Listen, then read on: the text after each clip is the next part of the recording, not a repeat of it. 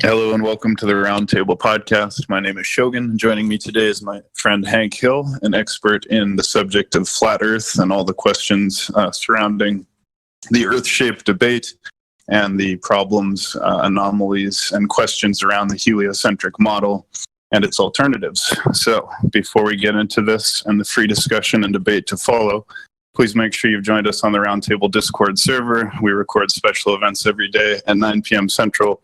You can see upcoming events in the announcements channel and all our hundreds of great past special events in the #RT podcast channel. Check out the YouTube and BitChute channels there. That being said, welcome Hank Hill. Thank you so much for joining me. How are you, my friend? Good. Yeah, thanks for having me on here. I really appreciate the opportunity to get to speak my mind and share information. So thanks very much. Thanks so much for joining me. So please just take us through this journey in whatever way you think is appropriate.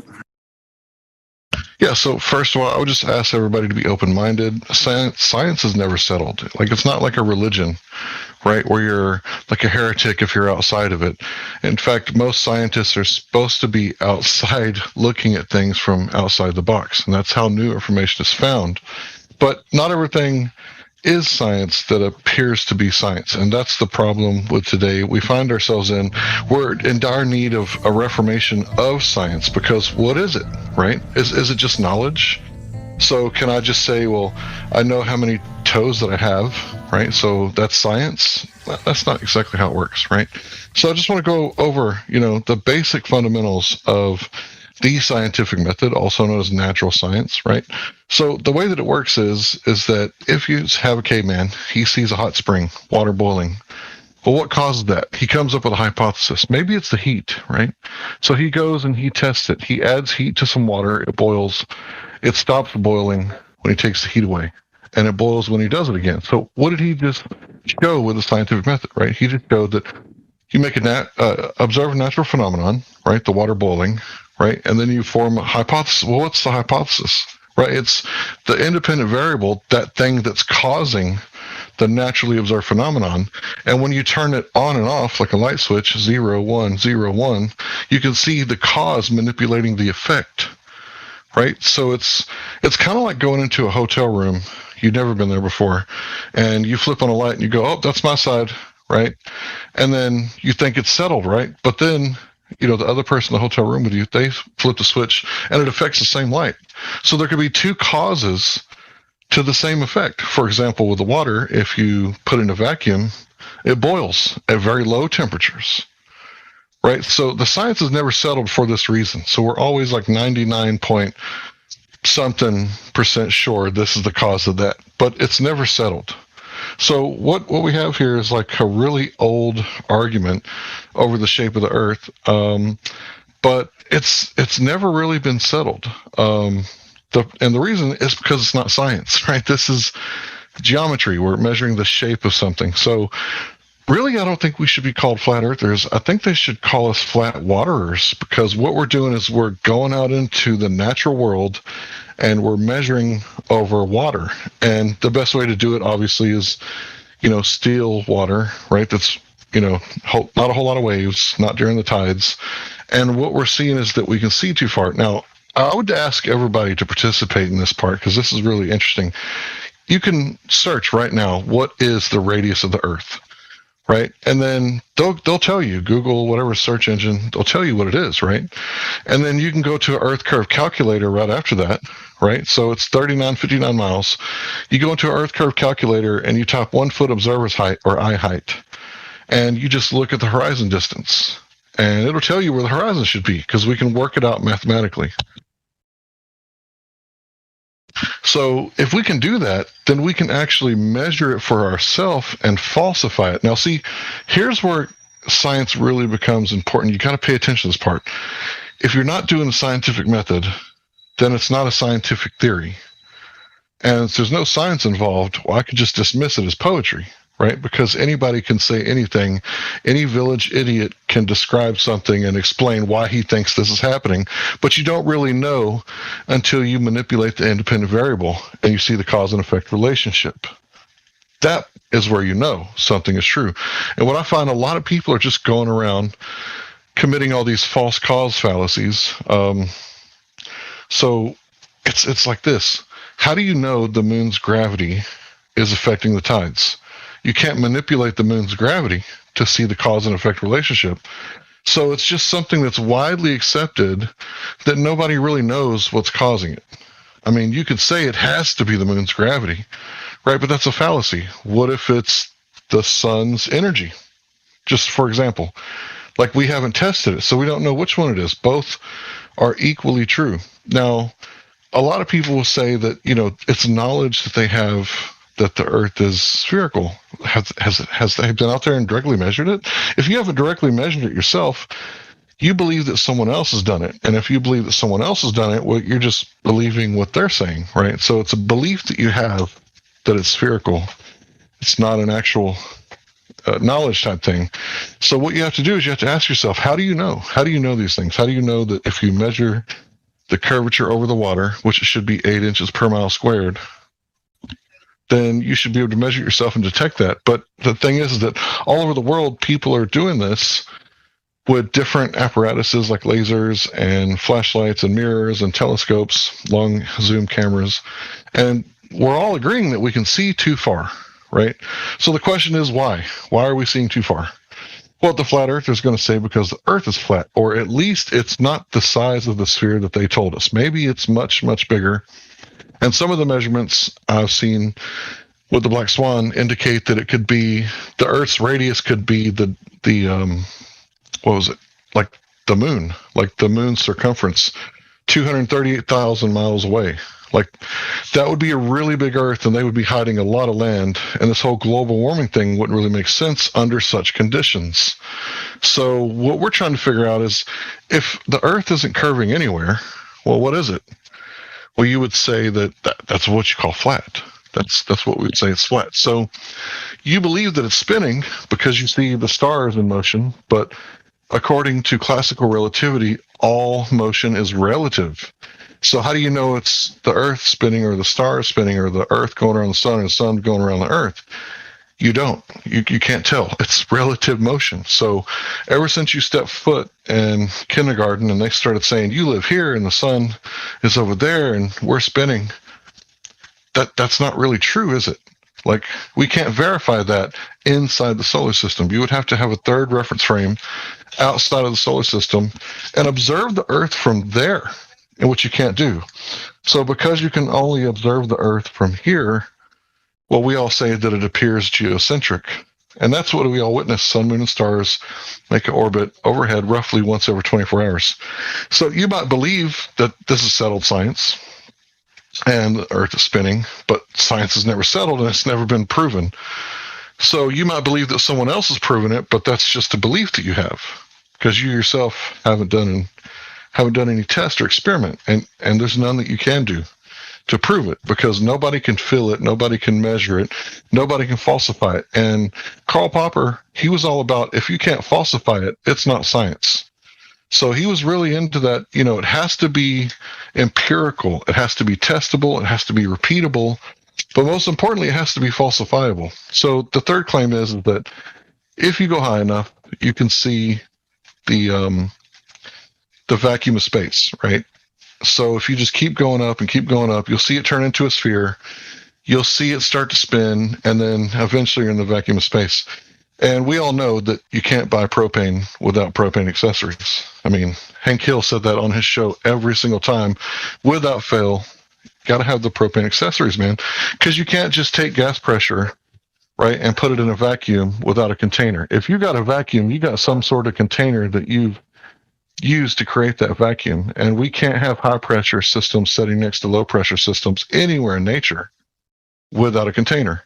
So if you want to, grill for your mother on Mother's Day, make sure you get your propane in a container, because if you put it in your hands, by the time you get home, your mother's going to be very sad, right? It's not going to work out for you. So here's something I want to illustrate. Like, imagine if you could, okay, this is your 3 beliefs. Here's my 3 beliefs, hypothetically. Now, this isn't actually what I believe, but let's say I go high enough. I believe that you could see like unicorn nipples and Pegasus breasts. And then I believe that if you keep going higher, then you can see, green grass on the dark side of the moon, and that's what's causing the tides. Like those three claims are just as scientific and unfalsifiable as the claim of curvature, spinning, and the moon gravity thing and the vacuum thing. We can't verify any of that. So they're all on equal footing, scientifically speaking. They're not even really a scientific theory. It's more like a postulation that nobody can disprove. So when they say, well, you got to prove it, if it's your claim, you have to back up your claim.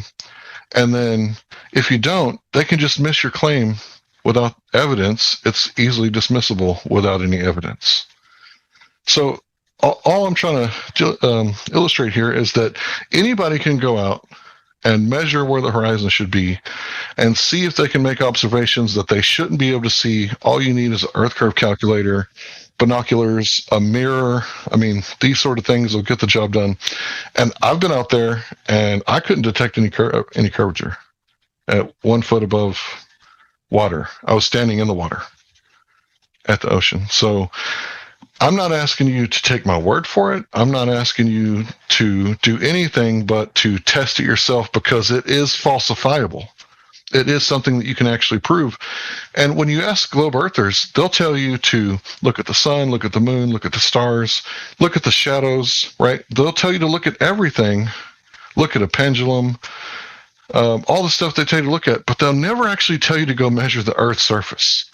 And I'm not talking about, the Earth is like completely flat, like a piece of paper. Of course, there's topography, right? That's why we measure over the water, because if the Earth is over 70% water, then you would expect it to be curving at 8 inches per mile squared. It would have to be, unless the Earth is 70% flat.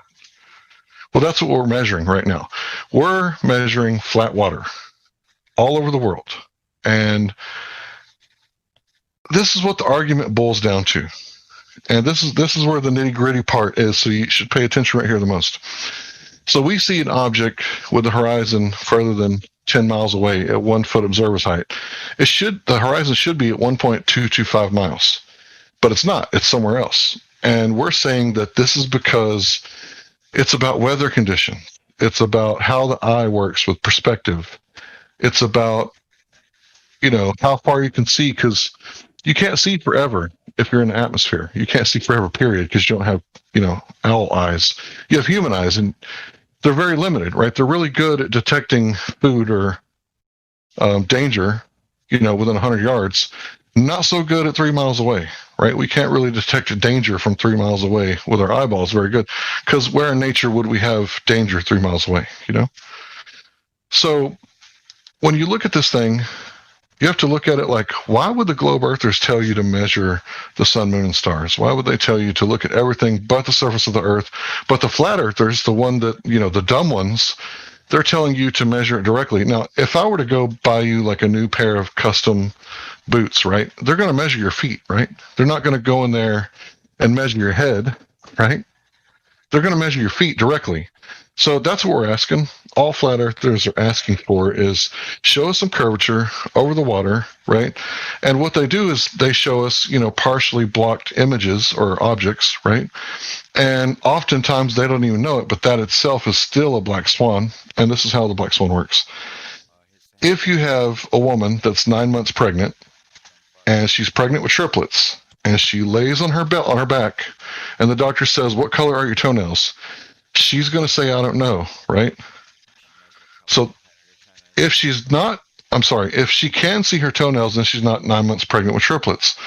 So with these observations that we're making, you guys keep showing us white swans and going, "No, it's not a black swan," but it only takes one black swan to debunk all the other white swans. And you can show me 1,000,000 white swans. If I got one black swan, then I've debunked you. That's how the black swan argument works. So if the Earth is a sphere with a radius of 3959 miles, then every observation must be, sorry, I forgot it, 1.225 times the square root of the observer's height in feet. So if the Earth doesn't have that radius, we can see too far, which we can, then it's not an Earth with a radius of 3959 miles. So what we're saying here is that we're testing it and it's failing. And this is the crux. This is where it's at. They say light is bending down at 8 inches per mile squared. So I don't know how you would verify that, Because light travels in a straight line until it reaches a different medium, right? So this is what refraction is. Light goes from atmosphere into water, right? You can see the straw bend in the glass, right? Now that's a big bend because that's a huge difference in density of the water and the atmosphere. Huge difference. So what they're saying is light is bending down because of temperature. So the temperature would have to be getting colder and colder and colder and colder and colder and colder every mile for it to keep bending down like that.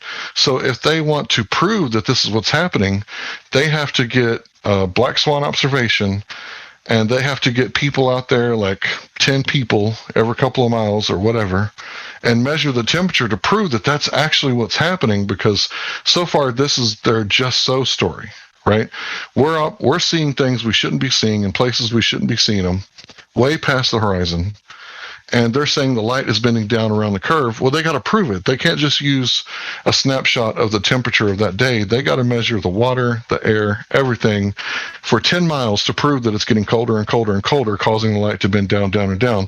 Otherwise, light travels in a straight path like it normally does. Now, it does bend when it goes into glass, or there's from atmosphere to glass, or atmosphere to water, or water to glass. It does bend there, right? The light doesn't actually bend. What it does is it changes its angle of attack, right? So it's coming in at this angle, it hits a different medium, and the light slows down, and the angle changes. But then it goes in another straight line until it comes out of that medium. So light usually travels straight. It's not really bending. The light is just changing direction. So if they can prove that light is bending down at all these different angles because this temperature, now I don't really think the temperature does that. I don't think there would be any way for them to demonstrate this, but this is what they need to demonstrate at this point to explain why light is bending down. So I think I just about wrapped it up. So make sure you don't make like the same mistake of putting like a false cause on something. How do they know that's why the light's bending down, or that the light is even bending down, period? How do they even know that? They would have to be able to demonstrate it, and I don't think they can. So, Ronan, I'm going to go ahead and open it up for questions. Thank you so much. So we are going to open it up for audience questions, but I'd just like to take the privilege to start by asking like a very short interview of maybe 2 or 3 questions, and then we'll go to the audience from that point on, if that's all right. Yeah, sure. So, Hank, for someone who is brand new to this, and obviously you just gave a ton of great information, right? But say you had someone who's brand new and you only had the chance to point out one flaw that they could intuitively grasp with the heliocentric model that would make it clear to them that they should look into it further. What would you choose at all the different things you've researched to be that one introductory wedge to get someone to look into this? Well, I would say the surface of the water, right? But a lot of people are going to say that that's so dumb that they're not even going to entertain it. So let me give you something that you can entertain. Imagine you have all the matter in the universe in one spot before the Big Bang, plus 95% of the universe that you can't see or observe, which they need for their model to work, which is the dark matter and dark energy. So everything you can see, plus everything we can't see, in one spot, that would be a pretty deep gravitational well, wouldn't it?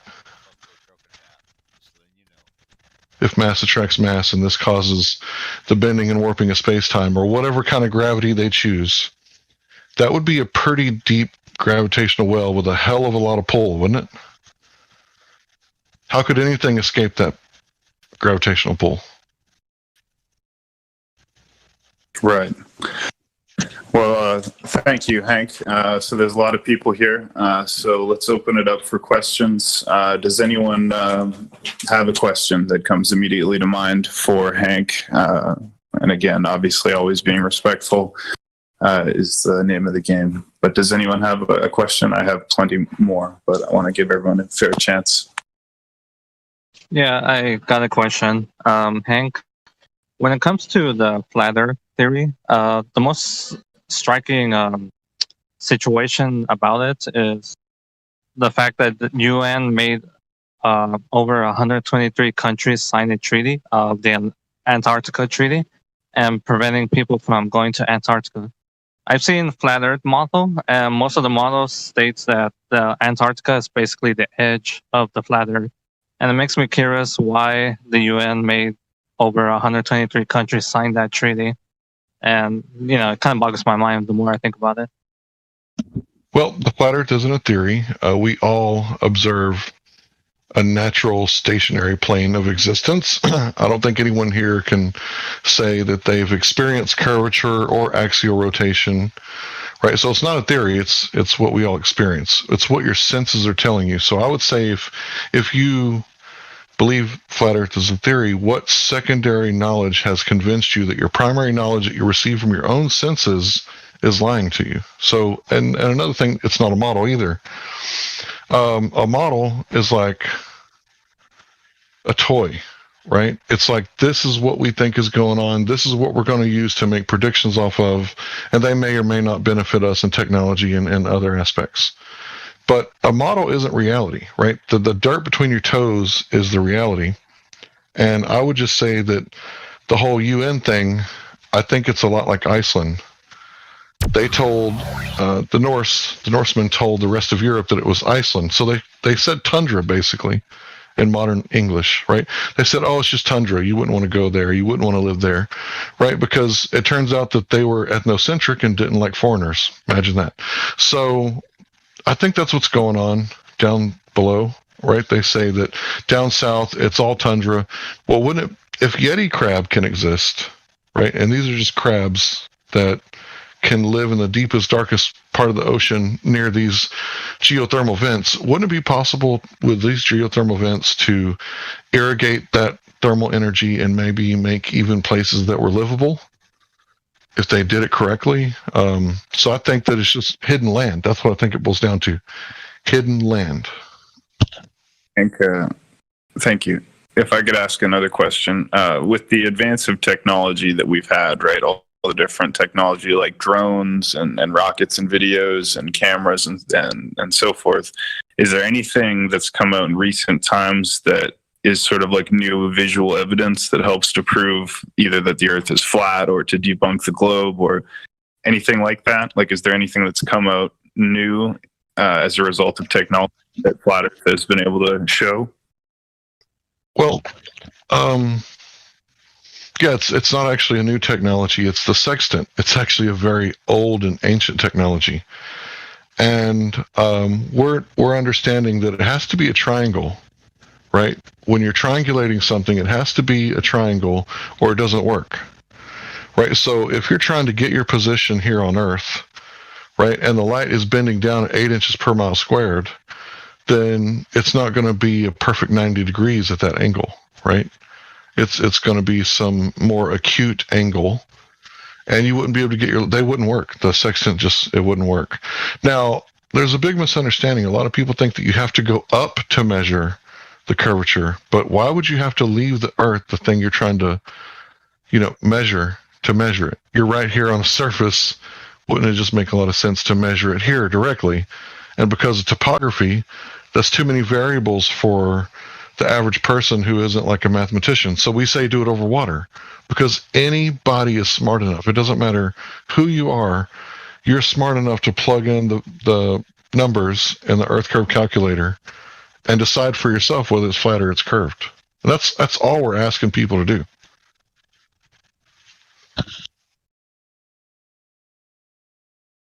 Does anyone else have a question or comment?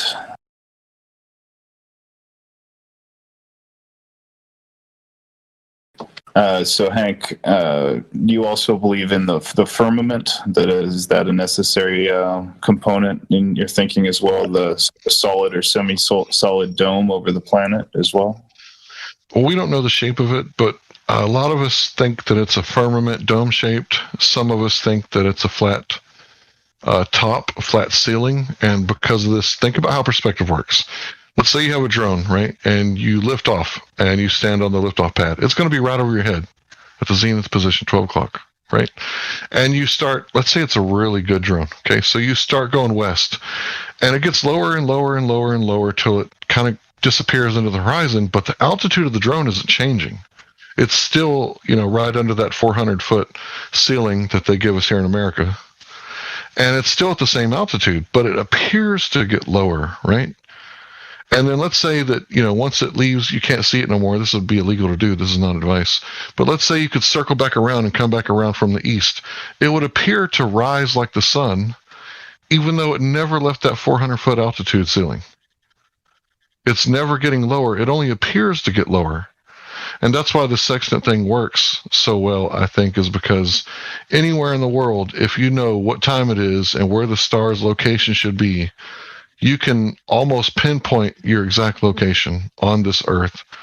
And the stars, they don't change. The position of the stars, they never change. Only the wandering stars, the so-called planets, those are the only ones that change. Right? All the other stars have the exact same position for 32,500 years, according to the BBC and the oldest known star chart that they found.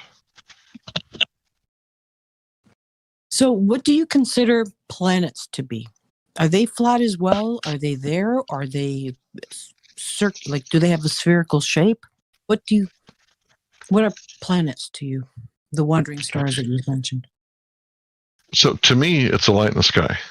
And what it's made out of, what it's doing, how much it weighs, what's the mass, I don't know. It appears to make certain patterns in the sky at the exact same time that you would expect it, over and over again, so well that we can predict where it's going to be for thousands of years in the future. Now, that doesn't sound like a result of a random Big Bang.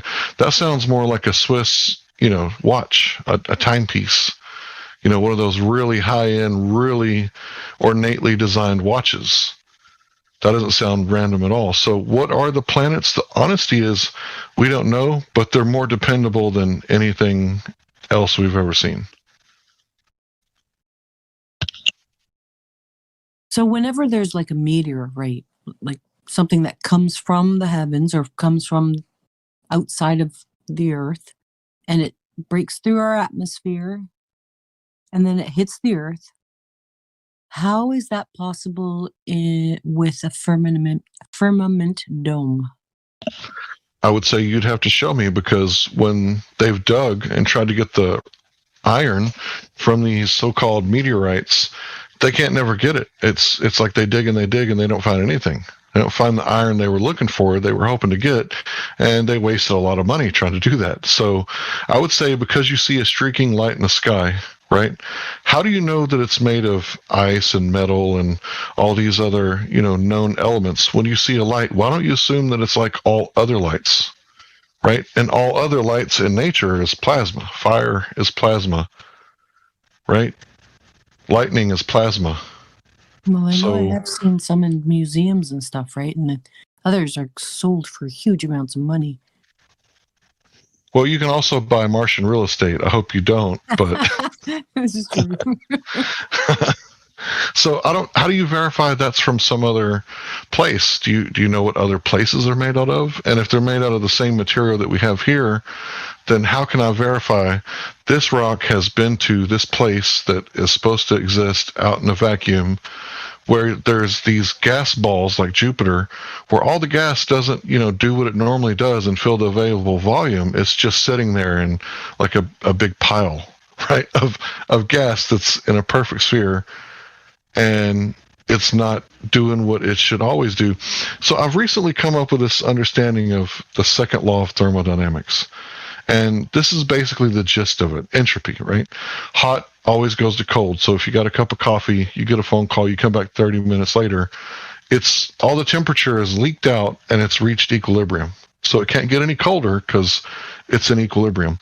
So the same thing with a charge. If you have two car batteries, one's completely charged and one's completely dead, you hook them up with the cables, 24 hours later, all the high charge is going to move into the low charge until it reaches equilibrium. Then you're going to have two halfway charged batteries. So the gas pressure works the same way. If you have a propane tank with 250 psi, despite all the gravity and bending and warping of space-time and mass attracting mass, I'll give you all of that, it still doesn't contain it. Once I open that propane tank, even though it's facing up away from the pull of gravity, at the surface of the Earth where it's only stronger in the middle of the Earth, but we can't get there. So this is the strongest source of gravity. It's going to spew out until it reaches equilibrium, and you come back 5 or 10 minutes later, and it's going to be 14.7 psi at sea level. Well, I'm going one step further, right? So this is specific gravity. Anybody can look it up. Specific gravity is the only gravity that is actually testable by the scientific method. So let's say you got a pail, right? And you put an apple in it, right? So you pour water in the pail, the apple rises. You take away the you take away the water, and the apple sinks to the bottom. Well, what did you manipulate? The cause, right? So what is the cause in this case? The relative density of the object. That's what I manipulated. And what was the effect? The effect was I proved that if you manipulate the relative density of an object, this is why objects here on Earth go up and down, except for birds and aerodynamics. Every other object in a medium is going to reach its equilibrium, and then it's going to stop. So if you drop a feather and a bowling ball in a vacuum, they're going to go at the same speed until they reach their equilibrium, right? Now, if you do it in an atmosphere, let's say you do it above the Kármán line where there's no atmosphere, allegedly, right? And you drop the bowling ball, it's going to go down really fast, and so is the feather. And then as the atmosphere starts to increase the pressure, right, it's going to reach terminal velocity, which means it can't fall any faster. So that 9.8 meters a second, yes, that happens. Thank you. But it doesn't always happen. And yes, when you drop things, sometimes they fall, but they don't always fall. For example, a anvil will float in mercury. I know it sounds crazy, but we can show you the GIF that you put anvil anywhere on Earth, it's going to fall down, except in mercury. It floats like an ice cube because the relative density is more powerful than any gravity you can throw at it. And they say gravity, well, that's just one definition of gravity, right? So there's Newtonian, there's Einsteinian, there's dark gravity, and then there's specific gravity. So this specific gravity is the one that you can test. It's repeatable, falsifiable, testable. No matter what object you have, if it's in a medium, it'll seek its equilibrium. And think about the water cycle. The water changes phase. It turns into a gas. It goes straight up. I mean, defying gravity. And then people say that you have to have gravity in specific gravity. It's like, no, you can't mix the two. You can't hijack on that word. You can't just get on the gravity train and say this proves the bending and warping of space-time, because the bending and warping of space-time is just a concept. Like, I'm a Texan, so I have this concept about liberty and freedom, right? And governing myself. Like, you can't take those away and bend them. You can't bend my liberty because it's just a concept, right? How does the concept of gravity, or what you were just explaining, prove that the Earth is flat? It doesn't. What it does is it illustrates that not every gravity is scientific. There's only one scientific gravity, and that's specific gravity. It's one that you can test and falsify. So if I tell you that iron floats in mercury, this is a test you can do, right? If you tell me that a massive object will cause the bending and warping of space-time, the bending and warping of space-time that happens in space as well, right? So in this near-perfect vacuum where there's no material, there's this bending and warping of this non-material, non-physical space-time, right? So it's metaphysical. It's like talking about God and angels. Like I can't test it. I can't prove it. I can't put it in a jar and take it to the lab. I can't paint it yellow and see what it does. This whole bending and warping of space-time, it's not scientific. Einstein had no hypothesis in his paper in 1915. It was all mathematical and equations and stuff. So math isn't science. Go ahead. I was just wondering if, with the Earth being flat, what's underneath? Like the Russian borehole, they dug almost 8 miles, and every step of the way they predicted what they were going to find, and they were wrong every time. And when they got to 8 miles, they couldn't dig any further. So we don't know. And that's the thing about flat earthers. If you talk to a real flat earther, we're all hyper empiricists. If you ask us something we don't know, we better say we don't know, or else you better cite some sources to back up your claim. We're never going to go into speculation unless we say, hey, I'm speculating, what if the sun causes the tides because it has more energy and it would, disrupt the material. Let me think of a better way to phrase that. It would, and this is, hypothetical. This is just an example. Let's say it would perturb the water molecules and cause the tides. Right? That's just a speculation. So I don't have anything to back that up. So don't hold me to it. That's what we say when we're speculating. Any other time we're talking and you ask us to cite our source, we're going to be more than happy to stop what we're doing and cite our source and back up our claims. That makes sense. Question, if I can. Okay. Sure. Okay. You wanted to say following from that first? Yeah, I had a couple more questions, but I can wait until after. Okay, well, if you want to ask a few, go ahead. Well, yeah.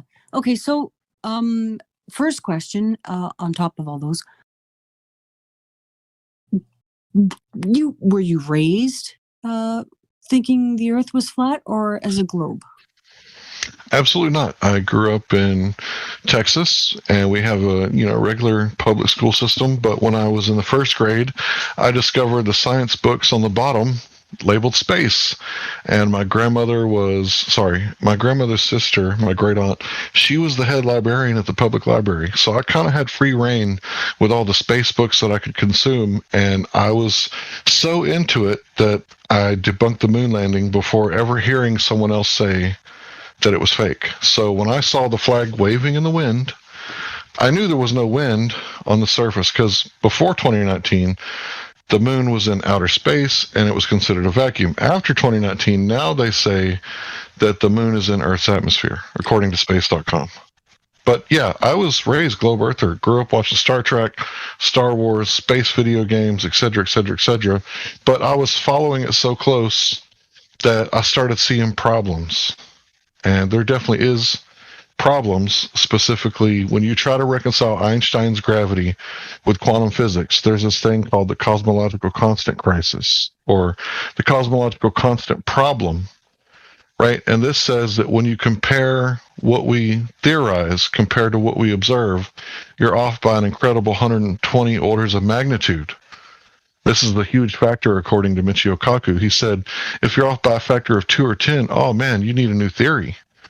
Right? But they don't do away with the theory. They just keep ad hocing explanations where they make up on the spot as to this is why this still works. Now, any village idiot can tell you why it still works. So according to Michio Kaku, the galaxies are spinning 10 times too fast, and there's not enough gravitation to create enough pull for the outer stars because it's the opposite of a solar system. Pluto has the longest year and Mercury has the shortest. Well, in a galaxy, it's the opposite. The stars near the center have the longest year and the stars in the outward arms have the shortest year. So it's like taking kids and put them on a merry-go-round and see what speed they fly off and then increase it by 10 for your next experiment and pray to dark matter that it's going to come save the children and that none of them get hurt. Right, that's what's going on. The math doesn't work out at the galactic level. Now, as far as making so-called predictions, which are actually postdictions, because it's a pattern, the sky is like a clock, like a pattern. They say they're making predictions, but they're all postdictions. But the math works out at the solar system level, but it absolutely doesn't work out at the quantum level, like I said earlier, quantum physics, and it doesn't work out at the galactic level, and that's why they need the dark matter theory, because it doesn't work. So when you realized at one point in time in your life that the Earth is actually flat, it's not what you were being taught in school or what everyone around you thought, did you find that you were talking to everybody, trying to get them to see that was the case, and then maybe be ostracized by people or ridiculed by people? And if so, how did that affect your life? Well, the thing is that I'm backing up what I'm claiming, right? I'm telling people to go do it themselves. So when I tell people, let's say 10 years ago, I told my uncle, yeah, man, look into that 9/11, that Building 7. He's like, oh, you're crazy, you're a conspiracy theorist. And then a couple years later, he'd come around and be like, you know what? You were right. I'd be like, what was I right about? What are you talking about? He'd be like, about, building 7, about how it collapsed. And then a few years later, September the 3rd, I think, a few years back, Fairbanks, Alaska, did a 4-year study with another college professor from Japan. And this college, it's a structural engineering college. And they nearly quoted me word for word. So this is what the abstract says. The abstract says that in Building 7, it was a near simultaneous collapse of all the columns. Now, a column is what holds the building up, right?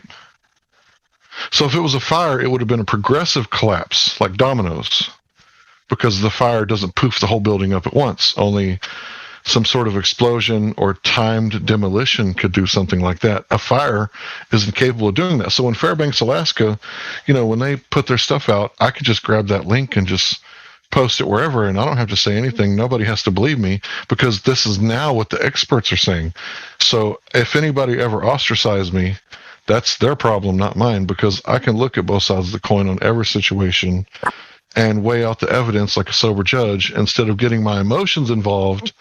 And then, you got your preconceived bias, you got logical fallacies. Once you understand all these things and you know how to govern your own emotions, then you can look at things more clearly rather than having the cognitive dissonance. Now, the people with the cognitive dissonance, that's their problem. That's something that they have to work through, right? And if they treat me different while they're going through that, I don't really care.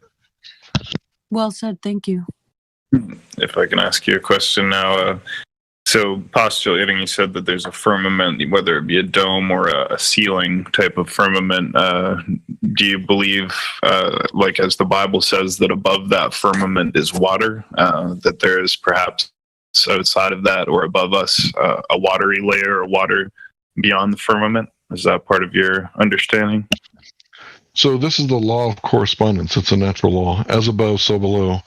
So they say that there's water above, and so there's water below, right? So we know that there's deep underground oceans, right? North Texas, the Panhandle, is connected to one of the largest. They found a whole bunch of them in China, right? So we know that there's water below, and if there's evaporated water above us, then it has to be above us. But when you're talking about on the other side of the firmament, I mean, who could know such things? We could speculate that, there is a firmament, but there has to be a container, because you're breathing right now. So if you got gas pressure, the necessary antecedent for gas pressure is containment.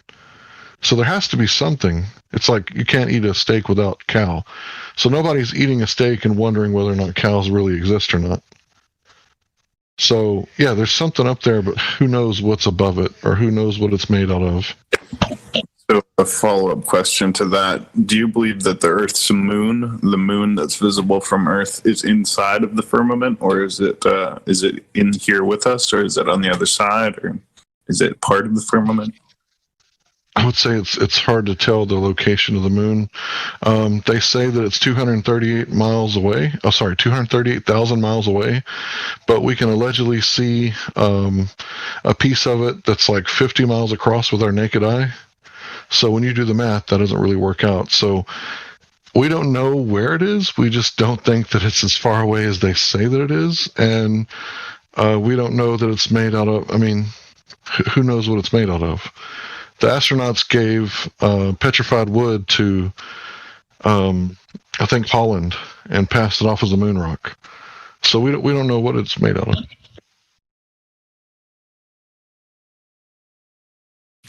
Question.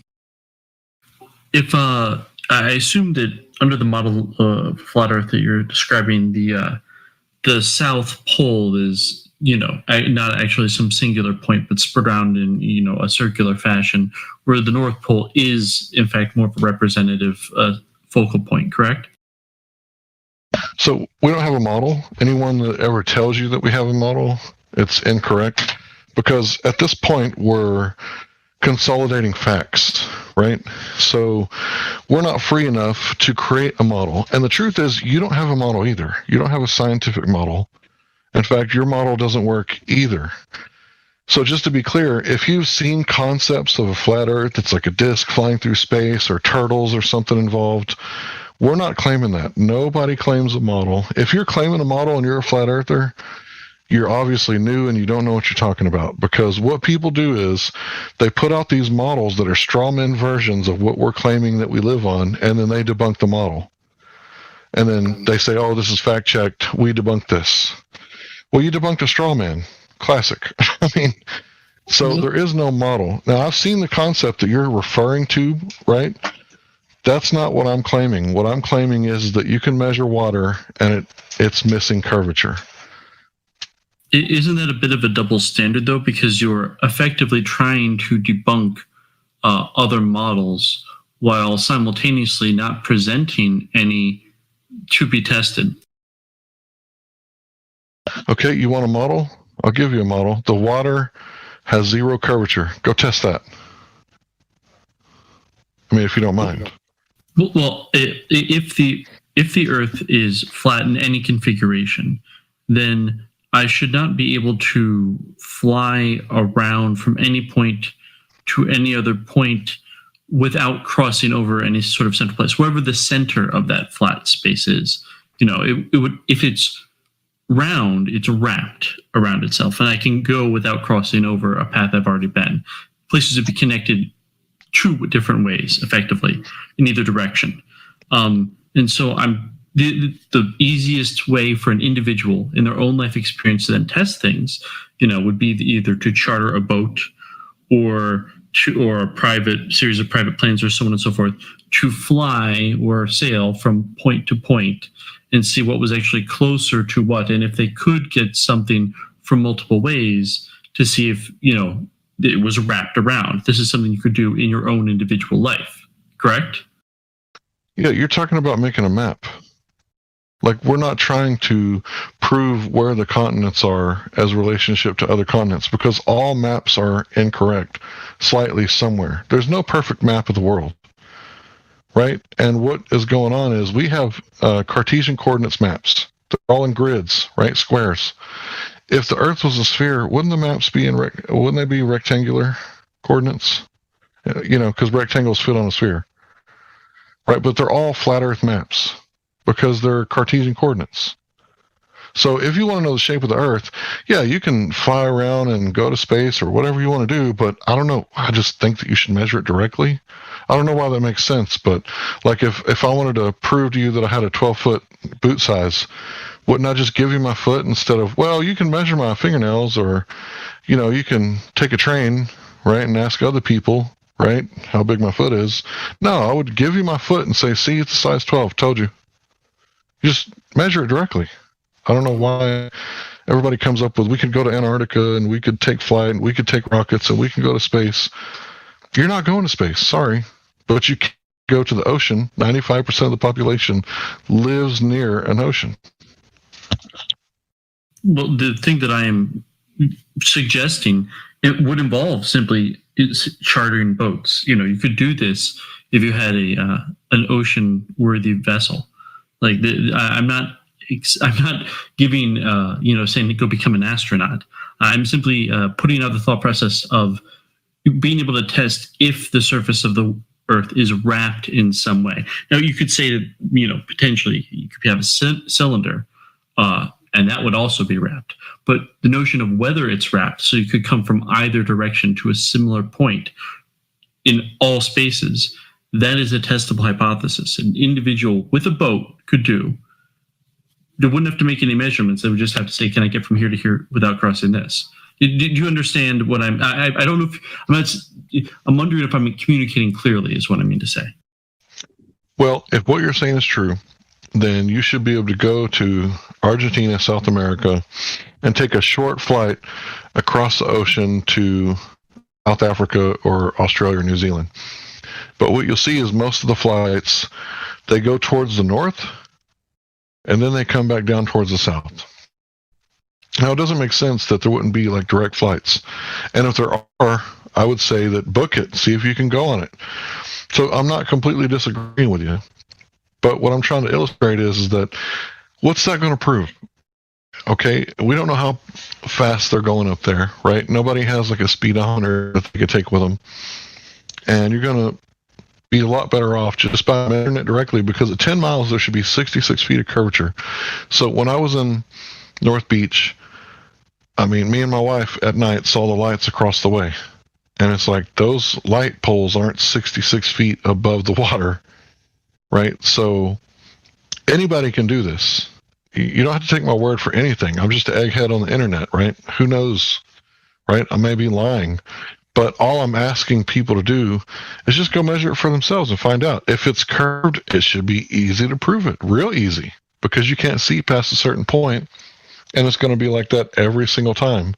And you're never going to be able to see further. But the problem is we keep seeing further than we're supposed to be able to see, and we've debunked horizon, and now everybody admits that it's a refracted horizon. That's what the flat earthers are saying. Well, the comment you made earlier about refraction, you were talking about light coming down through the atmosphere, but the light coming across the atmosphere is different, because the light that comes, conceivably from space, according to a globe model, passes through the atmosphere directly and comes down. Whereas light that is coming, through the edge of the curve that you're looking at, be passing through larger amount of atmosphere, because it would actually be going across in that way, and so it would experience a greater amount of, it would refract more so because it's going through a much larger amount of atmosphere, because it's coming through sideways at a much more a much higher angle. Okay, so if you got a star right over your head, it's not passing through a bunch of different layers at an angle, right? But if you got a star that's, say, like between 30 and 60 degrees, right, that's going through a bunch of different density layers, and you would actually see more refraction in stellar objects than you would looking across the same medium, because if you're 1 foot above the water and you look across 10 miles away at 1 foot above the water, you're in the same exact medium, the same density. Now, if something is several stories high, the higher up you look at the building, yeah, it might get wonky up there, because now you're looking through different layers of atmosphere. The higher you look up at a building, you're not supposed to see it, and you see it, and you look up, it's kind of wonky and wavy up there up top. That's because you're looking through different layers now. But if you just look at the bottom of the image, that's going to be clear, except for, okay, this is really important to understand. What you know about light is very little. Me too, right? I'm in the same boat with you. Light is incredibly hard, difficult, not easy to understand. So when you're looking at Chicago from Michigan, right, at like 50, 60 miles away, you're not actually seeing the buildings. You're seeing the light reflect off the buildings. So as the light is reflecting off the buildings and headed toward your eye, it's expanding in all directions. It's diverging. The image is stretching like you're zooming in. And you can see this when you're at the bottom of the pool and you look across and you see a light on the other side at nighttime. And the light looks huge, right? But then you get close and you change the bulb, and it's actually a very small, tiny little filament. But the way that light works, it expands in all directions. And if you look at the inverse square law, every time you double the distance, the light intensity drops 4 times. So the intensity is what changes. Light does travel forever, but not at the same intensity. So I guess it could never go down to 0, because it's always going to be a fraction of a fraction of a fraction. So when you're looking at light from that far away, it's like, say you got a cowboy and you want to read his belt buckle to see which rodeo he won or whatever, right? As you zoom in, his feet are going to get cut off on the bottom. Well, the same thing's happening to the image of Chicago. The light is diverging in all directions and stretching, and one of those directions is down towards the water. And when the light bounces off the water, it never hits you in the eye.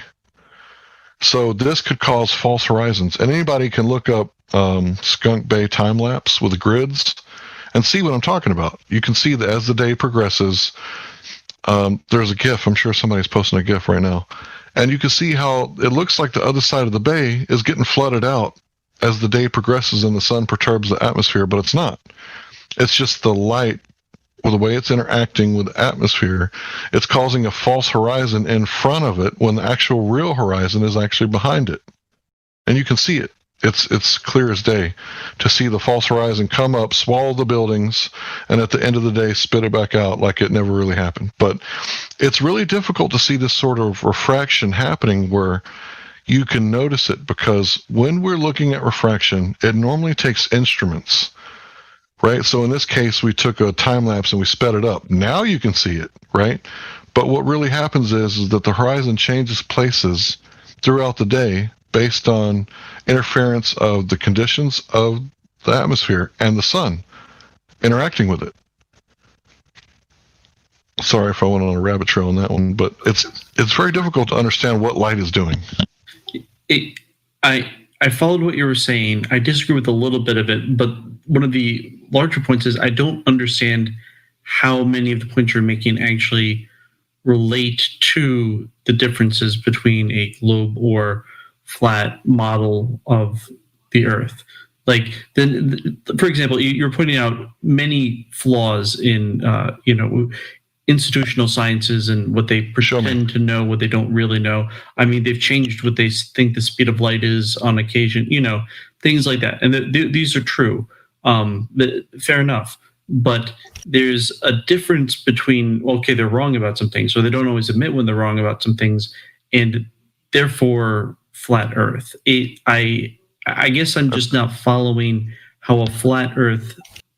It seems like you are looking for things which can't be explained, and then therefore, if not everything can be explained, the Earth is flat. And I'm being critical, but I'm being bluntly honest. Yeah, I just want to say that, that's not my argument. My argument is go measure the water yourself and falsify or verify it. That's my argument. That's my real argument is here today. Everything else about a model, we don't have a model. We don't live in a model. The Earth is the real Earth that's outside. When you go walk around and you get dirt between your toes. That's what the real Earth is. And it presents itself as a flat, stationary plane. And you can all go outside and verify this. So the whole model thing, we don't have that. We're not worried about models. We're not free enough as a population to go test this world and its boundaries and see what it is and what shape it is and, what it's doing and where the boundaries are. As far as I know, we have these mandates from governments saying that we can't go to Antarctica and we can't tell what it is. So all we got is what's right here, right? And this is the real Earth, and you can actually go test it and see what it is. Now, as far as the other stuff that I've talked about, gravity is important, right? Because how are spaceballs made? In the heliocentric model, gravity pulls the matter together because mass attracts mass. So if I debunk mass attracting mass, which I don't need to do that, Professor Shankar has already done that for me, professor of physics of Yale. And, I can cite my sources for that and show you that mass attracting mass, that's 106 years out of date, pseudoscience. And then the whole bending and warping of space-time, you can't prove it. So I can just dismiss it because there's no hypothesis test or experiment that we can demonstrate the bending and warping of space-time. So, all I'm trying to do is let you know that the real shit, sorry for cursing, is the specific gravity. And you can test it with balloons. I mean, all children, like to play with balloons because, this is what the real world is, right? Not everything falls when you drop it. Yeah, you drop your cell phone, it's going to break. Did you expect the atmosphere to hold it up? No, there's not enough buoyant force in the atmosphere to hold up your cell phone. But there is enough buoyant force to hold up the balloon.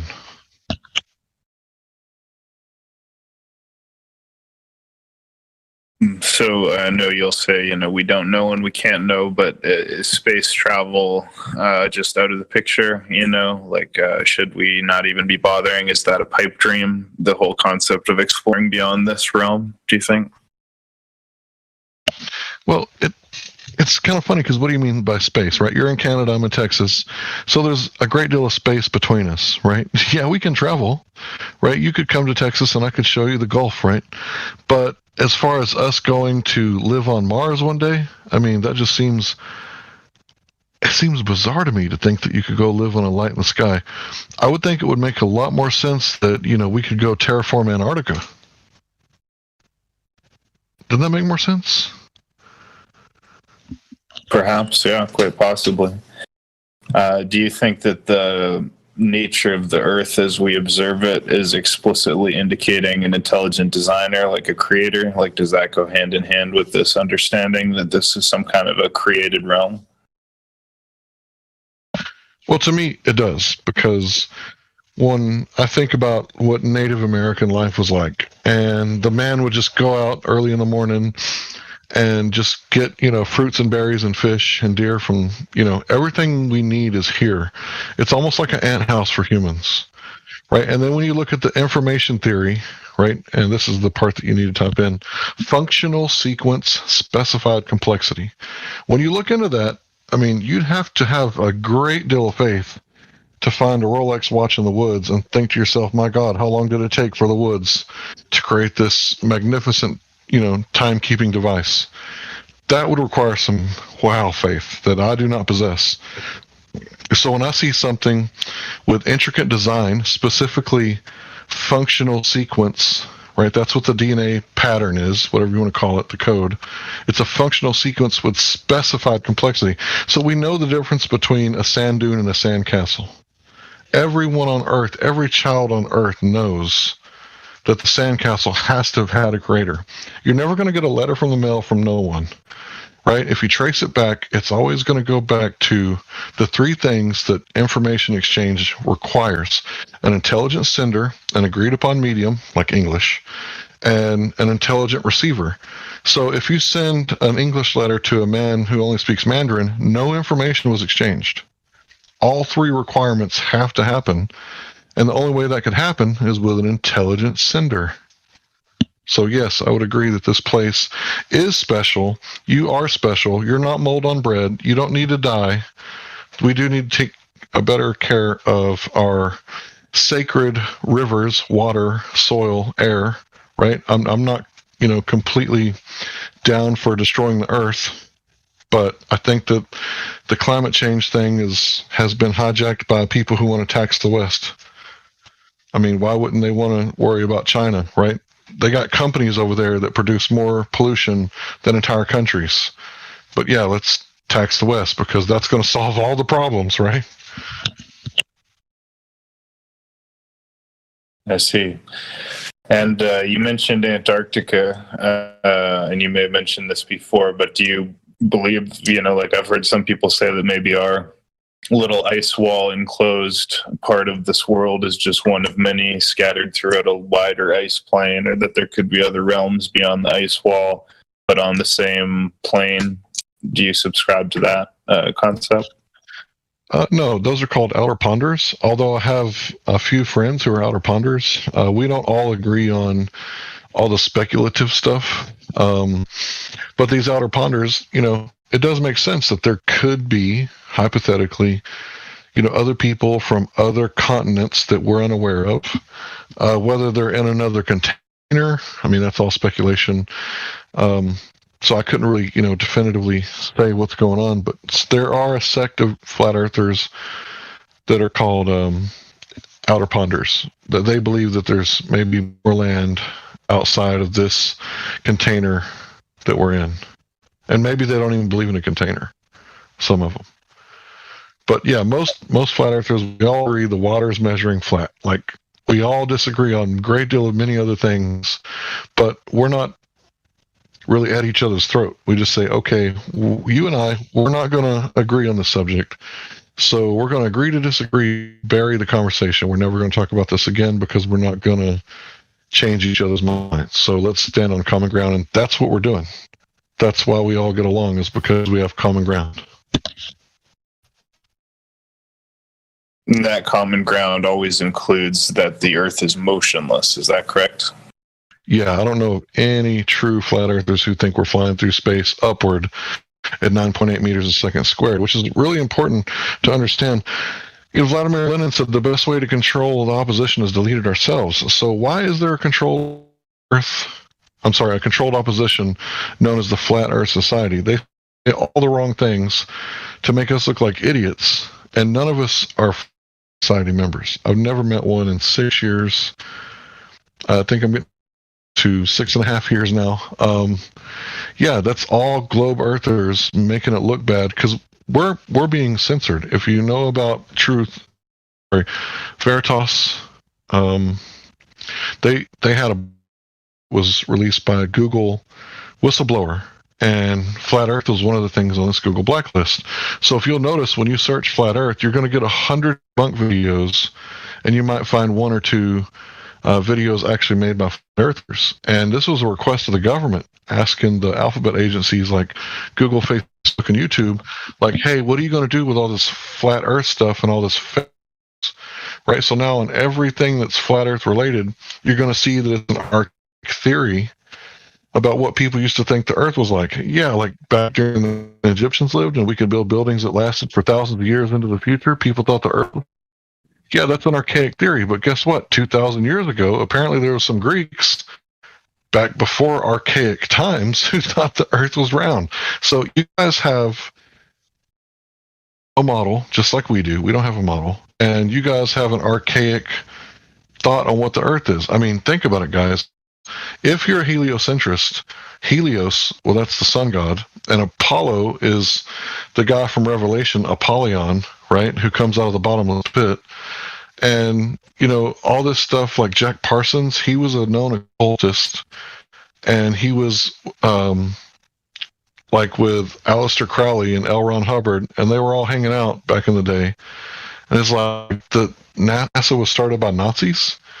So Wernher von Braun, like, is a Nazi guy, and you know, other Nazis got tried and, you know, hung, but these guys got to lead like NASA programs and all this other stuff, and the planets are named all these pagan gods.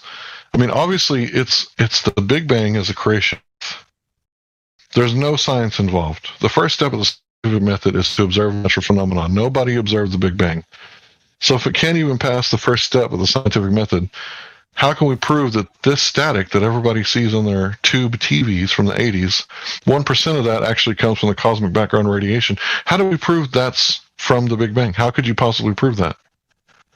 How could you prove that they're directly related unless you can manipulate the Big Bang, which is the cause, and see the cosmic background radiation as the effect? You can't do it. It's not science. There's no science in cosmology, astronomy, theoretical astrophysics, paleontology. There's no science involved. It's not natural science, to be specific.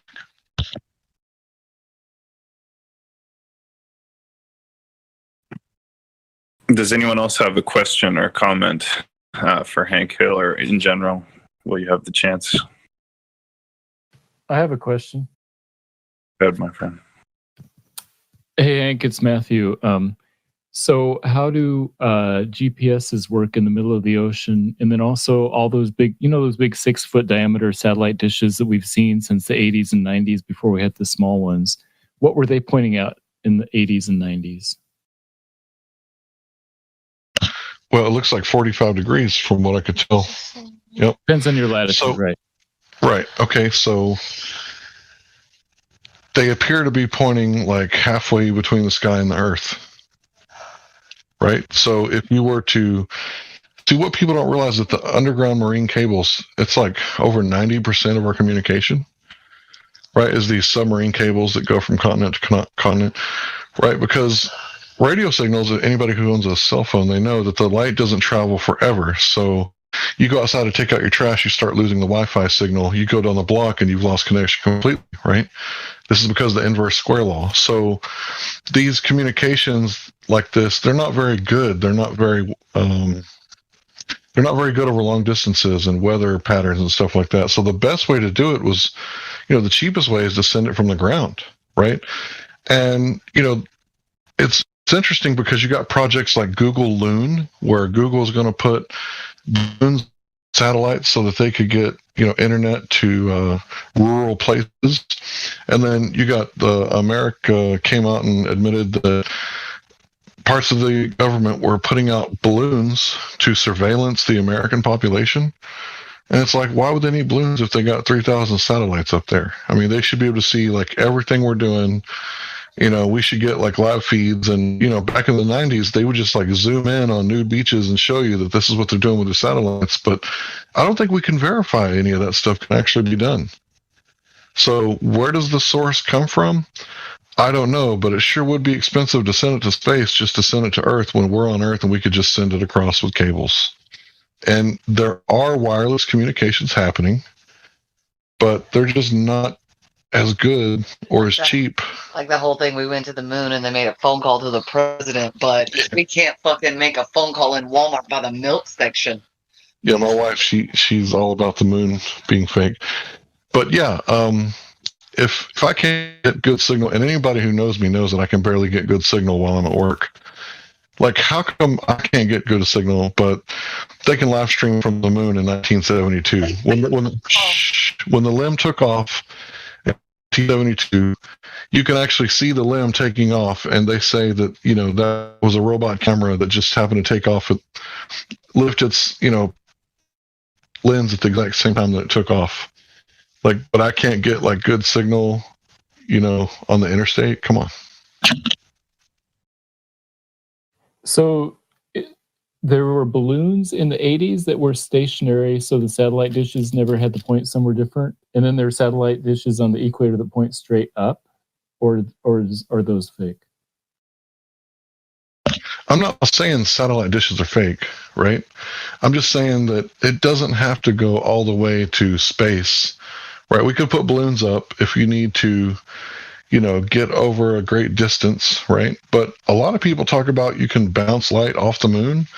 You can bounce radio signals off the ionosphere. So I really see, you know, no real point in having to send up, you know, a rocket into outer space for us to have signals with each other. We're here on Earth, right? So NASA, I think their budget for helium is like the highest in the world. So what do they need all that helium for? I understand specific gravity better than you do.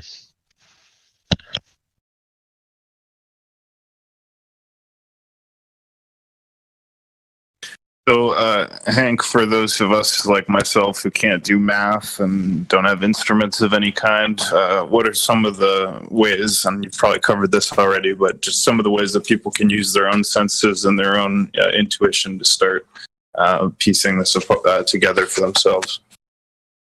And maybe. First of all, you know, a lot of people, the Earth. Oh, sorry, I thought you were done. Yeah, I am sorry. Go ahead. First of all, you know, people say that the globe is common sense. And which senses are you talking about when you say that it's common sense? Because can you see curvature? Can you experience motion? Well, they say you wouldn't be able to feel it. Right? So I would say, you know, common sense, number one. What does water do when you pour it out? It seeks equilibrium.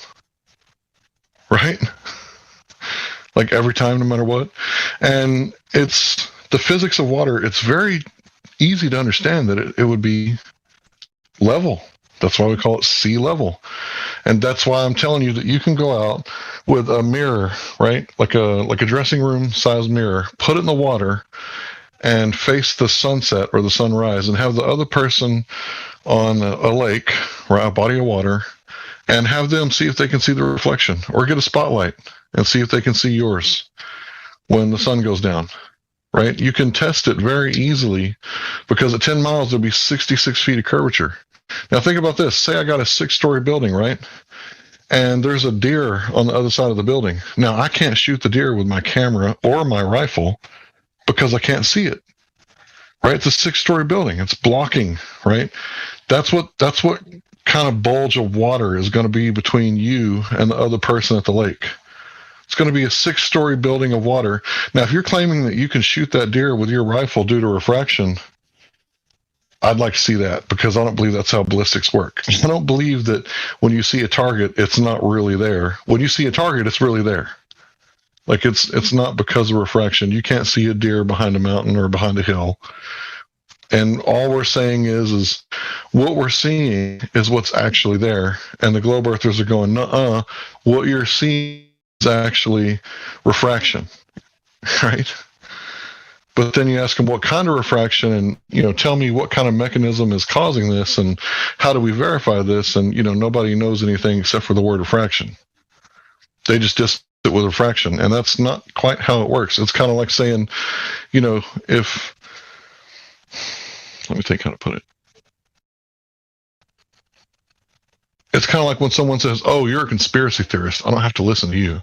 I can just dismiss everything you're going to say. Well, that's two tactics really. That's stultification, right? And it's another one that I can't remember right now. But to further expand on your question, Shogun, about how people can get involved with this too, is simple, like camera too. They have for these cameras now. You get the Nikon P900 or the P9000. These long distance cameras. You can go out to spots. You can, find objects that should be hidden. Tall mountains that should be hidden by the curve. Tall landmarks or just other things in general too. It's not much. These cameras aren't too expensive, but these are things you can do yourself. Thank And you. just with the Earth curve calculator, anybody can do this. I mean, even if, I don't know about other states, but in Texas, you can drive on the beach. I mean, even if you just drive up to the beach and turn on your lights at a cove, right? And then someone's in the water, right? Or on the beach, right? If, you do the math, right? It's really easy to plug the numbers into the Earth curve calculator, and they're going to calculate refraction and all that stuff for you. It's really easy to just punch in the numbers. Can you do the same with binoculars, not just a camera, like a high-powered lens or something? Yeah, you could use lasers, binoculars, telescopes, high-end cameras, right? There's lots of stuff that you could do. But what you're trying to do is you're trying to falsify or prove that there's curvature. Now, I've already demonstrated with the Skunk Bay time-lapse that you can have false horizons due to atmospheric conditions. So if you see a white swan, this isn't like a one-time measurement type deal. What we're seeing is black swans all over the world. People are seeing stuff they shouldn't be able to see. So if you get a white swan, I'd say just measure it again.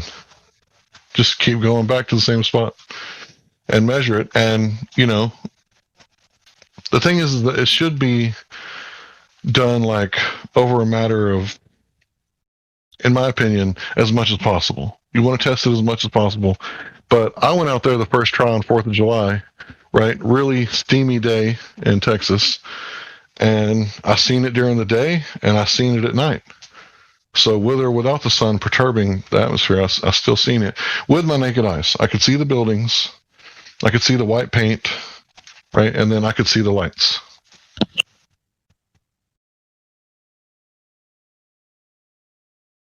Well, this has been a lot of great material, a lot of good information.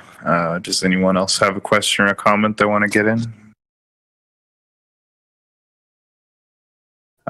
If not, Hank, thank you so much for your time and for your knowledge. I was just wondering, do you have maybe like a takeaway message or a parting thought you want to leave with the audience here in the room and also those listening later on YouTube and BitChute? Yeah. Think for yourself, question authority, right? And if everyone were governing themselves, would they need to be governed from without, from the outside? So if you govern yourself and everybody follows natural law, then people can't stomp the breath out of other people and other people get pissed off and riot and steal stuff and burn stuff down. If everybody would just follow natural law, then, society would be a lot better off. So, take a look at the 10 Commandments. It's pretty easy to follow. I mean, all you have to do is love your neighbor, and if you love him, you won't steal his wife or his car or his life, and you'll be cool to your parents.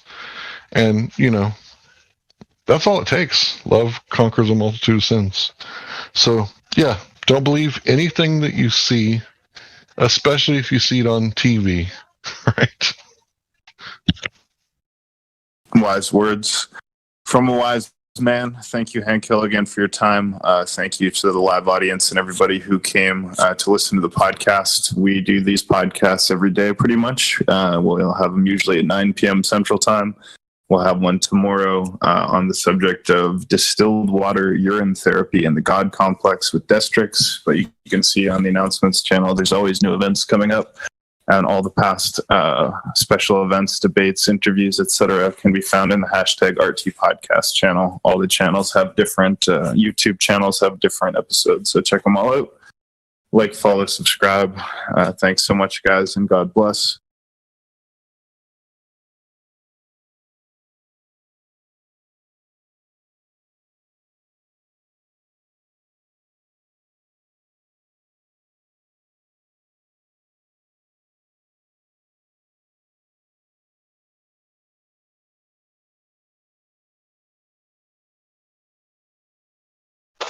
Howdy.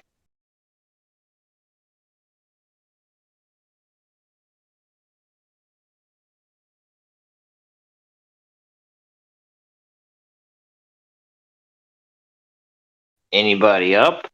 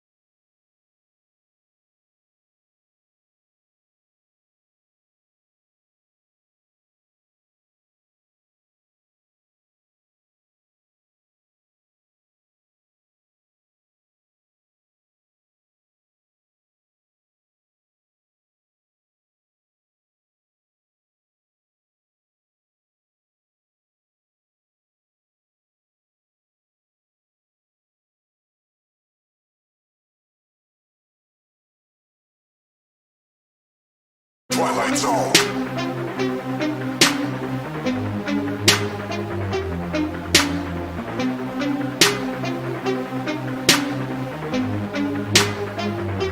We're living in the Twilight Zone.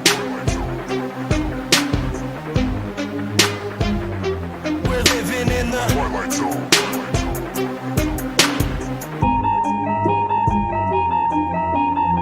These crazy days that we live in just cause me aches and pains. Lately my life is like a season of Stranger Things. This place is flooded with demons and they invade your brains. This is an artificial hell and they create the flames. Day to day I just try to stay strong and make it through. Wake people up from their slumber, that's what I came to do. Please don't believe what you see on TV and think it's true. It's all just targeted programming and it's aimed at you. It's everywhere, you're getting lied to and yet you barely care.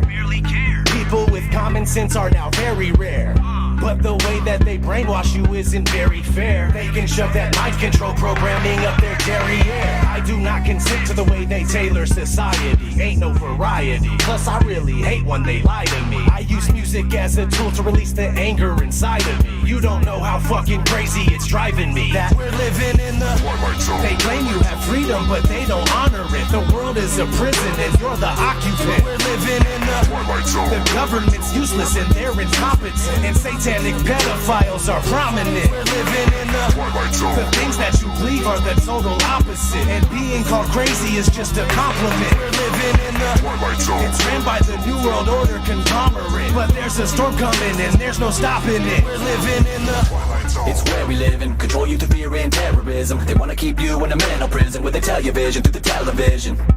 Where the ignorance is bliss and they just keep you living in it. You're a business, getting us citizenship. What did you really think that your birth certificate is?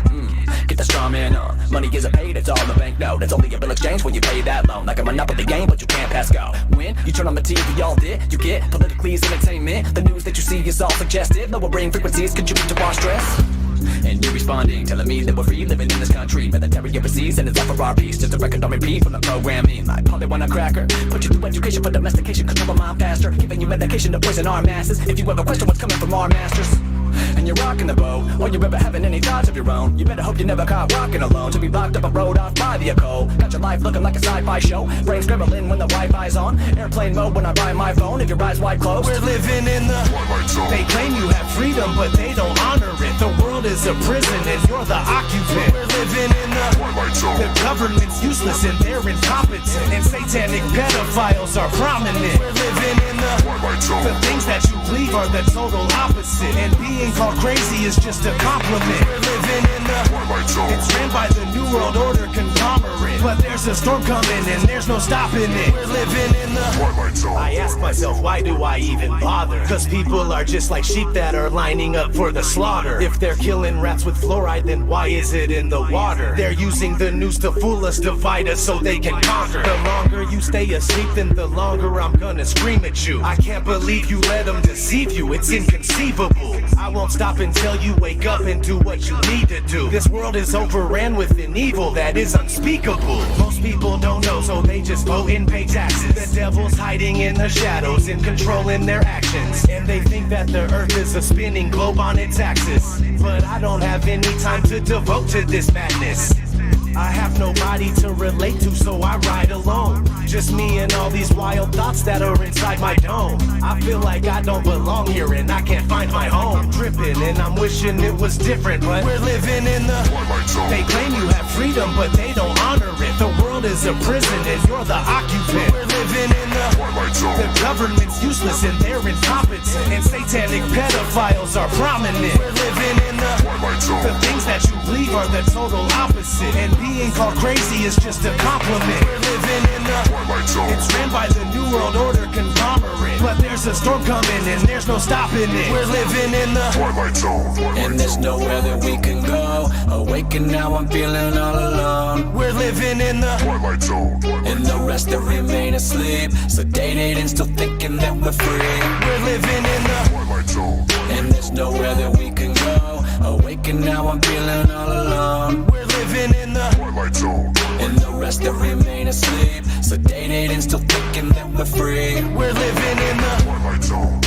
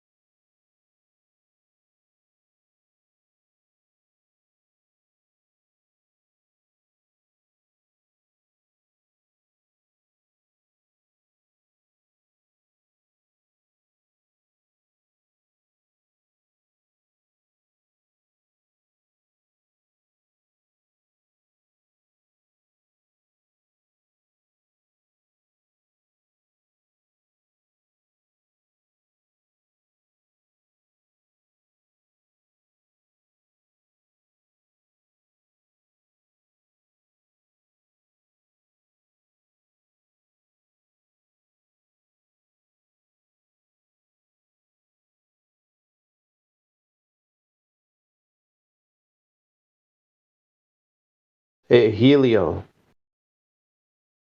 You there? Yo, Helio Skeptic, are you there? Is anybody here? Are you guys all asleep?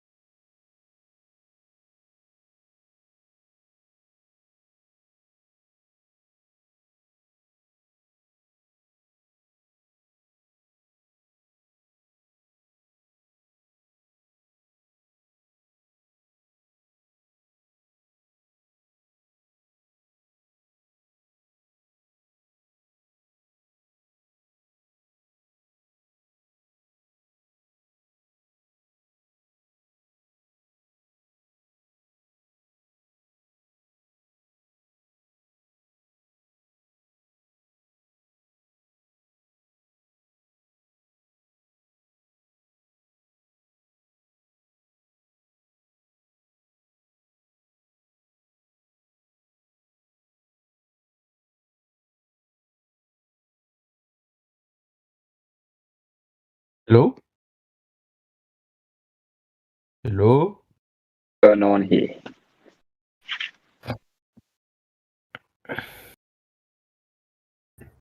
Yeah, hi. What is going on in this channel?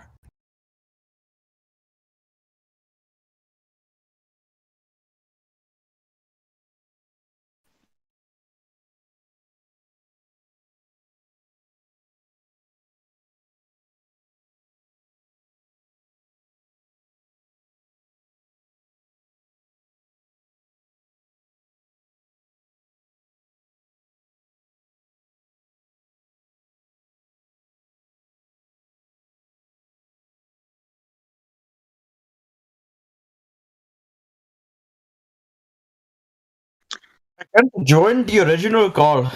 The VC check-in. At this moment, silence for the death of the globe.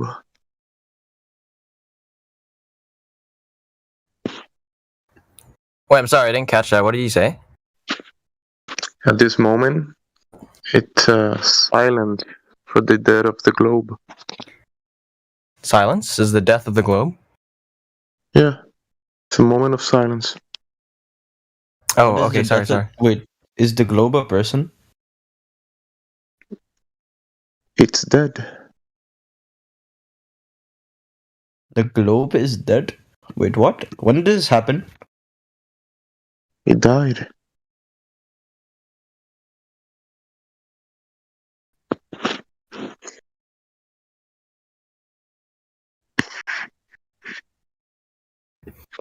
Wait, how long will this moment of silence last? Because I came here to like ask. I was told this is like a Q&A channel. I have a lot of questions.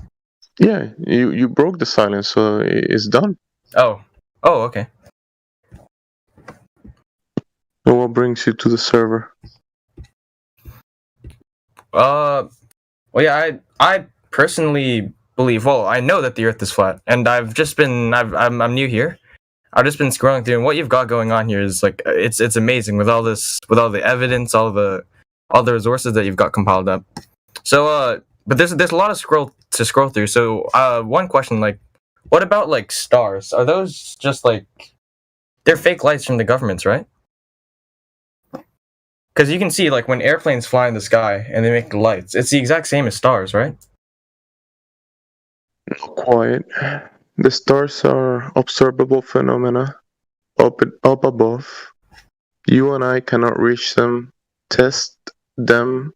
So what are stars? We will be going to the speculation realm. And here we are more empiricists. So we can speculate about the stars, but what they are, how they work, we know we can observe them, and they work in cycles. They move above us. For all recorded history, they reset every year. But what they are, we can speculate about it. What do you think? What do you think they are? Well, I think they're all airplanes. Like I've been in an airplane, and I don't see any stars. But then when you look up at like the sky, sometimes you see it like an airplane flying through, and it makes light. You can't distinguish it from a star. They make the same So light. you think you can come here and just start saying stuff like that and? Oh no, I'm. You can actually. No, you actually think that you can just.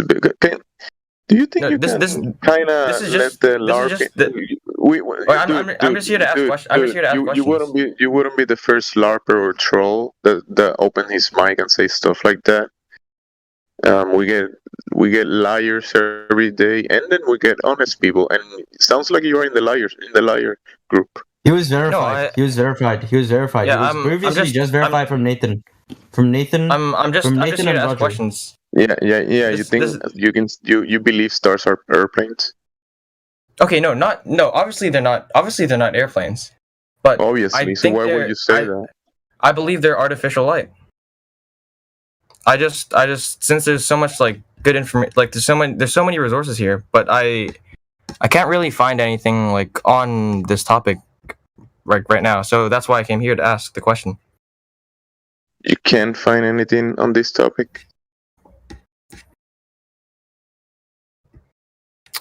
Not specifically, no.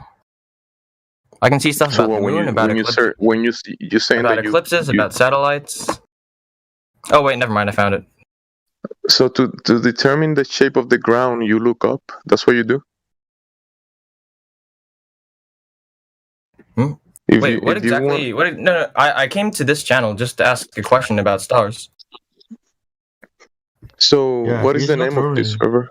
What is the name of the server? Do you read it? The 24/7 Flat Earth Discord. Okay, so if you're gonna determine the shape of the ground you're standing on, why Oh no, my will you brother, look my brother. up? I think you misunderstand me. No, I believe that I know that the Earth is flat. I'm just Mhm. here to talk to other people about what they think the stars are. Yeah, and there are Because I airplanes think- flying around. No, they're not airplanes, but I think they're artificial lights. Do you not agree? What do you think they are? We can speculate if you like. That's what I'm here to do. So I've shared my my thoughts on it. What do you think? I think when you're standing on the ground and you measure the Earth, it measures flat, right? And then you look up. Yes. You see the luminaries. They move up above us, and that's what we see: observable phenomena. What they are, we cannot verify it.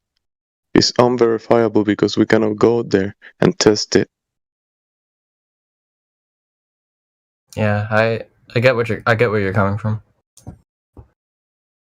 Down here on Earth, we can practically maybe duplicate something similar to the stars, and it's called sonoluminescence. It's called star in a jar, and it's when you apply a certain degree of sound in a liquid or water, it will create a bubble, and that bubble it will collapse and will create a light with sound. Sonoluminescence. But I'm not saying that is what stars are, but it's a bit similar. So I found the video on it. I'm gonna watch it. All right. So the flat Earth, it's measurable, verifiable, testable. The globe is not. The globe is in the fantasy land, in the imagination realm.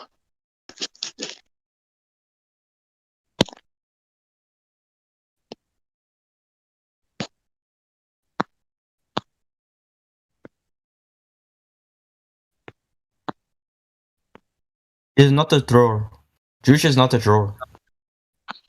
Yes, I'm sorry. I meant no disrespect. I just wanted to ask a question. What do you say, Josh? Juice is not a troll.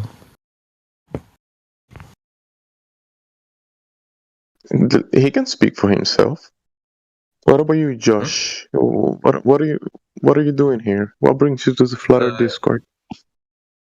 We are friends. Yeah, we are friends. Yeah. So Josh can speak for himself, and Juice can speak for himself, and Josh can speak for himself, right? Or so Josh, Alpha Sigma, what brings you to the Flutter Discord? Throughout my whole life, I mean, the thing is, I've already told my whole story to Nathan already, and we believe that well, me and my friends, we joined the server because we believe that the Earth is flat. I mean, that's about it. It's not that deep. You believe that the Earth is flat? Yeah, we've already spoken to Nathan, and they believe know that the Earth is flat. Yes. I mean, I don't know about this Nathan friend of yours that you're talking about, but anyways, he's a moderator. What will be the number one reason that you believe the Earth is flat? What will be that? Well, it hasn't been like one really big reason that didn't change my life. It's more like small things throughout my life, and the things that have, I guess, shaped my view on this on this world is like I've already been told that it's merely just observations and I should look into studies, which I agree. But the observations I've seen is that when I'm on a plane, I look down, Earth is flat, no curvature at all. Let's say I'm sitting on a beach, I look out into the ocean, Earth is flat. There is absolutely no curve at all.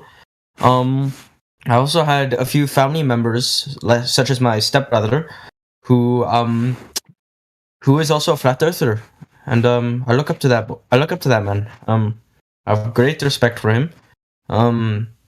He's had a large impact on my life, and I've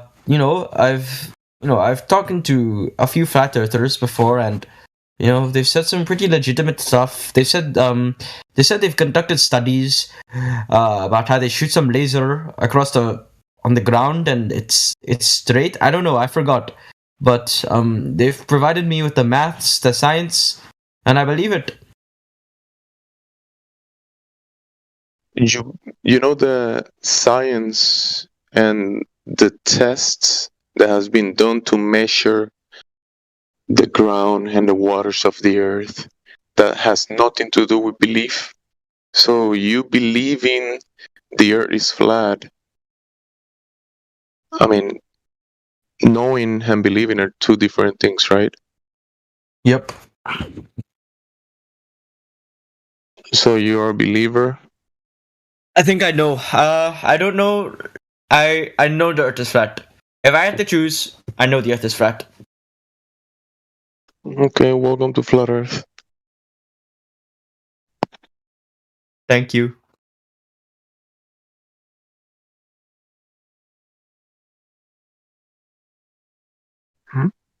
How about you, Josh? Juice? And do you look into sonoluminescence? You went asking about stars. What do you think about stars now? Are they still airplanes? Yeah, I watched the video. No, for sure they're not airplanes. Yeah, I came. What video? Can you link me the video that you just watched? Can you link it to me? It's in the channel about stars. I can wait. I'll copy the link. All right, you went to the additional channels. Yep. Here, I'll link it in the which voice channel? The live stream voice tech channel. It's this video, the one that I just watched.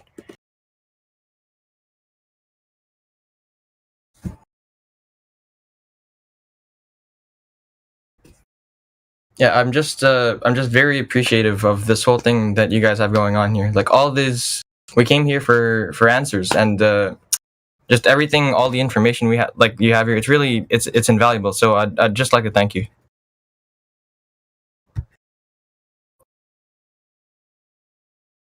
You're welcome.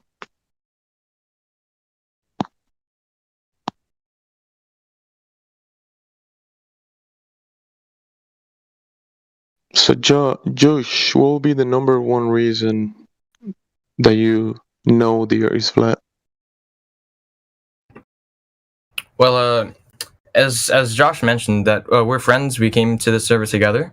But the thing that brought us together, some of us we know each other in real life, some of us we met online. But we all, it's a belief, but more so like just knowing that the Earth is flat. Just knowing that the idea that we're spinning on a globe filled with water through space at hundreds of miles, thousands of miles per hour is frankly just ridiculous to believe. And we came here to talk to like-minded people, to just because in life we've experienced so much rejection, so much ridicule just for our beliefs, and yeah.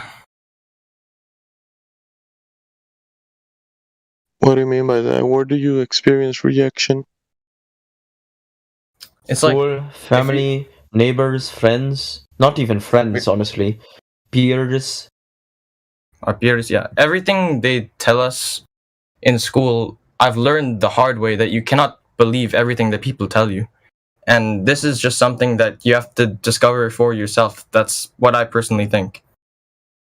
I mean, if you go around telling people that stars are airplanes, I think you will definitely find some rejection to that. That's not what I said. I was just asking about it because I wanted to know. I wanted to fill the gaps in my knowledge.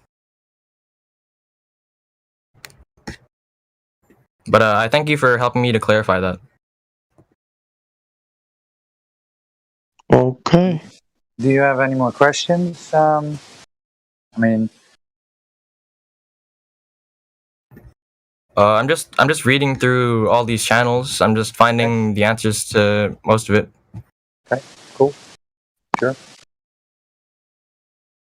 Right. So, I'd rather have people say that they believe that they're on a globe than faking being a flat earther, which we get here quite often, right? That people come here and then fake it.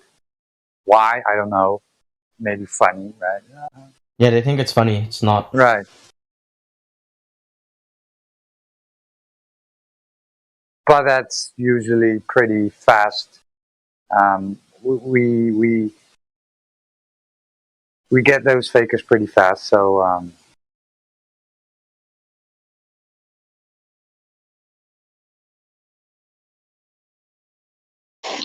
I've got a question. Sure. For entertainment, like movies, video games, anything really. Are you willing to watch some? Obviously, you're willing to go, but will you support certain types of media, even though they're written with a lot of garbage, basically, just falsehoods? I don't know exactly what kinds of media. Like film, for example, they're always going to have like the globe and shots and stuff, and you're going to be like, oh well. Yes, this I do isn't watch right. movies. Yes, I watch movies. I play some Sure. video games. Or yeah. Yeah. Okay. I watched Go the second Venom movie yesterday, which was entertaining. Oh, was it? I didn't watch it. Yeah, it was. I was expecting more gore, man, but Oh yeah, they, that's disappointing. Okay, thank you for. Sure. Look, so when I figured it out, I was like, all this time I invested my time in this space crap, right? I truly believed I was going to space one day, but I couldn't watch a movie for like 2 weeks, 3 weeks. I was like, fuck, man. But when that's all done, you can enjoy a story, right? You can enjoy a book or a movie. It's fiction. It's not real. Right. So you can, of course, you can enjoy a movie. That's not a problem. Exactly. Okay. Roger, where are you from? Sure. I'm from the Netherlands. Oh, okay.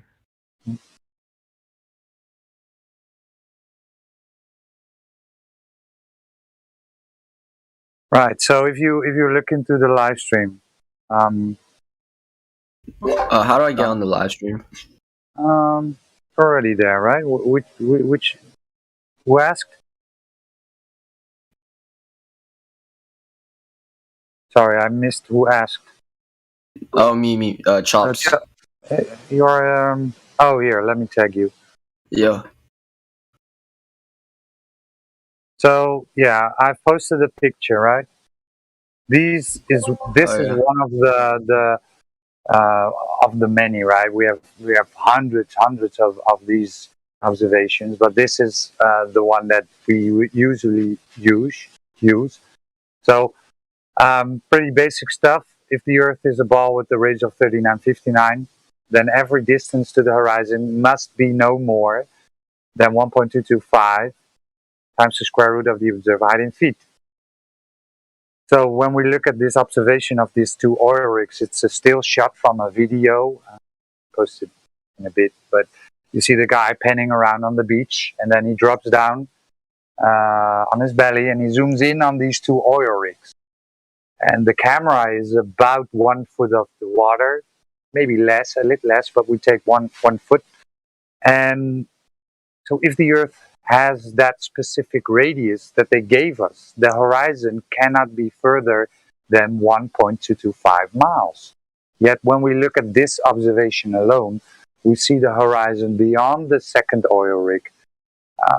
That is 10 times further than the globe geometric limitations, right? It's not off by a little bit, it's off by 10 times, right? So if we go off by this observation alone and calculate the radius, it's about 240,000 miles. Or 240,000 miles, yes. So approximately from here to the moon in the heliocentric model, right? They tell us the moon is approximately 240,000 miles away. So when we look at this observation alone, the radius is approximately 250,000 miles, which cannot happen, right? So that is why we say the water, right? When you look at the water, it's always flat and level in rest. And when you look over the water, the horizon is never where it should be on a globe Earth. It's always further. So the horizon is not a physical location, it's an apparent location which fluctuates day by day, hour by hour, right? The horizon can move closer to you and it can move further. It's not a leading edge of a sphere where boats and buildings should get blocked by. Sorry, in the picture you sent in the channel, it says the Earth has a radius of 4,000 miles. But, correct. In our schools, we've all been taught it's around 6,000. I know what the thing you just said. That's kilometers. 6,371. Oh, the kilometers. Yeah, 6,371 kilometers. Right. Or 3,959 miles. Yeah, sorry about that. No problem. I'm too used to the empirical system. Yeah, you can check this, right? You can go to any search engine you like and type in Earth curve calculator, and then type in 1 foot observer height. Distance to the horizon will be 1.225 miles. Yeah.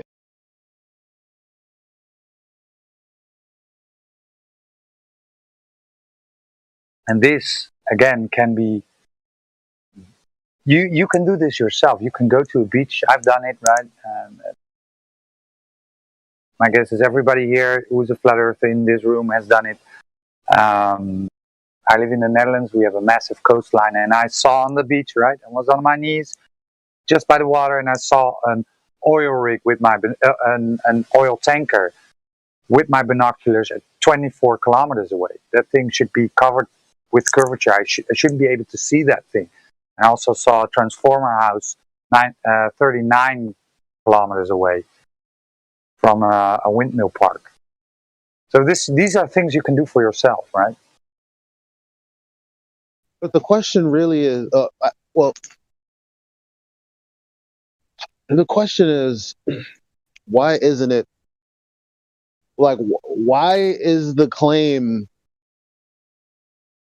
invalid?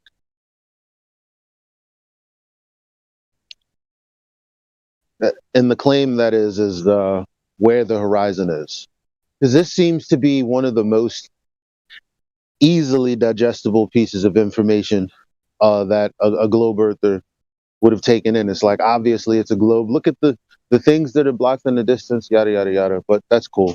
The point is that it's a simple claim. The horizon is at this distance. This is the formula you use to work it out. And it involves your elevation above the Earth and a couple other things. It's very simple. So why isn't it exactly what it's supposed to be? And that's why we're here, because every time we're like, wait a minute, this is the thing. The question that I'm asking is, why am I asking a straightforward question and not getting a straightforward answer? Like, who measured the Earth? You'll hear, well, it was Eratosthenes. Oh, how did he do that? Well, he made the assumption that there were parallel light rays, and he also made the assumption that the Earth was curved already. and then calculated how much curve there was based on those assumptions? Why isn't it that it wasn't measured? Why do I have to infer that it already is and then do math to work out the specifics after the fact? Why isn't it just where's the fact in the first place? Where's the verification for that?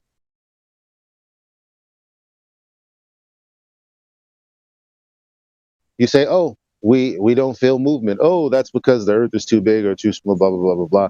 These things are just wrong when people say it because, first of all, we don't make these claims. These are the claims that have already been made by the mainstream. I know you've heard Neil deGrasse Tyson say there was a field goal kick that went in the goal because the earth turned underneath it. We didn't make that claim. This is a well-renowned person who's educated and who's allowed to speak to the public about these matters. So he's saying what the official narrative is. And then whenever we question the official narrative, these unofficial people on the internet come out and give justifications as to why the questions we're asking directly aren't good questions. That's really weird. Silencing. For real, for real.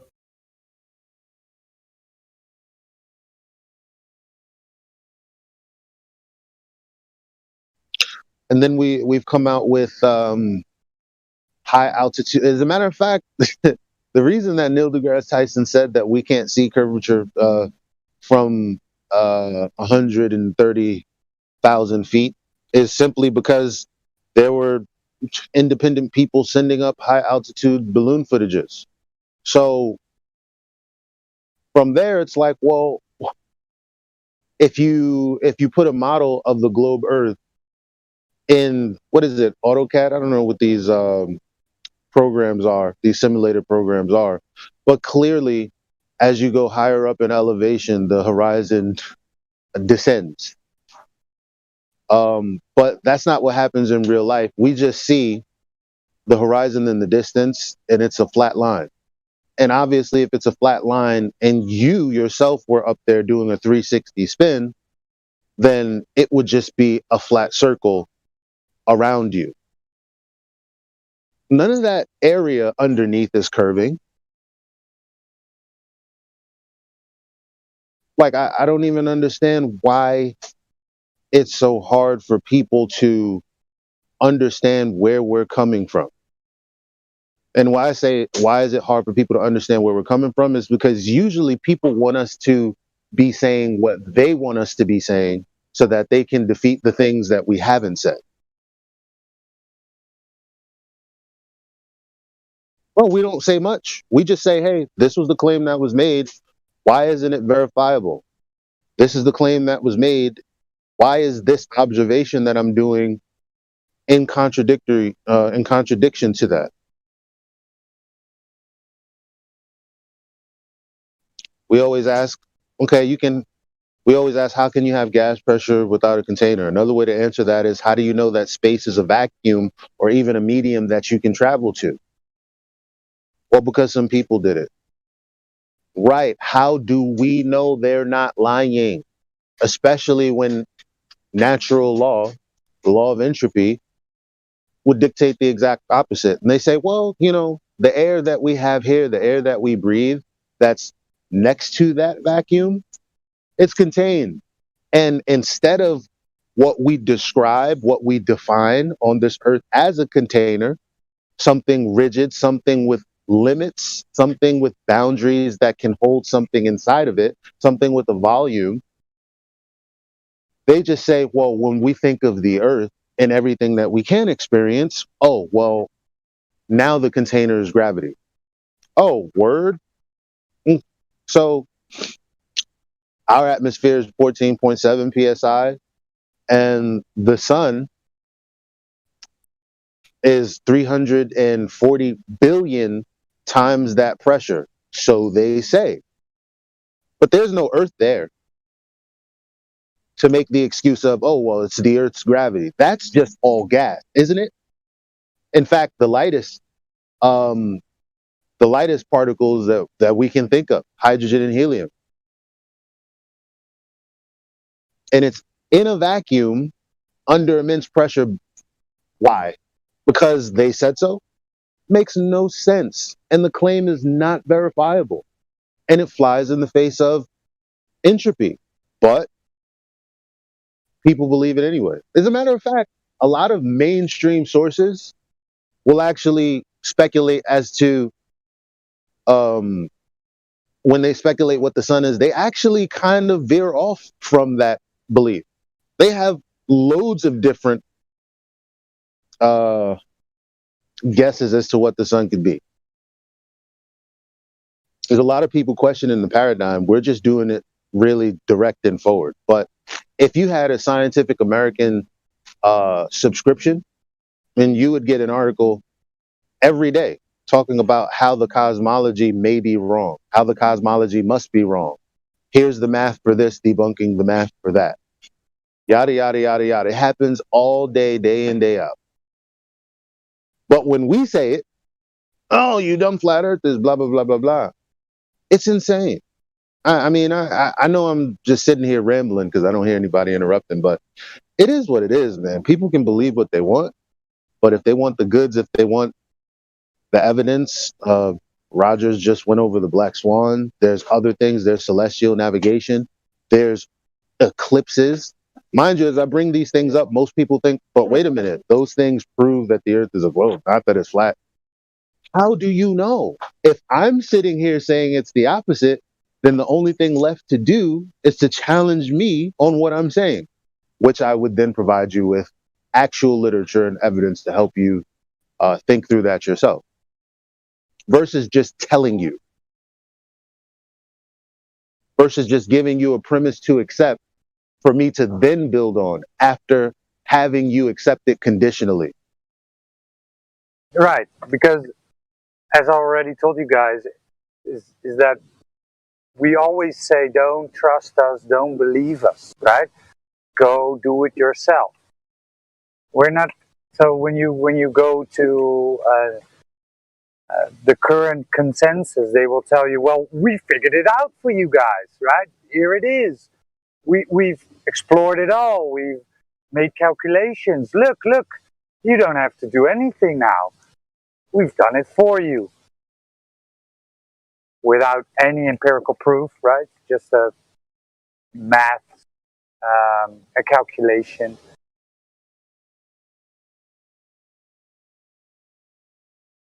Simply, it's like, go ahead. Simply, it's like, what's up, sleeping word? If the Earth was a sphere, then this is the math that explains that. I could easily say, if Superman existed, this would be the math to explain the physics behind that. If the Earth were a triangle, this would be the math that represents that. If. But why are we talking about if?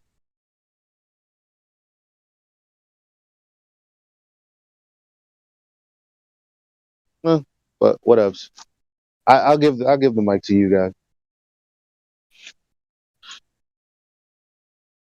This is a really sorry. Go ahead. Go ahead. I'm sorry. I have to go because I've got stuff. But I have to say this was a very interesting conversation. Sure. I'm happy. I was very happy with this server. So thanks again. Bye. Welcome. Yeah, same for me. Thank you, Roger. Thanks, Elijah. Bye. Have a good one. Trading. Right. Yeah. Okay, but it's very nice, the conversation. Intriguing. Right. Yeah, that is. We'll be back for more. Yeah. So 1 second. So that is what we usually get, right? People come here and then think, because they have this indoctrination that flat earthers are stupid, science deniers, batshit crazy. But when you actually talk to somebody, then the whole it all changes, right? It all changes, and the people realize they're not stupid, they're not crazy, they know their shit, right? But yeah, thanks, Player One. thank you for joining the server. Have a good one. I'm grateful for this server. Thank you guys. See you. Okay, bye.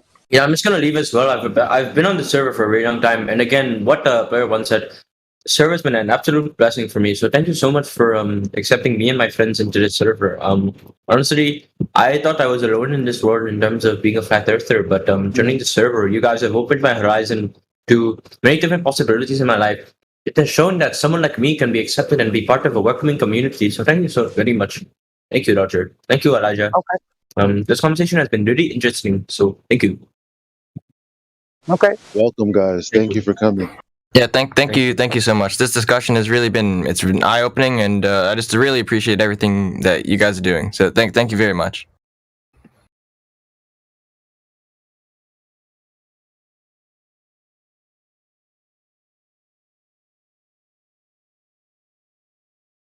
Does anybody else have some questions? Johnny, maybe? No, I was just still watching the or listening to the audiobook.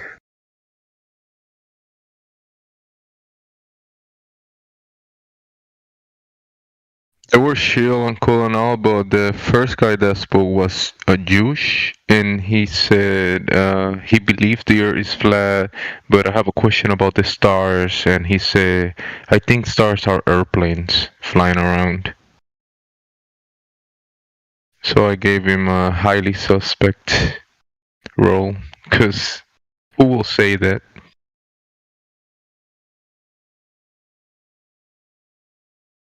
Jewish guy said that stars are airplanes.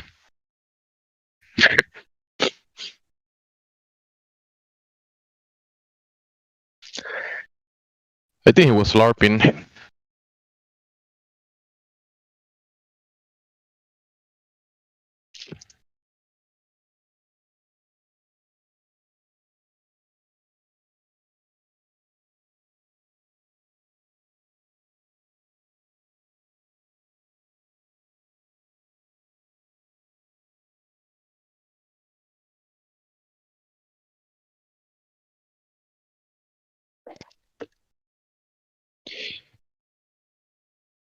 Can you guys hear me clearly or no?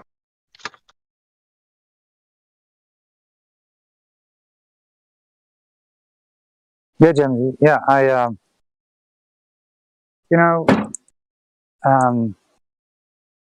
if they all were LARPing, maybe a small seed is enough to break the troll, right? Yeah, it's all good. I'm just pointing that out because I was actually sleeping, but my Discord was on, and I heard them coming in and saying, "What's going on in here?" And nobody answered, so I woke up and there was like a big silence moment for a long time.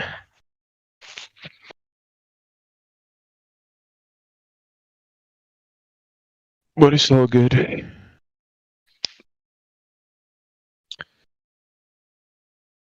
Yeah, you can go back to sleep now. Nah, it's daytime now. Oh, it's daytime.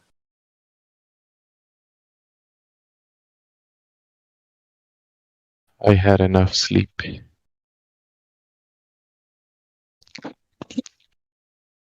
Already Sunday, man. Weekends are way too short.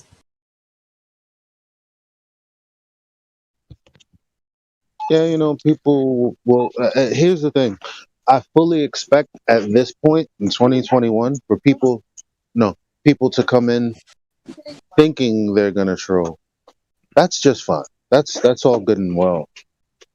Because they only think what the mainstream sources that have gotten to them before we have.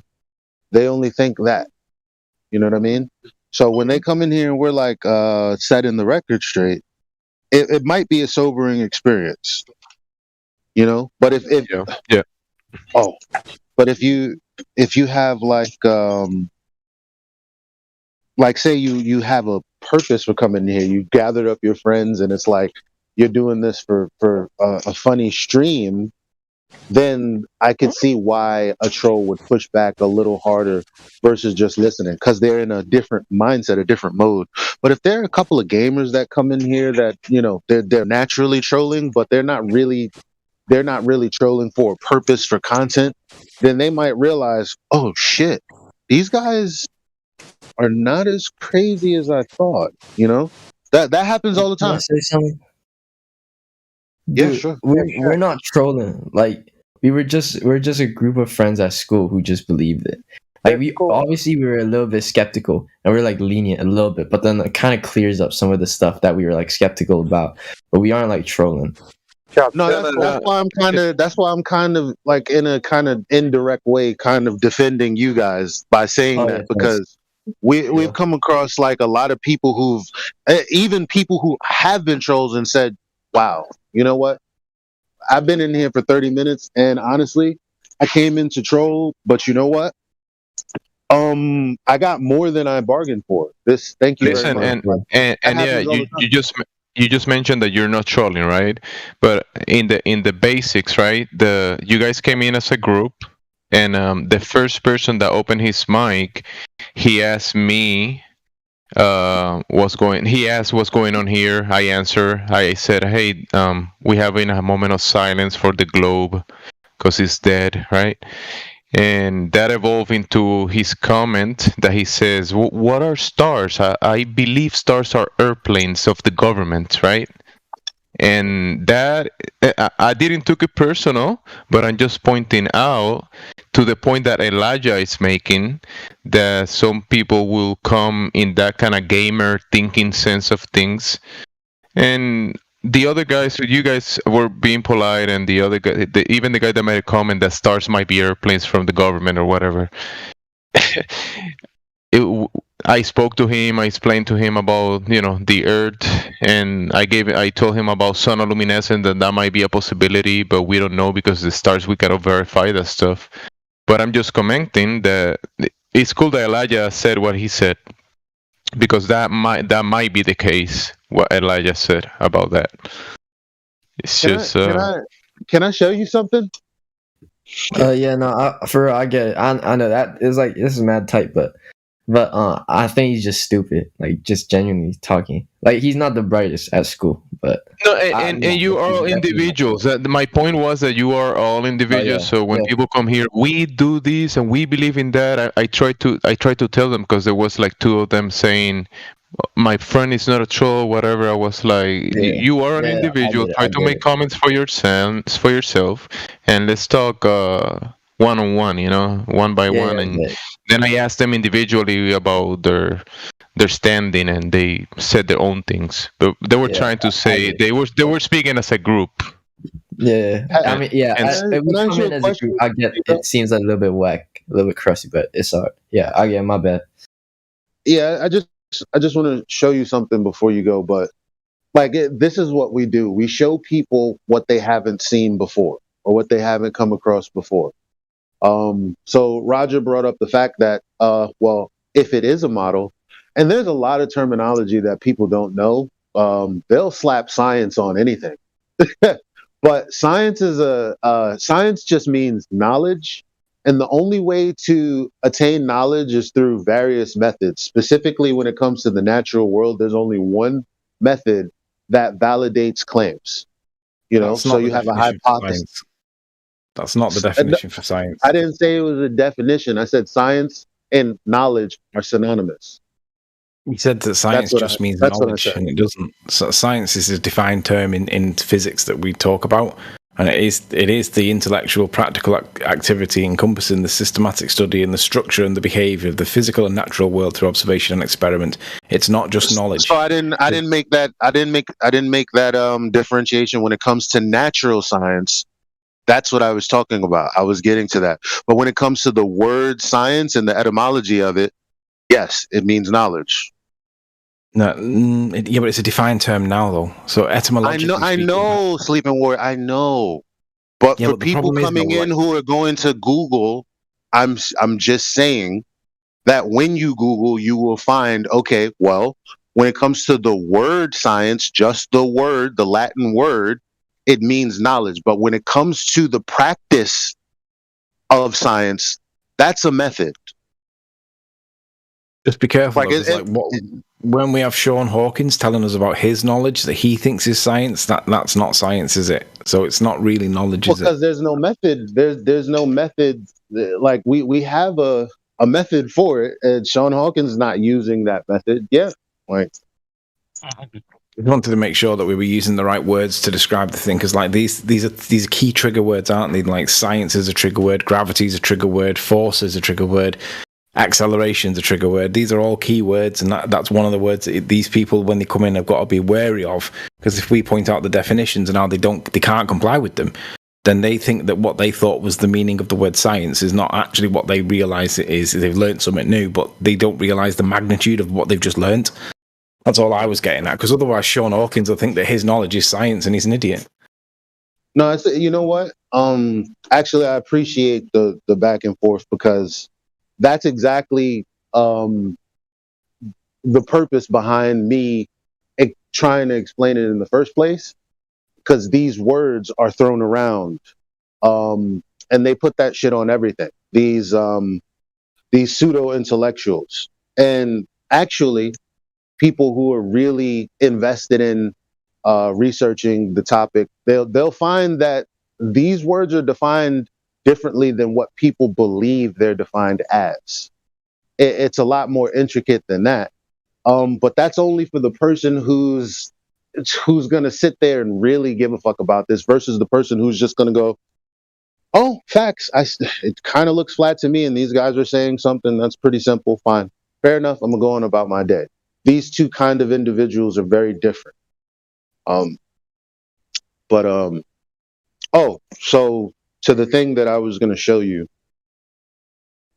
as far as the sun, like if people go, oh, why does the sun set? Blah, blah, blah, blah, blah. They only have one idea of what that looks like. You know, a sunset looks so many different ways, but people only consider one view when they're attempting to ask us this question. But the honest truth is that there's a lot of ways to look at it. And one of the things that people aren't ready to see the sun as is, look at this right here. I'm going to post a screenshot of the video that we were watching yesterday. Like, would you ever look at that and go, oh, that's the sun? Or would you go, what the fuck is that? Because you've never seen it before. You know what it is. You're going to ask, what's that? Is this an authentic video? Right?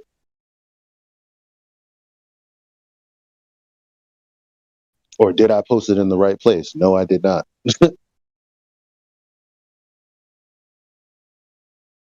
So now on the live stream voice text it. And the whole purpose of me doing this is, again, this isn't proof of anything. This is just, oh, snap. You know what? I never saw that before.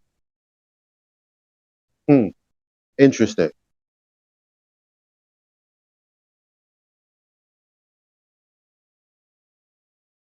That's high altitude footage.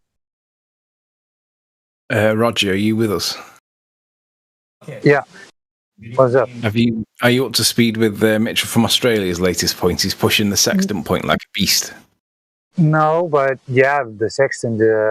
I'm usually listening to Nathan, and 10th Man is there. So what Mitchell's done is he's gone to like people like Professor Phil Bell and Mr. Sensitive and a few other people. Yeah. And he's got them all contradicting each other. Like one will say blue, the other one will say red. The one will say blue, the other one will say red. And he's just got them all speaking completely in circles around each other. So it's like, it's literally one saying hot, the other one saying cold. The one saying hot, the other one saying cold. And it's full of contradiction. They don't like the sextant argument because it's glorious, because like the sextant measures an angle, right? That's all it does. Mm-hmm. Now, what you do with that angle is focus on the definition and say, well, an angle's the two straight lines, right? You've got the horizontal that you set, and then you measure it from that horizontal and you get your degrees. But your horizontal line's straight.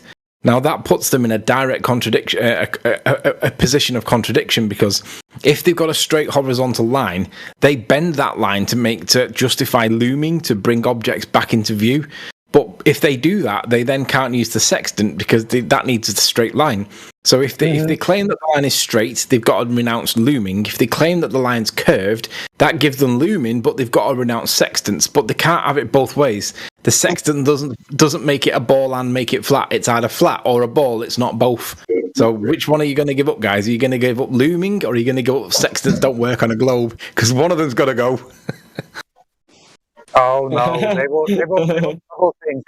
They will double think till the end. So they will hold those two contradictory things in their mind and accept them both as true. They have to. Yeah, just addressing Elijah there. He's put up the science, the origin of the word. Yeah, originally and etymologically, yeah, perhaps. But in this topic, it is a defined term, and it is a trigger word. And I wasn't doing it to like jump on you. I was just making sure that we were talking about the same thing. Because like what they consider to be knowledge is what I consider to be a delusion. It's not knowledge at all. It's the opposite of a lot of knowledge. It's counter knowledge. What they believe is knowledge and therefore science.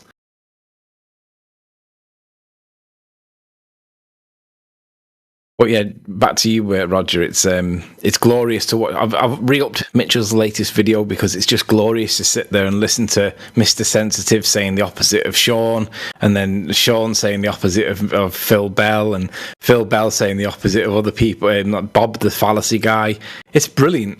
Honestly, they're divided by it, and they can't have it both ways. It's either a straight line and you can have sextants, but you can't have looming, or it's a curved line and you can have looming, but you can't have sextants, but you can't have both at the same time. It's a direct contradiction. It's brilliant. Love it. Yeah, QE says it. QE says it's always says you just need to let those globers talk, and then they will bury themselves.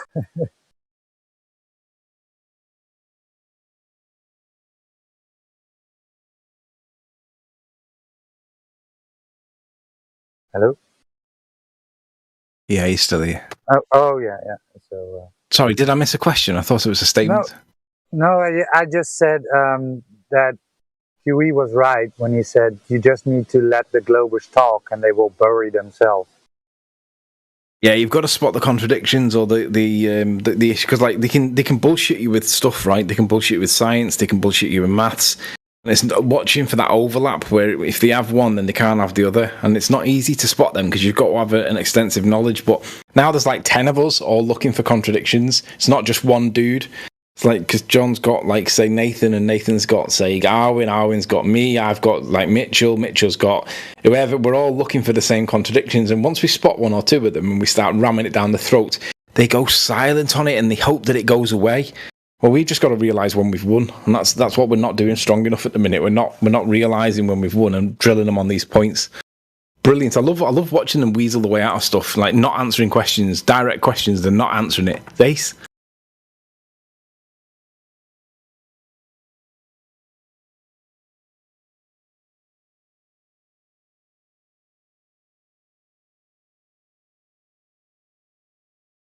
Oh, thank you. Is this on his new? Sorry. Yeah, I think is this his new video? Cutting out. I think it is, but I haven't checked it out. Sleeping, you're cutting out. But is this his new video? I didn't say anything. I think it was. Oh, my bad. Could have been Dan. I could. This is maybe Mitchell's latest video. Yeah, my latest upload. Oh, you uploaded it? Oh, hold on. Let me. As a matter of fact, it's that powerful. It's that powerful that I want everyone to see it because Mitchell's the way he's edited it together it's just brilliant because you've literally got one guy saying red, another guy saying blue, and these are guys that think they know what model. You think that they know their model, you think that they understand this stuff, and they're saying the opposite things. It's glorious. It's just delicious watching them just shovel each other with shit and watch them all vomit it back. It's brilliant. Could you go ahead and plug your channel for anyone that might be listening on the YouTube? No, I'm not plugging. I'm not pimping myself out. They all know who I am. Nah, you're right. You're right. I love your videos, man. I've binge watched them many times, and it's about that time. I'm probably going to binge watch today. Just Mitchell's latest video or my latest upload. Just sit back and just sit back and watch. Count the contradictions, and then just go. It's game over. They can't have it both ways. If the sextant is working, and it's a straight line, then they've got no lumen. If the lumen's working, then they've got no sextant. Why am I highly suspect? I thought I was VC verified. Yeah, you are. But I'm red. The thing is, you came in. Yeah, well, I want to explain this. You came in, and according to Gemsy, you said something like, I believe that stars are airplanes. That wasn't even me. That was Jushi. And then I said, and you just joined a second ago, and while Sleeping Water was speaking, and you started giggling in a really weird way. You were like, I said no, I didn't. I said that yes, Juice you was did. not a troll. I joined in and said Juice was not a troll. If I was a troll, I spent. Nobody's saying you're a troll. You're a LARP. You're a LARPer. You're a LARPer. It's a difference. Between LARPer and troll. LARPer? Yeah. You're pretending to be a flat earther, and that's one of the worst. Why is that? You're pretending to be a flat earther, but it's not a big deal. We're talking about something else. Sleeping Water, go ahead and can you send the video because I want to watch it. You are here. Don't worry about it. If you wanna, if later on you wanna open your mic and ask questions and make comments about the topics at hand, you can do that. But don't concern troll about whatever reasons. Even in defense of him, right? Like, if I were to bring my friend who's a Hebrew Israelite in here, to discuss the flat Earth, which he is a flat earther, you would at the end of that conversation call him a LARP. Because he's kind of, look, people aren't exposed to what we're exposed to, what we've been exposed to. I'm not that smart, not that bright. I just happen to be at the right place at the right time with very digestible content. That's it. Some people have it. So some of those people may seem like LARPers to us, but sometimes it just seems that way, but it might not be that way. You know? I get it. you know, I gave his friend his friend Juice made the comment about stars being airplanes, government lights, or whatever, and that's definitely a trollish comment or a LARPer, because then he said he is a flat earther because he believes in the flat earth, just like this Josh at the moment in here. He said he believes in the flat earth, and I asked them for the reasons why they believe in that. I don't know if any of you heard their answers. I told them that I know the earth is flat. No, this is recorded, sir. This is recorded, and I had to correct you. I had to differentiate. I remember I had to point out that belief and knowing are two different things. And then I said knowing. Remember and that? Then I said knowing. Yes, and then I said knowing. And okay, and then you guys left, and then you come back here in the middle of the conversation, and you were giggling in the background, and then you hang out the call. And you know, I agree with Elijah. Maybe I might be mistaken, and I'll take the step back. But you're definitely highly suspect in my eyes. So that's just me, not on Elijah's eyes. Maybe not on Rogers, on the other guys, but in my eyes. And so don't worry about it. Don't worry about it. It's okay. Just hang around, ask questions, be genuine, right? Be honest. That's the only thing we ask. Be honest. We won't lie to you, right? Why would we? We say anything, we can back it up with, or we will tell you it's speculation, right? We can speculate about things, and we will tell you. But if we want to make a claim, then we're going to back it up. Right? That's what we also demand from you. Just be honest. I understand. And Sleeping Water, bro, where's the link? I don't want to push you to link it, but maybe you can DM it to me, or that video that you were talking about. I'm sorry, I totally forgot. Forgive me, I'll do it right now. Yeah, but will they? They won't throw each other under the bus. That's the whole deal, Sleepy. Same thing. Yeah, but they are doing, though. That's the point. They are doing. They might not realise it at the moment, but they are doing, because until they realise that they're throwing each other under the bus, They're going to have to. They've already committed the crime of throwing each other under the bus. They just don't realise it. That's the beauty of it. So yeah, you're right. They don't normally throw each other under the bus, but they've already done it. So it's like basically it's no. My bad. I thought I was nothing. Please continue. I was just about to say, have you watched it? It's brilliant. Oh, okay. So I was just gonna ask: is it something that is translatable through audio? If so, we could just play it right now. It's only 10 minutes. Yeah, if you understand the concept of an angle, it's two straight lines meeting at a point that gives you a measurement in the middle. If you understand that, all you need is to listen carefully to what the likes of Mr. Sensible says, Professor Phil Bell says, Sean Hawkins says. Listen for the contradictions. We can count them up. I haven't actually counted them, but there's about 10. It's awesome. It's brilliant. You can play it and just listen to it. It's fantastic.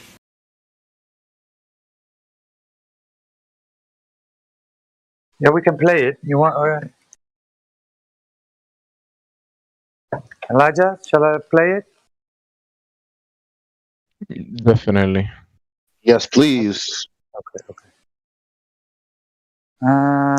So I'm gonna play yours now. Here it comes.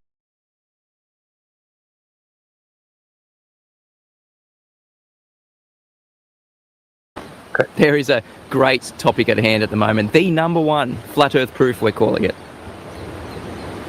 It is the sextant. Sextants are beautiful measuring devices that, with the aid of lenses and mirrors, can enable you to measure the angle between two objects, typically between the horizon and a celestial object, such as the sun or stars. The sextant is used to measure angles on a surface. It's elevation angles, people. Can you tell us what an angle is? Is it two straight lines meeting at a vertex? Can you confirm that? Yes, absolutely. Yes.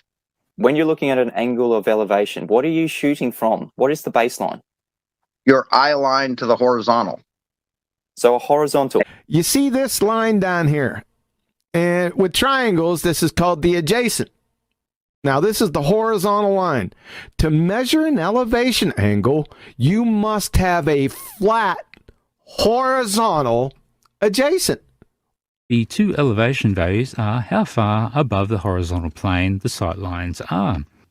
This horizontal is derived from the stars themselves, and it's amazingly accurate, and it matches the local horizontal precisely. To measure an elevation angle, you must have a flat horizontal adjacent, or a flat B right here. You can't get around that. That's why I say it's so deadly. It's a level eye line to the horizontal plane. So, math is fun. Angle of elevation. The upwards angle from the horizontal to a line of sight from the observer to some point of interest. You can look to the horizon, check the elevation of the star to get angle A. From Merriam-Webster, angle of elevation. The angle formed by the line of sight and the horizontal plane. See this guy right here? Kablooey. You need a horizontal plane. It's a level eye line to the horizontal plane. What they're saying is you need a flat adjacent, or you're not getting an elevation angle. It's as simple as that. For an object above the horizontal, look, they use horizon, horizontal twice in the same short sentence. The angle we would be trying to find out is that 50. We would do that by looking horizontally, getting the angle of altitude. From radartutorial.edu, measurement of elevation angle.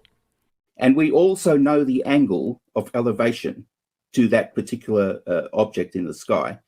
Elevation angle is the angle between the horizontal plane and a line of sight measured in the vertical plane. So you need a horizontal plane, both of them. You can't get around this. Now, we form a local horizontal line perpendicular to that vertical. Now, we're going to measure this angle right here, and that's our altitude of the object. You could try to change the definition of horizontal, but you can't do it.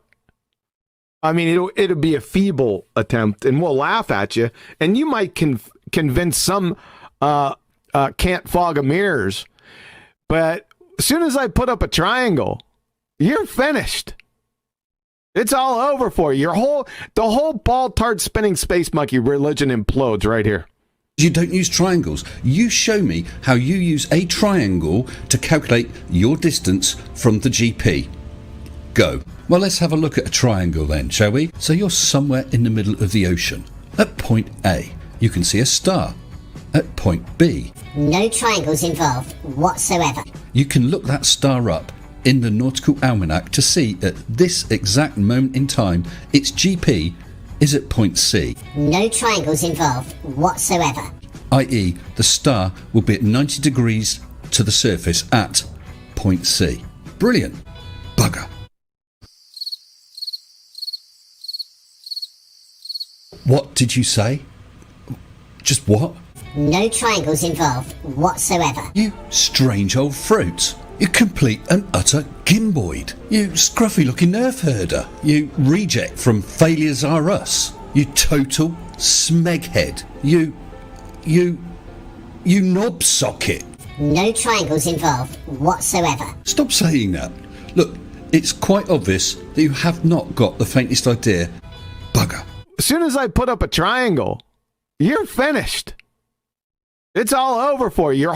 The whole ball tart spinning space monkey religion implodes right here with the sextant and elevation angles. It's just that simple. We can't get around it. You don't like that simplicity, do you? I love this argument. I just love it. The term angle of elevation, here's the last definition of angle of elevation. The term angle of elevation by varsity tutors denotes the angle from, like all the rest of them said, the horizontal upward to an object. You are measuring the angle from your horizontal eye line to whatever object in the sky you're measuring to. An observer's line of sight would be above the horizontal. Yep, flat, level, flat, adjacent. Simple as that. Well, what does a sextant measure? Would that be elevation angles? All you're trying to do with a sextant is establish the angle of elevation of the celestial object. Uh-oh. A straight line perpendicular to it as our horizontal. That's just something the sextant does. That's the way it's designed to work. Then we do our observation, and we see the celestial object out in that direction. This is our altitude, our sextant angle, because we're measuring that angle directly off the sextant, and the angle is between the horizontal of the sextant and our star. Is this? Uh-oh, SpaghettiOs. Say goodnight. Say good night. A sextant from NASA, our favorite source. A sextant is a tool for measuring the altitude angle, elevation angle of a star above the horizon. You're saying that there's a horizontal plane and that's above the plane of the Earth? So we've got the horizontal plane of your eyesight, of your eye line, of the telescope of the sextant. You're making a reading with a sextant. It's over. Right here with elevation angle. Elevation angle, you need a horizontal, flat, level, adjacent, period. Britannica. In the hands of a practice observer, the modern sextant can be used to measure elevation angles with an accuracy of 10 seconds of arc. That is close enough to determine a ship's north-south position within a few hundred meters. And finally, Princeton astronomy. All the observer does now is to use a sextant to measure the angle of altitude. So you've got an angle from looking directly at the horizon, correct? Right. That's the elevation angle. H of the noon sun with respect to the horizon, and to record the exact time of this measurement. This should turn out the lights, baby. It's simply over right here. There's no argument against this argument. Conclusion, you must have horizontal plane baselines, like I mentioned before, the adjacent, to obtain elevation angles using a sextant. Or it's a horizontal plane to your level eye line. This is a death blow. Because there are no horizontal planes on a spinning monkey ball. The two elevation values are how far above the horizontal plane the sight lines are. This is a death blow. Because there are no horizontal planes on a spinning monkey ball. By looking horizontally, getting the angle of altitude. This is a death blow. Because there are no horizontal planes on a spinning monkey ball. A straight line perpendicular to it as our horizontal. That's just something the sextant does. That's the way it's designed to work. This is a death blow. Because there are no horizontal planes on a spinning monkey ball. Ergo, the Earth is not a spinning monkey ball. Simple as that. You're finished. And we also know the angle of elevation to that particular object in the sky. You strange old fruit. We're going to measure this angle right here, and that's our altitude of the object. You complete and utter gimboid. Elevation values are how far above the horizontal plane the sight lines are. You reject from Failures Are Us. All you're trying to do with the sextant is establish the angle of elevation of the celestial object. You total smeghead. You knob socket. We have a horizontal plane from your eye line. You scruffy looking nerf herder. That's fantastic. Thank you for confirming that, Sean Hawkins. You're now the third person that is confirming that we have a horizontal plane parallel with the plane of the Earth. Say goodnight. Why? 2021 to 2000, who knows, is the age of the sextant.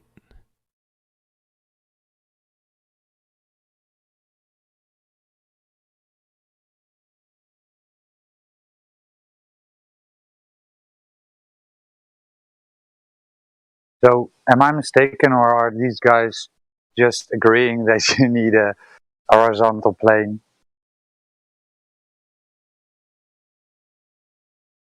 Sleeping. I mean, they're very weird with it. They say you have a horizontal from your eye line. Like, well, the problem is, right, they're in a conflict because if they're claiming that it's a horizontal line or a plane, when they're saying that the eye line is creating a horizontal plane, right, they're saying that runs parallel with the Earth below. Now, you can view that two ways. Either it runs parallel because they say it's a curve, in which case it's not a horizontal plane, or it runs parallel with the Earth because it's flat, but then you do have your horizontal plane. But if they don't have looming if it's a horizontal plane, because they need that line to curve to justify looming to bring things back, otherwise it's not a ball. But the minute they do that, then they haven't got sextants. So they can't have it both ways. They either have looming but no sextants, or they have sextants but no looming. But either way, their model doesn't work, because if they haven't got looming, then we see too far. So they've got to give way on something. And if you're measuring the horizontal for the distance, and you're to say, well,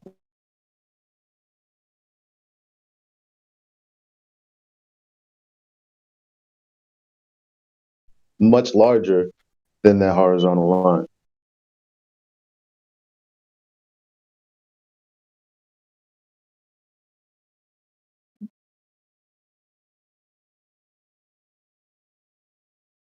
Yeah, I did find a contradiction astounding, right? So he said, Mr. Sensible says, you're acquiring an elevation, right? The star, but there's no triangles involved. Man, there was about 6 contradiction there. And you got Phil Bell and Sean Hawkins saying that the line's straight. And then you've got the other two. Yeah, there's more than one. There's about 6, mate. You've missed about 6. Maybe you do need the visuals to see it. But literally, one's saying blue and the other one's saying red, and then blue again, and then red again. It's full of contradictions. But he contradicted himself. He said, you don't need a triangle. And then he details a triangle. Because what he's doing is he's deliberately omitting to mention that horizontal reference point. Because he's saying, like, what he's trying to imagine is a chord going through the Earth and then coming back out the other side. But he knows that doesn't work because you've lined it up to the horizon. So in other words, there's no chord. If it were a chord, you'd have to line it up below the horizon and claim that the obstruction is the chord, which is not what you do. So what he's doing is he's being evasive by not addressing that curved line, the adjacent that John references. He doesn't want to address that. He doesn't want to give it a straight or a curve, so that he can basically claim looming when he wants to and claim sextants when he wants to.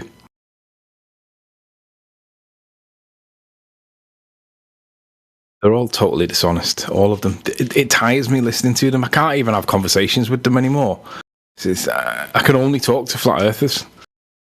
It's far more interesting to talk to someone on our side and disagree with them on our side, because it's like, it's just a better conversation. Like, because usually you don't have to be like, I'll give you a good example. Last night, I love the guy, but last night, what's his name was being grumpy. What's the guy that owns this server called? Helio. Yeah, well, he doesn't Helio. own it, but he has a stream, yeah. He was being grumpy last night, and he was being grumpy with somebody that asked for evidence for what Bob measured rather than the explanation. And then he was giving the explanation, and he said, "Yeah, but I'm asking for where the evidence is." And Helio was like, "What do you want to know that for? There's the explanation. He's explained it." And like Elijah said to him, like, "Come on, stop being grumpy with him." And I was like, "Yeah, come on. He's not being unreasonable. He wants to see the evidence." But like I said, Bob's never released it, as far as I'm aware. But that's the problem that he was asking to see the solution to. And Helio was getting really grumpy. I was like, come on, Helio, he's on our side here. Don't be so grumpy with him. But he was in that tired, grumpy, couldn't be arsed talking to anybody mode, but didn't want to go to bed neither. So he stuck around anyway. That's Helio. We love you, Helio. He might have came. I think he came in, mid conversation, and it's very reasonable to. Well, let me not say reasonable, but it's understandable if you come in mid conversation and it sounds like a conversation that you've heard before, and he's just defending his guy against people who are saying things that aren't accurate. That's probably what he thought was going on. No big deal.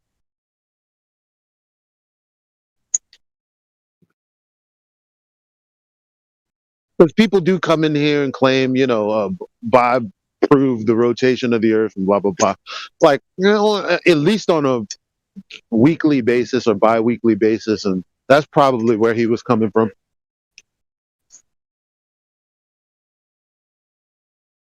We all get short-tempered with these idiots. I can see why he was short-tempered, but no need. It's like when you're tired, you get short-tempered, and everyone does. Sometimes it's better to realise that you are tired and getting grumpy and just go to bed.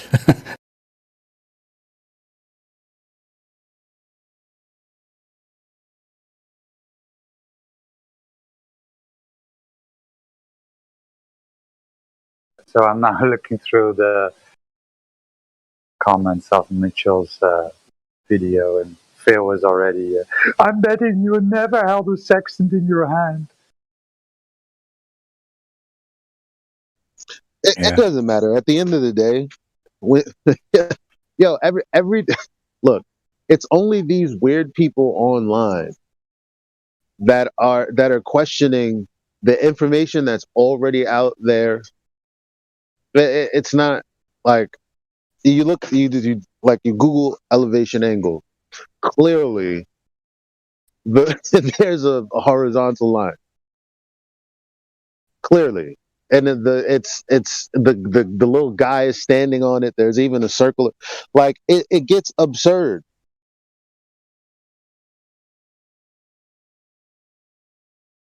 It gets really absurd. Like, I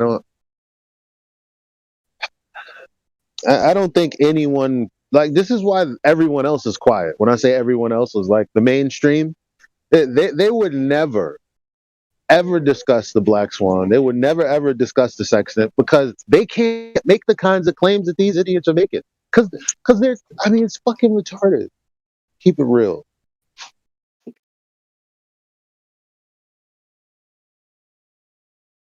So what's an abyssal plane?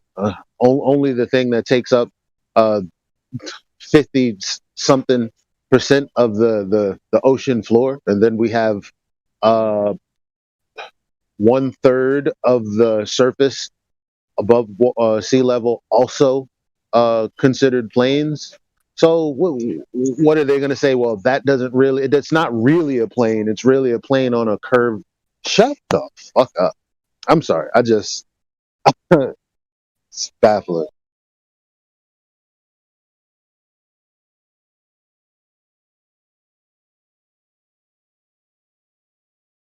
And then matter of fact, no, I'm never going to find it now, but there's there's a lot of stuff that I've saved from 10th because he has a buttload of screenshots and saved images. And basically one of the things that I shared the most, it says you're trying to get the radius across the plane of the Earth. Like what more is there to be said?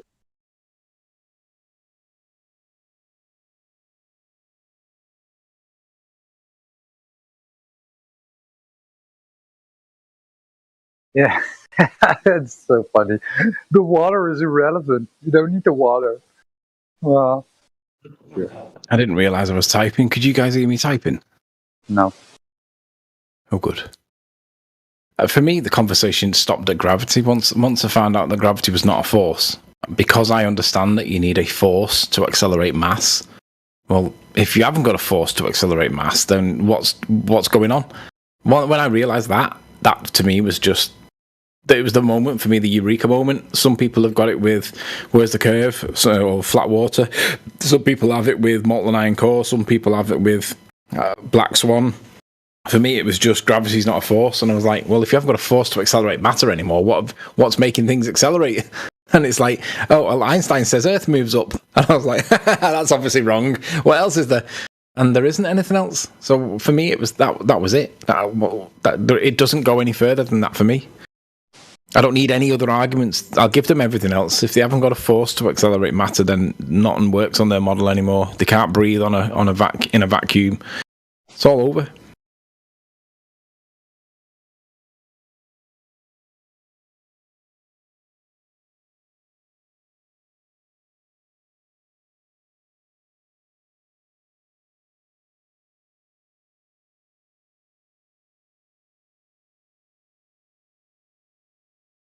yeah, horizontal of thousands of miles, right, to the GP of the star.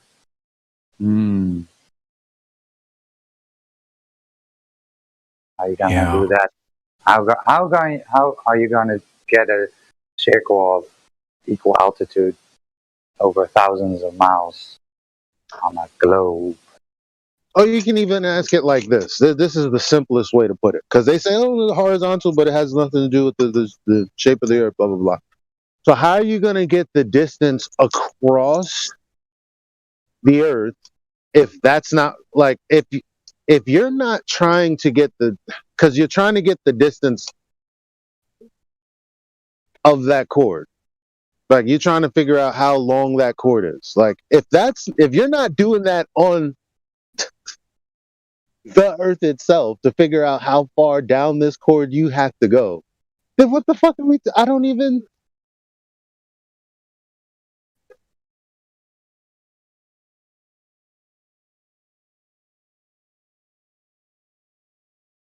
Yeah, I mean, these guys are frauds. I don't think the mainstream or anyone who's really invested academically would say the kinds of things some of these people say. Fucking know if Phil Bell is really a professor. Maybe he is. I don't know. I mean, the only one that I know that has, like, maybe somebody has evidence of Phil being a professor, but Matthew's a professor for sure. He has a big YouTube channel, 500 and some thousand subscribers. And I don't think Professor Phil Bell can be a professor because they use professor in the context of high school teacher. We use professor in the context of university lecturer.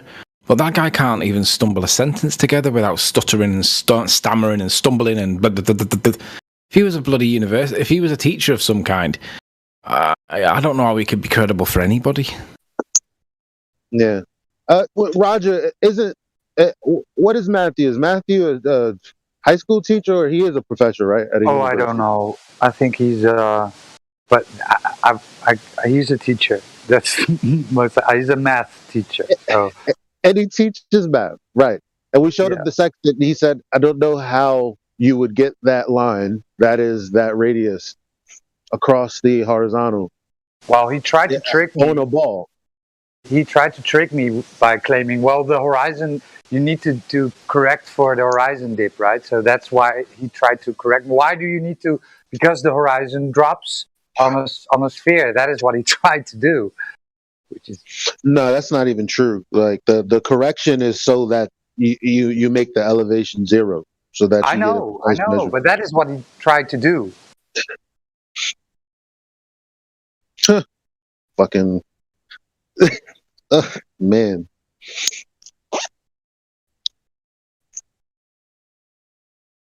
But the good thing about him is, like, you won't be sitting there arguing for an hour. You can just show him, no, you're wrong. This is what that means. Here's the citation for it.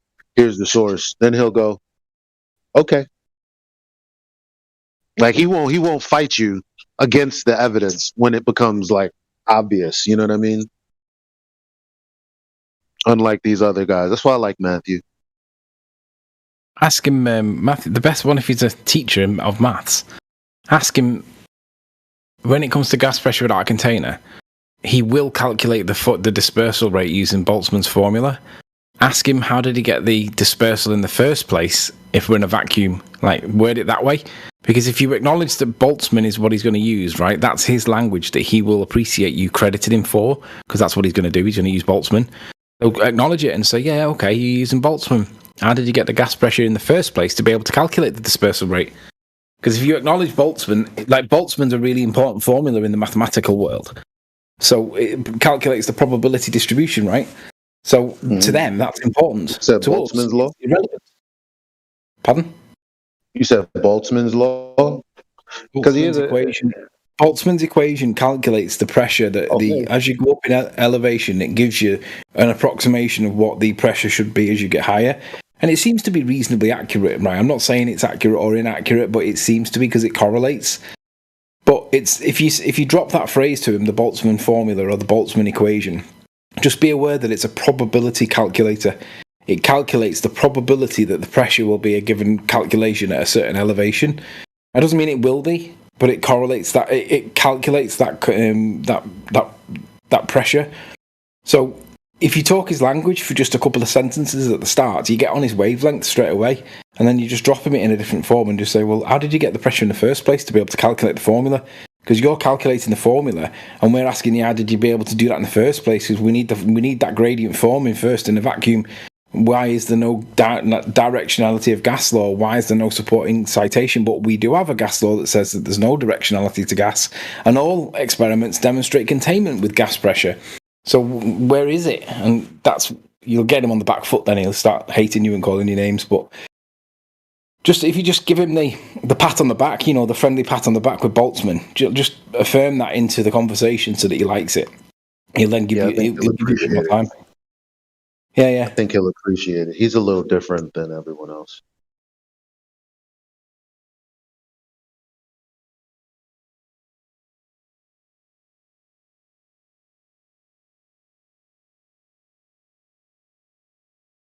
I mean, for example, I've just on that Sean Hawkins on that video that you just played.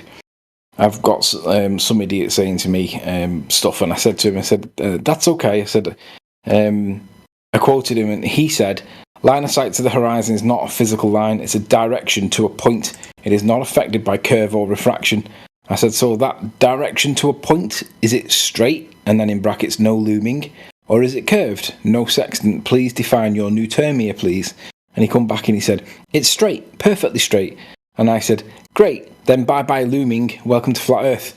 Because if they say it's straight, then they've got no looming. If they say it's curved, then because they can't have a straight line, they've got 7/6R. So when you're above the Earth looking through the atmosphere at the horizon, they say that curves over 7/6R. Well, they've got no straight line then, have they? So bye-bye sextant. But if they say then it's dead straight, then that means bye-bye 7/6R and therefore looming. Bye-bye. Yep. Exactly. That's what Akumu tried like a month ago. Yeah, Nathan battered Akumu recently, didn't he? Akumo's so stupid, though. It's like, I honestly don't know whether any of them even consider that they might be wrong. They're either totally dishonest, or they're just so stupid that they don't consider the possibility that they might be wrong. But I think Akumo's in that stupid perspective. He's not dishonest. He's just so stupid he doesn't realise he's stupid. But someone like Fight the Flat Earth absolutely knows that he's lying.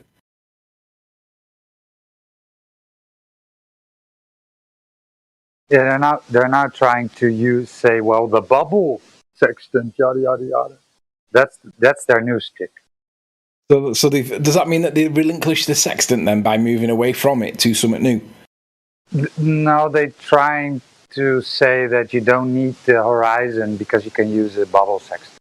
That's basically what they're saying. So they're ditching the sextant, right? Which, if I'm not mistaken, didn't have a bubble when it was first created, but I'm maybe mistaken, right? If I'm not mistaken, bubble sextants were used in airplanes. I don't think bubble sextants are reliable over anything more than a couple of meters, though, because they're set at the point of observation, and you only need to be a midge's dick out, and it makes a big difference over a long distance. So they've got a very short. That was the bot. I think somebody played the song. Okay. Well, yeah, but that's what they're now trying to focus on the bubble sextant, right? Because they know they need that straight line, and now they're telling us, well, the bubble sextant doesn't need a horizon.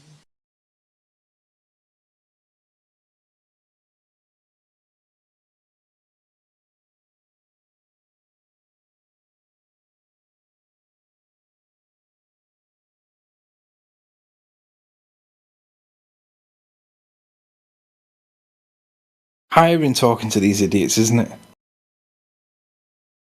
It's tiring because they just can't learn, won't learn, refuse to even consider that they might have it wrong.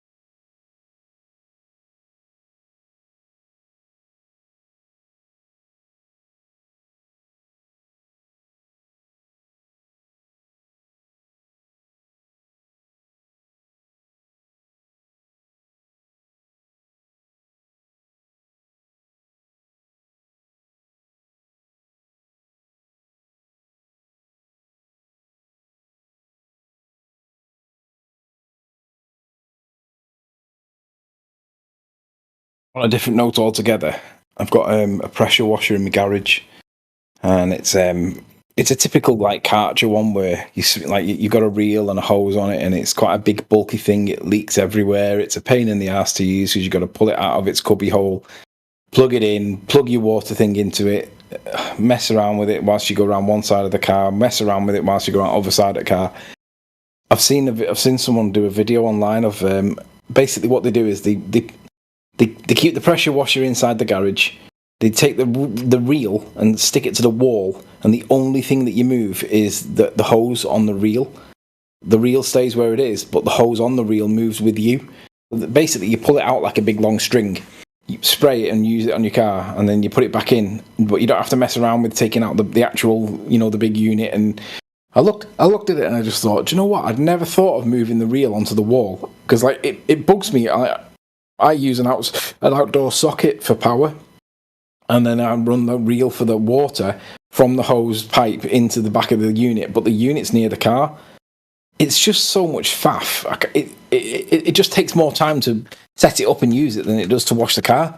So it's like I don't really want to spend the time doing it, but I've seen someone do it an alternate way where the thing goes on the wall and it's just so much easier to use. I'm definitely doing it.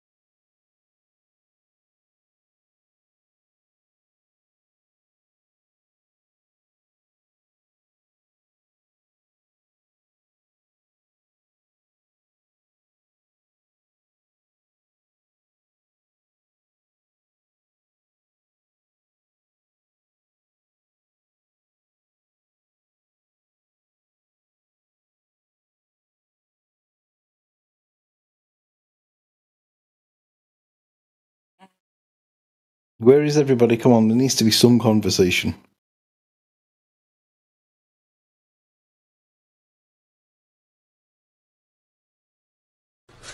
Is there anybody in here?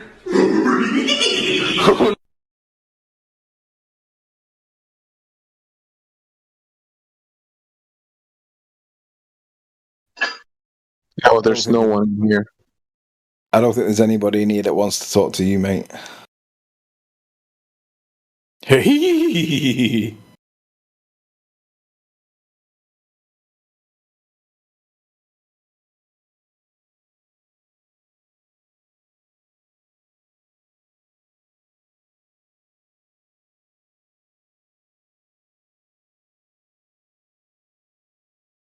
I've heard, you know, when these gamers come in, I've heard if you pause the game, right, and then tap Sirius, Rigel, and then Beetlejuice quickly, and then go backwards, Beetlejuice, Rigel, and Sirius on your keypad quickly, you enable God mode, and then you can control the server completely and kick anybody you want.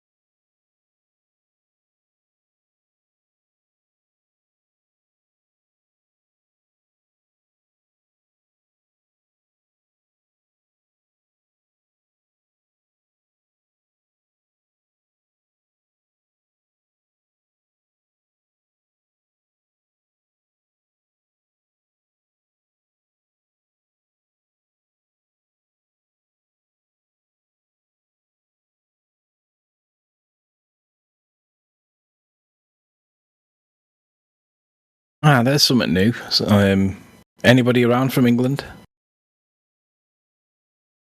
Apparently, from Tuesday the 30th of November, face masks are now mandatory in shops and on public transport. Get this, in a bid to save Christmas. So if you don't wear your mask now, you're going to lose Christmas. Oh, God. We're definitely going into a lockdown.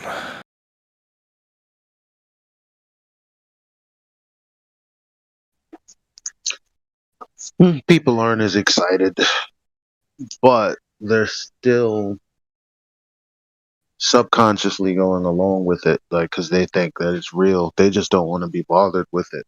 They just want to do whatever it is they need to do to get on, to keep going. And that's the sad part. Well, instead of saying, "Wait a minute," so well, I don't even want to get into the details on here, but it's ridiculous.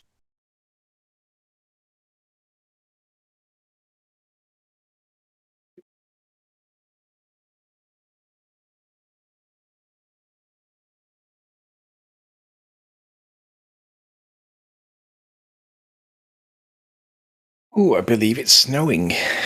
It appears to be just beginning to start snowing. Actually, looking at the colour of the sky, it's got that silvery grey look to it. It looks like there might be some proper snow due. That's fucking insane, man. You know, when we were like observing the sun like all day, me and 4 other people from across the plane, like, I began to think, yo, we're not, like, I look over towards the east, and I'm like, yeah, there you guys are, right over there. Over there somewhere, you're literally right there looking at the same sun I'm looking at, right? Yeah, and you're not looking down to the floor to look at us. And like, I would see clouds going towards the east, and I'd say, yo, you got some clouds coming your way. And just a couple hours later, he's like, yo, it fucking rained like nobody's business. But you know what's crazy? Yeah, it's literally just what you described is exactly what's happening right now. It's a little couple of snow flurries, and it's gray, like it's about to come down. It does look that way. I've turned the heating up. It's gone up from like 1.5 on the thermometer thermostat to like 2.5. I've gone up a whole. It's like of 7, so it's still very low. But I've got loads of insulation in this house, so it's nice and warm. But it doesn't need a lot to warm it. But it is cool at the minute, so it's like, ooh, let's turn it up a little bit.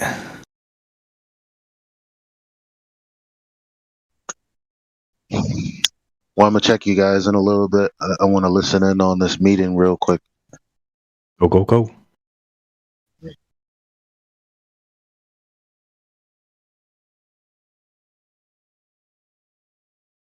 Christmas is here. It's your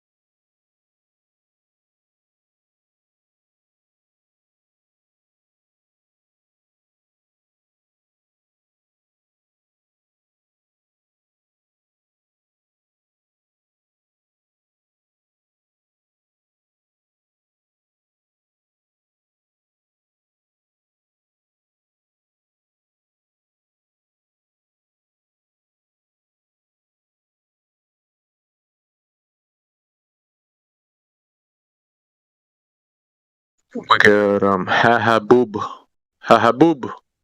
You've been unmuted. What brings you to the Flutter Discord?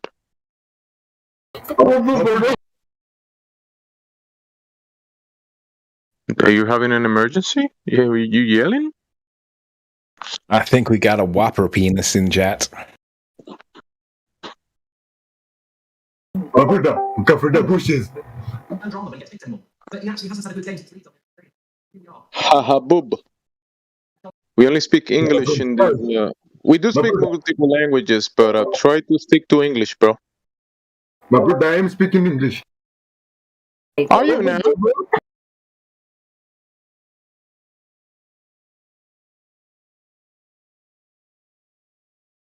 They're from Uganda. You have propaganda? They do come from Wakanda, my brother.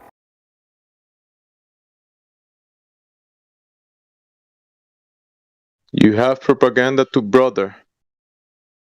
To bother. Okay. Propaganda can bother people sometimes. We get that. Wakanda. I mean, all you gotta do is turn off the TV, bro. Just turn off the TV.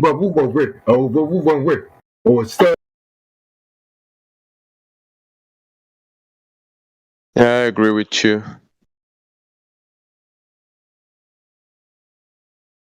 So, what brings you to the Flutter Discord?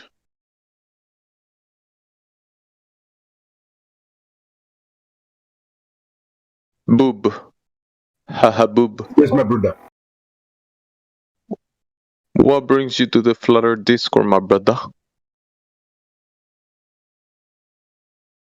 I came for the water. The water brought you the to water, the Flutter? my brother. We're thirsty here in the village. You don't have good water? Over there?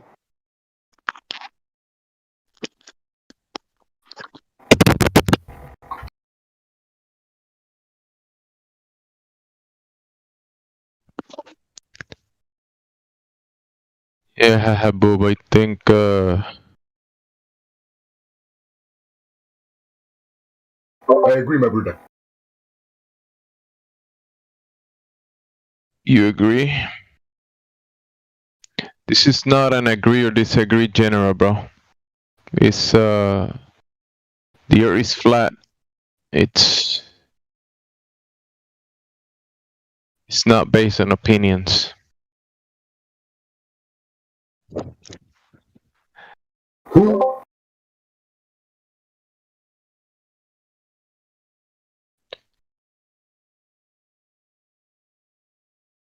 Do you have any other AdSense that you can work with? Because the African one is not, it's not that good, bro. My brother, may I ask something? Sure, my brother. Who?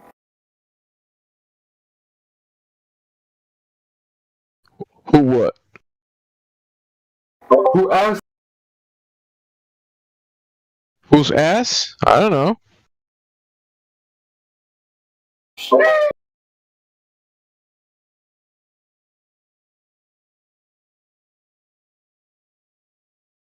What my brother, the demons are coming from me. What an idiot. Stay back.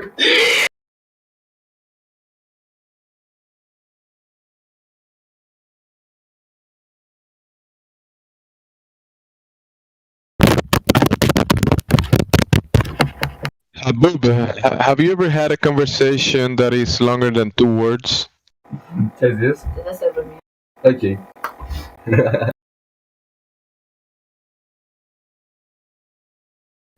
Who's that in the background, Habib? Your mom? Your mom. Tell your mom. Put your mom in the mic.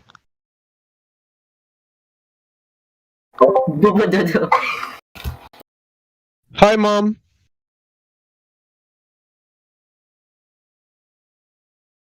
Or is it your sister or your girlfriend? Tell us. Don't be shy. I come from Wakanda. Hey, is that your girlfriend? Tell her not to be shy. We welcome ladies here too.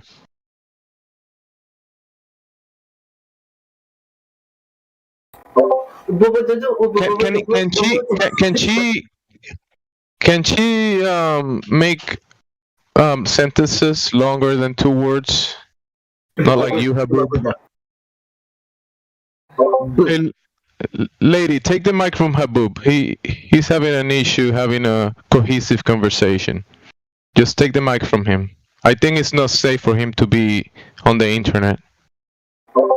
Boo? Come on, Habib. Just pass the mic, bro. Stop hugging the mic. Pass it to the lady. We will speak to her.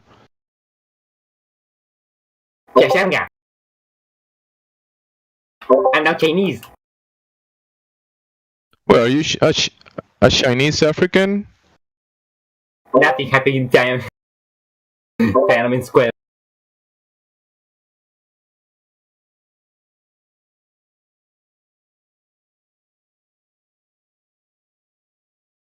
Lady in the background in Habub's caveman or man cave.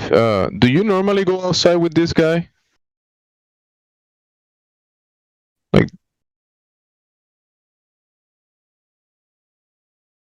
do you get embarrassed by going outside with him?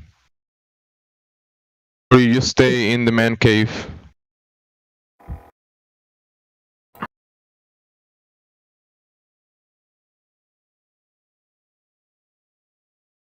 Come on, Habub, you don't need the accents. Just speak normally, bro. Come on, brother.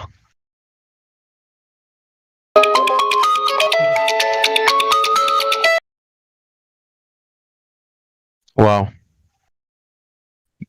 Your lady must be very proud of you, bro.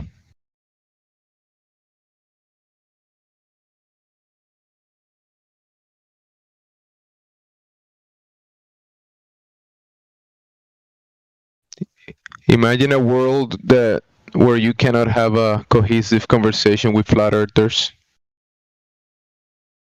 because you're incapable of that.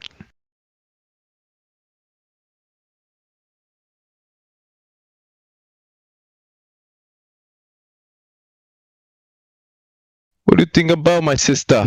Because since Habub is my brother, you probably are my sister.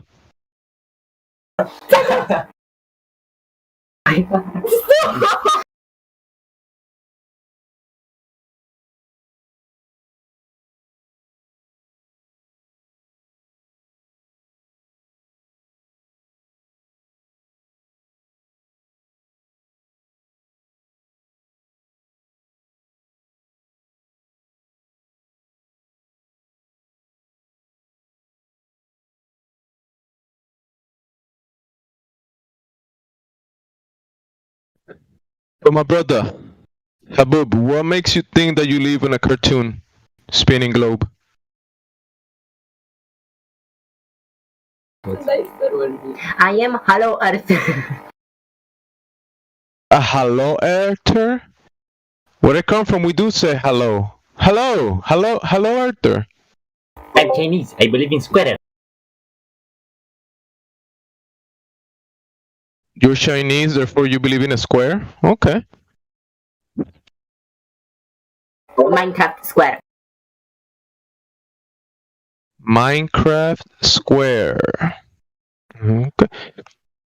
I get it now. It's the video games. You know, spending too much time playing video games can be kind of bad for your brain, because you might detach your senses from reality by just standing in front of that screen for long periods of time and putting your mind inside a fictional world.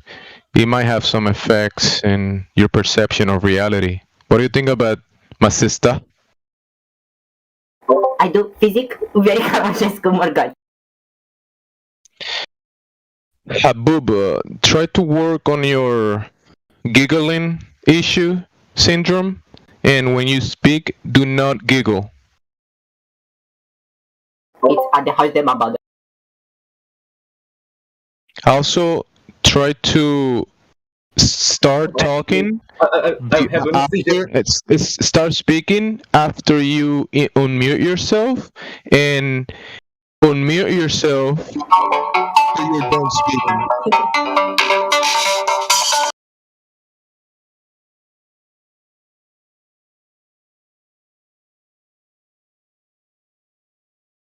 So we have a language barrier, an accent barrier, a family issue, because Habub is dating his sister.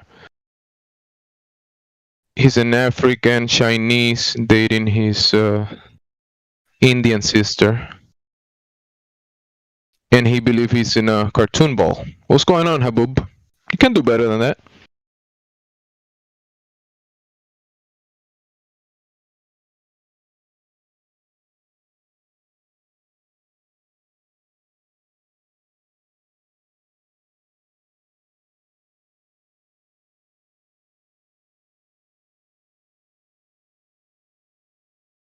Let me ask you this, Habub. Are you just pretending like a clown? Are you a pretender clown?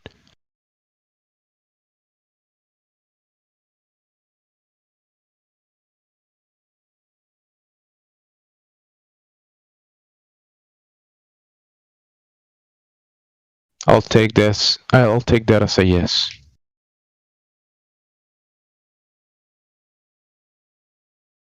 How about you take the costume off, Habub, and speak to me? Come on, brother. I mean, we can solve these family issues by talking, my brother. I am Katy Perry clown. What? What? I'm here to download Windows 11 Pro. I told you before, this is an English speaking server. Stick with English. I mean, it's not my first language, but I try myself. I try to speak English 10 of the time, so try doing the same, brother.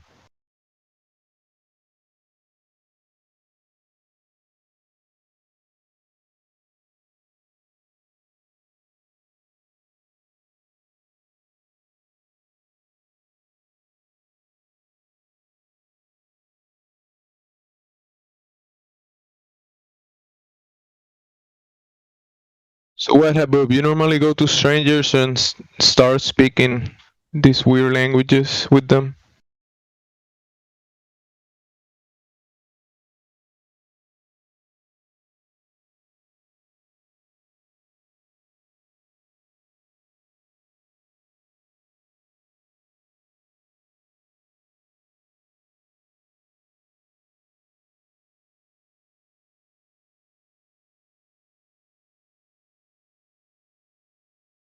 I speak English 50%. That's a concrete.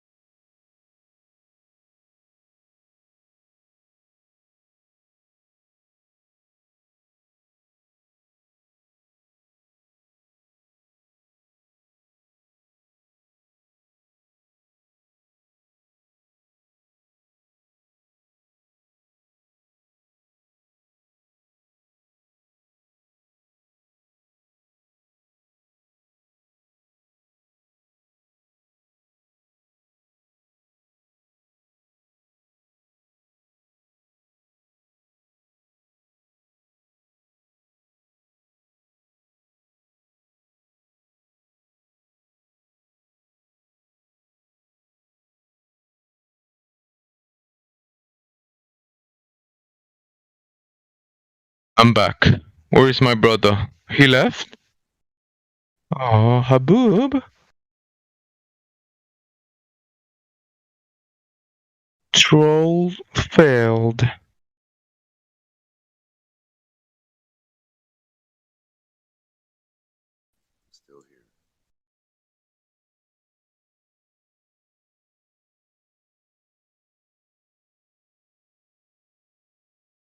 I'm right here, brother.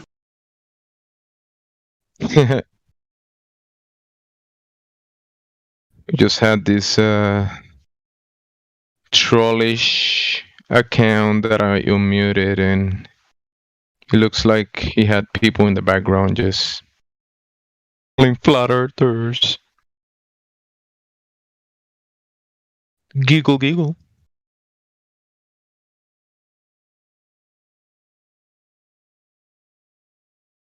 I don't get it. I just don't get it.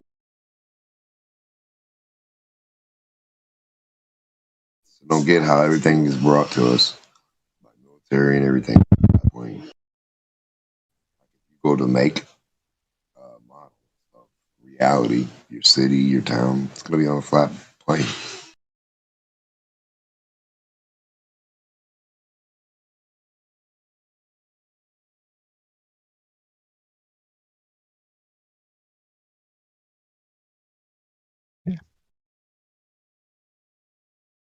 Is everything built based on level?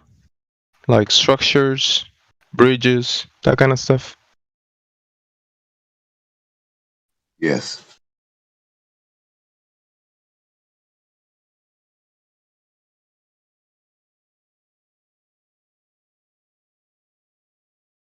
Saying in a science project, a little kid, a big thing, a company, a corporation, have you ever had them had a half a globe model city or anything?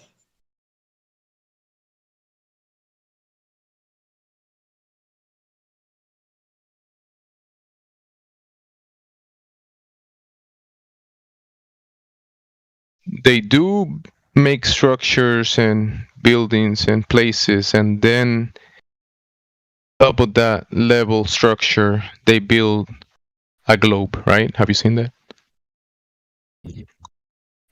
Like Disney, they build these spheres representing the globe. I've been to a couple of universities just visiting, and they have this huge globe like in the middle of a park or something like that. But under that globe, the ground is flat, level, and motionless.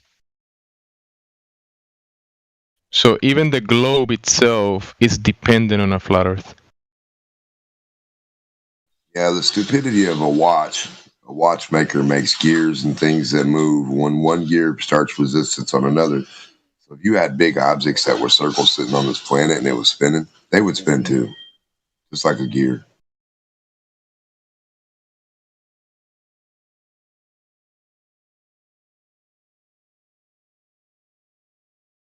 You know what I'm saying? Like if you line a big gear up next to a little bitty gear. So if the Earth is the big gear spinning and you got a little ball on top of that little ball starts spinning.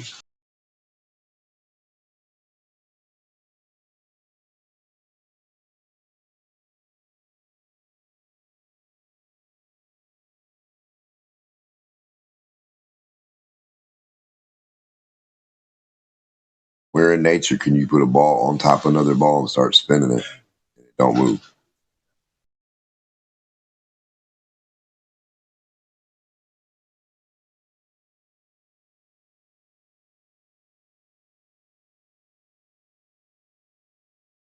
Or a little wheel to a big wheel. Have a big 10-speed wheel and a little bitty wheel like a skateboard wheel, put it on top. Start spinning that 10-speed wheel, the little skateboard wheel is going to spin.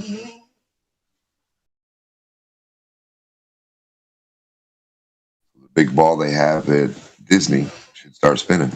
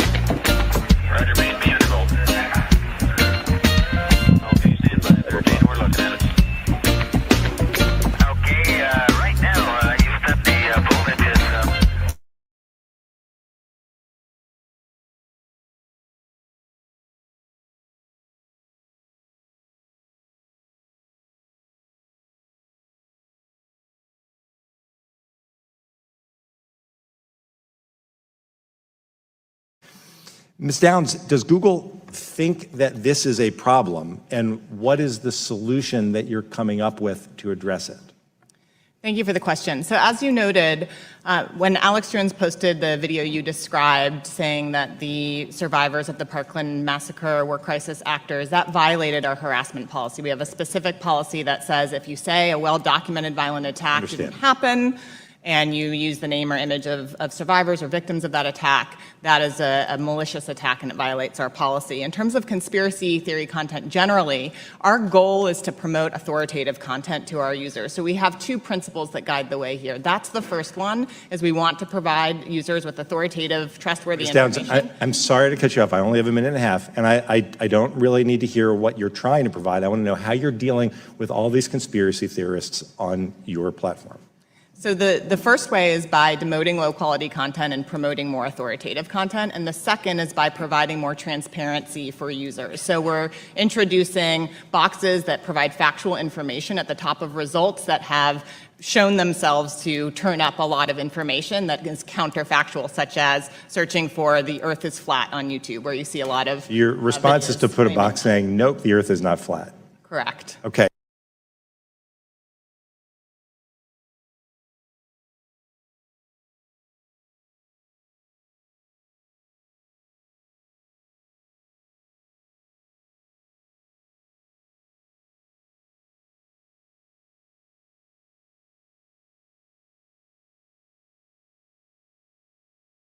Why wouldn't your response be to measure this motherfucker?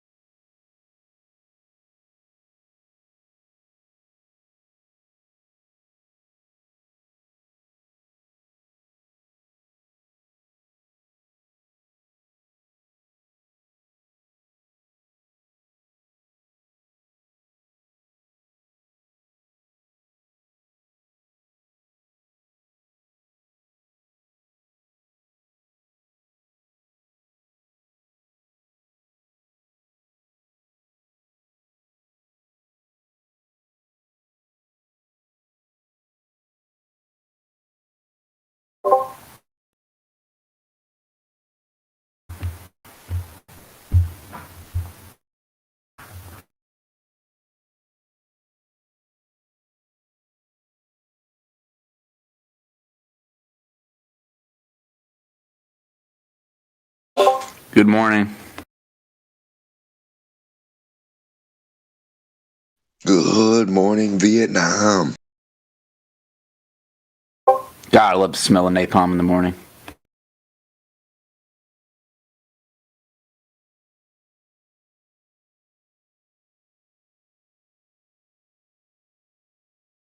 Waking up to the sound of gunfire and the fresh, peppery, crackling smell of gunpowder, gun smoke.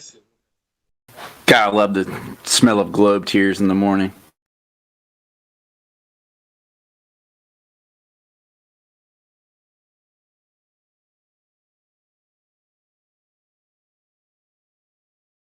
I love the sound of circular desperation. You need to write that one down. I like that.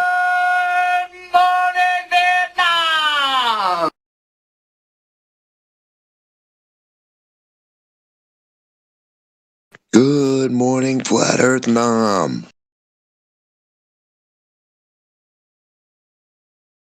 If everyone's having a level-headed morning.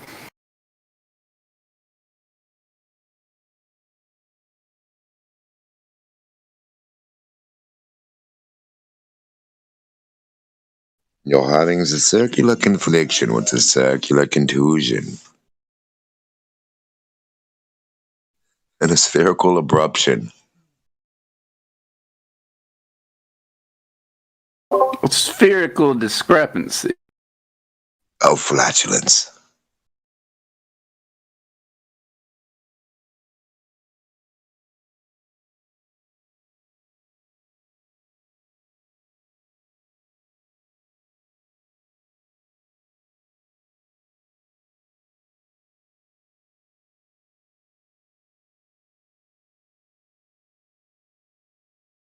Got any Globers in here with us this morning?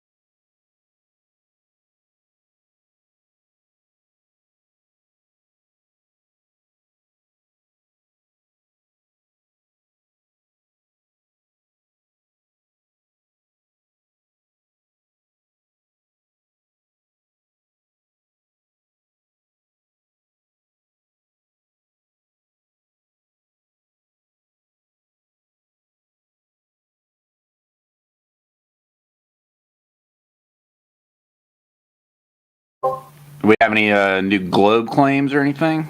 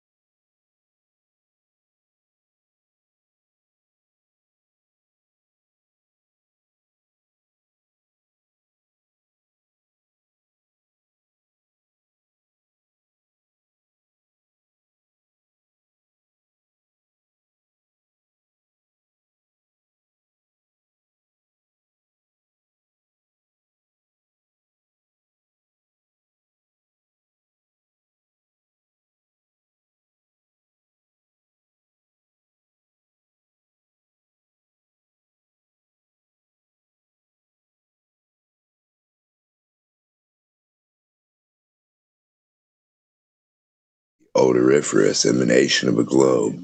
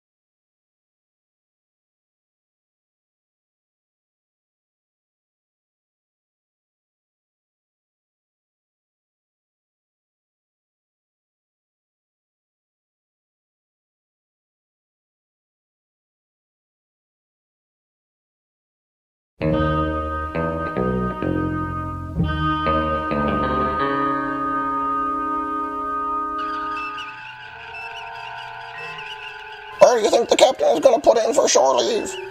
It'll be Wrigley's Pleasure Planet. What makes you think that? I don't think. I know. Because everyone on deck 6 and 7 thinks so. They can't all be wrong, can they? Well, I don't know. Excuse me, gentlemen. I couldn't help overhearing.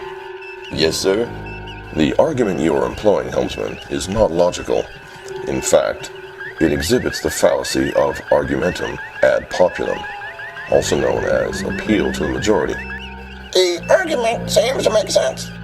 That may be so, Lieutenant, but the form of the argument is invalid. Your argument exhibits the fallacy of attempting to prove a conclusion on the grounds that all or most people think or believe it is true. The main problem with arguments using this fallacy is the fact that many people agreeing on something does not prove what they all agree on is true. Belief is not proof even if many people believe. You use this fallacy with your statement that we are going to spend shore leave on Wrigley's Pleasure Planet because everyone on decks 6 and 7 believed that we were. Thank you, Mr. Spock. Yes, I should rethink what I'm trying to say. That would be best. Even if an argument seems to make sense, it cannot be valid unless the form is valid, and that it does not exhibit one of the logical fallacies such as argumentum ad populum, the appeal to the majority. It's only logical.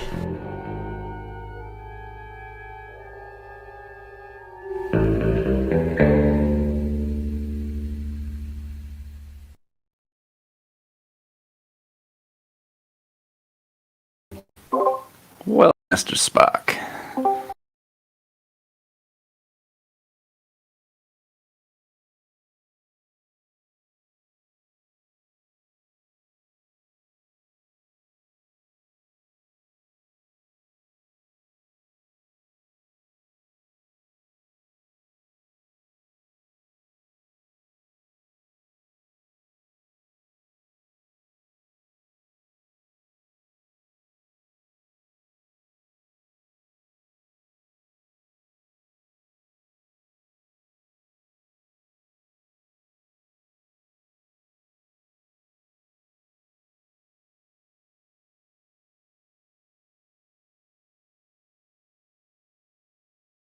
Good morning. There's no sunshine here.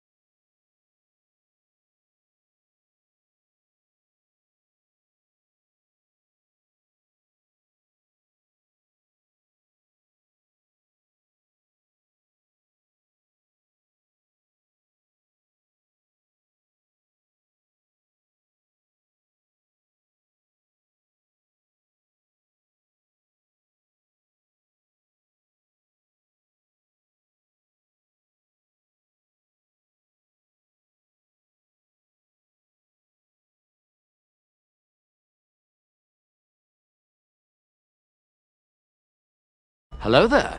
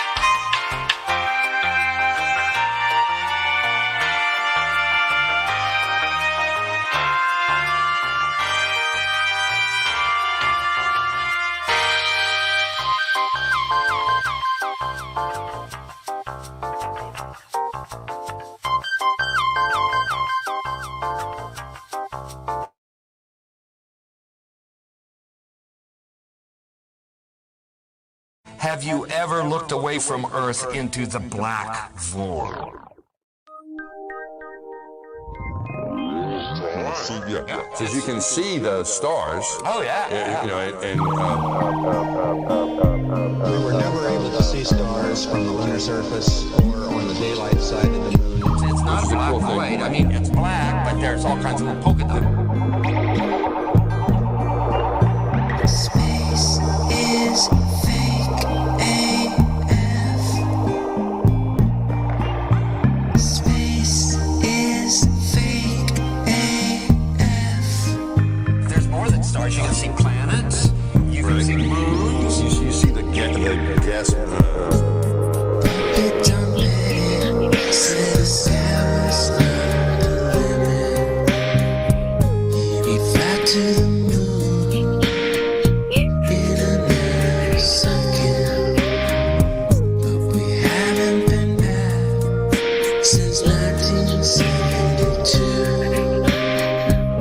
Destroyed all the papers and blew up the charger crew.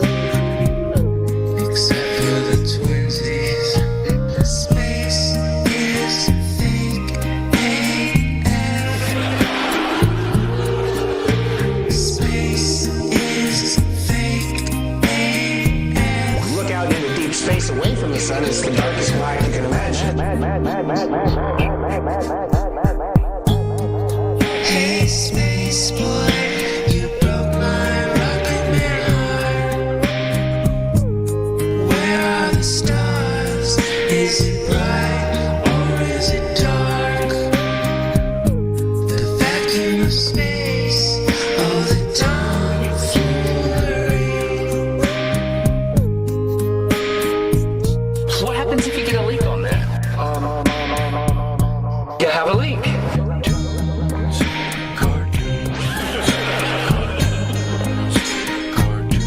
Debunk my bubble. Look, butterflies. It's hard to comprehend. Space is fake AF. Two little bitty O-rings. Space is fake AF. It's not what you think, Holmes. Space is fake AF. It's all just start doing this. Space is fake AF. Research Eddie Bravo. You just have a leak, and what you would do is lose air.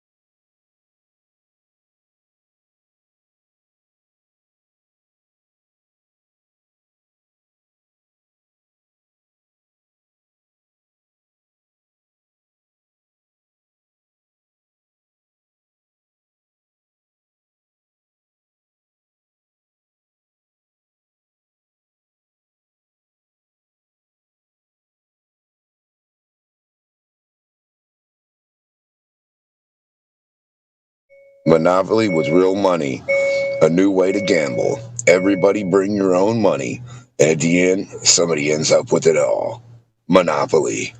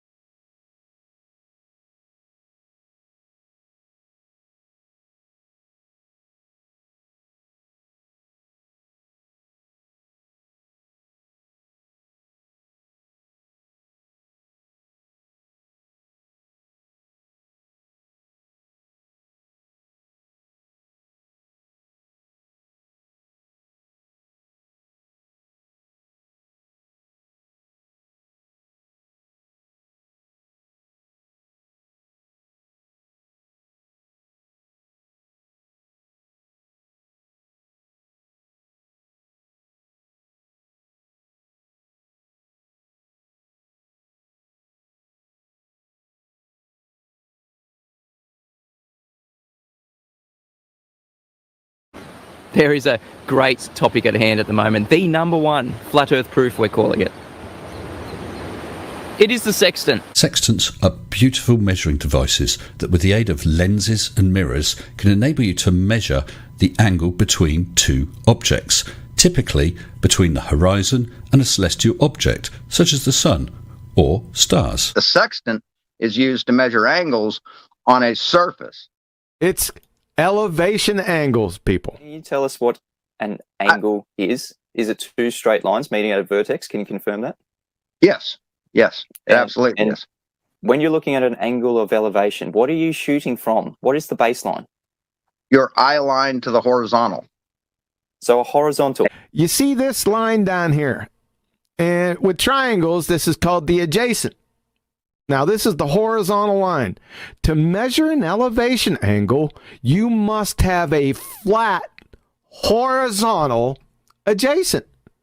The two elevation values are how far above the horizontal plane the sight lines are. This horizontal is derived from the stars themselves, and it's amazingly accurate, and it matches the local horizontal precisely. To measure an elevation angle, you must have a flat horizontal adjacent, or a flat B right here. You can't get around that. That's why I'd say it's so deadly. It's a level eye line to the horizontal plane. So, math is fun. Angle of elevation.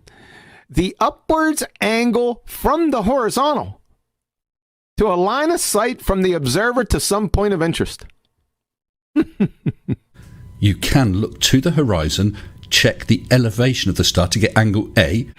From Merriam-Webster, angle of elevation. The angle formed by the line of sight and the horizontal plane. See this guy right here? Kablooey. You need a horizontal plane. It's a level eye line to the horizontal plane. What they're saying is you need a flat adjacent, or you're not getting an elevation angle. It's as simple as that. For an object above the horizontal, look, they use horizon, horizontal twice in the same short sentence. The angle we would be trying to find out is that 50. We would do that by looking horizontally, getting the angle of altitude. From radartutorial.edu, measurement of elevation angle. And we also know the angle of elevation to that particular object in the sky. Elevation angle is the angle between the horizontal plane and a line of sight measured in the vertical plane. So you need a horizontal plane, both of them. You can't get around this. Now, we form a local horizontal line perpendicular to that vertical. Now, we're going to measure this angle right here, and that's our altitude of the object. You could try to change the definition of horizontal, but you can't do it. I mean, it'll be a feeble attempt, and we'll laugh at you, and you might convince some can't fog of mirrors. But as soon as I put up a triangle, you're finished. It's all over for you. The whole ball tart spinning space monkey religion implodes right here. You don't use triangles. You show me how you use a triangle to calculate your distance from the GP. Go. Well, let's have a look at a triangle then, shall we? So you're somewhere in the middle of the ocean. At point A, you can see a star. At point B, no triangles involved whatsoever. You can look that star up in the Nautical Almanac to see at this exact moment in time its GP is at point C. No triangles involved whatsoever. i.e. the star will be at 90 degrees to the surface at point C. Brilliant. Bugger. What did you say? Just what? No triangles involved whatsoever. You strange old fruit. You complete and utter gimboid. You scruffy looking nerf herder. You reject from Failures Are Us. You total smeghead. You knob socket. No triangles involved whatsoever. Stop saying that. Look, it's quite obvious that you have not got the faintest idea. Bugger. As soon as I put up a triangle, you're finished. It's all over for you. The whole ball tart spinning space monkey religion implodes right here with the sextant and elevation angles. It's just that simple. We can't get around it. You don't like that simplicity, do you? I love this argument. I just love it. The term angle of elevation, here's the last definition, angle of elevation. The term angle of elevation by Varsity Tutors denotes the angle from, like all the rest of them said, the horizontal upward to an object. You are measuring the angle from your horizontal eye line to whatever object in the sky you're measuring to. An observer's line of sight would be above the horizontal. Yep, flat, level, flat, adjacent. Simple as that. Well, what does a sextant measure? Would that be elevation angles? All you're trying to do with a sextant is establish the angle of elevation of the celestial object. Uh-oh. A straight line perpendicular to it. as our horizontal. That's just something the sextant does. That's the way it's designed to work. Then we do our observation, and we see the celestial object out in that direction. This is our altitude, our sextant angle, because we're measuring that angle directly off the sextant, and the angle is between the horizontal of the sextant and our star. Is this? Uh-oh, SpaghettiOs. Say goodnight. Say good night. A sextant from NASA, our favorite source. A sextant is a tool for measuring the altitude angle, elevation angle of a star above the horizon. You're saying that there's a horizontal plane and that's above the plane of the Earth? So we've got That's the horizontal plane of your eyesight, of your eye line, of the telescope of the sextant. You're making a reading with a sextant. It's over. Right here with elevation angle. Elevation angle, you need a horizontal, flat, level, adjacent, period. Britannica. In the hands of a practice observer, the modern sextant can be used to measure elevation angles with an accuracy of 10 seconds of arc. That is close enough to determine a ship's north-south position within a few hundred meters. And finally, Princeton astronomy. All the observer does now is to use a sextant to measure the angle of altitude. So you've got an angle from looking directly at the horizon, correct? Right. That's the elevation angle. H of the noon sun with respect to the horizon, and to record the exact time of this measurement. This should turn out the lights, baby. It's simply over right here. There's no argument against this argument. Conclusion, you must have horizontal plane baselines, like I mentioned before, the adjacent, to obtain elevation angles using a sextant. Or it's a horizontal plane to your level eye line. This is a death blow. Because there are no horizontal planes on a spinning monkey ball. The two elevation values are how far above the horizontal plane the sight lines are. This is a death blow. Because there are no horizontal planes on a spinning monkey ball. By looking horizontally, getting the angle of altitude. This is a death blow. Because there are no horizontal planes on a spinning monkey ball. A straight line perpendicular to it as our horizontal. That's just something the sextant does. That's the way it's designed to work. This is a death blow. Because there are no horizontal planes on a spinning monkey ball. Ergo, the Earth is not a spinning monkey ball. Simple as that. You're finished. And we also know the angle of elevation to that particular object in the sky. You strange old fruit. We're going to measure this angle right here, and that's our altitude of the object. You complete and utter gimboid. Elevation values are how far above the horizontal plane the sight lines are. You reject from Failures Are Us. All you're trying to do with a sextant is establish the angle of elevation of a celestial object. You total smeghead. You knob socket. We have a horizontal plane from your eye line. You scruffy looking nerf herder. That's fantastic. Thank you for confirming that, Sean Hawkins. You're now the third person that is confirming that we have a horizontal plane parallel with the plane of the Earth. Say good night. Why? 2021 to 2000, who knows, is the age of the sextant.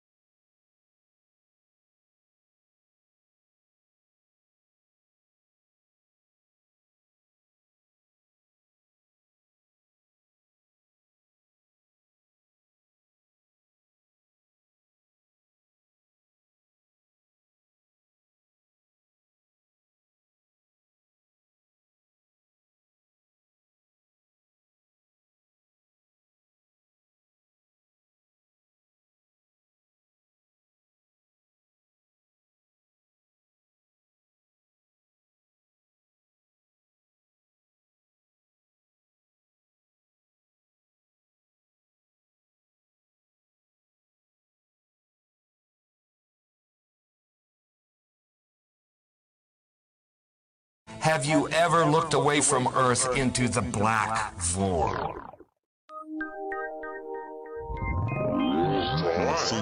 Says you can see the stars. Oh, yeah. You know,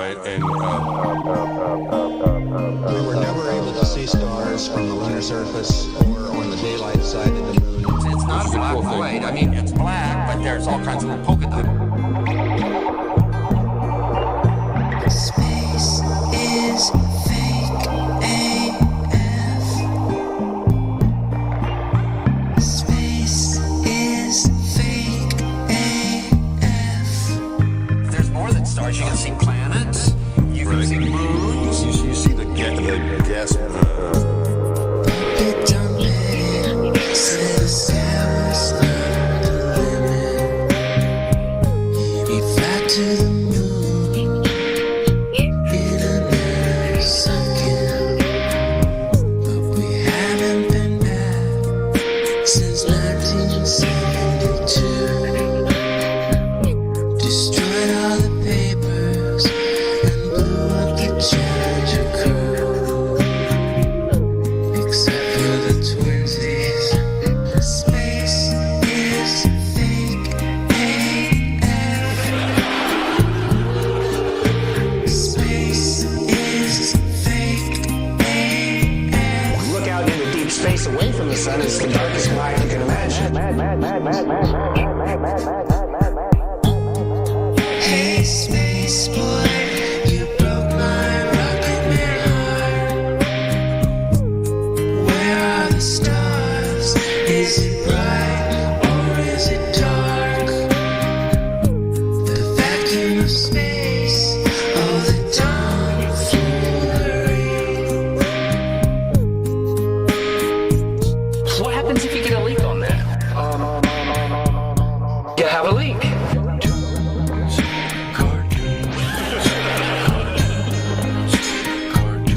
Debunk my bubble. Look, butterflies. It's hard to comprehend. Space is fake AF. Two little bitty O-rings. Space is fake AF.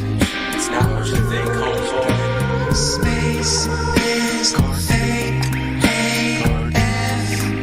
It's all just start doing this. Space is fake AF. Research Eddie Bravo. You just have a leak. And what you would do is lose air.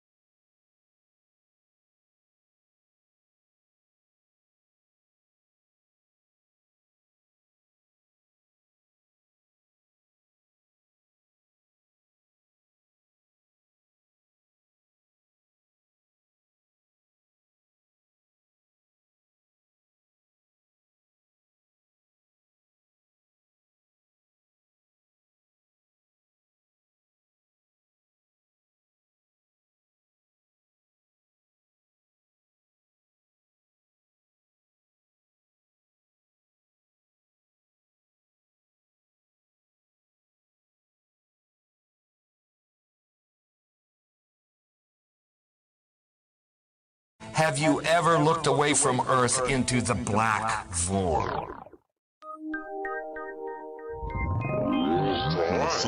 Because you can see the stars. Oh, yeah. We were never able to see stars from the lunar surface or on the daylight side of the moon. It's not a black void. I mean, it's black, but there's all kinds of little polka dots. Space is fake AF. Space is fake AF. There's more than stars. You can see planets. You can see moons. You see the gas. It don't matter. Say the sky's not the limit.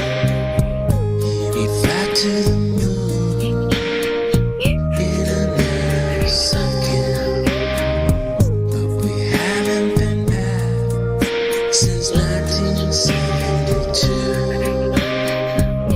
Destroyed all the papers and blew up the Challenger crew, except for the twinsies.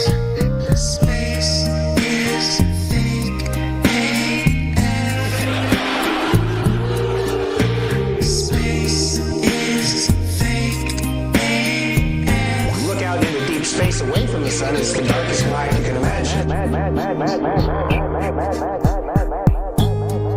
Hey, space boy, you broke my rocket man heart. Where are the stars? Is it bright or is it dark? The vacuum of space, all the tomfoolery. What happens if you get a leak on that? You have a leak.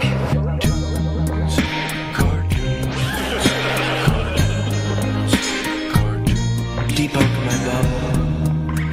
Look, butterflies.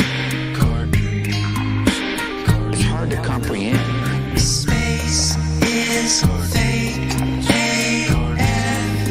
Two little bitty O-rings. Space is fake AF.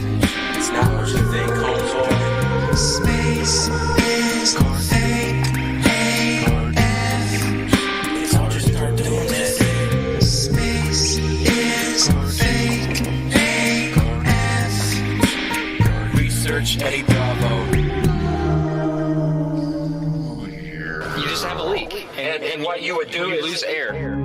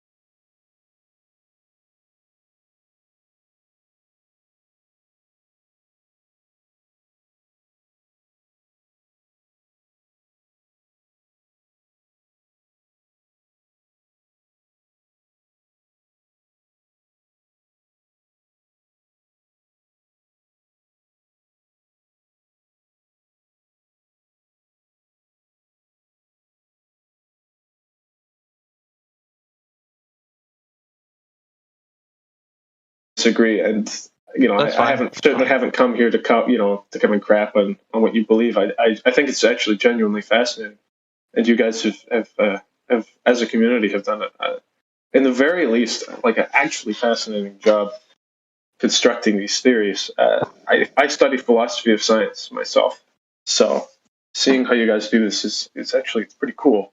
I'm wondering, as part of your the way you see this, why is there a global conspiracy to make us think that the Earth is round? You're going way too far. Oh, am I? The point he's sorry, Redman. The point he's saying is you're actually looking at why did this happen instead of like what the evidence provided. The evidence. No. I mean, I'm going to assume your proof is correct. So if your proof is correct, why is there a big cover up about the Earth being flat? Why do people want us to believe it's a globe? Dr. Science, go ahead. Yeah. Well, you gotta look at it this way. It didn't just start like recently. This has been worked on for quite some time. The globe Earth is kind of like the new kid on the block. Flat Earth has been around a lot longer than that. So within the past 500 years, it's been really propagated throughout history. So before that, it was only conceptualized, and then it's been actually. Don't cut them back in the groups. We're talking about like. Don't cut them. Yep, we're talking about like where Copernicus and everybody's looking at the sky and conceptualizing, planets and ideas of these sorts, and putting forth into the mainstream. Notion. In Copernicus's time, there was no debate about the Earth being round. The debate was whether the sun was at the center or whether the Earth. Yeah, there you go. Right. So there you go. Sorry, that brings us back to the earlier question of when the Earth was proven to be a ball. All right, so we've worked on like disappearing from bottom up. Now we can provide you with visual demonstrations of things disappearing from the bottom up on a flat surface. So we have another mechanism. So if we moved on to when was the Earth proven to be a ball? Because the boats disappearing was working on the presupposition that the Earth was a ball, and this boats disappearing was caused because of curvature. The next one will be the presupposition that the Earth was a ball and a guy sticking sticks in the ground and measuring shadows to find out the circumference of the presupposed ball. What you'll find out is as you look through history, like you just pointed out, it's always presupposed. The Earth was already a ball. So the question is, when was the Earth actually proven to be a ball? So my understanding, as someone who studies the history of science, is that the Greeks were the first to manage to prove that the Earth was a ball. Right. What was the test that they used? BC. What was the test they used, Crazy? Since you know a lot of history, right? So what was the test they used? Okay. How did they know that? Well, as I said, I think they didn't have proof before. No. What timeline? I want to see. Hold on, you just said that they were able to prove that it was flat. That's what you just claimed, Crazy. We want to know exactly. Give me a second. I want to do this justice. All right, I know you want to do it justice, but here's the thing, though. You're looking up an answer right now that you already assume is true, which is kind of crazy, right? Because like you're coming in here thinking, well, yeah, it's a ball, duh. And these guys here, it's interesting to know that these guys look at the world differently. But I'm kind of looking at this like I'm a man of philosophy, and I understand things. Yet I have to look this up when it should have been a given. I mean, you know what I'm saying? Like that's kind of like, well, where's the information that you should already know? You should be like, oh, bam, here it is, Eratosthenes, right there, where he measured the sticks and shadows. Like that's go with it. But you didn't even have that ready. So how do you know that information is true?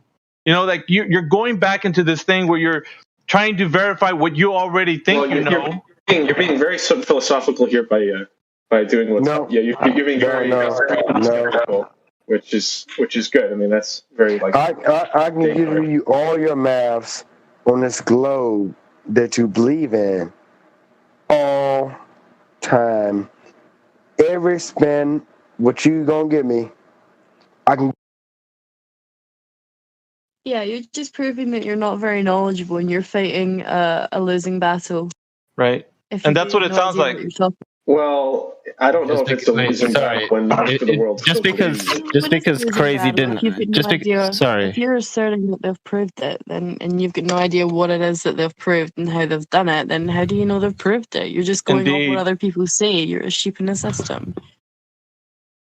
Sorry, but just singling out a person and just because he didn't know a fact and calling you a sheep. That's not my fault. Actually, Eric Dawson is very popular.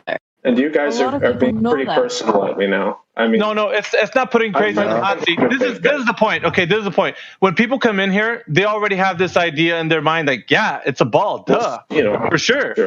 But okay, so the thing is, when you say, well, the Greeks proved it, let me look it up. That's saying, like, well, I didn't know that they did. Well, let me see if it's true. Because when you look it up, and we're telling you, yeah, we've already looked it up. We're telling you that they had an assumption that the Earth was a ball. That's how they derived the information that it's a ball, because they already started with that without even verifying that first the information to see if it was a ball. The Greeks, absolutely, and that's why I'm kind of astonished. I'm kind of astonished that you didn't know that, being the person who studies this. Like, I thought maybe you would have been like, of course. No, I know that they used to think that it was flat. So guys, out of interest, sorry. Hold on. Let me have a go at this. It's fair enough, you know what I mean? Because when I came here, like, if flat Earth was never pointed out to me, you know, I'm a researcher. I like looking into conspiracies. But if it was never brought up, if it was never pointed out on the internet, if all these videos didn't keep freaking popping up with all the other searches I was doing about flat Earth, I wouldn't even have thought of it. I wouldn't even thought of questioning the globe Earth. So let's be fair, right? Let's be fair. Yeah, exactly. Everybody believes it because they were taught it to be the truth. And everybody believed it to be true because what reason? My parents sent me to school. Are you saying my parents are incompetent to not even know that what they're sending me to learn is bullshit? Yes. I'm saying that these people are so freaking ahead of us, so ahead of the curve, that anything you can think of, they've already thought of first. So to speak. Right. I know, right? You like that? But that's what I mean. Okay, so once you see it, once you've heard of it, okay, once you hear people are believing in flat Earth, and they don't seem to be stupid, crazy, psycho, culty people. They sound like they know. They sound like, then you have to. Then no matter how many people believe in the globe, you have a bit of a paranoid perception. Wait. No matter how many people believe in the globe, you have to check this. You have to look into it. Else I wouldn't have checked flat Earth. I told my friend about it. Hey, did you know that people think the Earth is flat? And he flipped out at me, right? He flipped out at me, and I didn't even know what flat Earth was. So I had to look into it because it was like, all right, let's clear the table. Let's take everything off that's not true. All right, we got this hollow Earth. We got this flat Earth. What is this crazy stuff? You know, let's remove everything that's false. And once you do that, you're going to see that you have to remove the ball. I mean, made a presupposition that it's false. No, what I'm saying is, if 3 people are saying the Earth is this, that, right? You have to pick, because you're saying, well, everybody, the majority of the world thinks it's a ball. Nobody cares. If there are three Earths presented to you, I'm not so much won over that it's the majority. I'm won over by the fact that the experts, the people who I say, the same community that experts my health. I trust the experts with my health. Exactly, and that's what I'm talking about. And that's exactly what I'm talking about. See, no one is responsible for your health. No one is responsible for what you learn, what you accept as truth, but you. If you put that responsibility into the hands of the doctor, then now you have to trust the doctor no matter what lies he tells you. If you put that responsibility on the schools, on the government, then you have to accept what they tell you, no matter how nonsense or how ridiculous it is. It's your responsibility, not theirs. But if it's my responsibility, I mean, that's a huge responsibility. I basically can't believe any science at all because I'd have to go and run every single. But no, you can't throw the baby out with the bathwater. And I hate to use that analogy, but you can't throw the baby out the bathwater. You can't say, I can't trust anything. Hold on, Mickey. Let me adjust this. If you cannot trust yourself, then who can you trust, right? Are you even capable of understanding the reality you live in without the experts? See, this is a big transformation. This is a big thing you're about to go into. You are about to trust yourself. I mean, how crazy does that sound, right? You're expecting me to trust you, actually, in this community. No, I'm saying you trust yourself. I said yourself, bro. Like, serious. One of us has said Wait. One of us has told you to take what we say as gospel truth.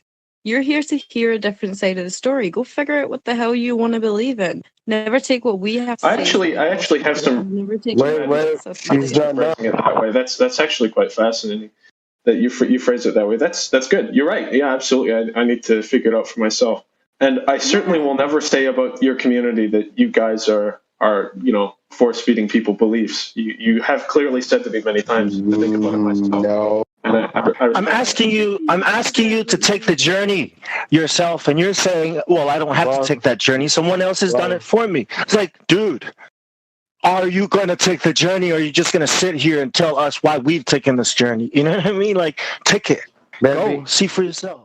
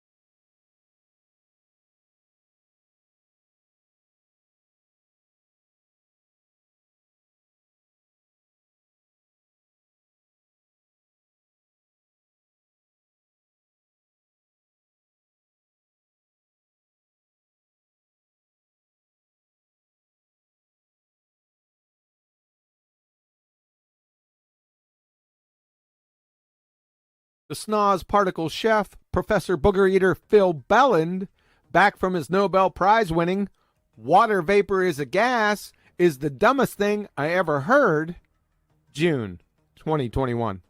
Okay, so you understand, and this is tried to explain to you that the atmosphere is not the same as how we describe gas pressure. Wrong. Phil, atmosphere is a contradiction in terms, a paradox.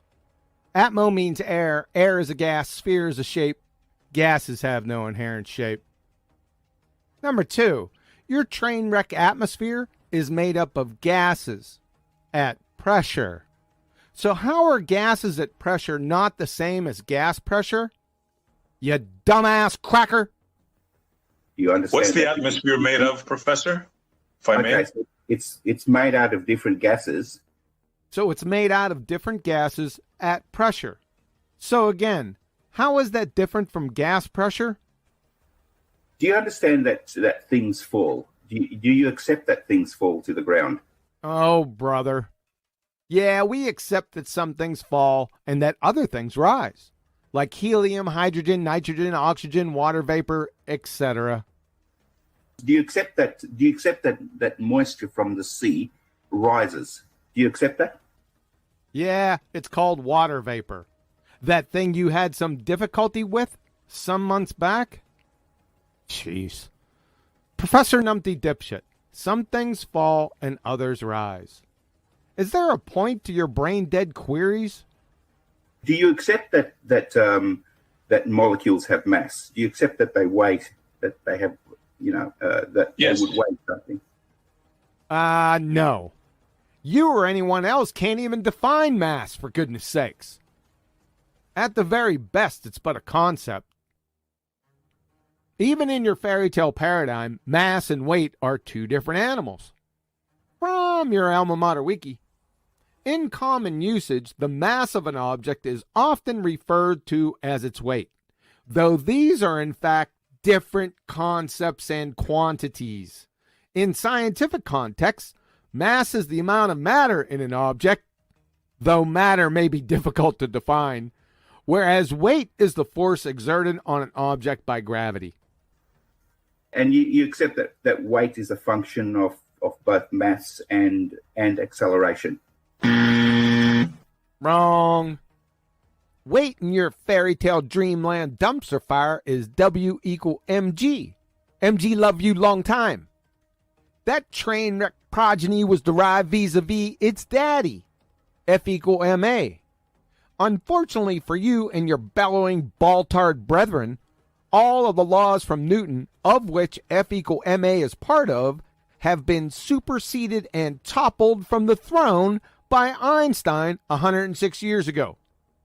From your alma mater wiki, Newton's classical mechanics were superseded in the early 20th century when Albert Einstein developed the special and general theory of relativity. From Douglas Klein, professor of physics, Phys Libretext, Newton's two crowning achievements, the laws of motion and the laws of gravitation, that had reigned supreme since published in the Principia in 1687, were toppled from the throne by Einstein. From Professor Jacob D. Bekenstein, caltech.edu, Einstein also replaced the Newtonian law of motion by the statement that free test particles move along geodesics, the shortest curves in the space-time geometry. Adding insult to your ignoramus ignorance, Daddy F equal ma was filleted then fricasseed vis-a-vis quantum mechanics circa 1925. Hey, Dick! Can you educate this wiki parroting pretender clown ball-tard bozo for us? From Richard Feynman, the Feynman Lectures, caltech.edu. Even though the law F equal ma is false, Fatality. And all the derivations of Newton were wrong for the conservation of momentum, yada, yada, yada. Therefore, if F equal ma is false, and it is, meaning it never existed, then W equal mg, its progeny, never existed, leaving you holding the W equal mg, mg love you long time, empty baggy. Capiche, sunshine? Do you accept that things fall at the same rate? No. A 25-pound anvil and 25 pounds worth of feathers will not fall at the same rate, sunshine. Moreover, some things don't fall at all, like helium, hydrogen, nitrogen, oxygen, and water vapor, among others. You know, Phil, you sound like a numpty dark getting ready to faceplant into a dumpster fire you prepared for yourself. Define mass for me, Professor. Okay, so everything is made out of atoms. Would you agree with that? Are you high right now? Everything is not made out of atoms, Professor Numpty Dipshit. Electrons, neutrons, protons, and light are some shining examples. And physics professor. Everything is made out of atoms, belly laugher, is not the definition of mass. It's a feeble, incoherent red herring fallacy. Do you agree that the stuff going up is H2O? Yes, more specifically, water vapor, which is a gas.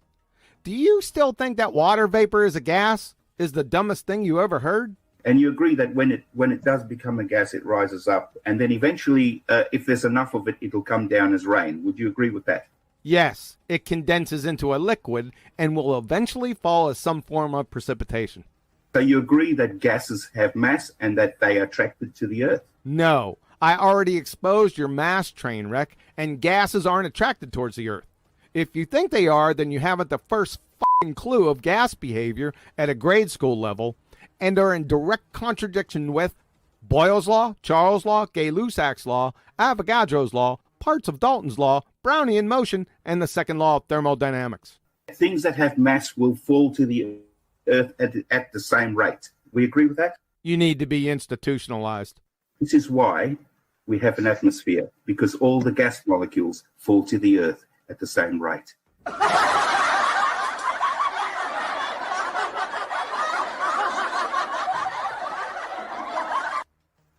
Even though that the gas law states that there needs, for it to be gas, you have to have walls for the gas to bounce off to create the pressure, as stated in PSI. No, and that is precisely where you're mistaken. Okay, where your knowledge just isn't sufficient. Okay, so let me help you with that. You couldn't help the bionic woman with hearing if you tied her to the back of a dump truck and drug her through a nitroglycerin plant. You're an imbecile. Which gravity are we referring to, Professor? Let's define terms. There is only one gravity, Montreal. I'm afraid you're mistaken, sir, on that.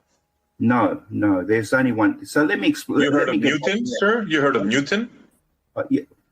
You're asking me, a professor of physics, if I heard. Yes, because this professor of physics is claiming that there's only one gravity. Yes, there is only one gravity. There's gravity falls to the ground. Let me explain to you a little bit about this, just so that perhaps you'll understand. Gravity falls to the ground? What the f***? Gravity falls to the ground.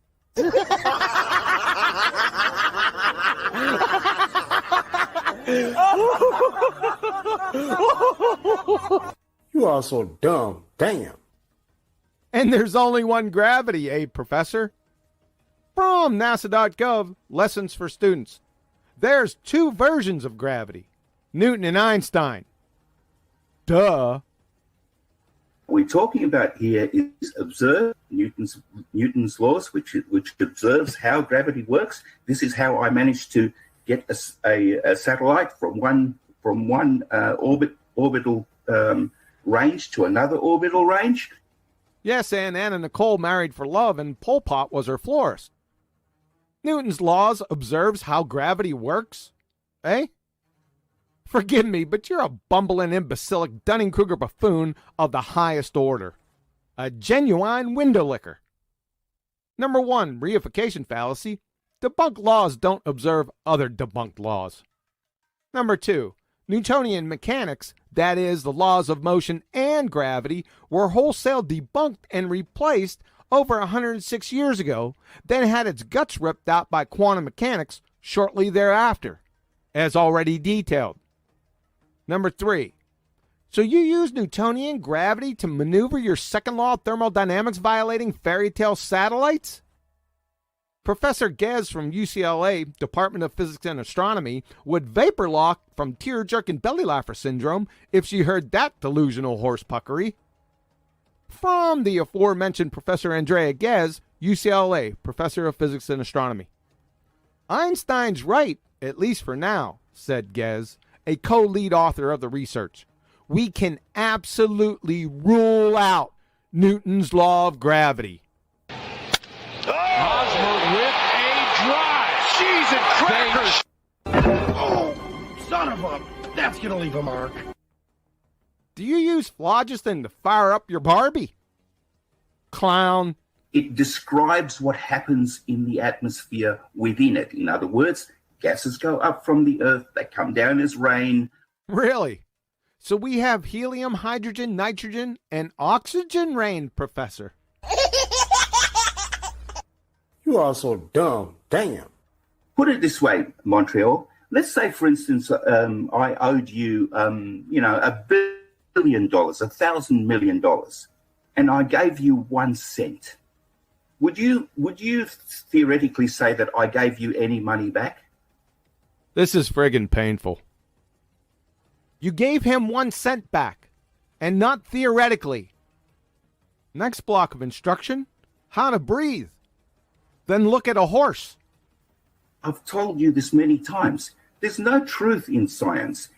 Factually incorrect, Crayon Muncher. There's no truth in pseudoscience, that which you mindlessly parrot. Moreover, if there's no truth in your self-purported profession, knuckle-dragger, wouldn't that ipso facto make you a liar? You're an intellectual dumbass. Professor Bell. Yeah, go ahead. We always talk about experiments that we can do. Are there any experiments that you have done to support your idea of what the shape of the Earth is or anything else related to the Earth that you personally have done? Well, look, I have to do I wouldn't even call them experiments. They have to be real life things. In other words, it's not by accident that we get a satellite to be, 36,000 kilometers above the Earth. It has to be so precise because we don't want people on the ground having to readjust their satellite dishes on your house.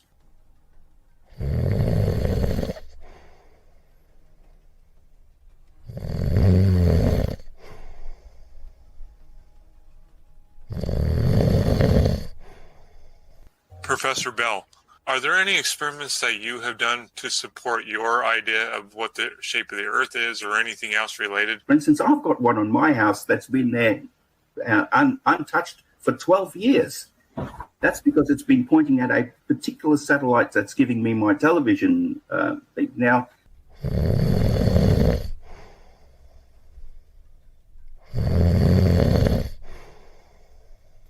Professor Bell, are there any experiments that you have done to support your idea of what the shape of the Earth is or anything else related?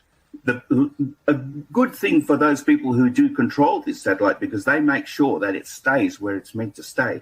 And why does it stay there? It stays there because it's a precise range, a precise distance from the Earth, and therefore moving at a precise speed so that it stays with the Earth as the Earth spins. This couldn't happen if the Earth wasn't a sphere.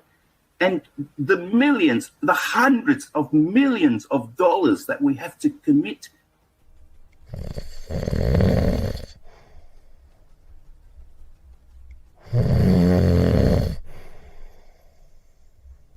Professor Bell, are there any experiments that you have done to support your idea of what the shape of the Earth is or anything else related? For instance, on a rocket with a satellite, we put all of that money up there knowing what it's going to do, being able to make such incredibly precise predictions.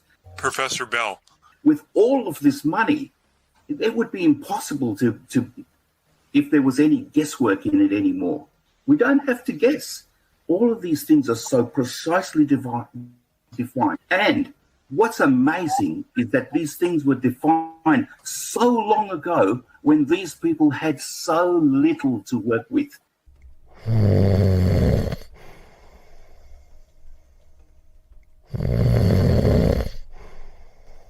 Professor Bell, are there any experiments that you have done to support your idea of what the shape of the Earth is or anything else related? I mean, gosh, imagine if they had the technology that we have now, how much further ahead we'd be.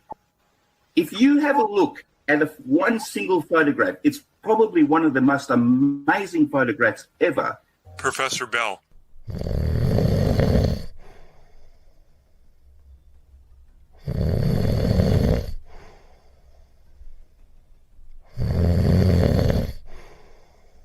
Professor Bell, are there any experiments that you have done to support your idea of what the shape of the Earth is or anything else related? And that is around about 50 people sitting on a bench at the Solway Convention. You are... Professor Bell. You are looking at the most amazing minds that have ever walked on this planet. Right there. Professor Bell. Enjoy it. Look at it. Read their history. Learn something about what they came up with.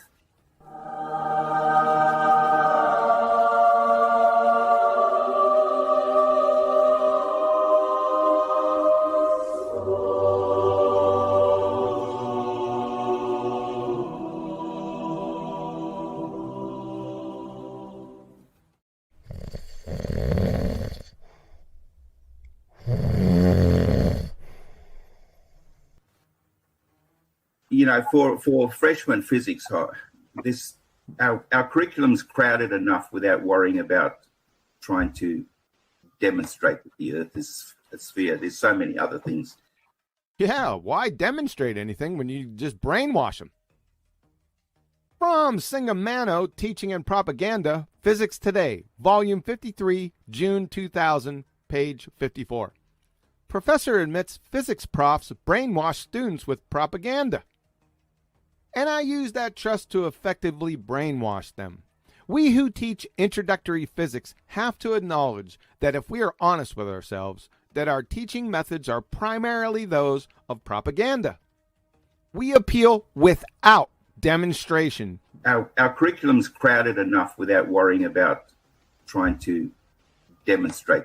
To evidence that supports our position. We only introduce arguments or evidence that support the currently accepted theories and omit or gloss over any evidence to the contrary. We give short shrift to alternative theories, introducing them only in order to promptly demolish them, again by appealing to undemonstrated counter-evidence.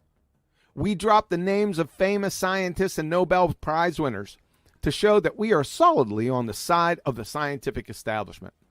All of this is designed to demonstrate the inevitability of the ideas we currently hold, so that if students reject what we say, they are declaring themselves to be unreasoning and illogical, unworthy of being considered as modern thinking people. Of course, we do all this with the best of intentions and complete sincerity. I have good reasons for employing propaganda techniques to achieve belief. Say what? So I, like all my colleagues, teach the way I do because I have little choice. But it is brainwashing nonetheless. Uh-oh! When the dust settles, what I'm asking my students to do is accept what I say because I, as an accredited representative of my discipline, profession, and academia, say it.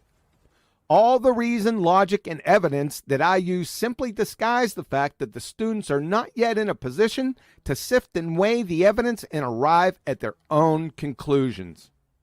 End of citation. Newton didn't give gravity a definition. Newton simply worked out how gravity works. So Newton figured out how gravity works, as opposed to Einstein, who did what? Einstein is the one who told us how it works.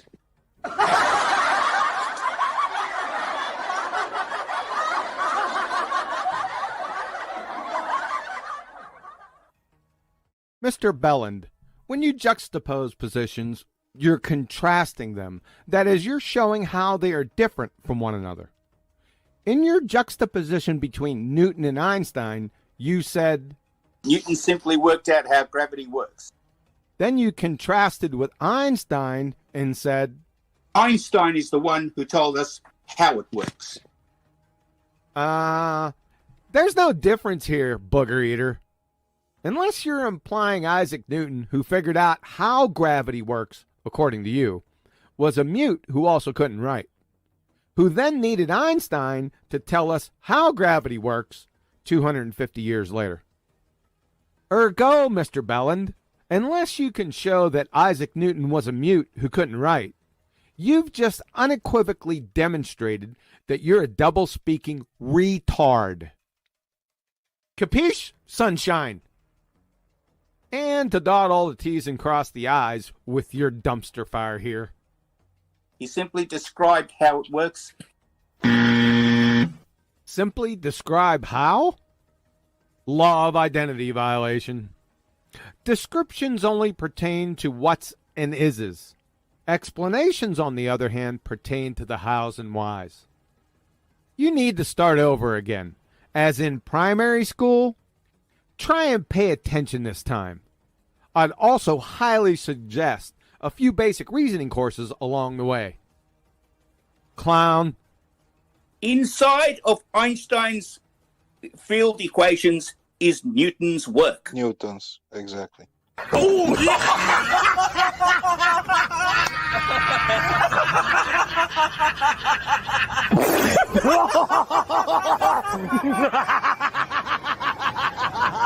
Are you serious? Yes, and Liberace's sister was a Saudi prince, a Mau Mau fighter pilot, and Sasquatch. It's funny, these crayon-munching window lickers been claiming this for a couple years now. Whenever challenged to support this contradictory cockamamie horsepucky dumpster fire, they obfuscate or run away. First of all, this isn't science. It's mathematics, specifically geometry. How in the world can the natural law violating Einstein's field equations, which pertain to pseudo-Riemannian 4 space, have anything whatsoever to do with Euclidean 3 space? Answer, it doesn't. It's non sequitur. Hey, bald-tard bozos, you're missing a dimension. Ay, caramba! Number 2, disregarding their ability to even define mass. With Reverend John Michel Cavendish CV Boy's gravity, remember Newton said he didn't want to have anything to do with the fairy tale horseshit gravity, there's no problems calculating with 2 or more masses. However, with Einstein's field equations, you can't calculate anything using 2 or more masses. From their alma mater wiki, as the field equations are nonlinear, they cannot always be completely solved. For example, there is no known complete solution for a spacetime with 2 massive bodies in it.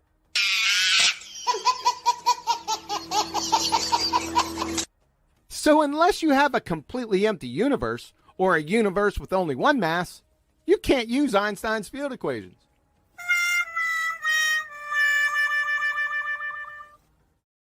Number 3, if Einstein's field equations contain Newton's for gravity, then Einstein's field equations in general relativity debunks special relativity.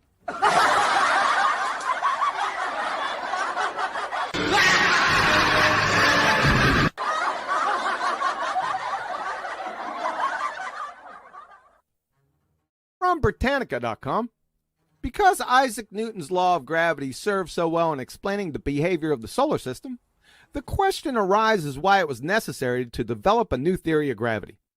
The answer is that Newton's theory violates special relativity, for it requires an unspecified action at a distance, through which any 2 objects, such as the sun and the earth, instantaneously pull each other, no matter how far apart.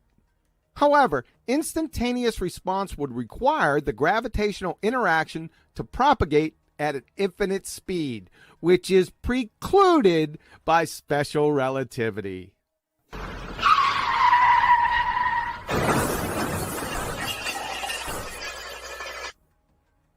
From Professor John D. Norton, Department of History and Philosophy of Science, University of Pittsburgh. Newton's celebrated theory of gravitation presumed instantaneous action at a distance. The sun now exerts a gravitational force on the Earth, now with a magnitude set by Newton's inverse square law. The key part was the now. If the sun were to move slightly, the resulting alteration in the force it exerts on the Earth would be felt by us instantaneously. Uh-oh! According to Newtonian theory. That means that Newton's theory depends upon the notion of absolute simultaneity. Uh-oh! A change there is felt here at the same moment. However, Einstein's 1905 theory had banished absolute simultaneity from physics. Hosmer with a drive. Cheese and crackers. Oh, son of a... That's going to leave a mark. And finally, another tiny little problem from Warwick University, UK. The problem is that the equations, Einstein's field equations, require the energy and momentum to be defined precisely at every space-time point, which contradicts the uncertainty principle for quantum states.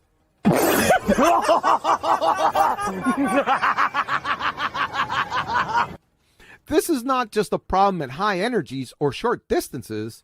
It is a conceptual incompatibility that applies in every lab. Fatality. Not only is every appeal to fairy tale gravity demonstrable pseudoscience, the incoherent Dunning-Kruger-Baltard-Booger-Eater faction's shotgun marriage between Reverend John Michel, Cavendish, C.V. Boys, and Einstein's field equations, general relativity, containing no less than 4 paradoxes, rivals only the shotgun marriage between bachelors. Particles move because they have kinetic energy.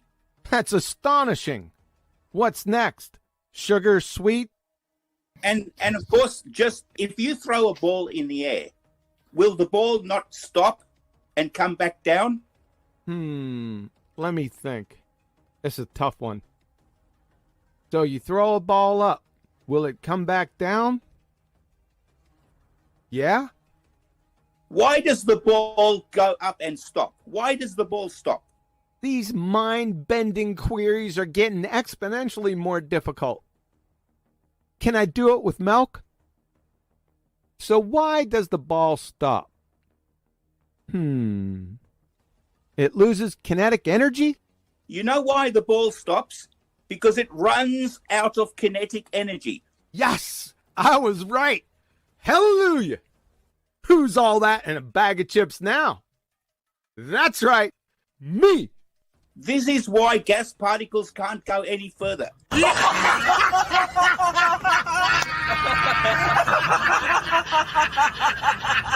you high right now? No, darling. This is clinical level Dunning-Kruger pretender clown ball-tart spinning space monkey numpty dipshittery from deep below the Black Lagoon. From a self-purported professor of physics, no less.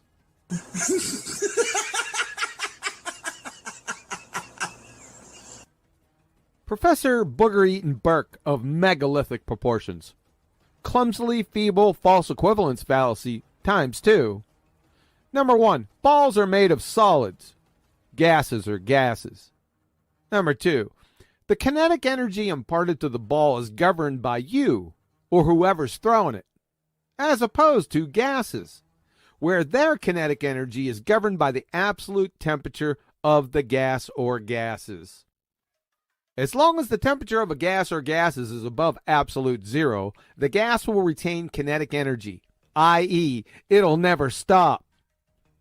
If a ball isn't picked up and thrown, there is no temperature where it will fling itself in the air. Next block of instruction, how to eat cereal out of a box. Additionally, Professor Booger Gobbler, your incoherent second grade belly laugher comparison catapults you into direct violation of Boyle's Law, Charles' Law, Gay-Lussac's Law, Avogadro's Law, and parts of Dalton's Law.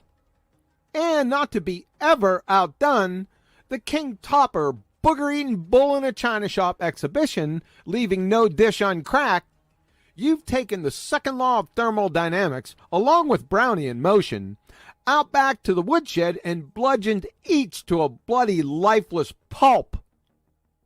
Your parents must be prouder than game roosters. Prepare yourself for the call from your alma mater, Captain Kangaroo U, requesting you give the keynote address at the upcoming Who and Where the Fuck Am I convention. Topic: how to scare up a below first grade science acumen from a Cracker Jack box.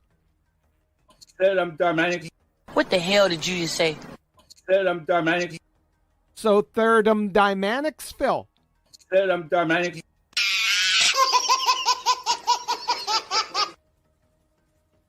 Entropy is simply the movement of from order to disorder. Fatality. No, it isn't, Professor Thermodynamics. You treat objects like women. From the legend, Professor Lambert, entropysite.oxy.edu. This view was broached partially in a previous article that showed disorder was outmoded and misleading as a descriptor for entropy. Footnotes 1 and 2. Again from Professor Lambert, entropy is not disorder, not a measure of disorder, not a driving force.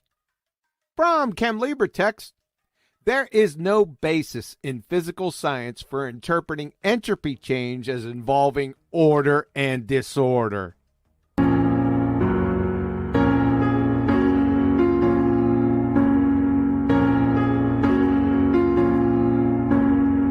Stating entropy talks about disorder is akin to Max Planck describing the ultraviolet catastrophe as stop, drop, and roll.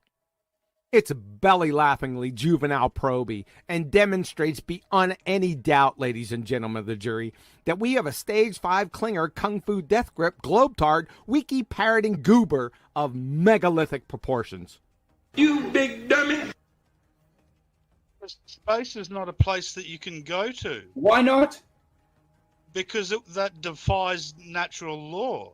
What natural law? Specifically. What natural law? The second law of thermodynamics. Tell me which part of the second law of thermodynamics does it defy? That you can have a pressurized system next to a vacuum without a container. Not the second law of that's not the second law of thermodynamics. Thermo means heat. Thermodynamics is specifically about the transfer of energy. Wrong. Can you please now drop thermodynamics? Not Find just another about the transfer of energy. Yes, it is. Oh, no, it's not, Professor Belland. You're toast. Say goodnight, pretender clown. Professor Porter, Nobel laureate. This numpty dipshit Belland says the second law is solely about the transfer of energy. What say you, my good sir? Now let us look at some examples of spontaneous changes and see how they are accounted for in terms of the second law of thermodynamics. We'll take the simplest first and look at changes where only the entropy changes. Uh-oh! Now, one, perhaps the simplest of all, of these, is the expansion of a gas into a vacuum. Oh, yeah. I have in one of these bulbs some bromine, and in the other I have a vacuum. And if I open the tap between these two, you will see spontaneously the bromine rush from one to the other. Now that is the simplest change we can have, perhaps, because all that happens is a change in entropy. Uh-oh! In this case, the expansion into a vacuum, nothing else is involved. There's no energy change. There's no energy change. There's no energy change.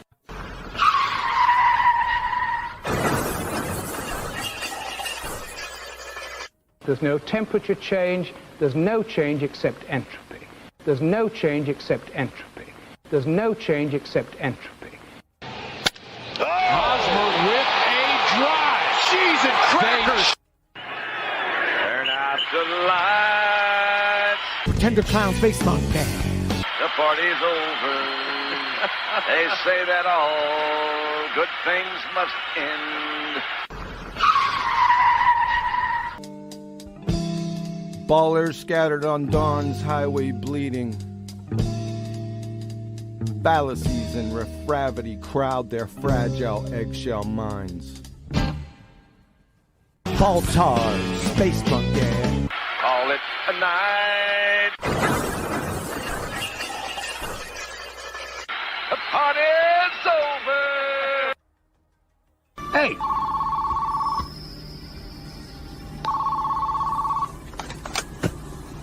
Hello. It's for you.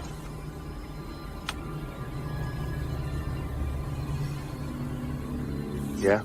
You've just been erased. Professor Bell.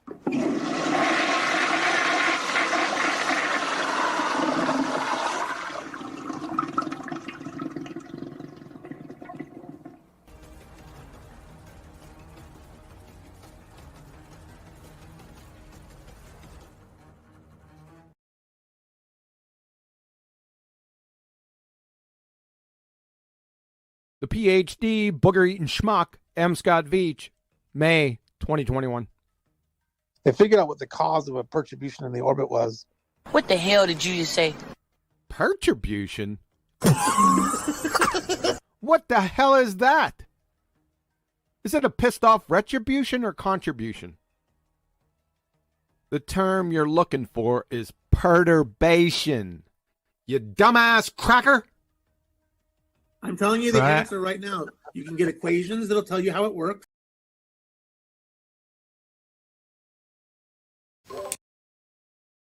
Well, before we move on with that, I think, what was that, 40 minutes of numpty clips? Excellent stuff. Always good to hear QE destroying belief systems left and right, up and down. Does anybody out there want to say hey? Happy Sunday. I see we got Sleeping Warrior in the house. Seb's back from yesterday. Cool.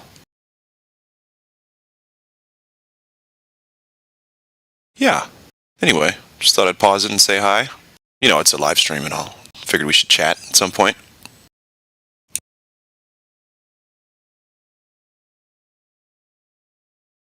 If there's anybody who'd like to speak. Otherwise, we could just go back to PhD M. Scott Veach, who is apparently a polyamorous booger lover. So I guess that means many types of boogers. Many different types of boogers he likes. Cool.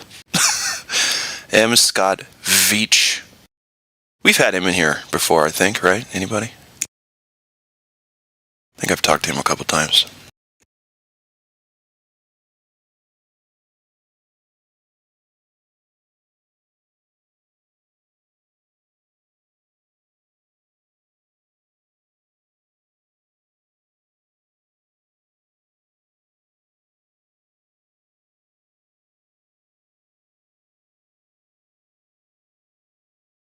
Have I seen what? Roger. Glover's caught in the sexton trap. Oh, from Mitchell. I might have. Let me take a sec. Let me unpause this while I watch that, and then we can finish out this last numpty clip. Yeah, let me give this a look. Thanks, Roger.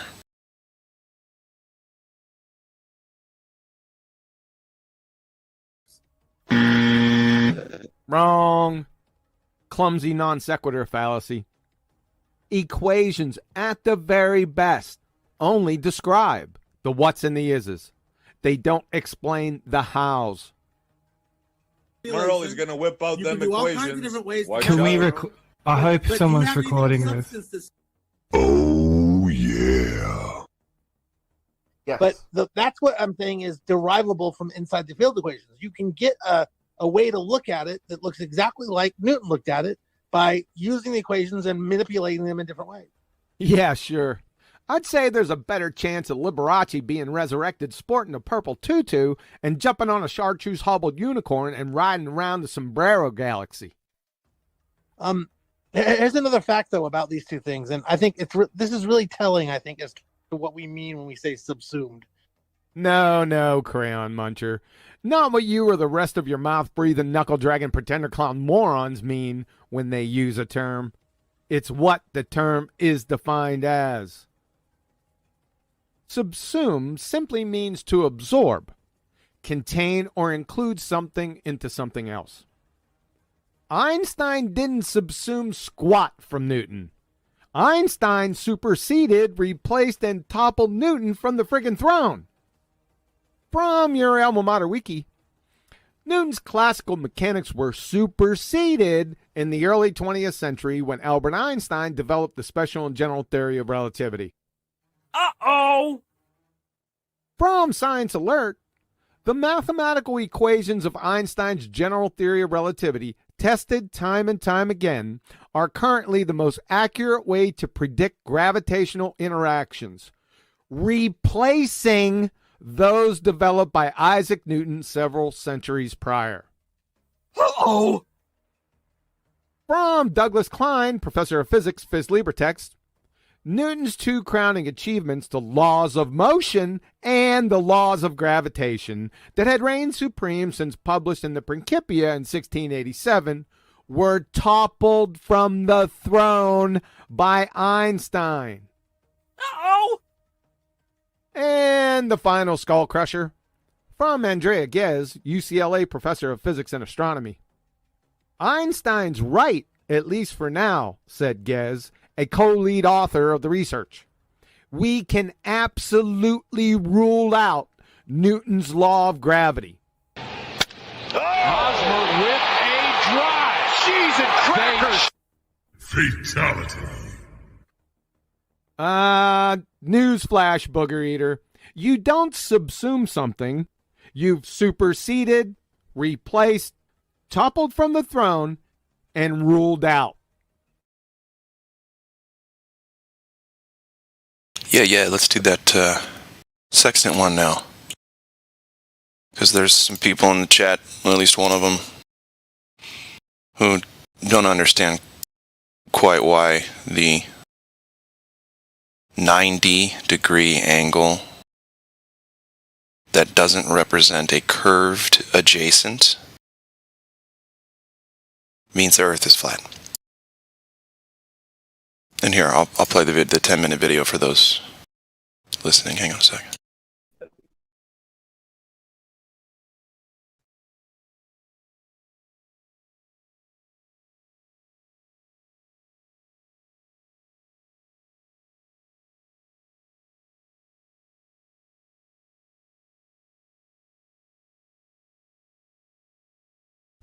Hello, it's Scott Manley here with another VR video. So this is not a regular video, it's a video where you can move the camera around, or if you have a VR headset, you can point. No idea what the hell that was. Hang on a sec.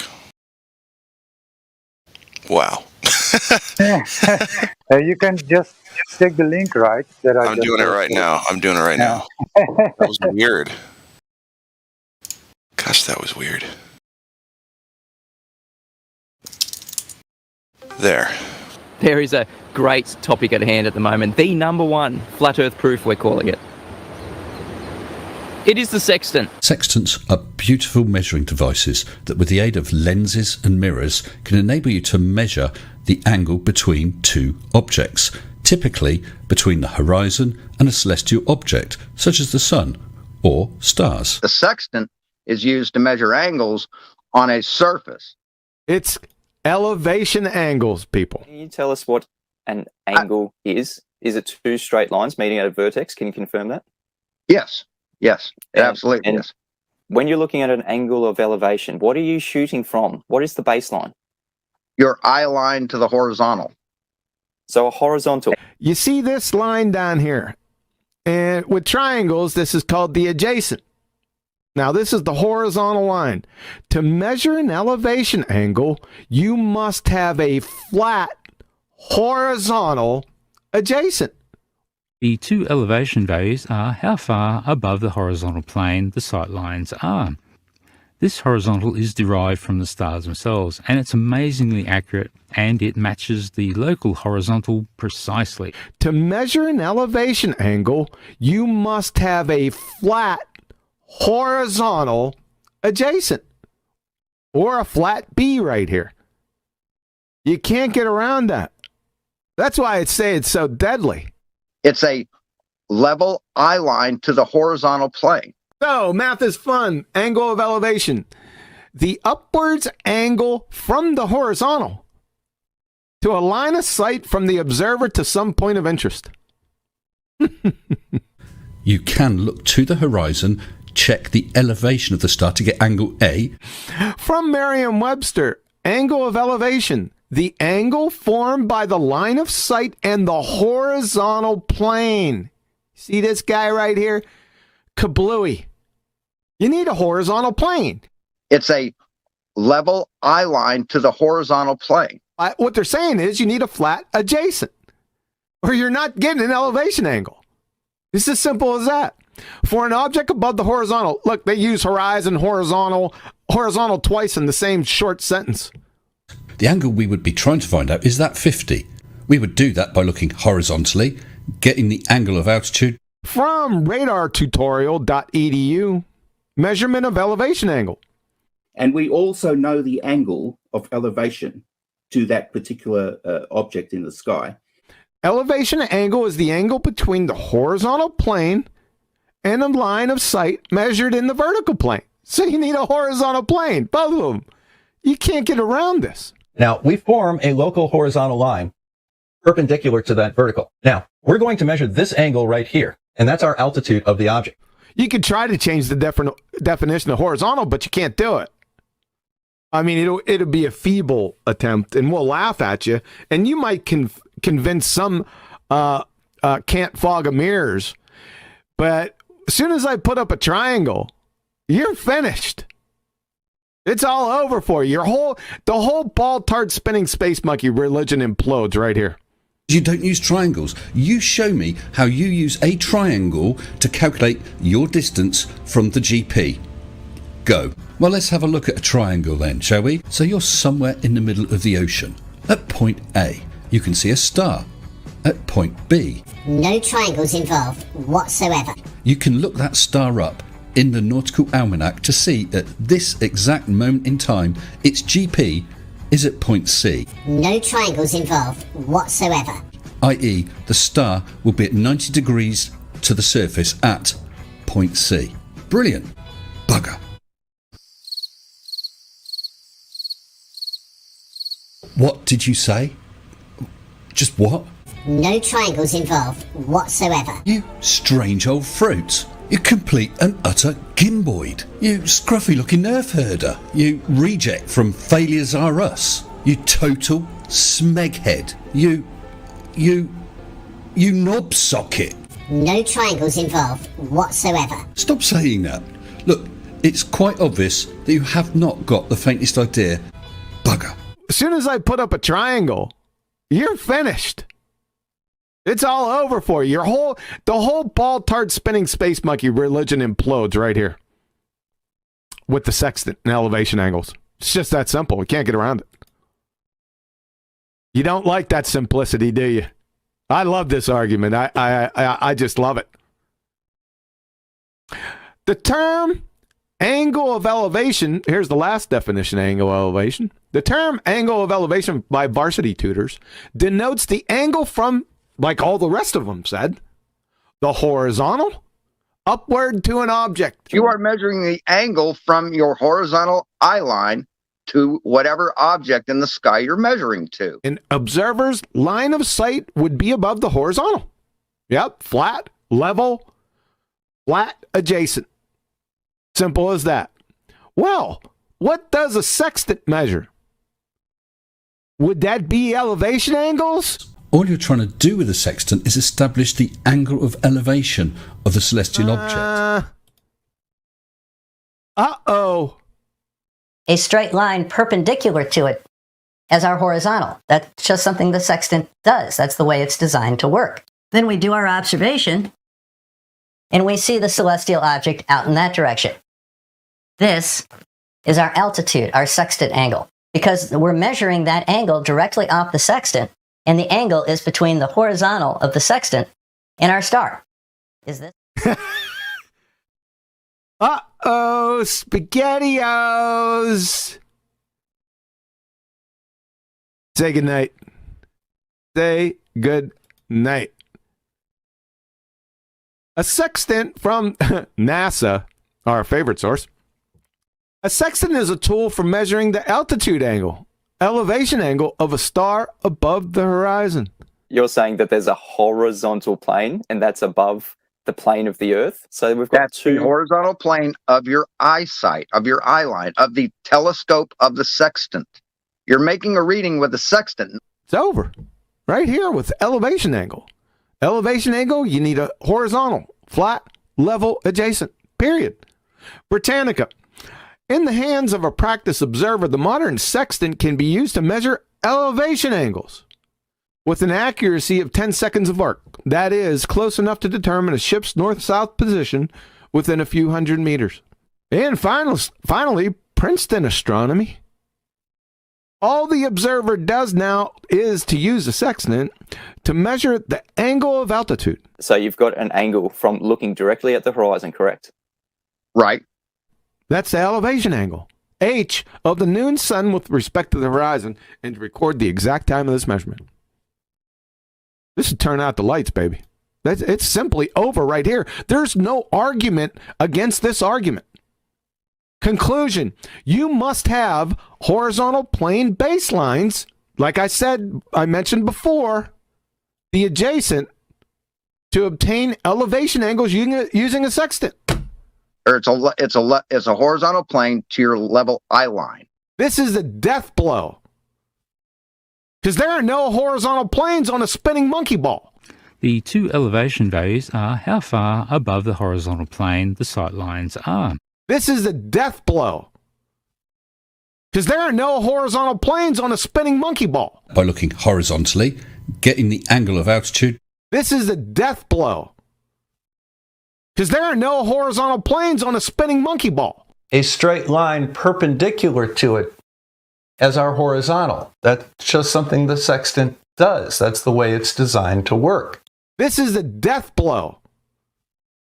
Because there are no horizontal planes on a spinning monkey ball. Ergo, the Earth is not a spinning monkey ball. Simple as that. You're finished. And we also know the angle of elevation to that particular object in the sky. You strange old fruit. We're going to measure this angle right here, and that's our altitude of the object. You complete and utter gimboid. Elevation values are how far above the horizontal plane the sight lines are. You reject from Failures Are Us. All you're trying to do with the sextant is establish the angle of elevation of the celestial object. You total smeghead. You knob socket. We have a horizontal plane from your eye line. You scruffy looking nerf herder. That's fantastic. Thank you for confirming that, Sean Hawkins. You're now the third person that is confirming that we have a horizontal plane parallel with the plane of the Earth. Say good night. Why? 2021 to 2000, who knows, is the age of the sextant.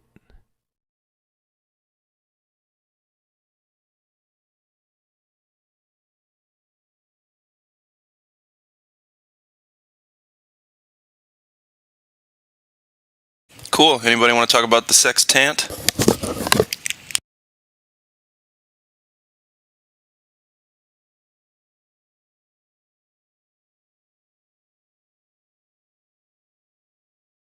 Nobody, huh?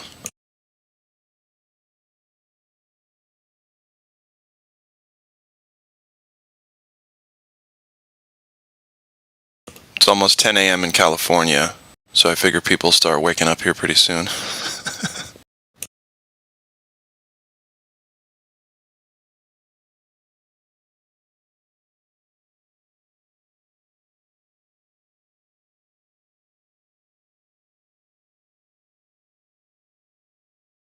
Glut Flobe. What's up, dude? Can you have horizontal lines on a spinning monkey ball? Was it Well, hang on. Technically, I don't know because I've never been on a spinning monkey ball. But from what I can tell, you can't have those straight lines on a curved surface.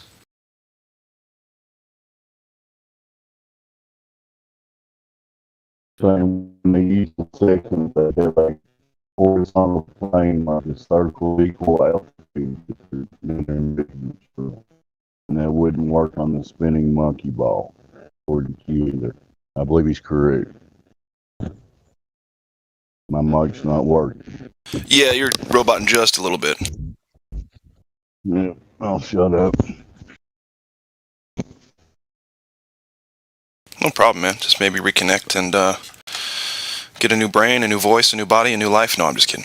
What was I going to say? Right, so Sextant is another thing that Globers won't come and talk with us about. In fact, I think it's the thing we talk least about because it's the newest argument, and not because it's the newest, but because it's maybe perhaps now the best one. Because it also helps them involve the sky. What it does is it matches things in the sky to things on the ground with horizontal lines, straight lines, 90-degree angles that you can't have on curved surfaces. Absolutely. That's what I've always said, that the sextant was made to work on a flat earth, as it's always done for eons. I'm sorry. People keep arguing about it, but no, you need that horizontal plane. You need that level line, otherwise you're not getting anywhere. Mm-hmm. Yeah. I think sextants are kind of sexy, don't you? Yeah, man. Yep. Yeah, Dave. Definitely sexy sextant. Jin's like, fuck yeah, bro, they're so hot. Oh. Hello, guys. How are you? Everything's fine? Everything's fine, man. Everything's fine, We're talking sexy sextants at the moment. It's 1 week I can't enter here, but I finally get it. Have time. Work, man, work. It's nice listening to QE destroy the heliocentrists, especially that Professor, is it Phil? What a wally. Professor Phil Bell. What a wally. Professors. You know, I don't think people should take the word professor seriously. Because I can go around all day professing my love for, tangerines. No one cares. But I'm a professor at that point. Yeah. Maybe he's like the professor from Gilligan's Island. He can make a washing machine out of coconuts, but he couldn't make a fucking boat to get him off the island. There you go. Man, I saw a movie TV show on Netflix. It's called, let's say, Undercover. Did you see it? It's 2 seasons. I've never seen it. Man, it's fabulous. Right. I just saw the second circle of the TV show. I think what's it about? Undercover? Was it police? Security? Yeah, it's an undercover person, 2 undercover persons, 1 man and 1 woman, and they try to solve crimes. Yeah. No, he want to trap the drug lord to make a trade so they can catch him. Yeah, exactly. They're solving the crimes, crime solvers. Okay. But man, it's so good. Yeah, no, I haven't actually watched that. I don't really watch Netflix. I don't have an account. Don't have to. Also, Netflix is owned by Edward Bernays' nephew, I think. I think you don't have to have an account. You can download it or see it on Popcorn Time. Okay. I can send you a link. Popcorn Time. Popcorn Time, yeah. Send me a link, DM if you can. If not, post it all the time. Can you please talk so I can see who you are? Jin CBR1. Okay. Jin CBR1, Ian. Thanks. I'm just sending it to you. Wait. And okay. It's free. You don't have to pay anything. Right. And it's with subtitles and everything. I sent it to you. Sounds good. Sounds good. You just have to download this application, and they stream it from the torrent. It's not something special. They find the movie from torrent and they play it. They just stream it through this application. Thank you. You've just sent it, yeah? Thank you very much. Yes. Yeah. I'll check that out later on. Okay.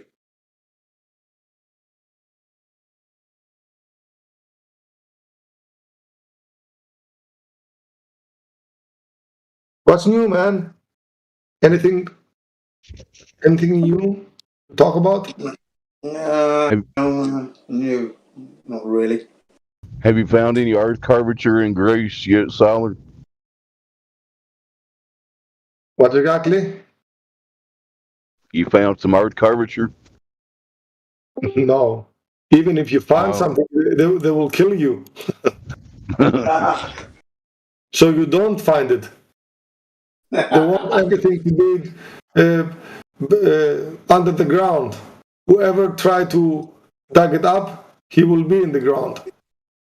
They found the Great Alexander tube, but everybody knows it and nobody talks about it because they don't want visitors and all the things they bring it with this. So because if you say it's the Great Alexander tube here, they will have visitors, money comes in, and they don't want it. They want the people to be poor and beg for money. This is their plan.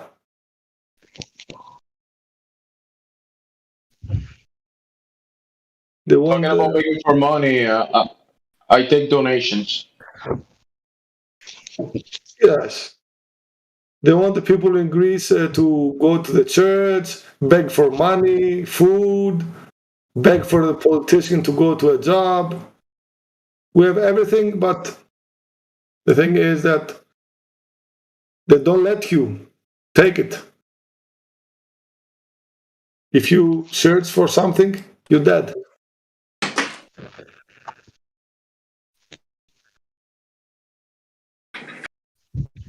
You know, there's some people who would make a claim that it's the ancient Greeks' fault, this whole globe thing to start with. Talking about the perfect spears and stuff way back in the day, right? Nah. Them peasant Greeks, man, you're always Greeks are always causing trouble, aren't they, man? Yes. It's like they force you to do it because the system is like this. They lie to you, they betrayed you, they mug you, they make fun of you, and after that, you became a joker, you blew everything up, killed people, and you're the crazy guy. Suddenly. Yeah.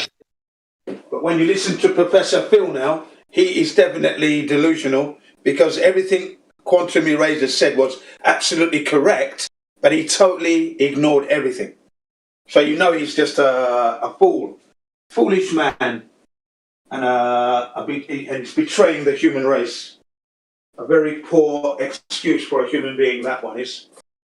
Letting down the human race, because he's actually... They talk about the non-Jewish people, the non-Jewish people, not Jews, not Jewish people, from the Jews, from Orange Jews, Jews. Right. The non-Jewish people, they talk about new measures, you cannot go to the supermarket, you cannot go anywhere. And they say now that you have to go for a test every 24 hours, every day, before you go to the job. That's stupid. I mean, I'm surprised there's not a revolution going on, actually, to be honest, really. I'm just surprised that people are not revolting because the government's gone crazy now, if that's what they're doing. Because it's all not free. They control everything. They don't let people do what they want. They hide the things. Maybe in Greece is a war, and then on the news they say it's a good weather and everything else. Maybe bombs are flying around, but they say it's everything good. People are calm. Calm, eating the moussaka and the stapado, having a nice drink. Eating kolos, tiri, feta. Eat feta, tiri. Feta cheese with the garam masalata, hummus, and relaxing at the beach. Relaxing, and all the flying bombs around. They don't say anything. No. When people are strangling the police. The police officers are hitting you on the head with a truncheon. They're standing on your head. And they say on the news, they say everything is good. People are calm. They show pictures from 10 years before, from the markets. 10 years before. They found 10 years before images and videos, and they show it like it's now. Yeah. They manipulate everything. You cannot believe. Yes. I cannot believe that I'm living through a reset. Just cannot believe it.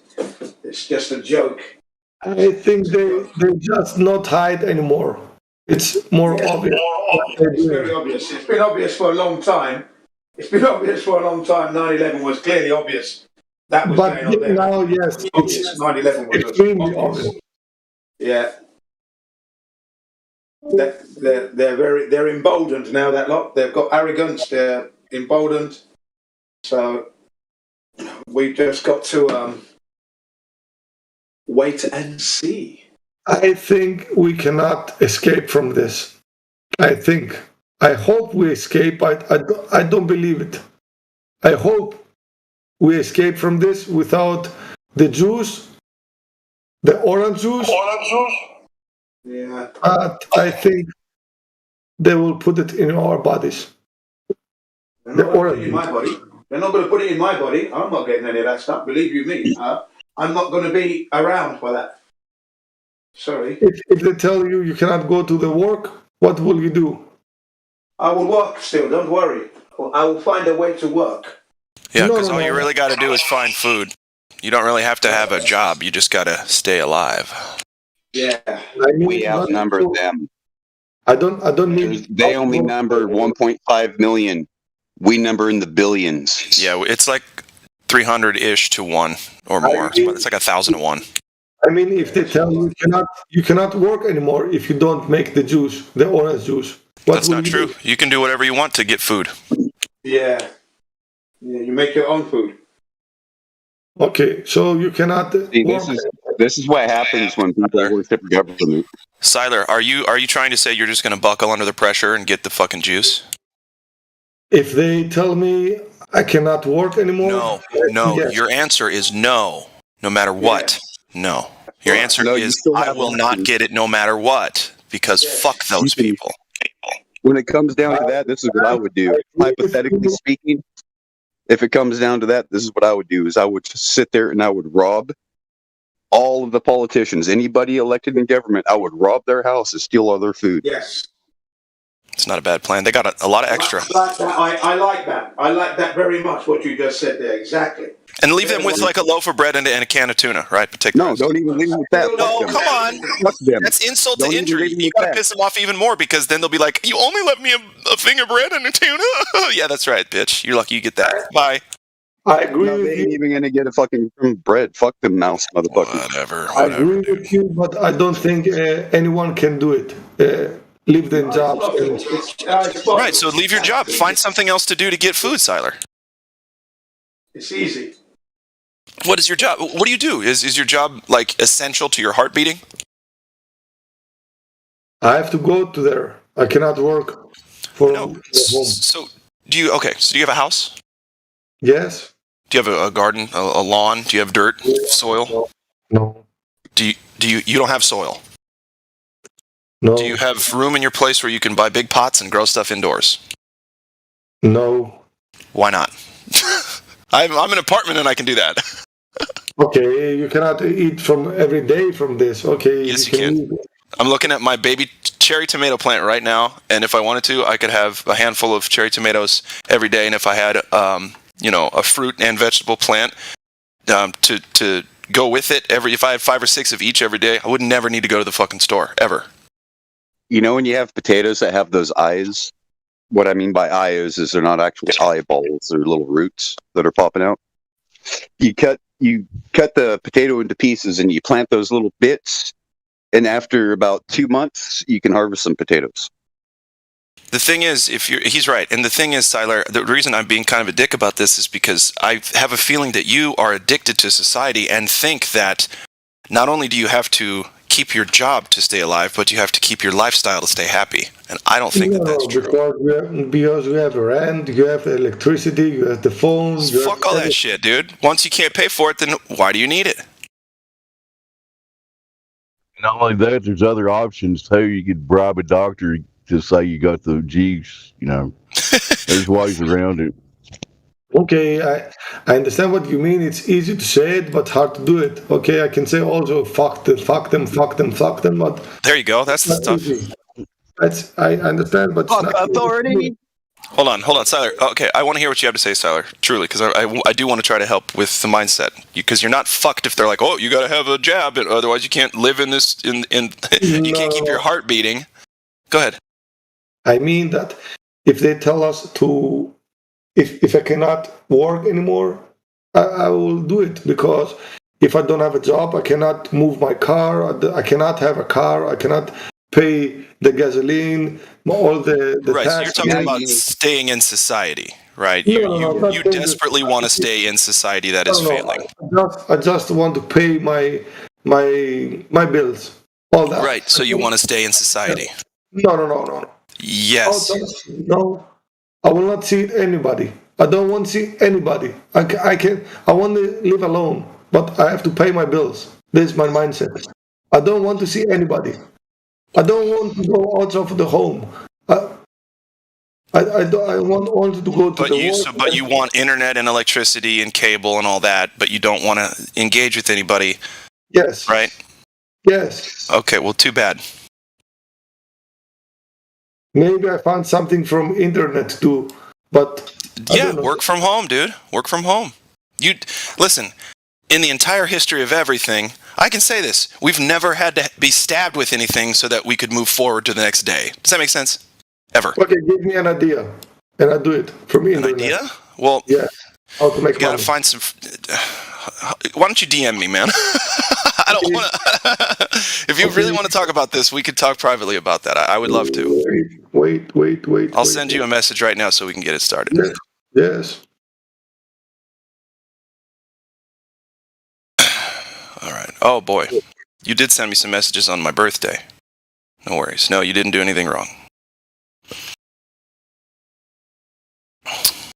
Yeah, Silas. So let's chat about that in private. Not because it's like, talk.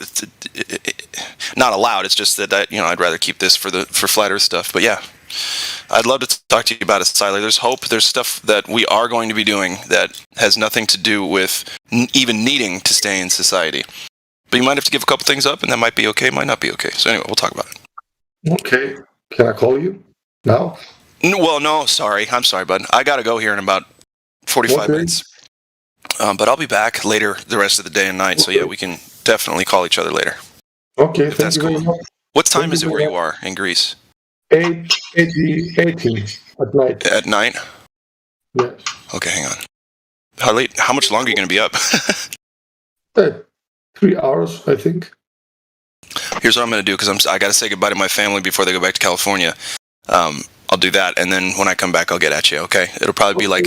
Shoot, it'll be 3 o'clock my time, so if you're not here, just... We'll work it out. We'll match it up, okay? Okay, thank you very much. Yeah, you betcha. I don't want to sound like a dickhead. I want to help people, but sometimes I come across as like a know-it-all, and it sucks knowing literally everything, because then I sound like a know-it-all. I'm just kidding. You're such a nice dick. That is what she said. Yep. Go.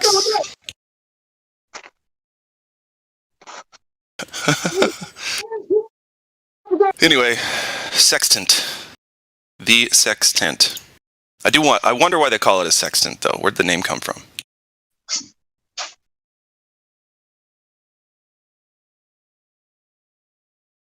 You know, if you stack infinite parallel lines on top of each other, it becomes a ball. Yeah. Yeah. How Just many adding parallel lines line, you need like to make one a right ball? underneath the other one, and then it becomes a ball. That's what Glovers are saying. So I'm going with that. Sounds legit. That's literally what they're saying.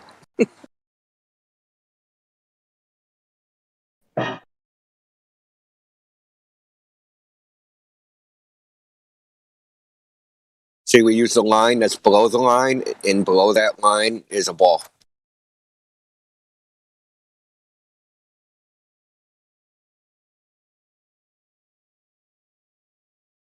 How about that one, Indio? I tagged you.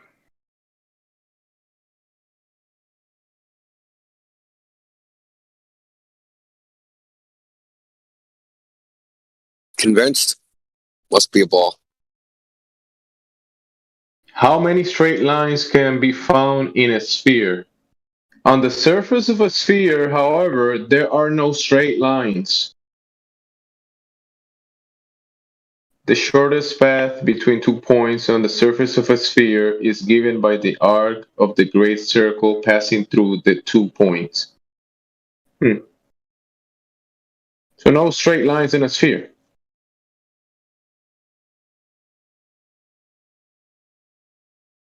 That's actually the definition of a sphere. Yeah. See, a sphere is a curve, right? There go feminine. So everybody that believes in this feminine reality can go ahead and believe in the feminine reality. But there are no feministic curved lines in nature, just like there's no like straight lines in nature. But water lays flat always in nature.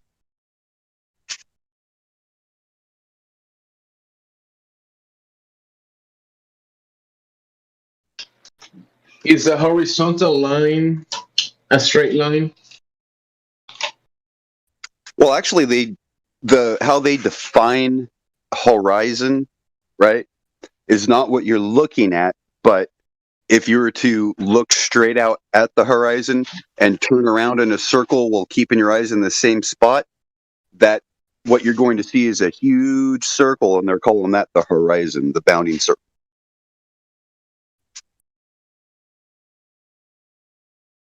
But the horizon doesn't actually exist, right? It's an optical thing to where it appears that the sky meets the ground, but the sky doesn't really meet the ground off in a distance. If that's true, then where you're standing, the sky is meeting the ground. See, that's what I mean. It's like, yeah. Anyways, they want to take the term horizontal and make it mean a bounding circle. It doesn't make sense, does it?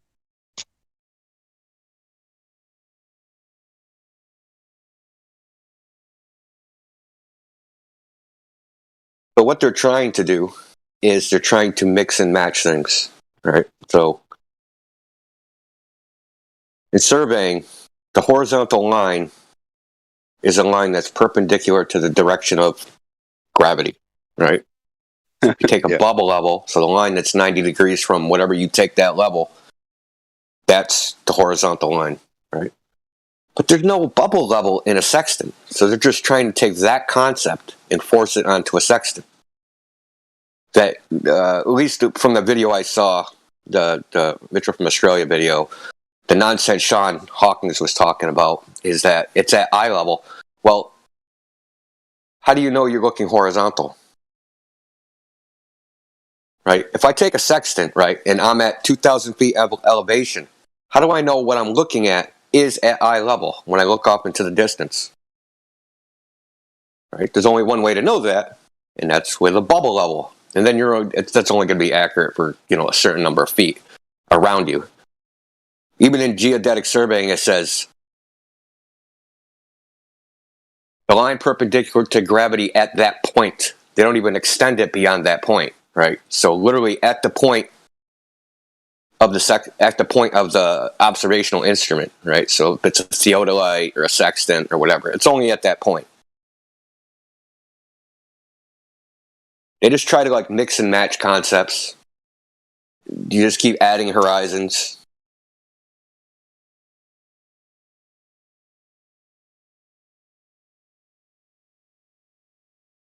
It's like words had a meaning at one time, and now that, you know, these different movements are happening, words change, like the definition of words change.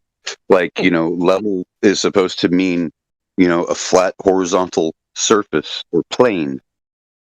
However, they ask you, what grade level are you? You know, it's like, what the fuck does grade level have to do with level? It doesn't. It's not even it shouldn't even be the same word. It's one of those, sounds the same, but it means something different, you know? But it's even more fucked up because it's spelt the same. Now you see where this, you know, magic shit comes from. The corruption of language. It's like two, you know? You can mean two of something. Oh yeah, me too. Or I will go there also. You know? So it's like, yeah, it's crazy how these words that we use to describe our reality and how we see things is corrupt. And people don't see that. Well, usually when it devolves into like we're sitting there talking about definitions and the rhetoric, right? So the idea of words is to communicate an idea, right? Doesn't really matter what the word is that you call it. It only matters the idea behind the word, right? So the idea behind the word of level is, like I said, take a bubble level, right? And typically, well, before the invention of bubble levels, level was the horizon, right? So whatever the horizon was, that left to right portion of the earth, that was level. Then we invented bubble levels. And then that became level.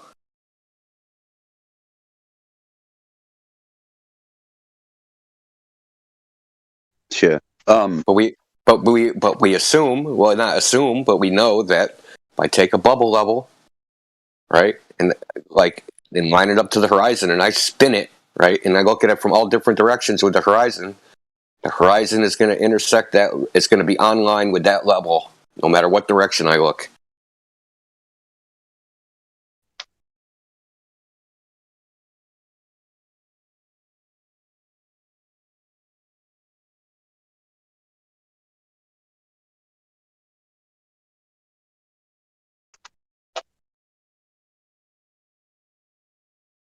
Yeah, but I understand what you're saying about redefine words. So if I redefine the word, then like, I'll take your word that means straight, something we know is true, and then I'll redefine it and use that same truth from the first definition and try to apply that to the second definition. No. Yeah, exactly. Have you seen this video from Flatwater yet? No. Former NASA flight chief or something like that. He's one of the higher ups, so he was let on to the big secret. Decided to spill the beans, deathbed confession type thing. Basically, why they are lying about the nature of the Earth. Oh no, I'll definitely watch that. Yeah. So, like, he goes into it, and you're just like, oh wow, you know, they do say, you know, Eratosthenes, and it's just put away in history at some point, and you know, there's no proof that he actually existed. It's like, and then like he even goes down into it to where, you know, it's every once in a while, you know, these great civilizations have fell, and they don't know why these civilizations have fell. That's because the people have gotten to consensus to where things aren't exactly how it should be, so they'll revolt and destroy civilization, going back into a dark age. So that's why they did this lie, is to keep a dark age from happening, supposedly. I was saying that fucking 4 years ago, that if the Earth was flat and everybody found it out, people would hang from trees. Like literally, they would be hanging people. Like there's no doubt about it, in my mind, right? So you've been teaching us in school for 300 years that there's a ball, and you figured it out, saying, you know, that it wasn't in say 1890, and you keep teaching us the same thing, and calling everybody, you know, teaching us lies, and saying we need to go get an education, and education is the most important thing, and putting us in this crazy slave debt situation. And it was like the whole concept, the idea of that education is super important, and this cult of science and technology was based upon a lie. Like seriously, people would go crazy, dude.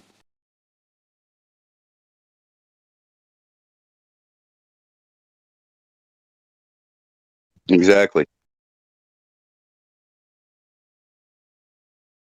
I mean, because we all know it's not based upon this. The whole idea isn't based upon science, just upon the emotional reaction of the Globers that come in here. If it was purely intellectual exercise, they wouldn't be so emotional. Yeah, man. Well, see, a lot of people think that NASA is a space agency, but it really means not a space agency. It's not an agency at all, right? It's an administration. So the thing is if it's an administration, then they have oversight, but they also have what's called compartmentalization, right? To where only those that need to know will be known the truth about the whole thing, right? And it's set up to where if these people come forward, they'll be ridiculed and laughed at. So it's like one of these things to where people do not really understand what is going on because they don't read the Bible, they don't read the Quran, you know, they don't read their scriptures, because everything has happened in the past. We are doomed to repeat history if we don't know about what happened in the past and why it happened. So it's like, 500 years ago, this is magic mark, 500 years ago, heliocentrists took over, started changing things slowly over the next 300 years. Then it started getting taught about 200 years ago in school about, globular Earth and all of these heliocentrists as being touted as heroes. And then they tell you the lie that, well, the nail in the coffin of the globe is, or the nail in the coffin of the flat Earth is Christopher Columbus. Yeah, but you told me he discovered America. He didn't discover shit. So it's like, only those people that are eager to find the truth will find the truth. Everyone else will be, useless idiot. Then they have useful idiots.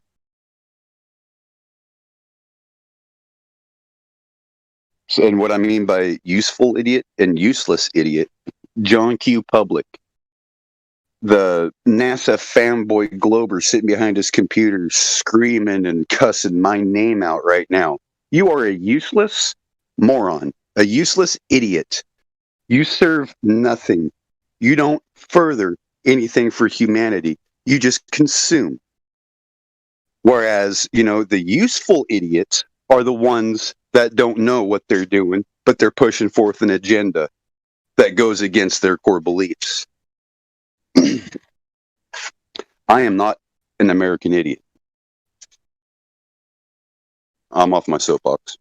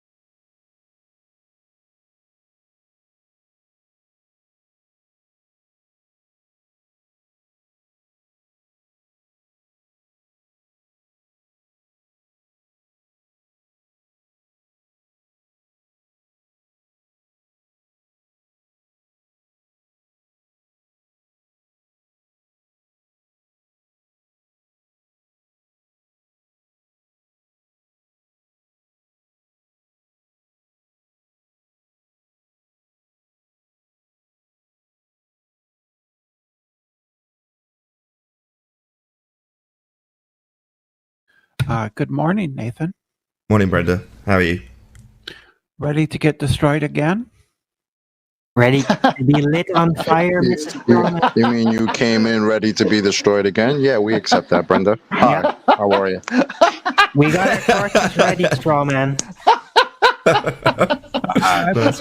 I've destroyed your argument every single time. Oh, what a way to start a morning.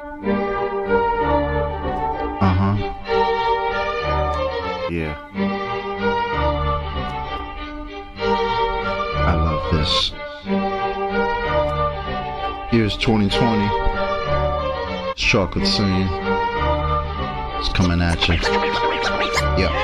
My squad blazing through like low arsonists. Y'all get dissed, annihilated off the list of a long line of globals who will just insist we're living on a spinning ball that does not exist. As I sit back and wonder why they persist, like some pissed gorillas living in the mist, always lacking evidence, they just get dismissed. But here's the twist, they won't cease and desist. Their illegal activities seems all they got are fallacies, begging the question and never saying please. Claiming flat earth is only arcade, while you sit back and paint these mosaics of Aristophanes. Like what the fuck, bro, it seems profound. 2,000 years and still sight 6 to the ground. Meanwhile, what's really going 6 feet deep is the value of your radius, it's RIP. Rest in peace to your little RADIUS. It's just a fantasy. Can't you see that your little globe theory is about to be in the fucking GRAVE? Come on.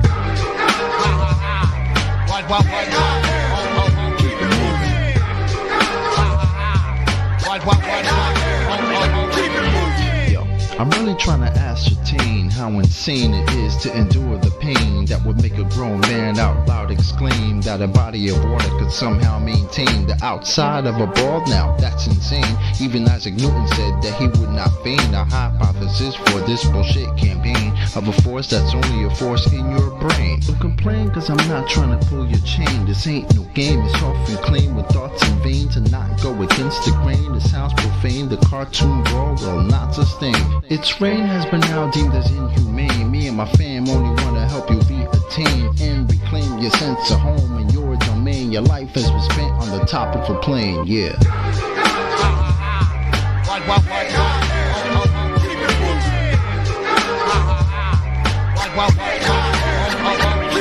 In the year 2020, it seems the case. Heliocentrism has just lost the race. Globetrotters scrambling just to keep the pace while still telling folk tales about outer space. Kinda funny you think NASA really got your back. Astronauts in a vacuum, yo, that's all an act. In fact, they only do it to control your mind. And to not see through it, yo, you must be blind. In due time, it will all soon be revealed. Little water ball is losing its mass appeal. On the real, doesn't matter how bad you feel. Fact of the matter is that your face been sealed. Death of the globe model is now at hand. People seeing through the lies all across the land. From Eli to NY to Jin in Japan. It's a rap time to throw the magic ball in the can. Come on.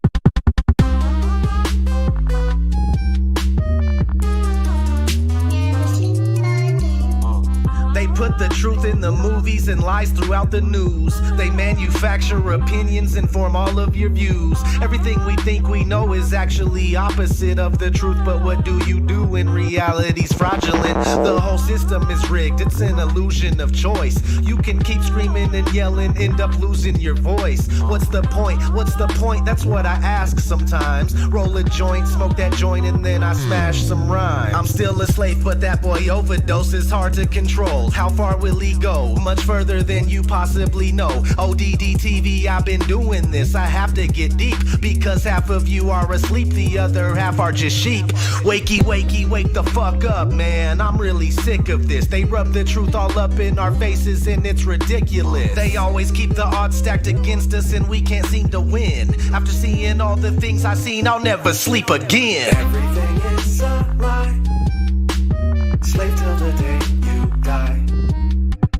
World full of boogeymen. I'll never sleep again. Rules that you must obey. Can't seem to get away. It's making my head spin. I'll never sleep again. Time to wake up. Time to wake up. Time to wake up. Never sleep again. Time to wake up. Time to wake up. Time to wake up. Never sleep again. We live in a prison cube, ruled over by the hexagon. Nothing but witchcraft and black magic spells in your lexicon. Search till the day you're dead and gone. There's gotta be some way out of here. Looking up at the sky, just watching chemical clouds appear. They got these toxic heavy metals filling up your body. You're a zombie, unaware that you serve the Illuminati. Man, how's your head feel after taking that red pill? When you learn the truth, it's scary. You can barely stand still. The Matrix is a computer-generated dreamland. Most certainly you're a worker bee for the queen, man. They lie to us about outer space and the earth is flat. They're killing us with the food they sell us. What's worse than that? You may wake up, but that doesn't mean the world's gonna change. It can stress you out, make you depressed, or fill you up with rage. We're in a cage, the whole world is nothing but a stage. And we're almost there, so be prepared for the coming age. Everything is a lie. Slave till the day you die. World full of boogeymen. I'll never sleep again. Rules that you must obey. Can't seem to get away. It's making my head spin. I'll never sleep again. Time to wake up. Time to wake up. Time to wake up. Never sleep again. Time to wake up. Time to wake up. Time to wake up. Never sleep again. Everything is a lie. Everything, man. Slave till the day you die. There's no escaping it. World full of boogeymen. They live. I'll never sleep again. I'm an insomniac. Rules that you must obey. Obey, obey, obey. Can't seem to get away. No, I can't get away. It's making my head spin. It's not the world spinning. I'll never sleep again. Never, ever, ever. Chemicals in the sky. What the hell are they spraying, man? Nobody wonders why. Those are just clouds, bro. Organelles in my skin. This can't be happening. I'll never sleep again. I can't do it. Things are not what they seem. Everything is opposite. Wish it was all a dream. I'm wide awake, though. When will this madness end? It's not looking good. I'll never sleep again. It's just not possible.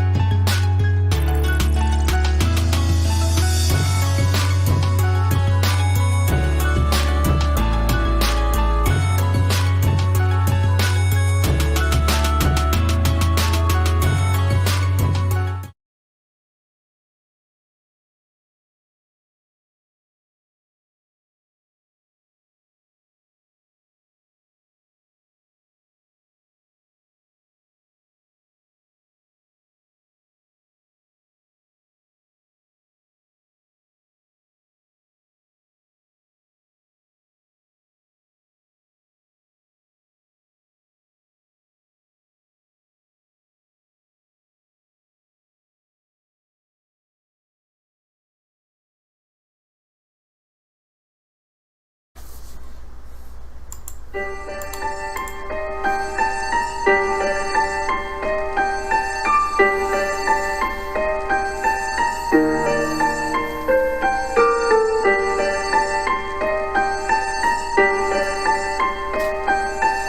would they lie?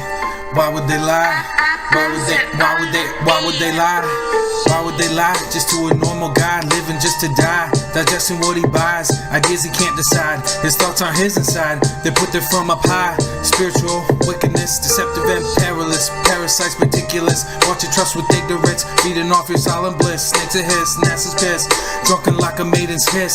Venom, Satan, plague and twist, digress, regret, withholding evidence, drowning in competence. Ever sent, million billions represent, lacking things we need to test. Never verify, they press photographs with leak a mess. I just molded as a stress, a sentence and belligerence. I'm spent, resorting just to less and less, delving deeper with interest.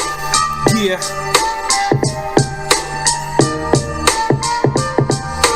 Since a boy, I was told that I'm spinning on the globe. Who we kidding? Now I'm old, and I notice that the whole world folds and can't think freely.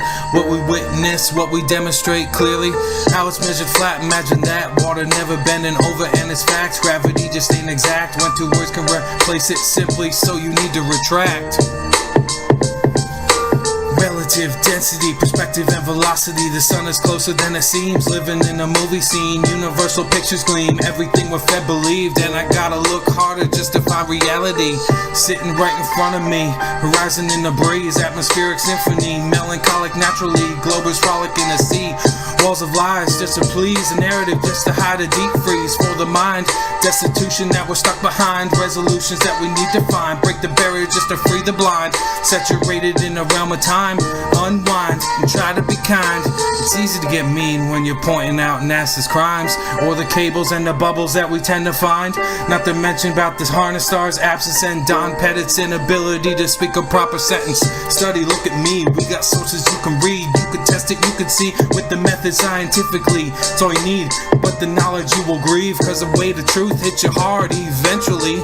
Typically, open heart, open doctrines messing with your paradigm. Emotions getting all entwined, sitting back with truth to grind, and you're losing part your mind, getting renewed about the cave, cause mentally it's too soon. Stay true, follow through, we all here to help with you, yeah. Big and slow.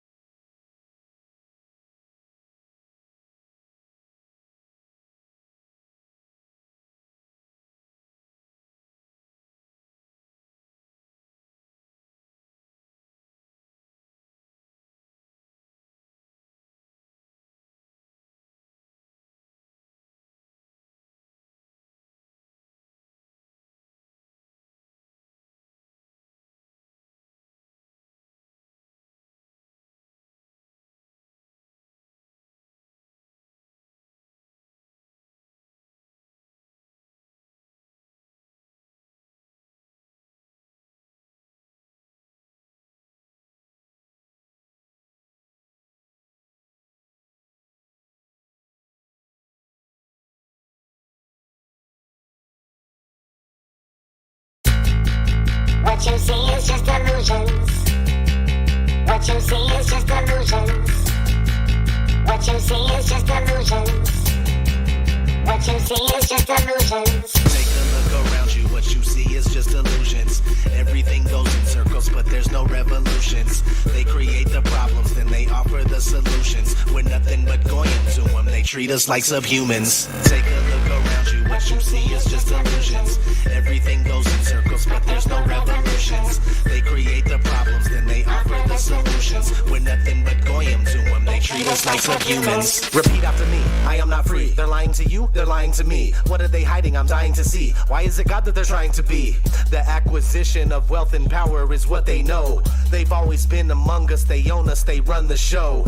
When it comes to making a difference, we ain't moving.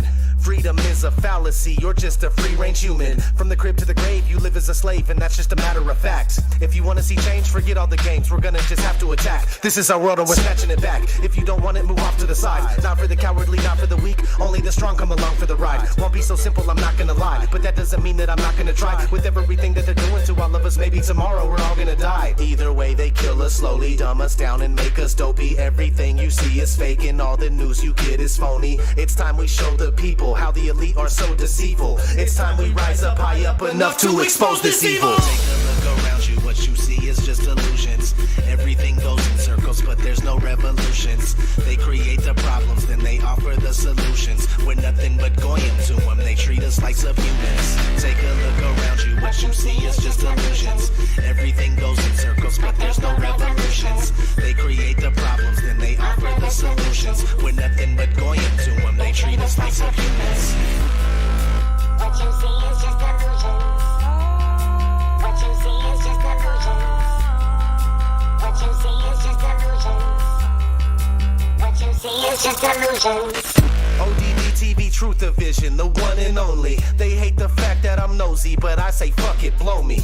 I'm a researcher, a real truth seeker. This is my classroom, fool, I'm a school teacher. Prepare to be blown away, everything you know gets thrown away. Take your mind to a whole nother level, put the pedal to the metal with no delay. How much worse must it get before we do something about it? For we are many, they are few, man, we got them surrounded. It's time we think outside the cage where our brains have been placed. The true history of the world has been changed and erased. It's 1984, these things are so Orwellian. Big brother, motherfucker, super totalitarian.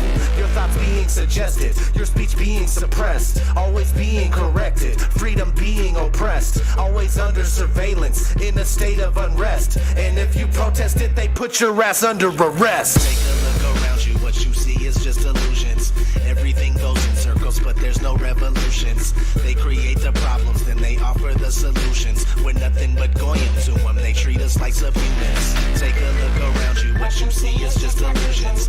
Everything goes in circles, but there's no revolutions. They create the problems, then they offer the solutions. We're nothing but goyim to them, they treat us like subhumans. What you see is just illusions. What you see is just illusions. What you see is just illusions. What you see is just illusions.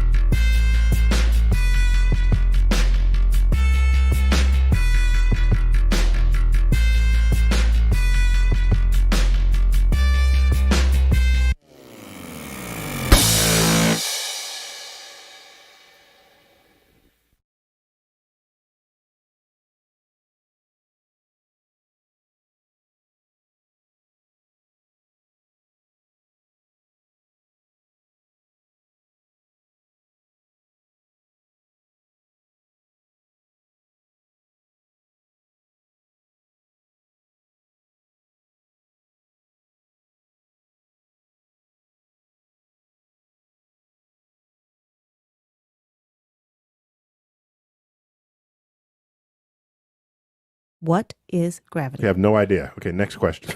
Hey, yo. It's Chocolate saying. It's 2021. Told y'all it's a wrap for this globe. Check it out.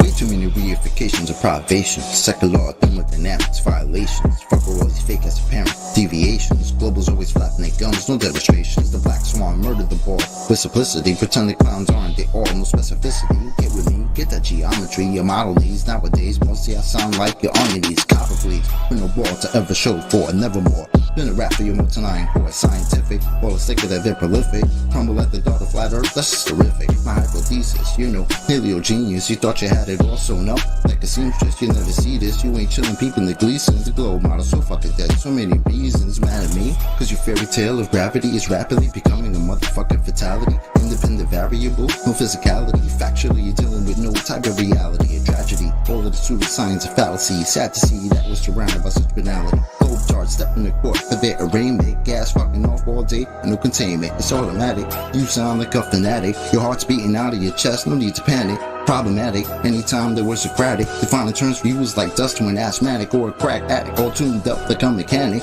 State you're leaving in when you're done, it's so tragic. You end the sneezing, all snotty nose the wheezing. You globetards wind up like Sub-Zero freezing. Ain't no reason for you not to remain calm. As my nigga make it hit you with the 3-point palm. Instant exploding paradigm technique. Backslapping your beliefs into enigmatic sweep. Your points obliterated, finished, unable to speak. Have you looking like Tom Petty catching a leak? Your whole squad left sounding comatose. I hear Michelle Dollar keeps rocks on the head. She keeps the family close. Some of y'all think y'all the best things since butter toast. When it comes to FB, prepare to catch an overdose of intellectual honesty. The clear lack of thinking of you balls never cease to astonish me. I gotta keep it real and be honest, B. It's quite possibly the dumbest thing I heard since the cosmology is often seen as a philosophy of mythology, but actually it's a prophecy of religiosity. Get all your skills and your weight up. It's crunch time. Your whack model getting ate up like lunchtime. How in the hell could we establish a baseline? Most of y'all trolls are just here to waste time. I'm not aware of what you're hearing through the grapevine, but you must be out your mind selling space-time. A mathematical construct of imagination with absolutely no experimental validation.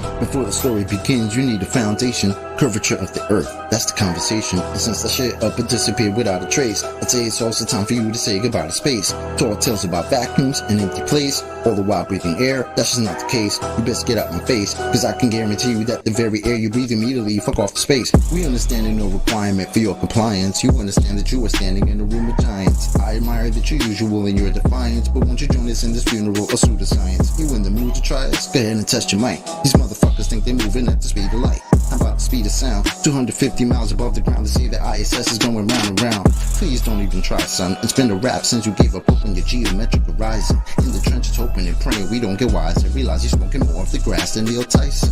Oh, speaking of that clown, I wonder how much longer he can keep a push of this in the background. Never debating, always up to the back down. Playing in fear of the gravitational smackdown. This little circus won't last long. I'm betting you the type of clown that sits at home alone with a mask on, thinking you debunked an argument like the Black Swan, never knowing that your radius could be that wrong. Oops, I really meant to say dead wrong. Implicitly, we've been falsified the globe empirically. Need you to listen, G. It's not logical to postulate you live in a sphere with no sphericity. It's the epitome. It's not a mystery. The globe model's all wrapped up in stupidity. It's quite simple, see. It's probably not the move for you to spew your rhetoric here or religiously, maybe officially. One day you might find yourself vividly in the middle of an epiphany, lyrical symphony. It's been a pleasure, but our times have both come to an end. Synchronicity.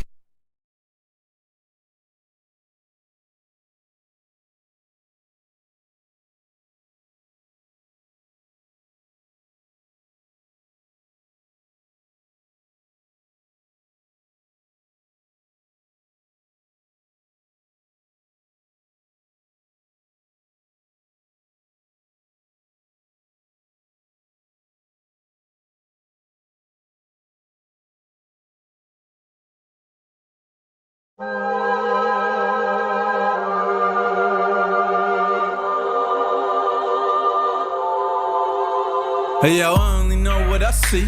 I've seen enough to know what it means to me. Learned from red dirt and I got degrees. Veered off left turns and wild out east, and we're poor and rich and hold all that class. Don't wanna know any signs, don't wanna know where you are. Mind made up already, we're not here to watch. We just don't wanna fall off the edge and into the dark. So we clench our fists, clutch our pearls to anybody critical about view of the world. Tongue like a slammed door I keep closed just to beat those doubters of these blindfolded free throws.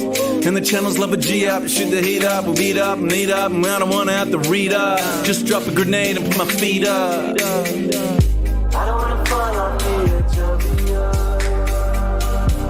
Don't wanna hear nothing. How is it real if it's not what I felt? Is it filter it out? Don't tell me what to believe or accept what I cannot see. Fuck you and your facts, I'm free. If you don't like it, leave. I don't even wanna walk in your shoes. What about me? Flutter, flutter.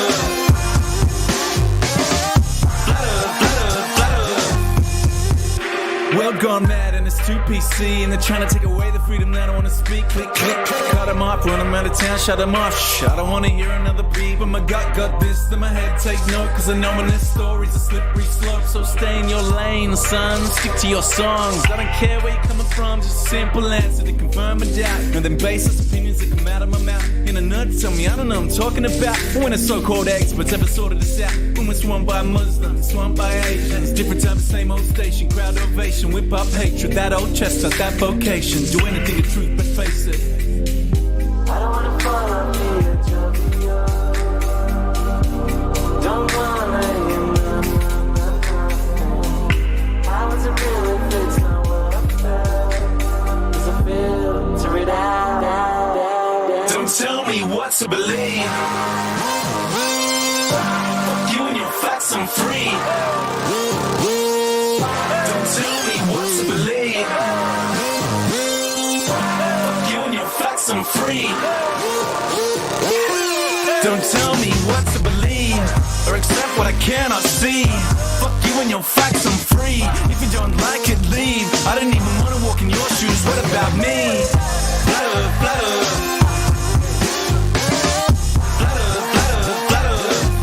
Don't tell me what to believe or accept what I cannot see. Fuck you and your facts, I'm free. If you don't like it, leave. I don't even wanna walk in your shoes. What about me? Flutter, flutter. Flutter, flutter, flutter.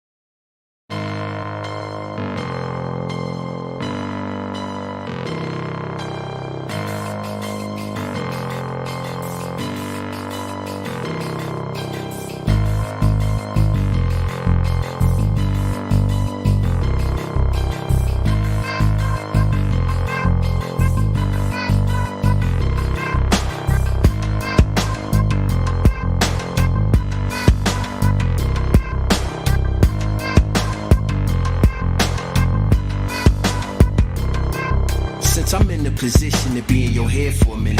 I thought I mentioned how politicians is just in it for riches. He blue collar for 40 years and yet he can't get pension. But it's 52 million a day on some fake space missions. Money's in the wrong position, wrong pockets and purses. Actually what the fact is that money is truly worthless. The purpose of printing money is to put you deeper in debt to it. Lower class could spend their whole lives trying to get to it and not profit 2 cents as if loot be elusive. Tragic who you can lose when it happens to be reducing. I'm guessing that my conclusion, money make us act stupid. They divide with it, conquer it, then continue to rule with it. Cool as a cucumber, but we hungry like some hostages. They live in paradise, while they keep us where the monsters live, called the metropolis. And debt keeps it operative, and the money is generated solely by the populace. We spent our whole damn lives trapped in the bankster's paradise. Keep spending our whole life living in the bankster's paradise. We spent our whole damn lives trapped in the bankster's paradise. Keep spending our whole life living in the bankster's paradise. Money equals slavery. Slavery cause they're taking my freedom from me. It ain't gonna be so funny when you find out the fact that you're meant to be on the bottom. They designed it like that. Many people refuse to believe, but it's actually all for real. And the truth is there to see on the back of the dollar bill. It's a pyramid with an all-seeing eye at the top, letting you know that you're a slave whether you like it or not. They make the rules and we're the ones that must obey. It's not a mystery. We're kept in the dark and we're kept away from our true history. The system we live in uses humans to harvest energy. So basically the Matrix is really a documentary. Facts. They live, we sleep, and they love to fuck us over. Bang, bang, skeet, skeet. They take over your mind and they control you with their lies. I just want you to open up your eyes. Tell me why are we so blind to see that there's no such thing as freedom when none of us are free? Tell me why are we so blind to see that there's no such thing as freedom when none of us are free? We spent our whole damn lives trapped in the bankster's paradise. Keep spending our whole life living in the bankster's paradise. We spent our whole damn lives trapped in the bankster's paradise. Keep spending our whole life living in the bankster's paradise. 1, 2, we are being lied to. 3, 4, time to go to war. 5, 6, don't fall for their tricks. 7, 8, gotta stay awake. 9, 10, never sleep again. 9, 10, never sleep again. 9, 10, never sleep again. 9, 10, never sleep again. Why are we so blind to see that there's no such thing as freedom when none of us are free? Tell me why are we so blind to see that there's no such thing as freedom when none of us are free? We spent our whole damn lives trapped in the bankster's paradise. Keep spending our whole life living in the bankster's paradise. We spent our whole damn lives trapped in the bankster's paradise. Keep spending our whole life living in the bankster's paradise.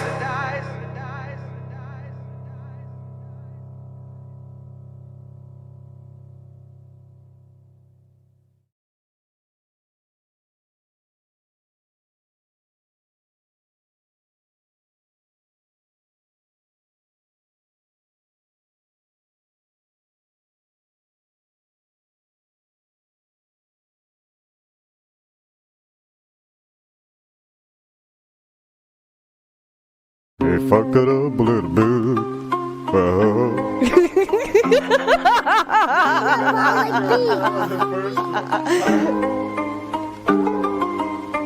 If you know how they race you in the system, stunt your growth, bluff those hosts, you get the gist then.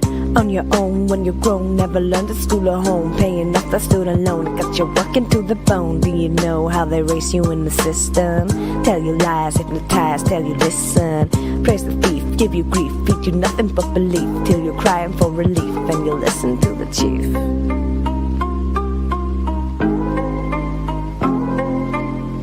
Ow.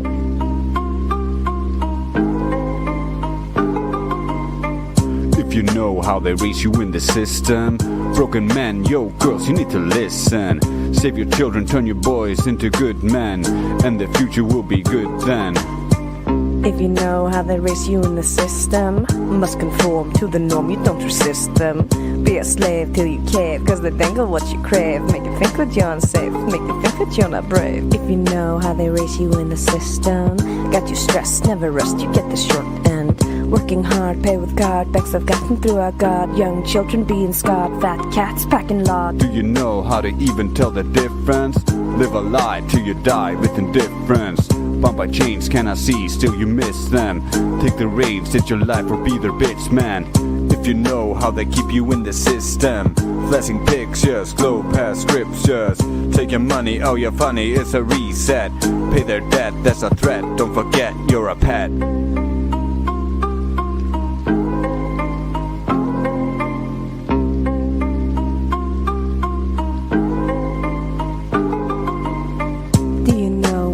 raise you in a system, so you trust to your dust, no resistance. Young or old till you're cold, better stick within the mold. Best believe the story told, better get your kids enrolled. Now you know why they raise you in the system. Full control of your soul if you let them. Open eyes, see the skies, but you look beyond their lies. See the devil in disguise, and the truth it mystifies. If you know that the globe is inconsistent, in your mind cannot find non-existent. Cannot trust, truths are must, globes are bust, no cosmic dust, just free of wanderlust. Do you know how they raise you in the system? Of the fear, lose what's dear, open prison. Broken mind, hard to find, so it scares you to be kind. So you choose to wear the blinds, and it leaves you in the bind. Now you know why they raise you in the system. Kill your god, raise the rod, you don't need shit then. Stars align, it's a sign, there's no bendy space and time. There's a getting all the time, but their content is a crime.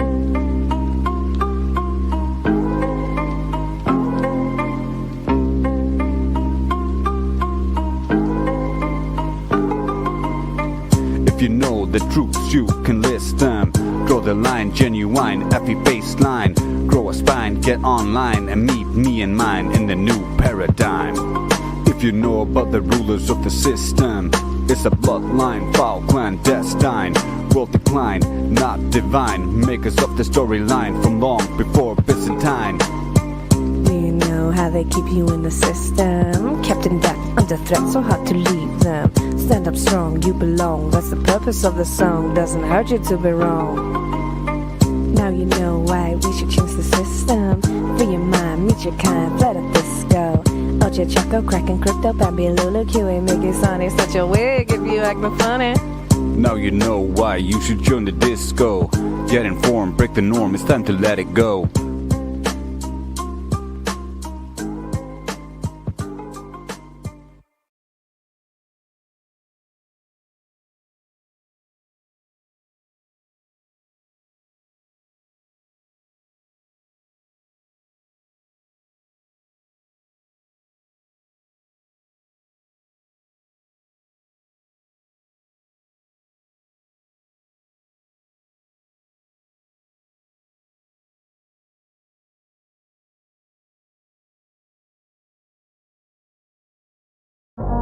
Nobody claims that what you're observing when you're seeing the horizon is the geometric horizon.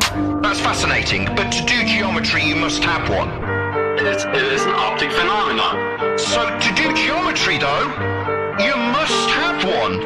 A tangent point with a straight line to it. Now you're telling me all about what you haven't got. Mic check, what's going on everyone? So, which one of you guys can fight? Which one of you thinks you're right? Step up to the mic and see what the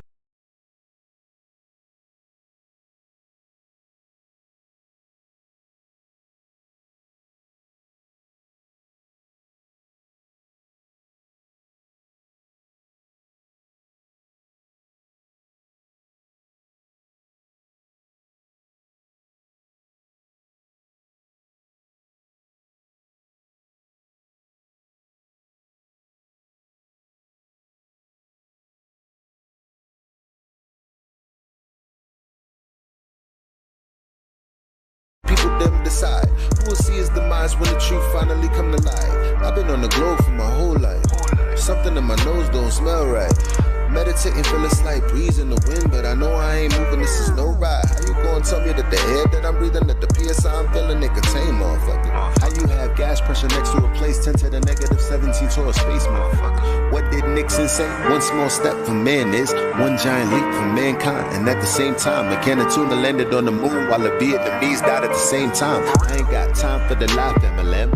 Helios, flame out, breaking down the dam, crushing off false gods in the program. Believe when he say that I am that I am. I am that I am.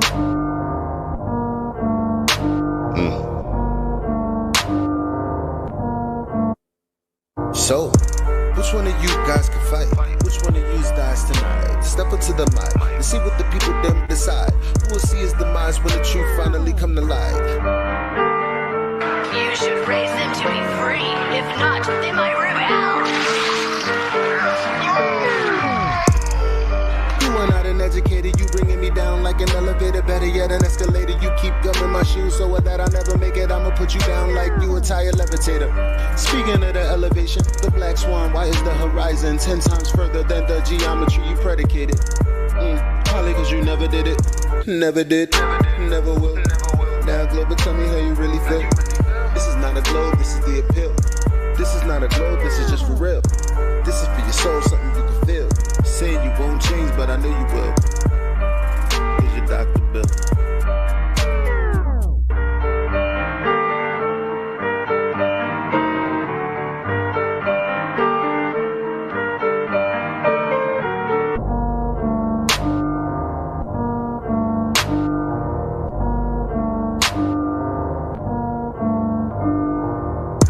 Which one of you guys can fight? Which one of you thinks you're right? Step up to the mic and see what the people them decide. Who will see his demise when the truth finally come to light?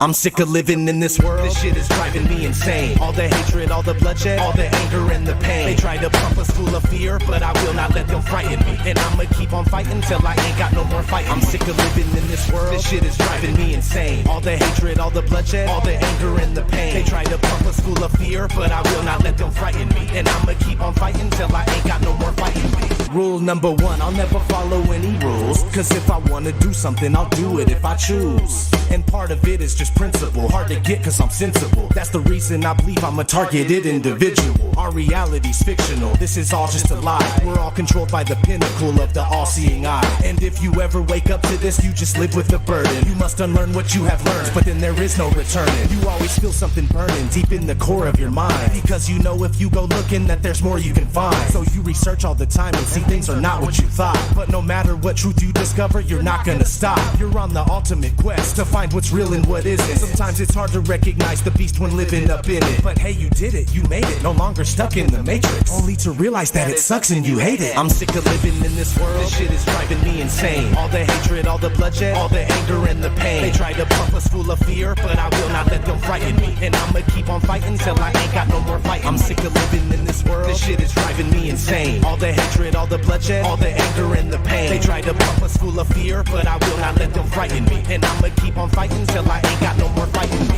They tell the truth in the movies and then they lie on the news. When I say they, I mean the Jesuits and Zionist Jews. So I gotta let the humans know we're living in the Truman Show. They bend us over backwards and they screw us in the booty hole. Tax us to death until we have nothing left. And that's just one of the many ways that they have us oppressed. We haven't progressed, advanced tech, they have it suppressed. I don't feel blessed, this situation just has me depressed. We the people are deceived and I'm pursuing the proof. Three things cannot be hidden, the sun, the moon, and the truth. What a surprise, you finally uncovered the lies. You can spot the puppets cause they cover one of their eyes. They are traitors to humanity, New World Order sellout. We don't want you here no more, so you can get the hell out. The world is just a stage and now we're booing you off it. Cause we're done with all this bullshit, so stop it. I'm sick of living in this world. This shit is driving me insane. All the hatred, all the bloodshed, all the anger and the pain. They try to pump us full of fear, but I will not let them frighten me. And I'ma keep on fighting till I ain't got no more fight. I'm sick of living in this world. This shit is driving me insane. All the hatred, all the bloodshed, all the anger and the pain. They try to pump us full of fear, but I will not let them frighten me. And I'ma keep on fighting till I ain't got no more fighting me.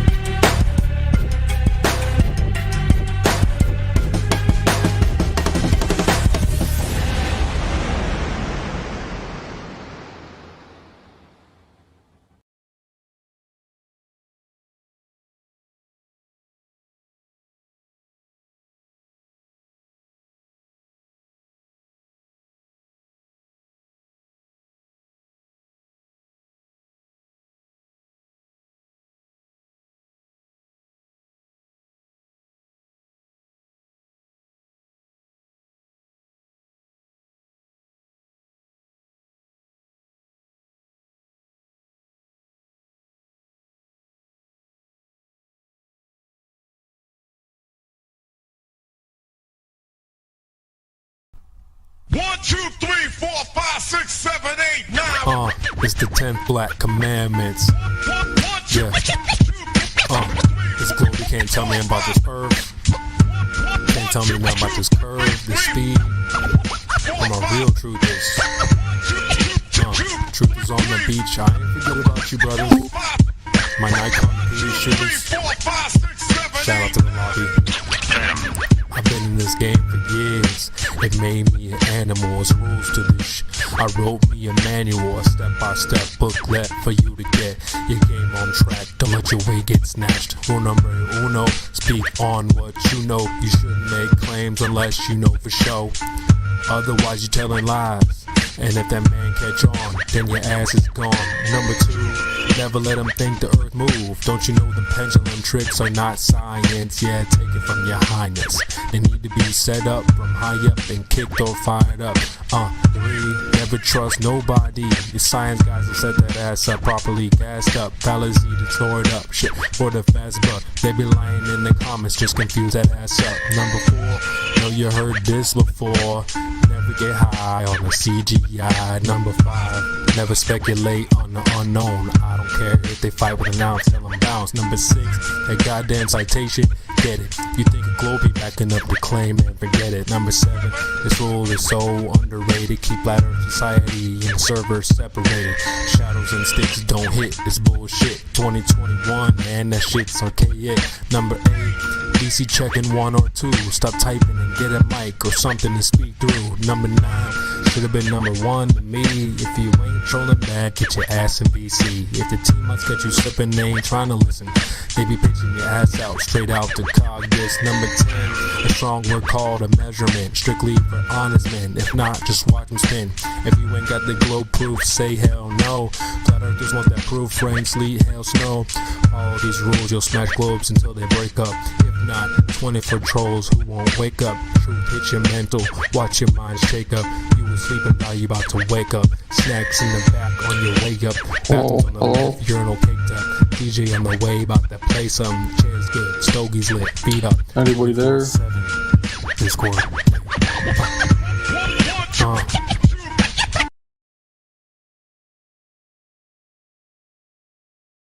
Hello.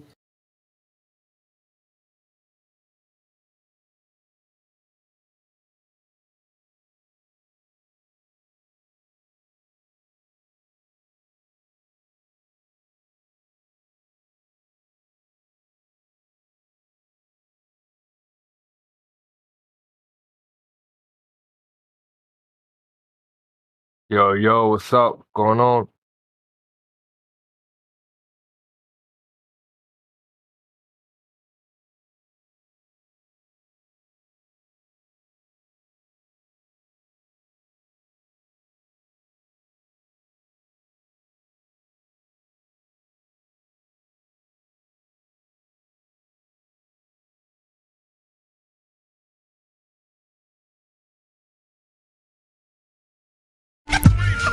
CB, yeah. Shout out to the mods, gold, silvers, values, lobby gang, yeah.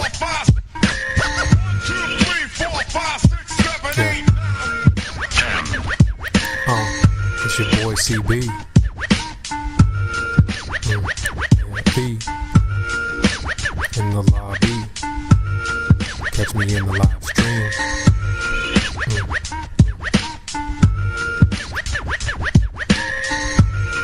24/7. Shout out to Indio, CJ, Baba Yaga, yeah, Nemus, Effie in the house, tell him bounce.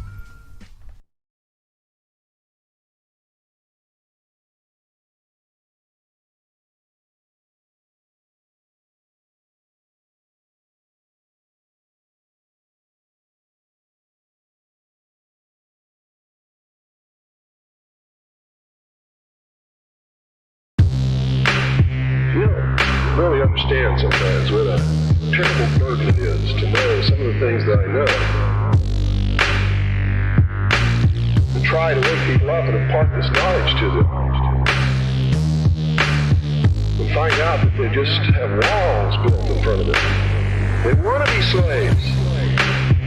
I risk sounding like a conspiracy theorist, but it's no longer a theory. What I'm about to say is fact. The secret organizations of the world power elite are no longer secret. They have planned and are now leading us into a one-world communist government.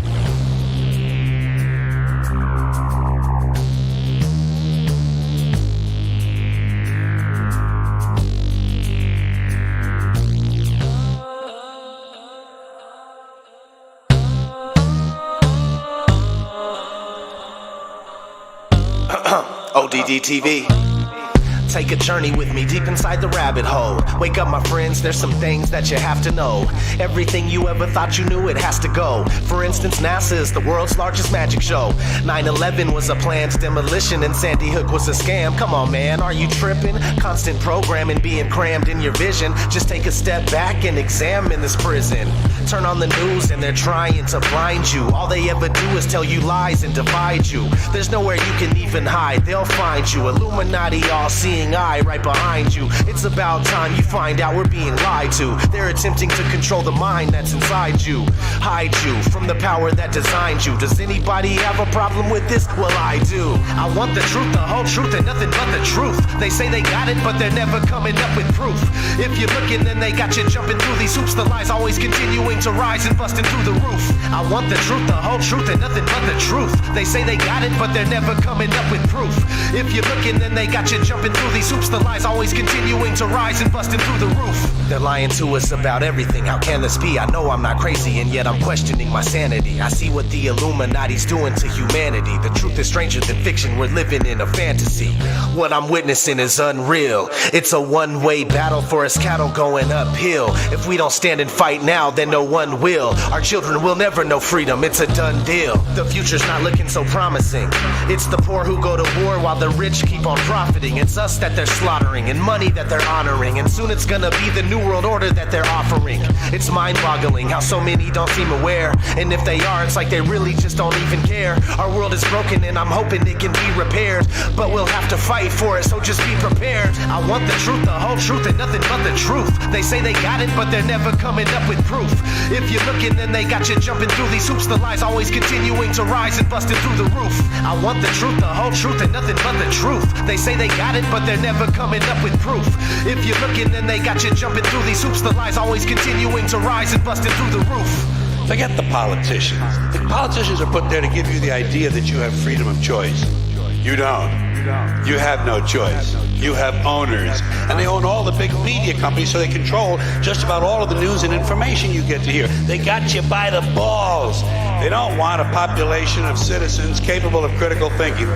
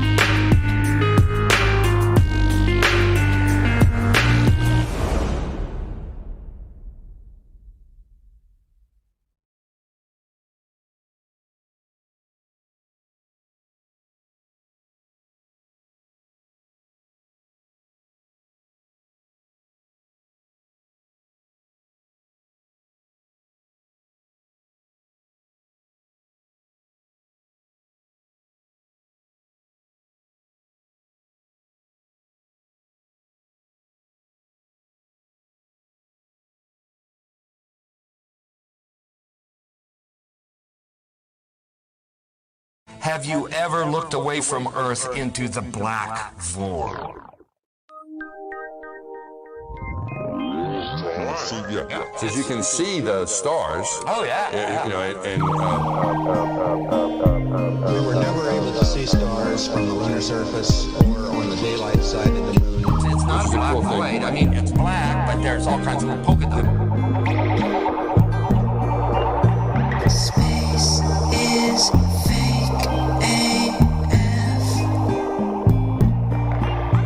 Space is fake AF. There's more than stars. You can see planets. You can see moons. You see the gas. It don't make sense. There was not a limit. We fly to the moon in a second, but we haven't been back since 1972. Destroyed all the papers and blew up the Challenger crew, except for the twinsies. Space is fake AF. Space is fake AF. Look out into deep space away from the sun. It's the darkest night you can imagine. Hey, space boy, you broke my rocket man heart. Where are the stars? Is it bright or is it dark? The vacuum of space, oh, the tomfoolery.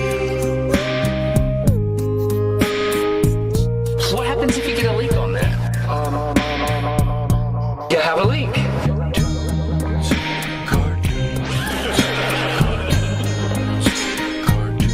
Deep open my bubble. Look, butterflies.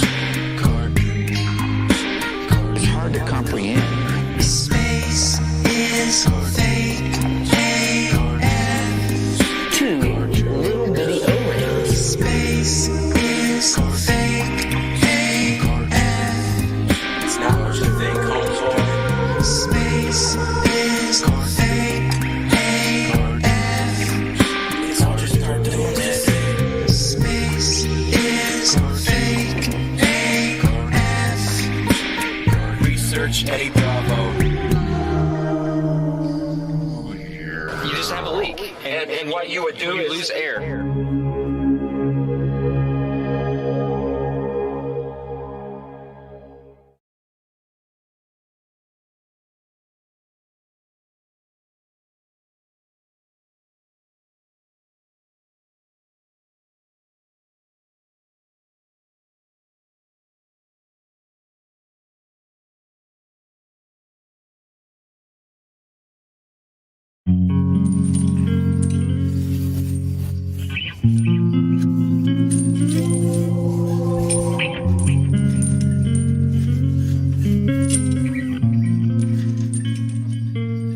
You can take me to the stars.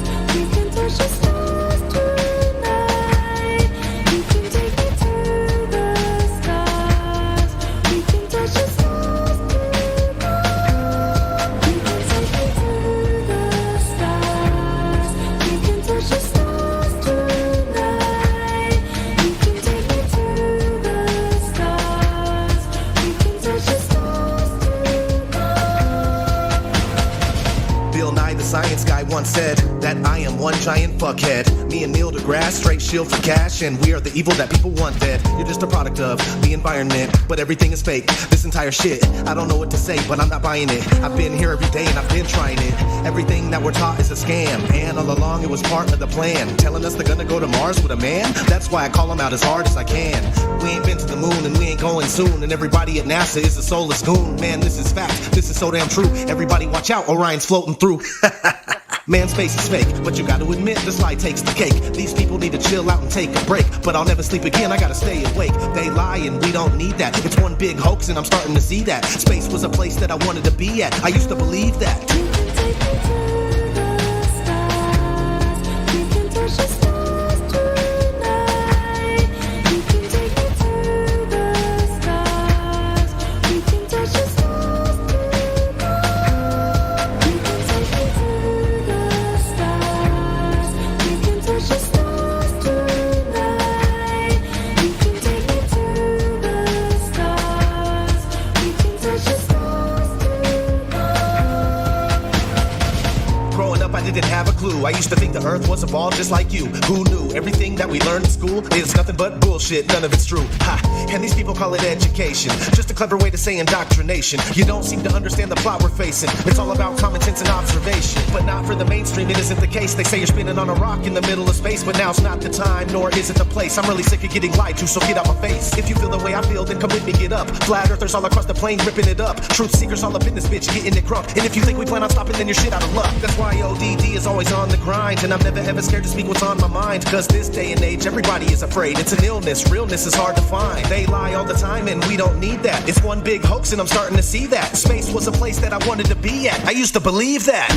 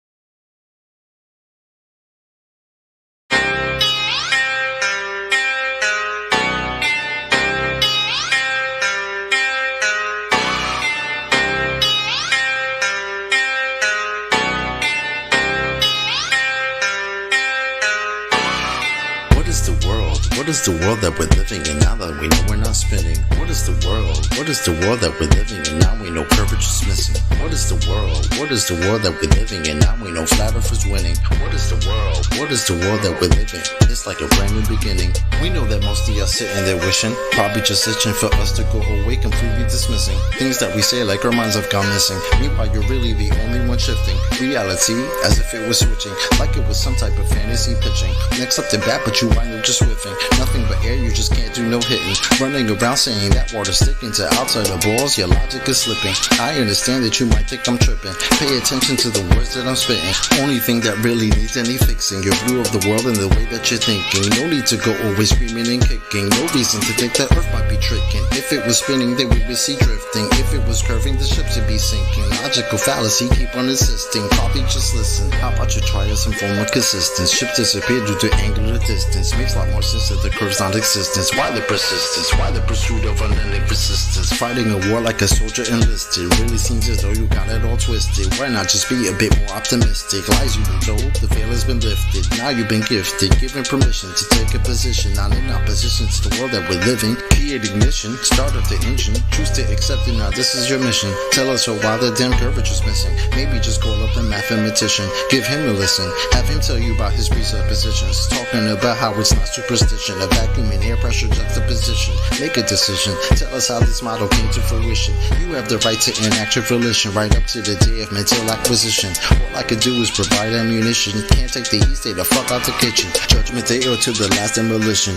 You can see this as an act of attrition. On the condition that after admission, do you a favor and start the forgiving. Then go out and share your newfound position with everybody who's potentially victim. Falling for the global prisoner system. So many flaws, no woman can list them. Shout to my beautiful parents, I missed them. Taught me to think for myself, I could kiss them. Now to the day that I'm able to whisk them away in my arms, I will reminisce them.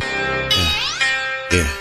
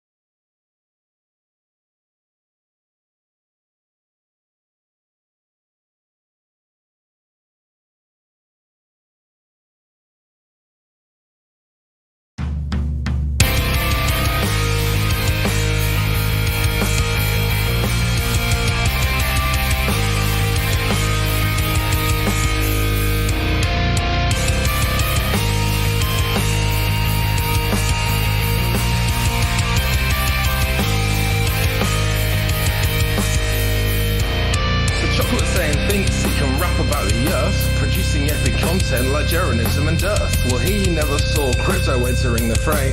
The best white rapper since Eric Dubay. Now I haven't rapped for long, so I don't want to boast, but my rhymes are better than the view at the coast. And right now I'm dropping some pretty sick bars, and I can't help notice that we see too far. In crypto trading we have different kind of bars. They exist on your screen just like terraform on Mars. You can't really go there, it's just a visage. It's not a real place and it's not a mirage. Anyway, let's get back to the plane. Unlike platypus, I'm bringing the pain. Earth is flat and it does not move. Anything else and you'd have to prove. Yeah, I won't believe that lies no more. Yeah, I won't believe that lies no more. Horizon is where the earth meets the sky. Always rises with you no matter how high. Troll questions asking, well, do you ever fly? Not high enough for the grass or nigh. Those clown shows running interference. Not even once do they make any sense. While Neil says, guys, that stuff is flat. Bill says the boats disappear over that. Well, it's time to get your story straight. Just like the flat horizon that we observe. You still think that you live on a sphere? You must have a vacuum between your ears. But that can't be true because you live in nature, and vacuums don't form without a container. Which brings me back to what I've learned. Research your flat unmoving earth. Yeah, I won't believe that lies no more. Yeah, I won't believe that lies no more. Now I don't like to be rude and I don't like to slander, so I'll keep it short just like I'm Gem Panda. The earth is a flat, stationary plane. No reification is worth the same. They tell you Coriolis is earth-based, but that bullshit just leaves a fake taste. The sea somehow has mass appeal, but not a single evidence showing it's real. The ball is cracked for all the nations. They're still stuck on the globe plantation. Got them evoking correlation, or even worse, I am the citation. Now luckily for you, that's it from me. I'm going back to join the FP party. If mainstream consensus has got you bored, join Flat Earth 24/7 Discord 2.0. Yeah, I won't believe that lies no more. Yeah, I won't believe that lies no more. Yeah, I won't believe that lies no more.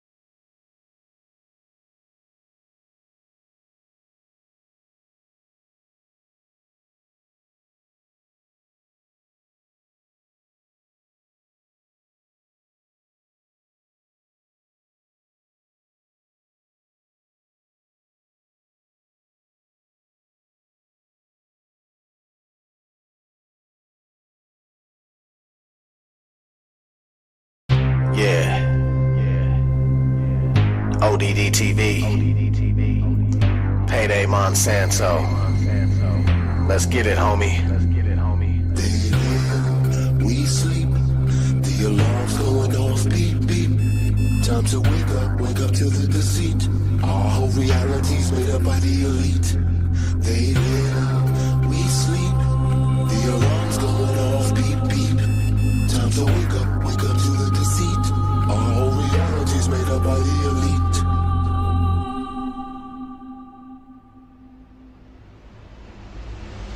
They live, we sleep, the alarm's going off, beep, beep. Time to wake up to the deceit. Our whole reality's made up by the elite. They live, we sleep, the alarm's going off, beep, beep. Time to wake up to the deceit. Our whole reality's made up by the elite. I came here to kick some ass just like Roddy Piper. These motherfuckers that walk among us, they got me hyper. But don't be chewing that bubble gum, it's got aspartame. It's a chemical directly targeted at your brain, just like the fluoride that they put in the water supply and all the geoengineering we got in the sky. I'm trying to tell you, and I hope that you're hearing me clearly, this ain't no bullshit speculation, conspiracy theory.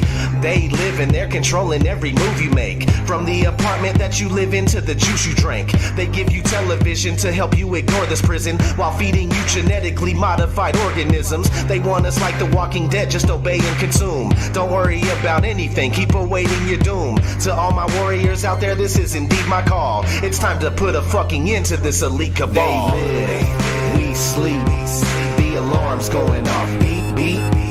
Time to wake up to the deceit. Our whole reality's made up by the elite. They live, we sleep, the alarm's going off, beep, beep. Time to wake up to the deceit. Our whole reality's made up by the elite. When they try to prove their spinning ball Earth, it's remarkable. All their arguments are absolutely fucking farcical. It's clearly been shown your problems aren't resolvable. Your theory has been blown into tiny little particles. The pharmacological drugs they got the masses on precludes them from putting their rowdy Roddy Piper glasses on. And even when they do, they're unable to gaze too straight, cause for most of them it's way too late for them to see past their conditioning. They will not be listening to anything outside their paradigm imprisonment. They are ensconced in a nonsensical certitude, brainwashed by devils to revel in their servitude. It's idiocracy, pure hypocrisy. Waking these dummies up, it used to mean a lot to me, but nowadays I wanna tip their canoes, and as they drown, tell them this is what you get when you snooze. They live, we sleep, the alarm's going off, beep, beep. Time to wake up to the deceit. Our whole reality's made up by the elite. They live, we sleep, the alarm's going off, beep, beep. Time to wake up to the deceit. Our whole reality's made up by the elite.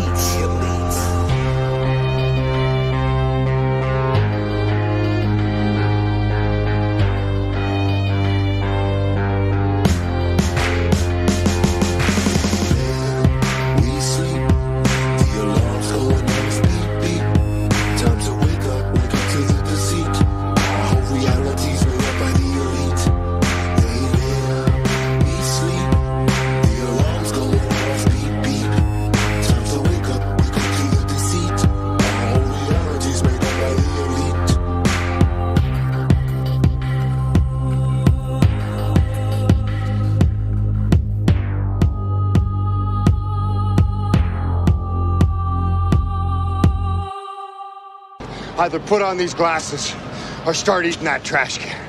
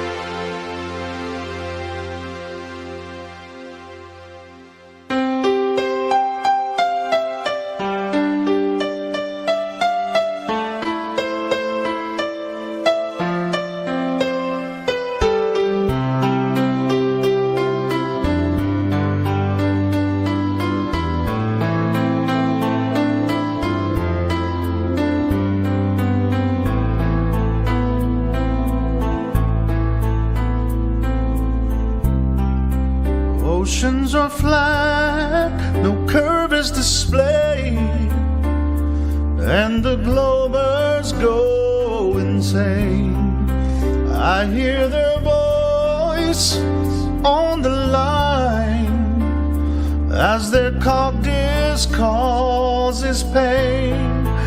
Even in perfect weather, we cannot see forever. Wherever you go, whatever you do, I will be taking your globe from you. Whatever it takes, or how your heart breaks, I will be taking your globe from you.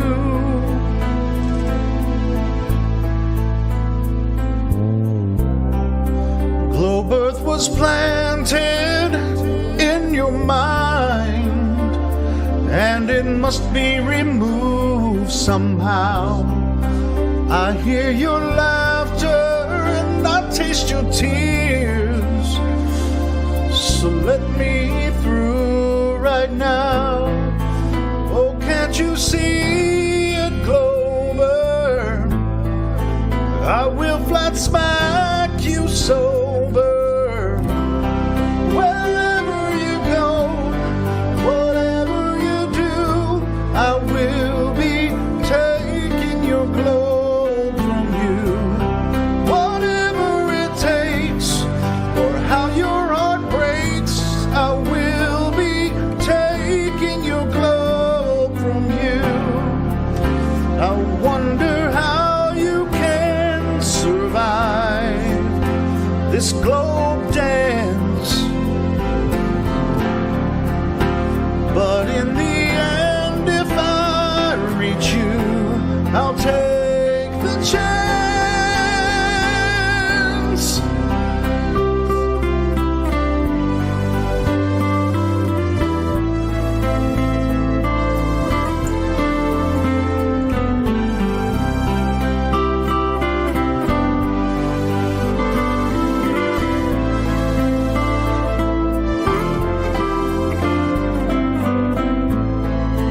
Even in perfect weather, we cannot see forever. Wherever you go, whatever you do, I will be taking your globe from you. Whatever it takes, or how your heart breaks, I will be taking your globe from you.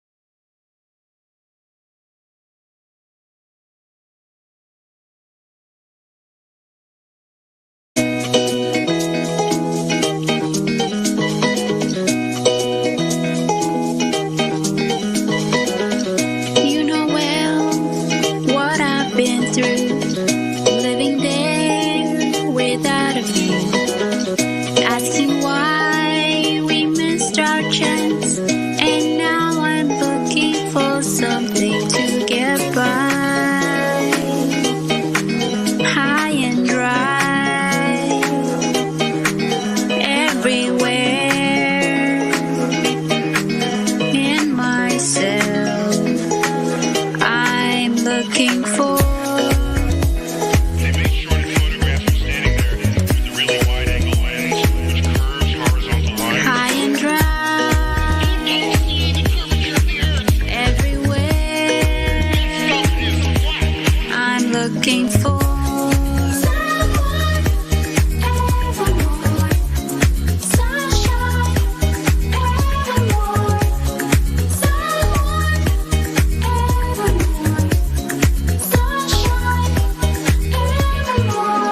How can I even know what lies ahead if I don't go?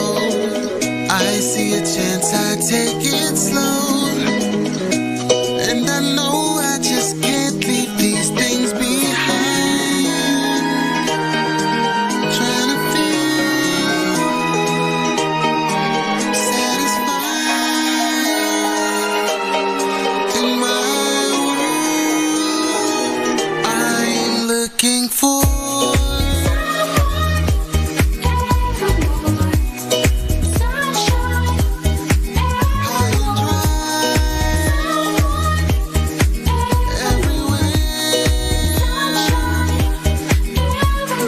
Look into a lot of the claims that is made by the group, and you'll find that it's either just an assumption or just straight up lies.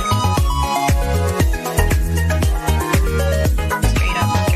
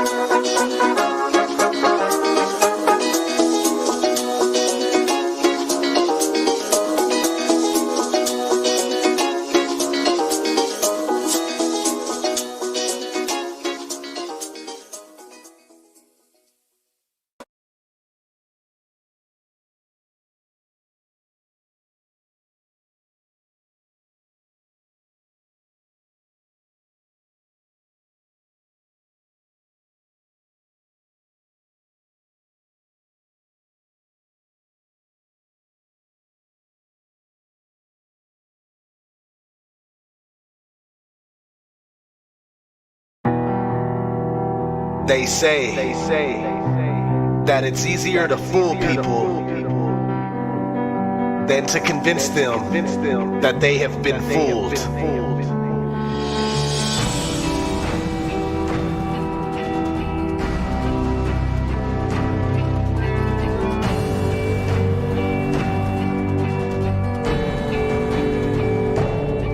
Reality is insane. They wanna keep us in chains. Plus they have a web of deception they weave in our brains. But now I see through the games. They're trying to lead us astray.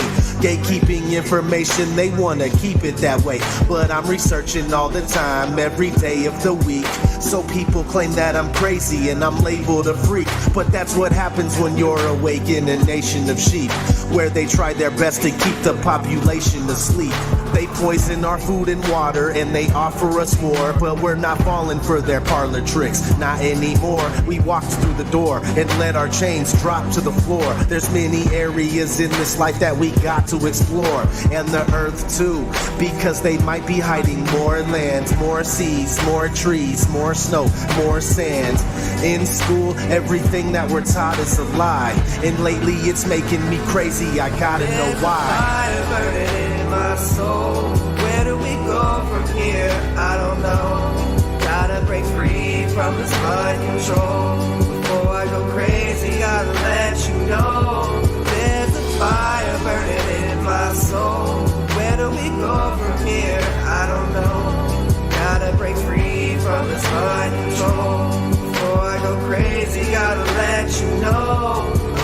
time to break free from this twisted mental conditioning. I offer my message to anyone out there who's listening. I hear just beyond the limits and it's calling me whispering. Sometimes I feel like I'm tripping, this has got to be just a dream. But nope, I'm wide awake, my friend, and this is reality. Why do we let them enslave us, man? It beats the heck out of me. People barely scraping by and work for minimum wages. There is no new world order, this is how it's been through the ages. Flip through the pages of history and see on your own. Too many things are a mystery, other things are unknown. It makes me question who we are, where we live and what we're told. But walking a path of truth can be a really bumpy road. We're ridiculed, mocked, and we're ostracized and laughed away. But that's okay, some folks are sheep until they pass away.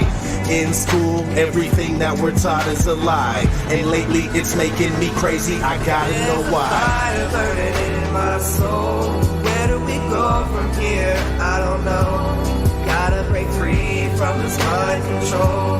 Before I go crazy, gotta let you know. There's a fire burning in my soul. Where do we go from here? I don't know. Gotta break free from this mind control. Before I go crazy, gotta let you know. I pledge obedience to the corporation of the Divided States of America and to the plutocracy for which it stands. One nation under surveillance that thinks it's invincible, with discrimination and intolerance for all. There's a fire burning in my soul. Where do we go from here? I don't know. Gotta break free from this mind control. Before I go crazy, gotta let you know. There's a fire burning in my soul. Where do we go from here? I don't know. Gotta break free from this mind control. Before I go crazy, gotta let you know.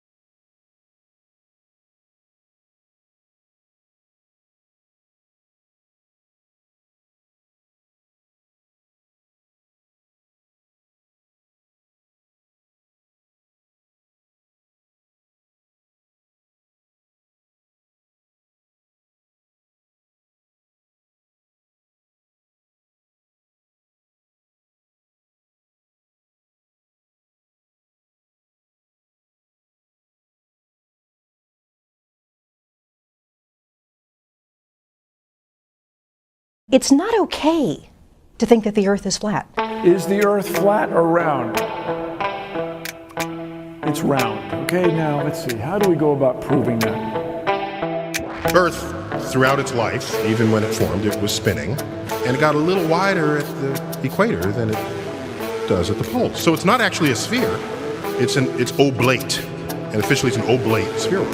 That's what we call it. But not only that, it's slightly wider below the equator than above it.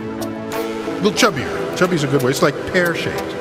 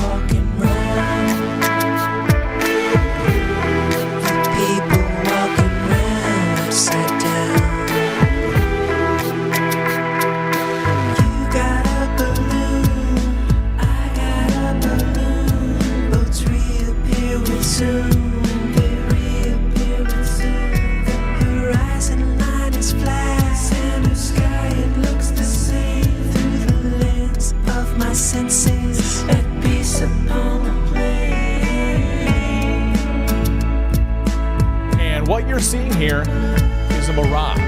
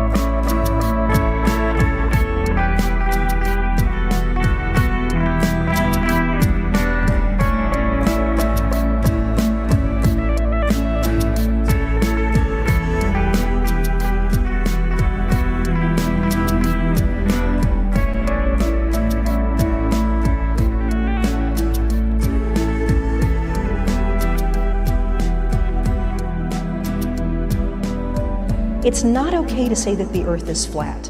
This is some sort of strange denial. I don't know where it comes from.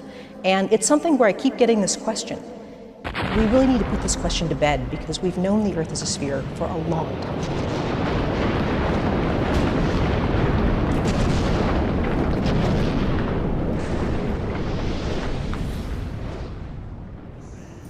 Is that how Michelle's used to getting rid of her problems, putting it to bed?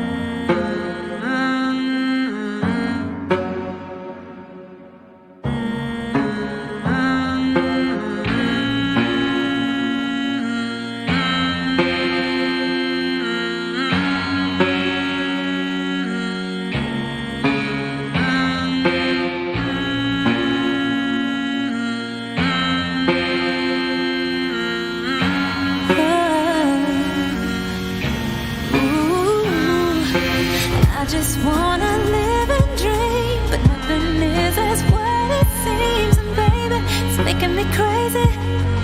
I just wanna fight and scream. There's nothing say.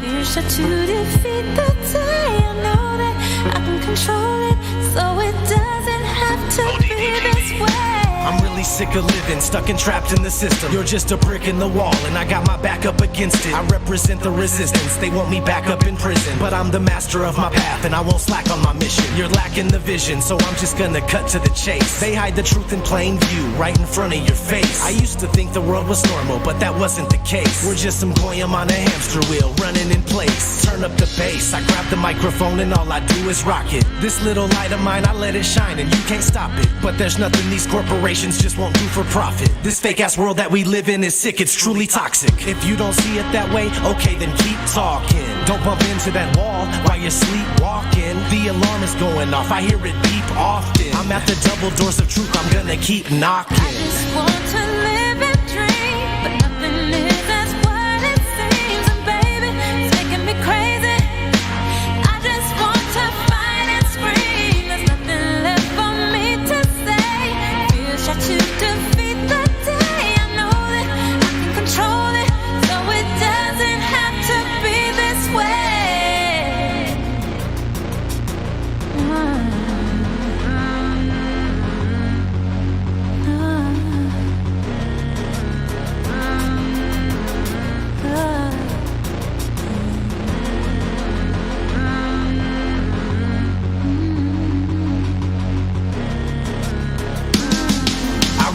Just go quietly into the night. There's forces of darkness at work and they're restricting the lights. I'm so fed up with the lies, they tell us this isn't right. It's ODD TV, you best believe I'll get up and fight. This is my plight, I'll never let you cowards get the best of me. Took the red pill, now it's time to fulfill my destiny. Living like I'm Neo, dipping from my P.O. Tripping on me cause I am the one and he's a zero. Hot like a jalapeno, bringing heat that you just can't avoid. I call out bullshit and lies, they call me paranoid. People are just foolish, full of hate, they get angry. Point out the truth about reality, they label you crazy. Just a glitch in the system, you're a critical thinker. And no, they don't want that. Fuck them, give them the finger. I do it every single day with each and everything I say. I'm not living like a victim, it doesn't have to be this way. I just wanna live and dream, but nothing is as what it seems. And baby, it's making me crazy. I just wanna fight and scream. There's nothing left for me to say. Here's shot to defeat the day. I know that I can control it, so it doesn't have to be this way. It doesn't have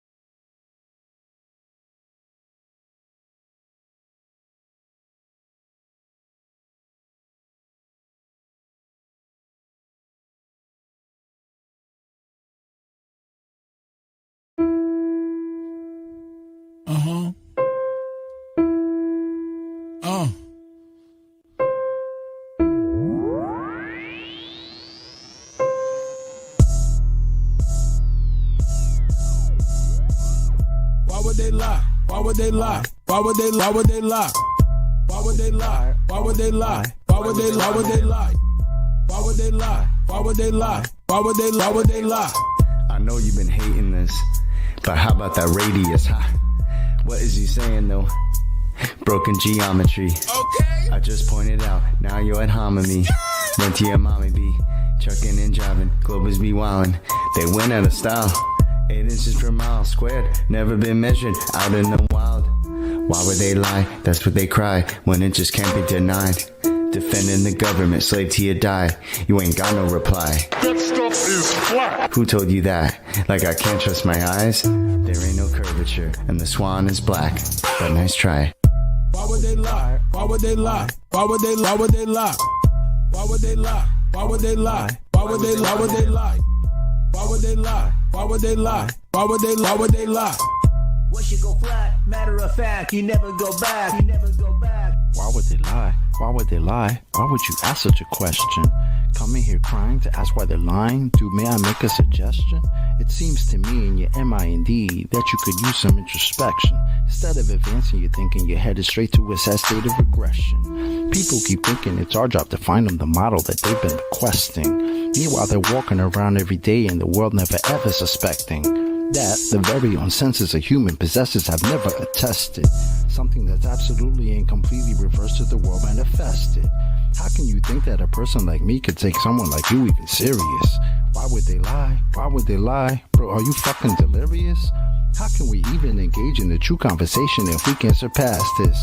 I'm gonna need you and your little fundy friends to pull their heads out their asses. Why would they lie? Are you fucking high? You really gotta be kidding me.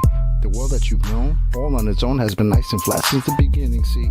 No 8 inch per mile square, that's why y'all scared to have this become mainstream. So as a result, we transform into nightmares, waking folks from the daydream. So, proceed to ask why they are lying without verifying your story. And at the end of the day, maybe all I can say is that y'all fucking bore me. Why would they lie? Can't even deny. You're sounding just like a baby. Maybe a hero is all that you need. Maybe y'all somebody save me. Global abortion, all applauded. Cheers, big heads, small, enormous. From cradle to grave shall be like tortoise. NASA Tower lies every day is exhausting. Nothing more boring than the stream they recorded. Yeah, that looks real, is that a joker talking? Composite mind nuts is not a bore you foreskin. Ignoring, distorting the facts with their stories. Entering your mind irrespective of warrant. To say levels curve we expect from a zealot. Spherical excess, now we don't want it. Delusional puppet digesting the stomach. Without any warning, hick on the shoremen. Are you a moron who's not that important? Similar to Karen, always reporting. Endorsing the fraud and effects without cause. Manifest force from a pseudo source. Reversing the curse of what you've been taught. They've been rehearsed in the dirt, but they still fall short. Imaginary planetary alignment coincide with space warp. At astronauts monetary paid for. Submerging the water while they claim that they orb. It's a circus show, clown circle in the globe. Why would they lie? Obvious the creator. If the glove don't fit and the earth don't turn, that's a whole lot of that they have to earn with the horizon swan. We eliminate the curve. All our eyes are on only what we can observe. Global lies are wrong, what they're hiding flatter. Keep my spies like on hide for the research. You rely upon priest and pirate like a bird. With your lying glove, preach religion like a church. How should they die? How should they die? Why would they lie? Why would they lie? Why would they lie? Why would they try? I got the math and science on my side. I'm running circles, it's easy as pie. Your reification is all falsified. The education is all just a lie. No need to replace it. All I need is you to face it. All I got is time and you just waste it. This is a gift staring you in the faces. Where you gonna get the truth from? If not from us, then who you dum-dum? Made the bed of your demise and chose to sleep to count the sheep since 9 to 1-1. Never been a fight, a fact of life, a choice of wrong and right that I would never run from. State the truth, defend the youth and stop the coup. It's just a job that got to get done. Why would they lie? Why would they lie? Why would they lie? Santa was real, the fairy was real. Why mama lie? My brother died, healthcare was bad. Why mama cried? The system is broke, your son is woke. I'm setting this shit on fire. Why would they lie? Why would they lie? Why would they lie? Why would they lie? Why would they lie? Why would they lie? Why would they lie? Why would they lie? Why would they lie? Why would they lie? Why would they lie? Why would they lie? Why would they not? The plot and derive by watching the sky and they know it's a clock. They picking both sides and listen with lies. The people pretend that they pick who they got. The people divide and then they disguise and now they devising a plot. You ask why they lying from behind closed eyelids. You disguising an iris that's lifeless. You're denialist, but this lie is why you're a nihilist. Guess you're lying for the pride then. They enticing the brightest to get deprived in contrived confinement. Lie about what the meaning of life is. Get a degree in a 9-to-5 shift. Only way that you'll survive this. What's that mean? They have to bribe them. Yeah, it's tragic. Their only tactic when the model under attack is asking where a map is. If they lied about the earth, what you even asking? Weaving past them, leaving blasting. Everything you believe is backwards. Occult belief is practice. That's what they achieve in masses. Yeah, it matters. You believe what masses. Massive incoherent magnets have a weak attraction. That's electrostatics. They always invert it backwards. Wonder what's the verdict, pastors? Religious zealots preaching, talking past us. Sent a blitz right up the middle. Who can block the fastest? Falsify the radius. You cannot walk right past it. Yeah, they truly think they got the masses, but God's got the backing, so they can't stop what happens. Why would they lie? Why would they lie? Why would they lie? Why would they lie? Why would they lie? Why would they lie? Why would they lie? Why would they lie? Why would they lie? Why would they lie? Why would they lie? Why would they lie? OG. Why would they lie? I'll tell you why. They don't want to see you survive. They don't want to see you get live. Love on your queen till you have you some kids and provide. They don't want to see you revive. Take an L, then come back harder than ever besides. Packing that hammer on side. I cannot help it, bro. Second Amendment on mine. They won't label you a felon. That way you can't get your hands on protection. That way they come in and fake an election. If they want seize your assets, you can't stop or arrest them. That way the hood is simply a reflection of the design that they predestined. If you don't like it, they pop off your top like your last name was Kennedy in Dallas, Texas.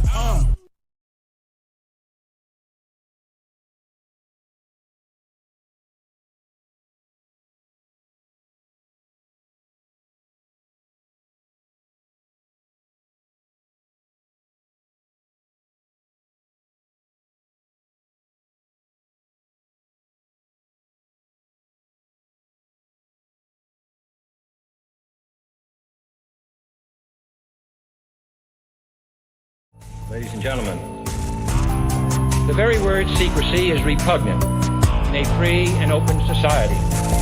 And we are, as a people, inherently and historically opposed to secret societies, to secret oaths, and to secret proceedings. In America, they watch you and they track your every move. They're even putting poison in your food. In America, the people are too blind to see the truth. But it's too late, and there's nothing we can do. In America, just watch your favorite show and watch the news, so they can pre-program you with your views. In America, get a job, obey the law, support the troops, and just get back, cause there's nothing we can do. This is the divided states of Illuminati land. People stumbling all over the place like zombies, man. Just like the Walking Dead, they got this country zombified. All your water's fluoridated, all your food is modified.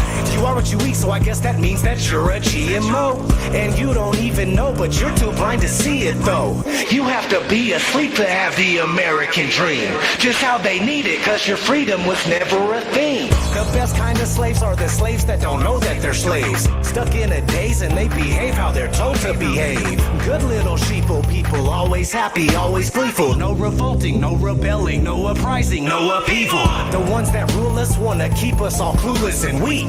It's not looking so good for humans, the future is bleak. You think you are unique, but really you're a replica, created by the false education that they gave you here. In America, they watch you and they track your every move. They're even putting poison in your food. In America, the people are too blind to see the truth, but it's too late and there's nothing we can do. In America, just watch your favorite show and watch the news, so they can pre-program you with your views. In America, get a job, obey the law, support the troops, and just get back, cause there's nothing we can do. In this present crisis, government is not the solution to our problem. Government is the problem. We are conditioned every minute of every day, and being ignorant is just the American way. The national debt is a debt we can never repay, but if they say to pay your taxes, you better obey. Hypocritical kingdom of wicked criminals, using symbols and signals to fill your head with subliminals. When When you watch TV, it's corroding your mind. When the 5G network goes online, there'll be nowhere to hide. Electromagnetic frequencies all around us so frequently. Nothing is what it seems to be. They deceive us so easily. No one even believe in me while they're meeting in secrecy. Have you seen the world recently? Never treating us decently. What happened to liberty and justice for all? Dictators free themselves, but we don't get nothing at all. I just want you to know the truth, so please don't shoot the messenger. It's a bitch, but this is how it is when you live. In America, they watch you and they track your every move. They're even putting poison in your food. In America, the people are too blind to see the truth. But it's too late and there's nothing we can do. In America, just watch your favorite show and watch the news, so they can pre-program you with your views. In America, get a judge, obey the law, support the troops, and just kick back, cause there's nothing we can do.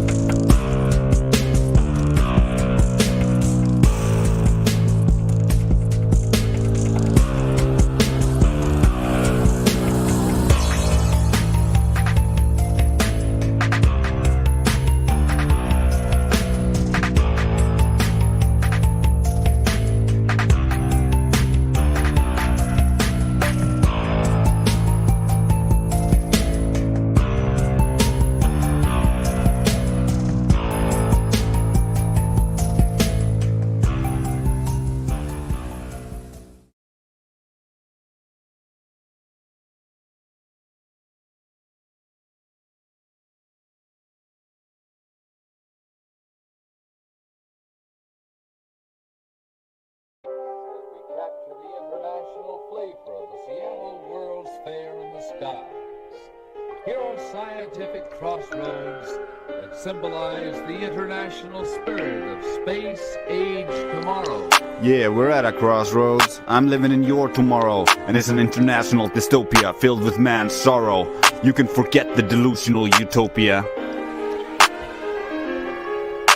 Sitting at your workstation, do you get the implication of your predestined designation? Syndrome, domestication, status, victimization, vocation, misapplication of man in creation.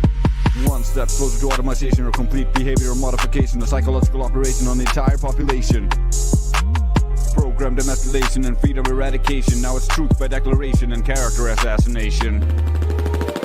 Wars between puppet nations, propaganda on every station, public lost in mass consumption of poisons like fluoridation. They fool you with the concentration, it's still rat poison by demonstration. Is Epstein's friendly relation the solution to overpopulation? With his World Health Organization and the justification, vaccine monetization for a fake infestation, complete dehumanization, medical registration, moral degradation for the elite's preservation. All based in misinterpretation, using the media centralization through the repeated indoctrination and state-sponsored misinformation. It's human experimentation, trauma-based vaccination, isolation and deprivation is not medication. For psyche fragmentation, done in desperation, a fear of humiliation, done with our cooperation, a moral resignation, and controlled publication, a scientific imitation. That's not science, bruh. That's pseudoscience. Bring up child exploitation related by royal blood relations, protected by black law legislation is all an abomination. Protecting its reputation, an aberration, deserving no admiration, leading to your predation. Fixation, inflation, deflation, endless persuasion, familial separation, and economic migration is actually an invasion. Racial segregation, CTR integration, discrimination, guilt by association, all for the acceleration of your damnation. It's just your imagination, but requires your hesitation and moral pervasion. Compliments of the Mason. So welcome to the plantation. Understand the ramification. Through our cooperation, dedication, and determination, you get the qualification. It's time for a re-evaluation, an actual verification, a graduation from animation and manipulation. Work on your cultivation and communication. Share the information with the population about the situation. This will lead to the unification and scientific invigoration. Through endless inspiration, it's a harmonization of civilization. Avoid the temptation, break the domination, have the realization and find the motivation. The invalidation of the explanation and imagination brings about a transformation. It's time for a rejuvenation of mankind in creation. This is your invitation for participation in mankind's liberation, man's salvation, a true revelation. Peace.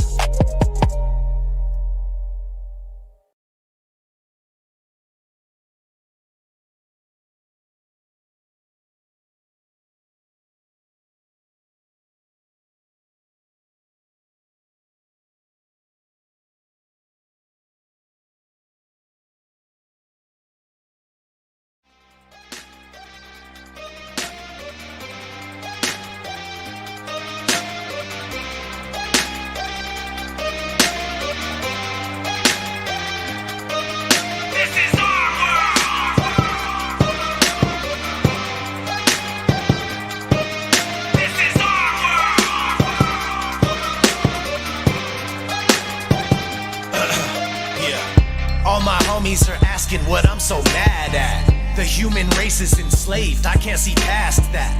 And I'm sick of being treated like a lab rat, turning all our lives into a joke that they can laugh at. Life is supposed to be an adventure where you're free to roam, but to most people having freedom isn't even known. Free-range humans that don't even know that their freedom's gone. When you start seeking a reason, all roads will lead to Rome. The Holy Roman Empire, it never really fell. They control everything under the dome in which we dwell. They want Earth to be exactly the way it is in hell. They stole your mind and they turned it into a prison cell. Kept in the matrix, you must beware of the agents. You might just stare in amazement once you're aware and awakened. All this deception is blatant, kind of embarrassing, ain't it? There is nowhere they won't take it, and now it's time that we change it. This is our world, and there is no changing the facts. We came to take it all back. It's time to reclaim it. This is our world, and we will go out with a fight. We will stand up for what's right. We won't tolerate it. This is our world, and we just won't take anymore. Ready to take it to war. No way to escape it. This is our world. There's nowhere to run or to hide. Plus we have God on our side. You ain't gonna make it. This is our world. Open up your eyes, look where we are. The Zionists and Jesuits took it too far. The conditions that we live in are truly bizarre. Time to rip up this entire system and pull it apart. I knew from the start that this battle will not be easy. I try to wake people up to truth and they still don't believe me. They keep the poor people poor, meanwhile the rich just grow greedy. We're gonna have to stand up to them cause they will not go freely. Everything you think you know is wrong, I bet that's a surprise. They slapped a bow on top and sold us a package of lies. From ancient knowledge and true wisdom, they have us deprived. We gotta fight, the only chance that we have to survive. We're fed up, we've had it with this stupid ass establishment. Everything they preach to us and teach us is inaccurate. We have had enough of this, we're angry and we're about to flip. They don't know how crazy it's about to get. This is our world, and there is no changing the facts. We came to take it all back. It's time to reclaim it. This is our world, and we will go out with a fight. We will stand up for what's right. We won't tolerate it. This is our world, and we just won't take anymore. Ready to take it to war. No way to escape it. This is our world. There's nowhere to run or to hide. Plus we have God on our side. You ain't gonna make it. This is our world.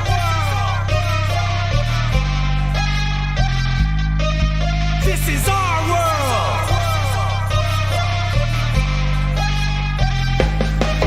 This is our world. This is our world. This is our world.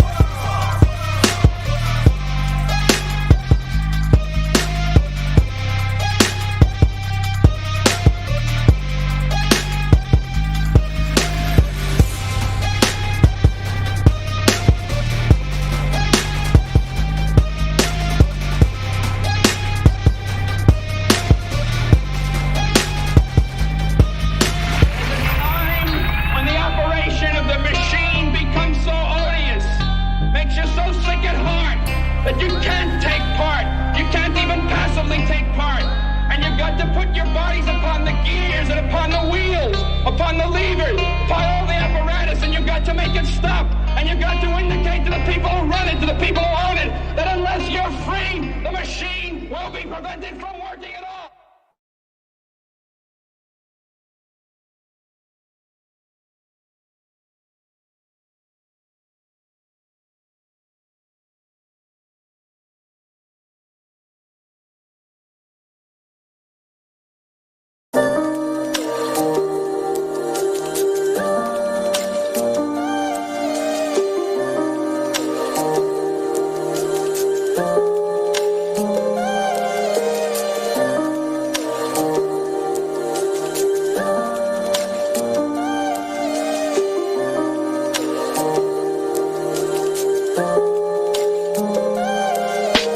Geopolitically, we in a field that's for Israel. Wonder, is it real? Rappers acting say they high, say they simple pills. Glorify suicide so they get the deals. Big pharma set it up, had to flip the pills. Control the music industry until the scripts get filled. Geopolitically, yeah, we in a field that's for Israel. Wonder, is it real? Took the way you saw the world, then distorted it. Now you think you wanna rock that twirl somewhere orbiting. Theories disproportionate, the truth distorted quick with a forceful grip. They force a misinfo that we absorbing quick. Took the people's signature, that mean extorted it. They forging it. If news ain't cause informants who informing them, there's a surplus, but they tell us there are shortages. Credit economy mortgages, dollar that's supported with empty fortresses. But what's important is this: we porting ships, important gifts. Of course it is, but extortion is in accordance with an assortment list of foreign tricks. We ignoring which informant this, informant this. It looked like we were snoring tricked. Pedophilia and the government endorsing it. Yeah, eugenics is exactly what abortion is. You just vilify those insubordinate. Way to matrix engineer, that's unfortunate. Geopolitically, we in a field that's for Israel. Wonder, is it real? Rappers acting say they high, say they simple pills. Glorify suicide so they get the deals. Big pharma set it up just to flip the pills. Control the music industry until the scripts get filled. Geopolitically, yeah, we in a field that's for Israel. Wonder, is it real?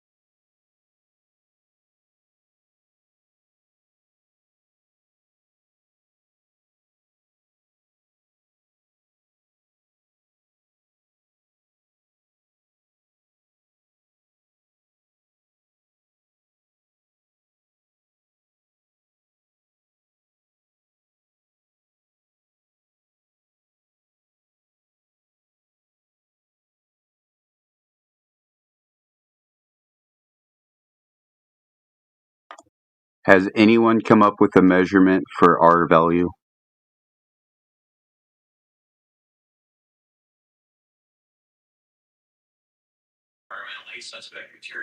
Has anyone ever been to the center of a presupposed globe to even attempt to make the measurement?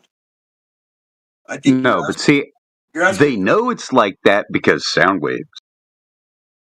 Wow, It's retarded. asking for a bit too much. Can't be done. So All it proves is that there's a hollow space called Sheol underneath the ground. well, that's there's no evidence for that either. But Well, according to the seismic waves, they don't move through air or solids very well. Or liquids, right? They move through liquids very well. They don't move through solids very well, and they don't move at all through air. you're talking about And S&P. there seems to be a shadow at this one spot underneath the ground where no block echoes come back from the area, probably because it's hell. Well, you're talking about S&P waves. Yeah. Well, also Yeah, because when you know how they talked about, well, it has to be this because this can travel through this, but these can't travel through that, you know? Right. Well, they don't take into account air, you know, no ground, no matter, you know, a void. Avoid is what they do. Avoid the conversation. Avoid the truth. Avoid the evidence. So yeah, it is a void. You're right.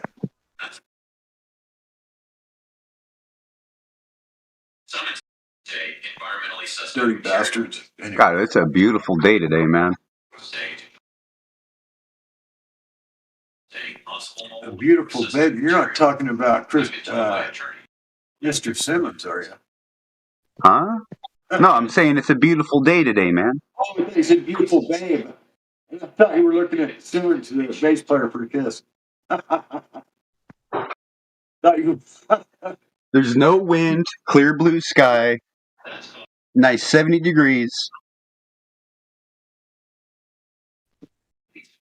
on November 28th. Hell yeah, it's a nice day. Yeah, it is.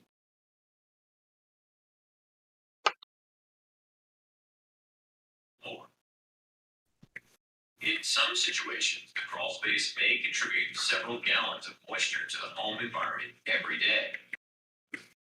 That's why earlier, when we were up in the attic and we saw some attics with mold or possible mold under the sheeting, I made use of the fact that it could be coming from the exhaust fans dumping into the attic. But it could also be coming from a dirt floor crawl space.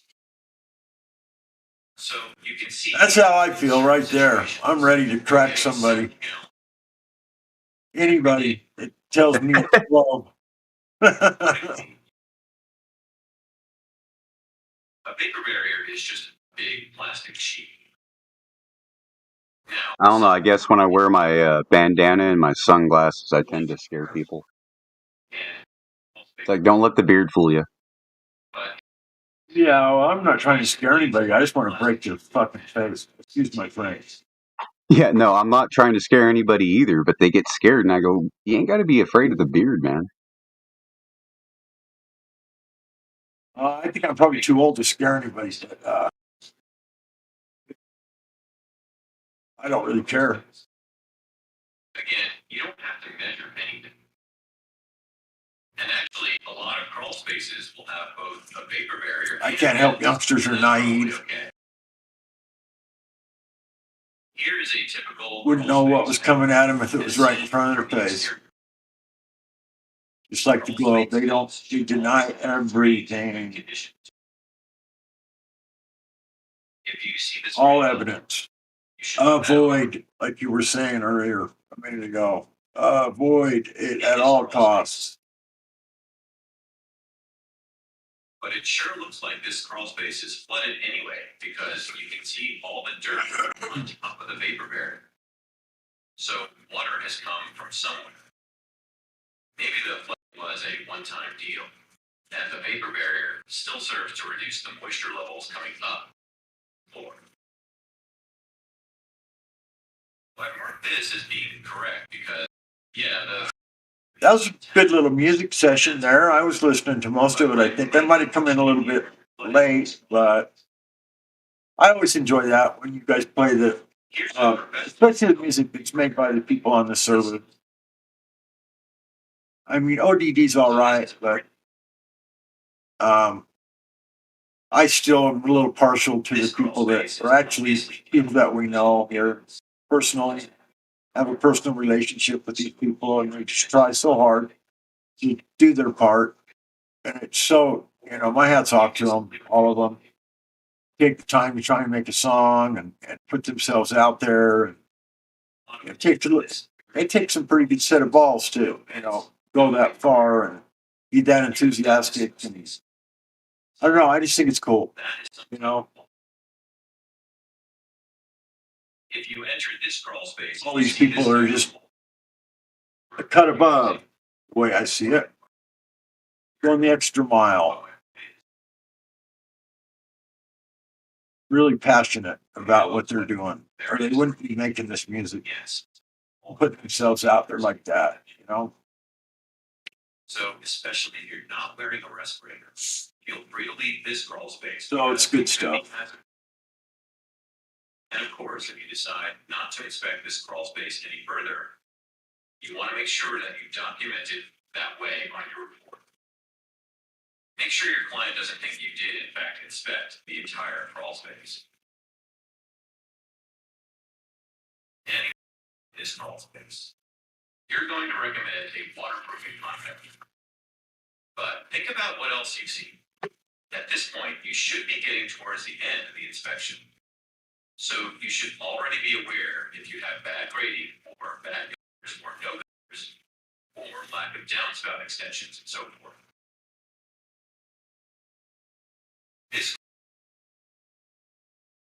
The standard of practice makes it clear that you don't have to enter this crawl space. If you want to put on your boots and drop down into this crawl space, you could. And I'll admit, I've done that occasionally. I have dropped down through the hatch. And while I didn't move around in the crawl space, I saw everything that I could while staying in the area.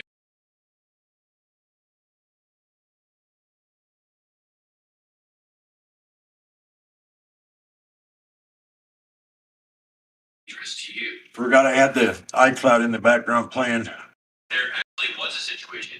Taking some tests on trying to be a home inspector. Well, not trying, doing it. The contractor was $700 worth of software, and then you study it, take 28 tests. Then, as long as you score 80% above, you get certified. So far, I've scored 100% on almost every test. So, like this. Something to do. Basements and crawl spaces often have some pumps. Since I'm retired, I gotta maybe do, I don't know. Gotta find something to do. That's the job. As long as that pump is keeping the water below.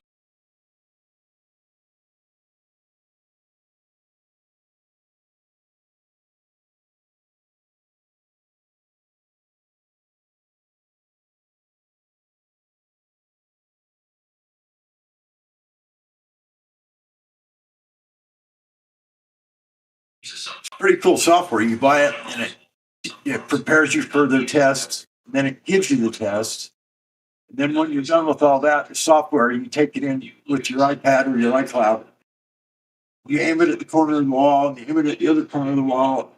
Automatically measures the room, gives you the square footage, does all kinds of stuff like that. You can aim it at windows, tells you how big it is. You can just basically, the program is all set up for doing home inspections. And it's pretty cool what they've got these days. Technology to make it really easy to put a real good report together, letting the homeowner know all the things that are wrong with the house, what things need to be addressed and fixed before they buy it.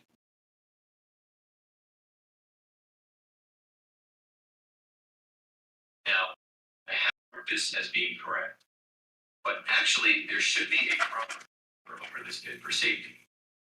I'm simply marking the pump and the drain. And then plus grew up in a construction family, and it's all like no-brainer shit anyway to me.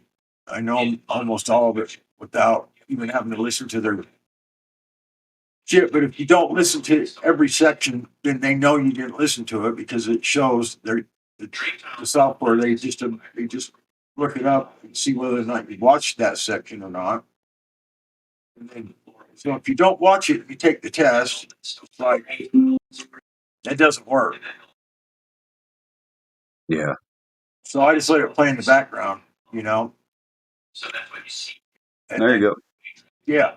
And it looks like I do listen to some of it. I mean, it's in the background. I can't help but hear some of it. It's like it's pretty much damp all the time. That's evidenced by the staining on the wall. There's really a shortage for home inspectors here where I live now because so many people are moving to Utah. I mean, I heard it's the number one fastest growing state in the nation right now. And housing is so crazy priced. My mom and dad's home was only worth like $300,000 like a year and a half ago. And the prices for over $600 now, like doubled in a year and a half.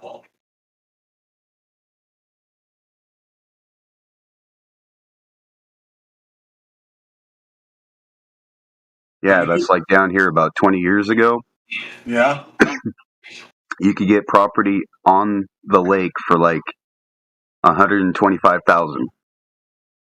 Now those properties are selling for $1.5 million undeveloped. Oh, damn. So that would have been a good hit to pick up about a half a dozen of those. Yeah.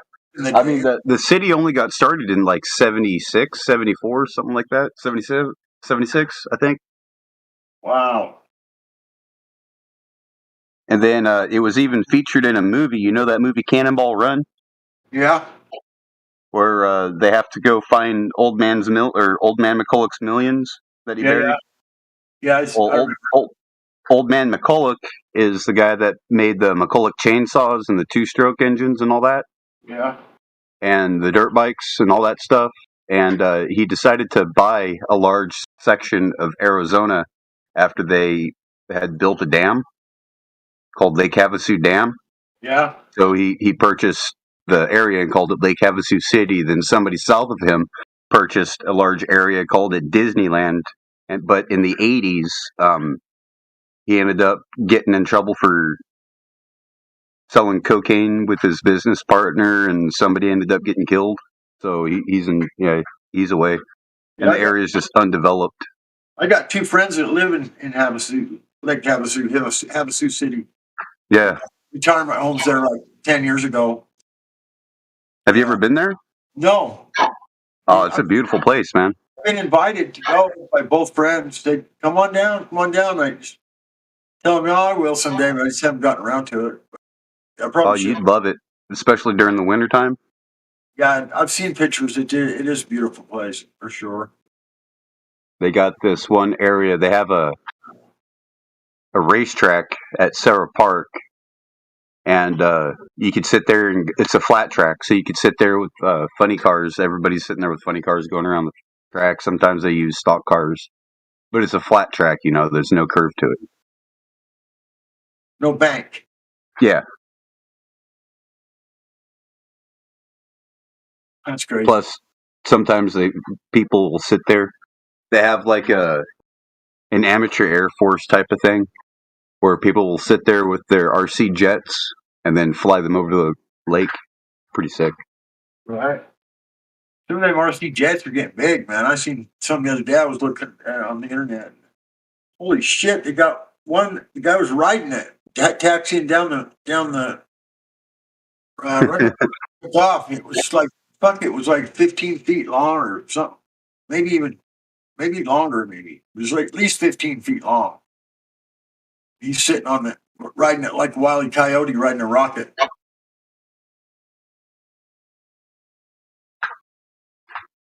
Yeah. Those things are getting big, huge. Yeah. Can't imagine how much it would cost to build something like that. Probably. Oh, easily $500,000, $2 million. For the bigger ones. Yes, fucking how stupid. Like the 1/6 scale. Yeah, whatever the scale would, you have to be. Yeah, it would have to be pretty good size scale for it to be that big. I can't remember what kind of a jet it was, but it was something like that, 747 or something. I can't remember. It was a huge jet that he had built. And it was like 15 feet long, and I mean, it was fucking huge. I know with those monster trucks, they have RC monster trucks, and Yeah. they are 1/10 scale, and those things are pretty tiny. So that's why I'm saying 1/6 scale, Right. 1/6 of the size, because 1/10 of the size would be tiny. That would be like a matchbox. Well, no, not quite. 1/10 because those trucks are typically about 18 feet long. So that'd be 1.8 feet. So it'd be almost 2 feet long. No, this thing wasn't that big. This thing was like, about maybe a foot long, like a little over a foot. But it was like small, like you could pick it up and shove it in a backpack. Right.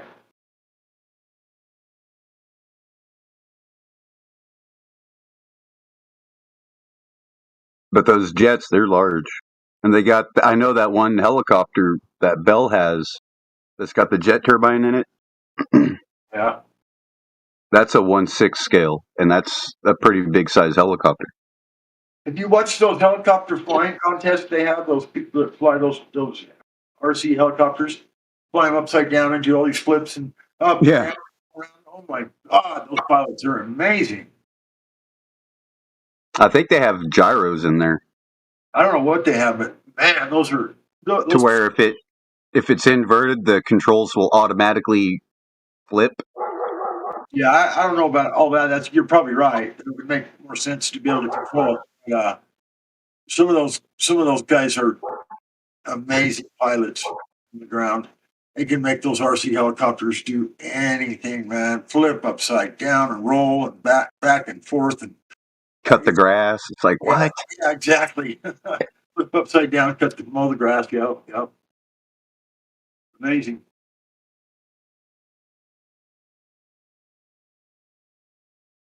Everyone I've ever seen that's really, really good is always gas powered. They're like little fucking monsters, boy. They're just talking about. Yeah. Like a hummingbird. Yeah, they definitely move some air. And they're not quiet.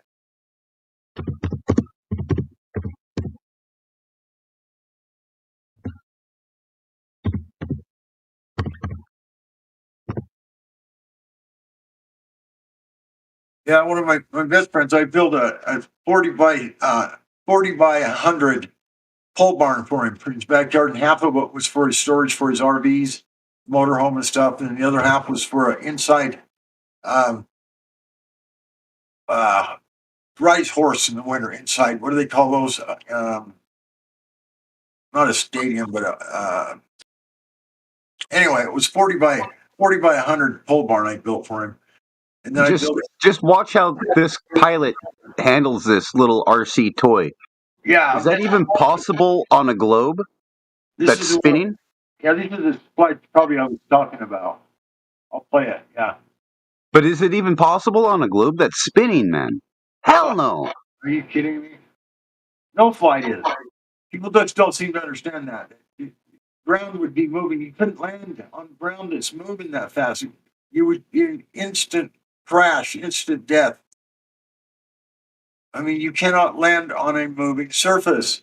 An aircraft carrier, that's a little tricky landing, of course, but they're landing going the same direction. They just come, the aircraft carrier is going as fast as it can go in a straight line, and then they just come in at the tail end of it and go the same direction so that they slow their speed down, and then the cable snatches them. But other than that, landing on a moving surface is ludicrous. Yeah, that's the pilot shit I was talking about. Exactly how they can just make them things do anything, man. And if you hear them, it's crazy because they like you were saying a minute ago. They're loud. They're crazy, man. Some of these pilots are really amazing.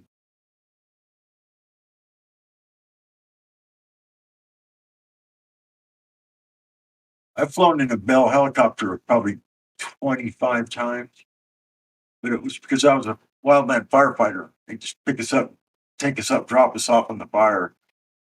And that was fun. Crazy ex military pilots from Vietnam and stuff. They just tell us, guys want to have a little fun today? Oh, yeah, of course. Weightless. Here we go. We fly off the edge of a great big flat plateau here in southern Utah. And then they just tip the helicopter sideways and it just fall out of the sky. And we're in there floating around with our backpacks floating next to us. Crazy ass. Ex-Vietnam pilots for them helicopters. Yeah, that was an electric one. Was it? Wow. Yo, what's up, guys? I'm sorry to interrupt your talk. Henry's in the live stream. He's new, and his friend Ali. If he comes in a live stream, if you guys want to talk to him. Sure. So Henry is muted right now. I don't know why, but he just left. All right. Oh well. Sorry for interruption, guys. Oh no, you're fine. Obviously, it's not for the conversation we're having. So, anytime someone new comes in, tell us shut the hell up. Talk to these guys. Exactly.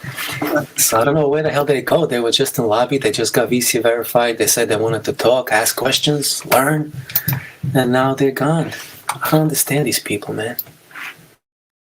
They're down in the FE beginners. Yeah, hold on a second. I'll go down. All right. That's a good sized helicopter there. Holy moly. Yeah, that's got a jet turbine in it. Yeah, I see that. They have another one where they have it all air-wolfed out, and they have it flying and launching bottle rockets out of it. It's pretty stupid. Uh-huh.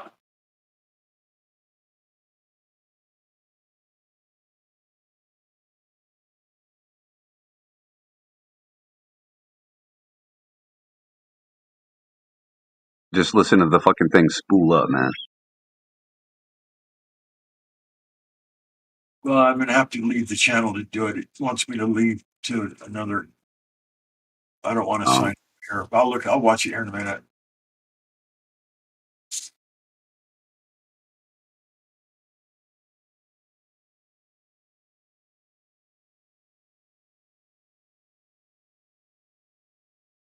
Helijet, RCH Helijet. 429 turbine engine.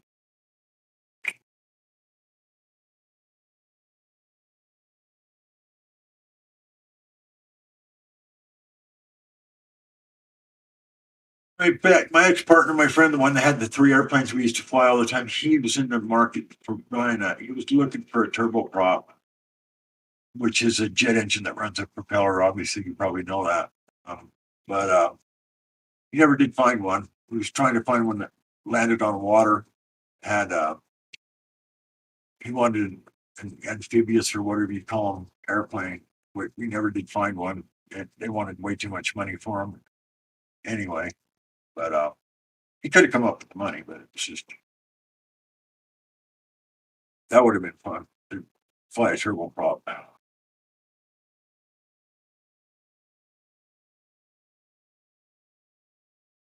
And to be able to land on water, that would be incredible.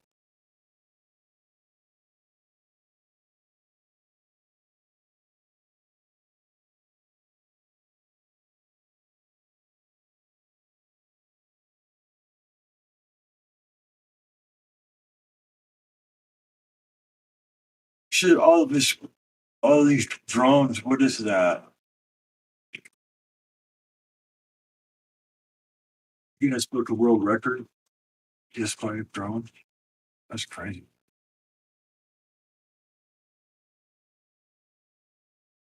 What's that scripture they talk about these army of bugs in the air, or whatever that's going to come after people and sting them and whatever else. Man, if they don't fit the bill of the sky being full of drones, I don't know what else it would be.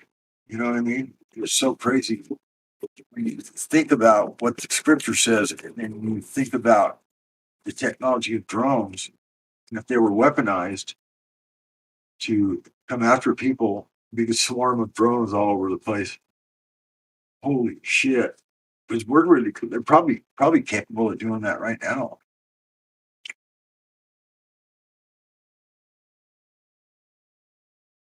I don't know if you know what I'm talking about. You probably do. Do you? Hello? Well, it could be some sort of like nano technology, some nanobots or something like that. Yeah, that's true. I don't know, some little ones. I don't know how it works. I'm just speculating.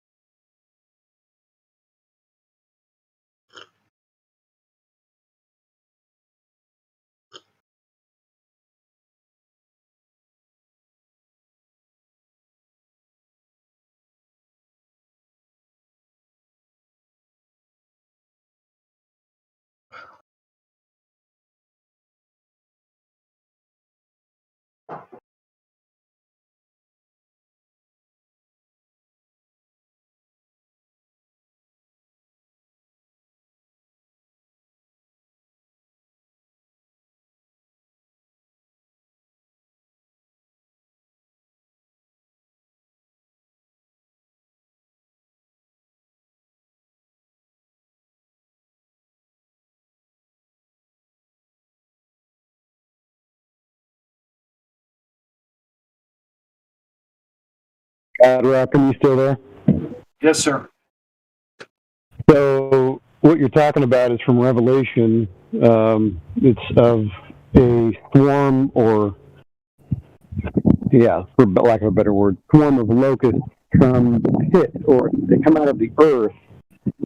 They have a face of a man, like the head of, the body of a horse. They look like a little dragon with a man's head. They have a leader. His name is, I think it's Apollyon. Anyway, that's out of Revelations. But they make it seem as if they're demonic spiritual creatures, not machines. So you can look into it. Yeah, I've read it before. That's why I remembered it. I just don't have it. I just didn't have the exact where it was. But yeah, I've read Revelation probably at least half a dozen times, if not more, I'm sure. It's probably one of my favorite parts of the Bible is that the book of Revelation. I think a lot of people like that part of the book. Cut me in, I don't want to live without your revelation.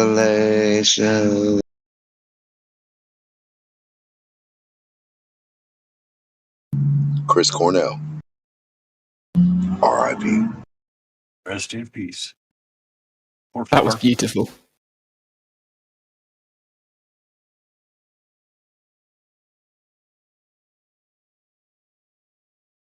I know Helio really liked Chris Cornell.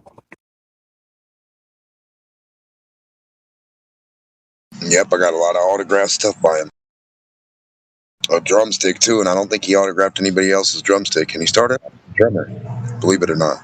Oh, really? Yep. He started as their drummer, and they had no, they realized how good he was at singing. They were like, "What the fuck? Start singing, dude." Yeah. Yeah, that's funny how they didn't recognize that part about Dave Grohl while he was in Nirvana, because his first instrument was guitar, and he had obviously was a good guitar. I mean, lead singer. I don't like him only because of the situation with the Courtney Love and the fucking Kurt Cobain dying. I think he had a little part in that. Yeah, I don't know about all but that. Other than that, I mean, he's a human, I guess, If anybody had anything to do with that, I think Courtney did myself. But. Oh, well, definitely. Well, I think he had to gain, too. He was another person that could gain. I mean, either through her doing it and being a dumb bitch or through him helping her. You see what I'm saying? Like, both of those two had, like, something to gain. after watching everything that Dave Grohl's done since then, I have a really hard time with thinking that about him. To be honest with you, I mean, you're It obviously might be he might be doing that on purpose. yeah. Well, maybe so. Maybe so. But he does seem to be like pretty. I don't know. He seems genuine to me, but who knows? Like you said, but He made that song mocking conspiracy theorists and stuff. Him and I forget the guy's name. No, he made it like last year. They made some song. It's like mocks flat earthers, mocks all the anti-vax conspiracies. Yeah, who was it that he made that with? It was Dave Grohl and Mick Jagger, was it? Was it? Are you sure?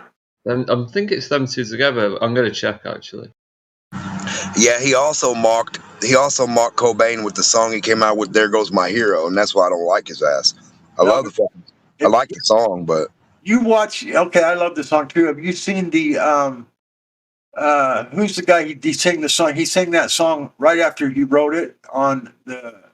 Who's the long-haired idiot that does a podcast from New York? Really, really well known. Vaughn? Huh? The Vaughn dude? No, not Theo Vaughn. No. Okay. The radio show guy. This really well-known character. He used to have his radio. Oh, you talking about fucking God damn it. Yeah, I know. Stern. Long hair. Yes, Howard Stern, yeah. Yes. Anyway, he plays that song for Stern, and right after he wrote it, and they asked him about what it was about. He said absolutely had nothing to do with Kurt Cobain.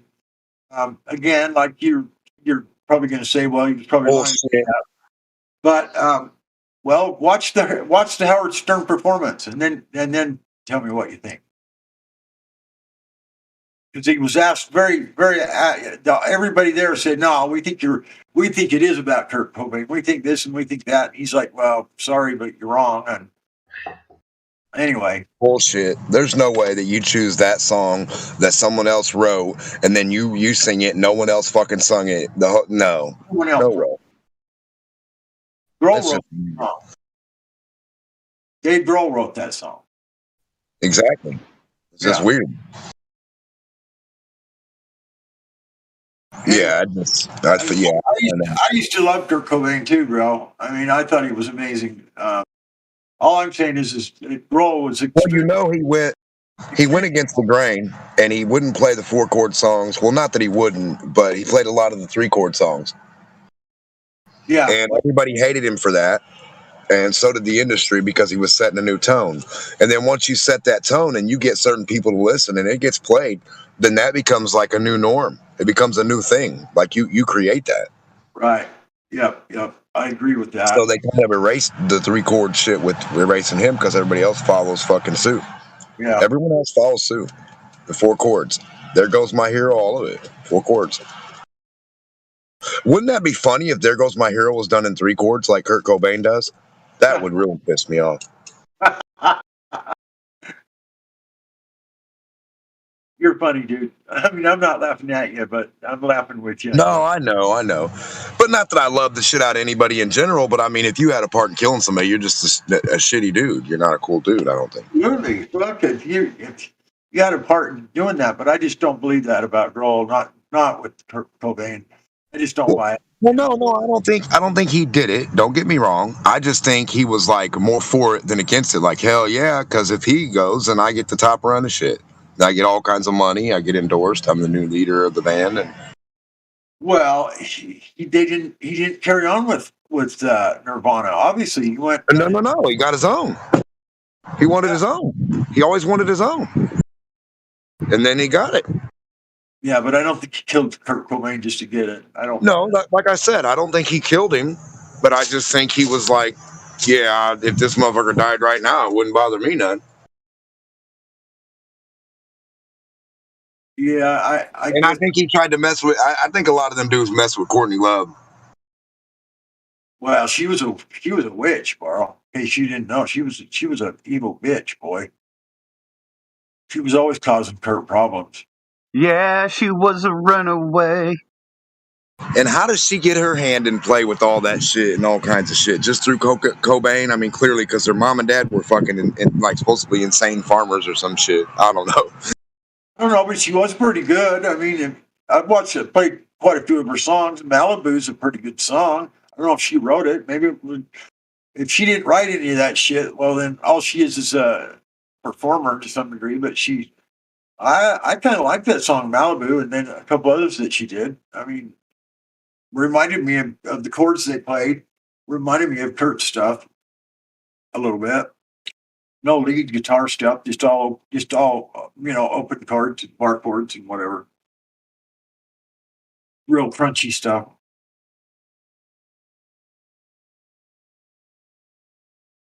Hole, what a name, fuck.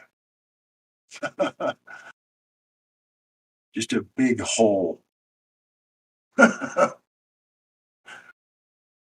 thought that was a nasty ass name for her. What the fuck would you pick a name like that? Holy shit.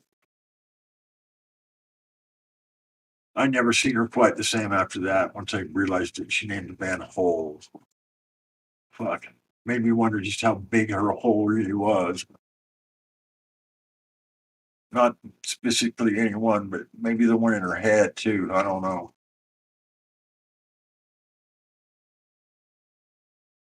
I think if I just can't imagine Kurt doing a big shot of heroin. He done a lethal dose of heroin, and then he blows his head off with a 20 gauge shotgun.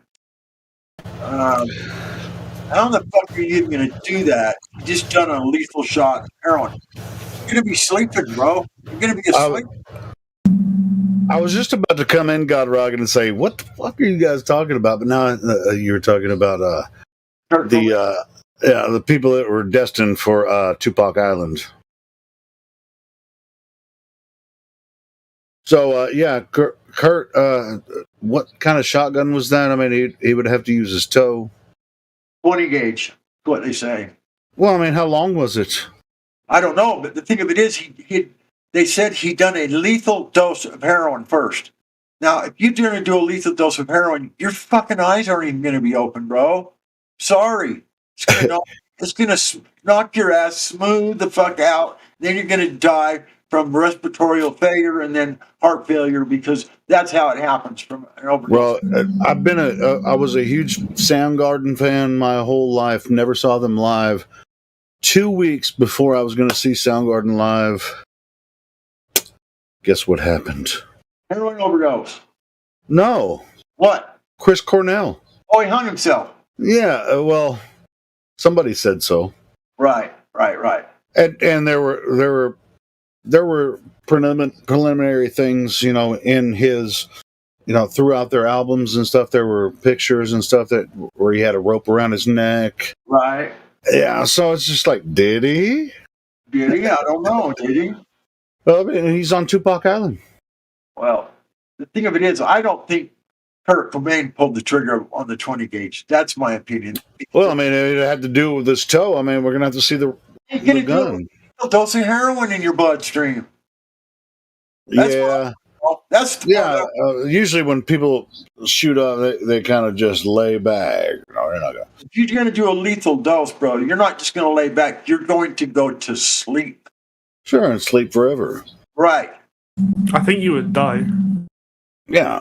I mean, a lethal dose means that you're going to die if you take it. But right. That is what that means, yeah. Right. And so how is he going to do a lethal dose of heroin, shoot up, and then grab a shotgun and stick it in his mouth and blow his brains out? You know what? I find that very highly improbable. You find it suspect? Yeah. Yeah, me too. Yeah, I don't buy that bullshit. Because I know what heroin's about. I used to be a heroin addict. I know. I never used needles. I used to snort. That doesn't surprise me. 40 years ago. Wait, Henry said it doesn't surprise him, God Rockin', that you did some heroin editing. I don't care what he thinks. I'm just being honest. Yeah, but I think he's trying to take the piss out of you, and I'm that doesn't make me happy.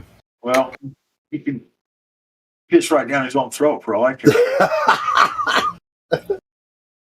That's right, Henry.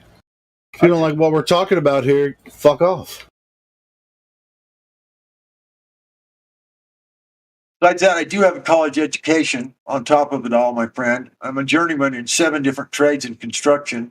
So like, there's people don't like flat Earth directly, but they'll just pick any little thing that we say and say, well, here's why they think the Earth is flat, because they're just obviously ignorant, or they've done drugs and all that. What? How many Globers have done drugs that are out there on the internet now, or in any platform? Everybody's explored things when they were in their 20s, man. Come on, man. Yeah, and it's I've been clean for over 30 fucking years, so stick that up your ass too. Yeah. He fucked off after he said that. He got his little freaking jab on you, but whatever. Yeah, I don't care. I don't care either. He's probably a virgin. I just think honesty's the best policy. To be honest, just fuck that guy. Like, don't even listen to him, in my opinion. Right. And No, thanks, James. Yeah, we don't. Yeah, thank you. But we get those all the time. The reason I even brought that up is because that's the part that I am having such a hard time with Kurt Cobain. That if he actually done that much heroin, there's just no way he could have been grabbing a fucking shotgun, sticking it in his mouth, and pulling the trigger. He would have been face down in the carpet already. Lethal dose of heroin it doesn't kill you within the first 2 minutes. You're sleeping within the first 30 seconds. God Rockin', none of us have had access to any information about the crime scene or the suicide scene. So it's just like, it was a story that was told on the media. And so it's just like, how can we confirm anything that they said about it? I agree with that. I do 100%. But I still, like I said, if the heroin dose was reality, that's all Kurt Cobain did himself was that. Because after you do that, you got no control over anything. You're out. You're sleeping. You're going to die any second. You're not shoving shotguns in your fucking mouth. You know what I mean? Well, I mean, what type of? That's what I'm saying. What type of shotgun? I mean, if a long shotgun, you're gonna have to use your toe. I mean, you can't put. That just it makes no sense. It's never made sense to me. Barrel, legally 28-inch barrel.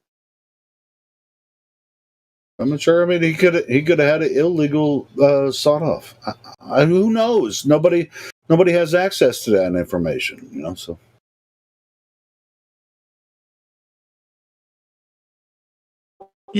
Yes, us Goyim have not access to that information. I mean, I guess if I dug deep, I just think it was bullshit from the beginning. But anyway, Yo, Ali. Sorry to interrupt again, guys. Yo, Ali, you want to speak right now? Your friend was just here, bro. He interjected with some bullshit. What was that all about? I don't know, man. He does. I thought you guys gave me the word. You're not gonna troll, bro. Yeah, and I told you if you're gonna speak, just wait for your turn. You don't cut people off. Yeah, no, I won't. Don't worry about it. Oh, but he did, bro. These guys come in as a group of guys from another server. Yeah, everyone's welcome here as long as you're respectful. Bro, I'm chilling. I'm just trying to learn new stuff. No, your buddy was just here and he just interjected with a fresh comment and he just bounced. So yeah, man, I don't know. If you talk to him, just let him know that wasn't cool. Yeah. I'll speak to him. Do you have any questions, bro? Like about Flat Earth? No, not at the moment. I'm just chilling. Question: How does the globe model explain corpuscular rays coming from the sun? Ooh, that's a good question for the Globers. Crepuscular meaning divergent, because the word crepuscular is for the time of the day. Yeah. Well, with a 93 million mile distance from the sun. Hold on, God Rocket. We already know the answer. We want the Globers to answer, man. I think that's in the Globers that are in here. I just wanted to hear. I've not heard an explanation for that personally.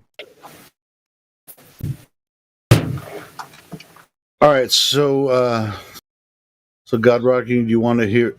Why don't you give them the explanation for the globe idea Okay. about corpuscular rays. Okay. Divergent. Divergent. This is what they say.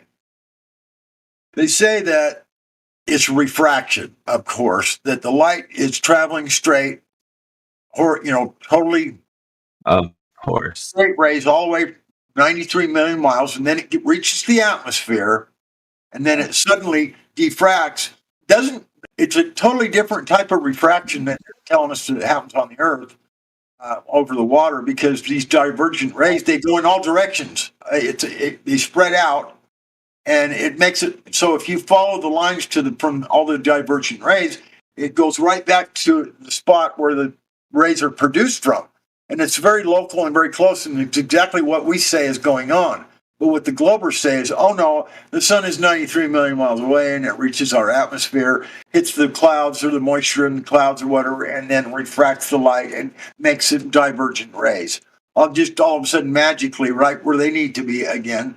Because it's so far away that the light rays on our little bitty Earth from the sun, they appear to be parallel, but once they hit the atmosphere of Earth, I mean, you said it the same way I'm saying it. Yeah, this is what they claim. Yeah. And so, I don't believe that refraction does anything like what they say it does. Of course, it's a thing, but it's not this magical thing that solves all of these problems. If you think about it, that's the most ridiculous thing to think that it solves. Silly, man. Come on, it solves every single every observational problem that they have. Refraction. It just fixes everything. I'm sorry. That is not what's going on. And you cannot demonstrate refraction to do any of these things, let alone just one of them. There is no demonstration for these things that they say is happening. It's just they think if it falls out of their mouth that it's true, and everybody has to accept it. And, it's refraction. There you go. There's your answer. Well, demonstrate that. Can you just show us one time how that happens? Can you shine a laser light and let us see this refraction causing the light to bend? And please, can we have a demonstration? And the answer is always like crickets. We don't even get an answer, let alone a demonstration. Well, and when we ask them for curvature, they bring up Aristophanes, and this is part of which most people, even if they bring up Aristophanes, they don't even know the test completely, and so they'll lie to cover their ass most of the time. So anyway, continue. So anyway, there you have it. I don't know what you think about divergent rays now, if that answered your question or not, but I simply believe that the sun is close. I believe the sun is close, and those rays point right back to where the sun is located. If the sun is 93 million miles away, right? Wouldn't corpuscular rays occur in more than one place in the sky? Why does it always choose to reveal itself in a certain area instead of happening wherever there's clouds? Because isn't technically the sun hitting the Earth? Isn't hitting the entire Earth at the same time? Yeah, you'd have them all over the place. Yeah, if that's what was going on. Yeah. Ridiculous. Yeah, as soon as you said that, I'm like, but that would make it all over the place. Like, what the hell? I just can't believe dude. This is what it didn't sell me on flat Earth or anything, but it just made me look. This idea made me look at the Earth a different way. When you see corpuscular rays,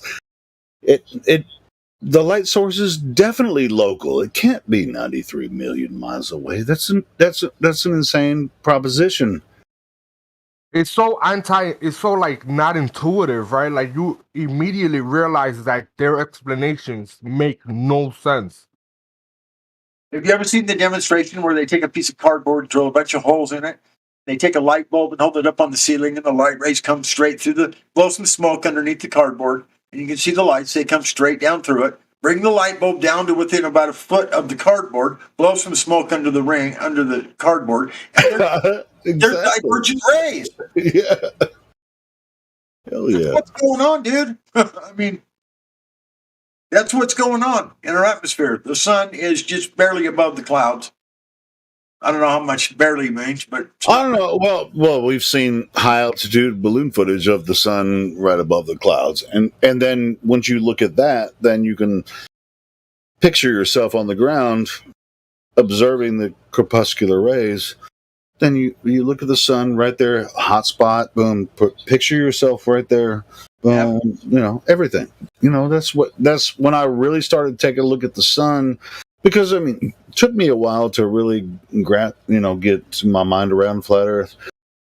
But once I compared the high altitude balloon footage with what I experienced on the ground, it's over. Yeah. I mean, sorry, Helio. Just 1 second, guys. Everything's temporary. You don't have the VC verified. If you want to speak, come up to the VC check-in one. We're going to talk a little bit. You're going to get VC verified, and you can come down the live stream. This message is for everything's temporary. If you hear me, come up to the VC check-in one. Thanks. Yeah, sure. And anyone that's new here, go ahead and jump in VC check-in if you guys want to check people in, and we'll continue the conversation from there. Thanks, Helio. Yeah, no problem.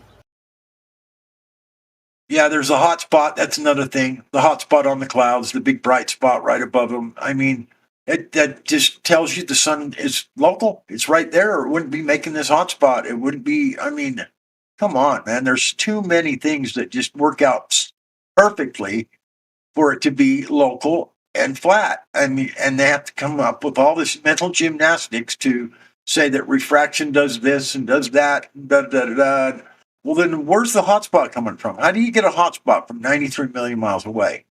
How does that happen? Way they want to describe refraction is almost like they're almost describing like some sort of hologram projection.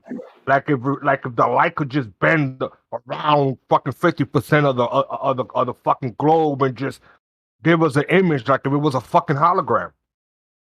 It's fucking heinous, is what it is.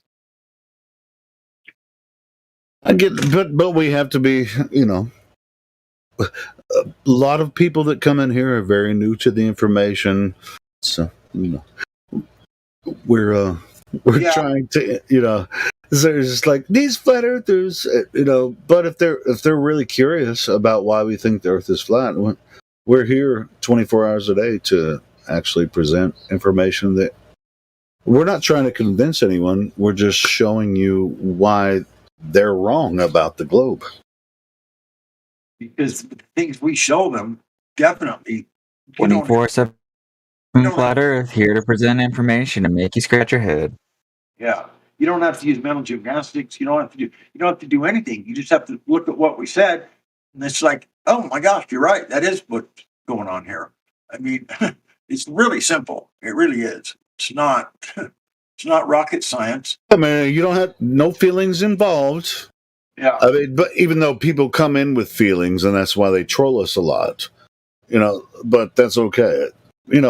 Trolls aside, if you're curious about why we think the Earth is flat, and we've created this entire server for that purpose, let's have a discussion about it.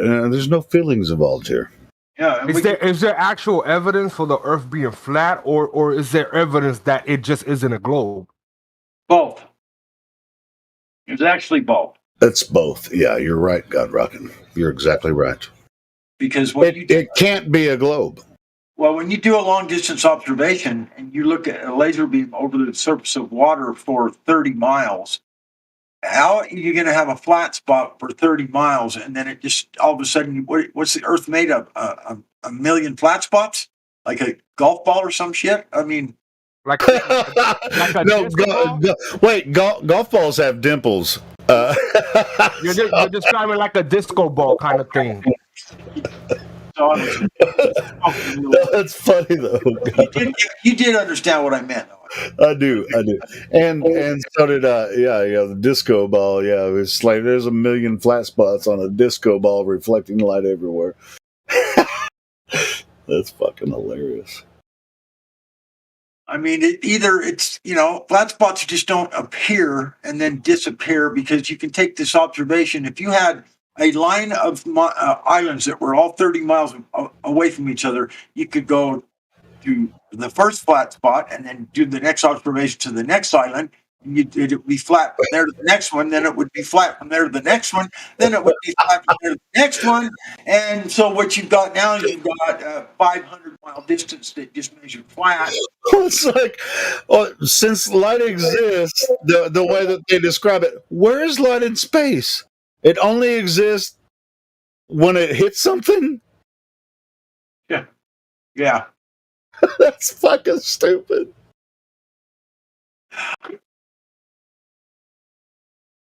I mean, you don't see light if you're stuck out in the middle of nowhere with no light to reflect off of anything.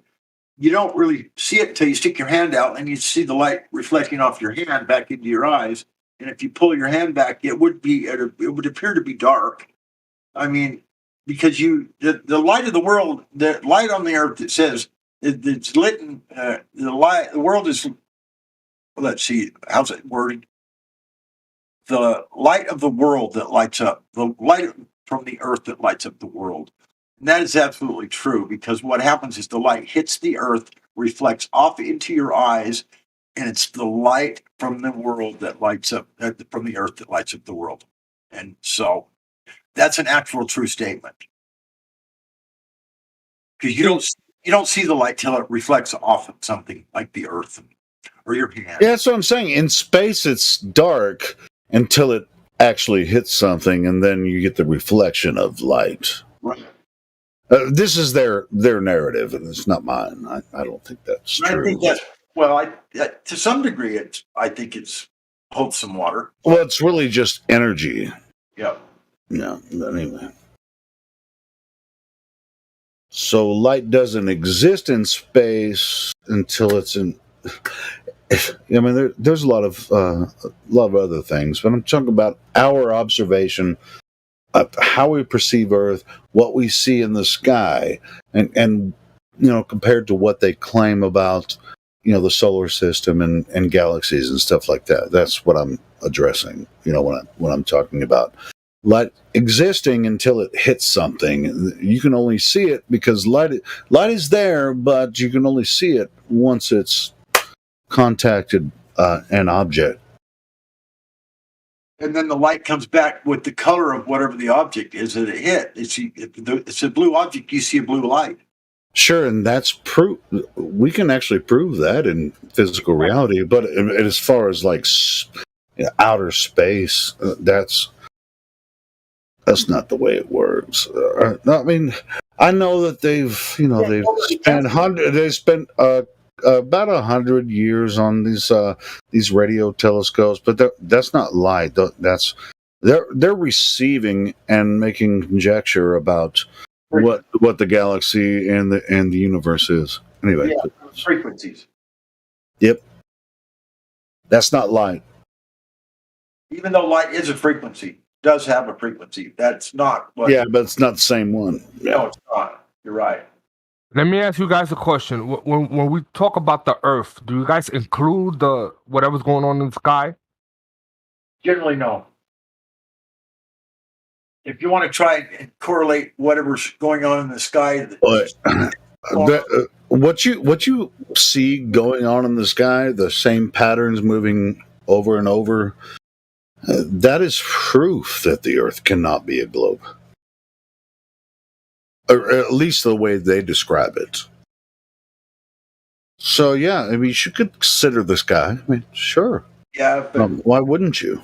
You don't ever consider it like just because you see a round object in the sky that you must be on a round object as well. No, of course not. That's what I was more talking about. No, I just want to.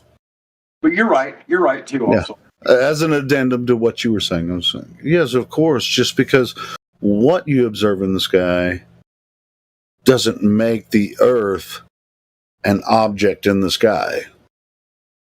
Have you guys seen that Walter Bislin model that he made where like the stars project from like the center of the flat plane? I don't. I've seen the Walter Bislin thing. I mean, this is a glober making. Freaking, I mean, he did a lot of work on that, man. Shout out to Walter Bislin for showing us all how the flat Earth could work. I think he did his best job. I think he's a pole. I think he says he's a globe earther, but I think he knows way more than what he puts on. Because if he was able to construct that model, I mean, he has to have some deep understanding of it. Yeah, I'm with you on that, Matrix. Yep.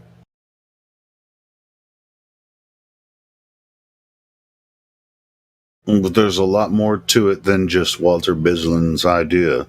But, actually, I'm going to say thank you, Walter, for spending so much time on that. It's pretty good. I like it.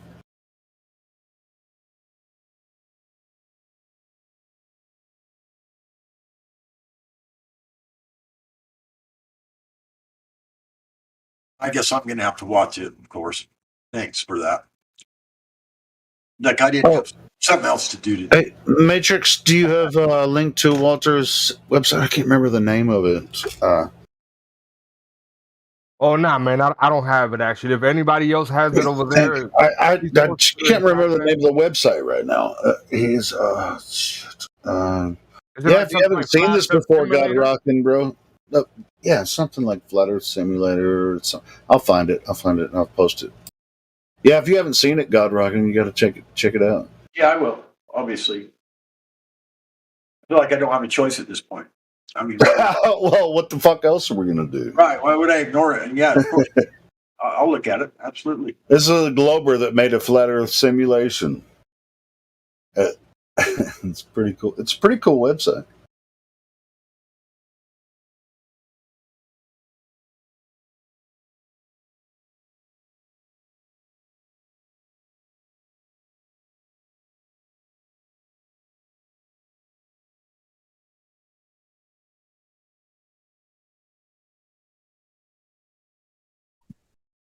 Is this the theory that there's a projection from like the center of the flat Earth coming down from underneath, and then it projects the stars? Is that the one?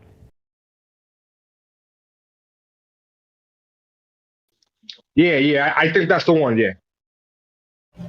Yeah, I saw something about that the other day as well. That this is what the Freemasons know, and that's how they get that the square and compass, like the square or the square is the lights coming out from underneath, and then there's a projection from above that gives us the sun and the moon.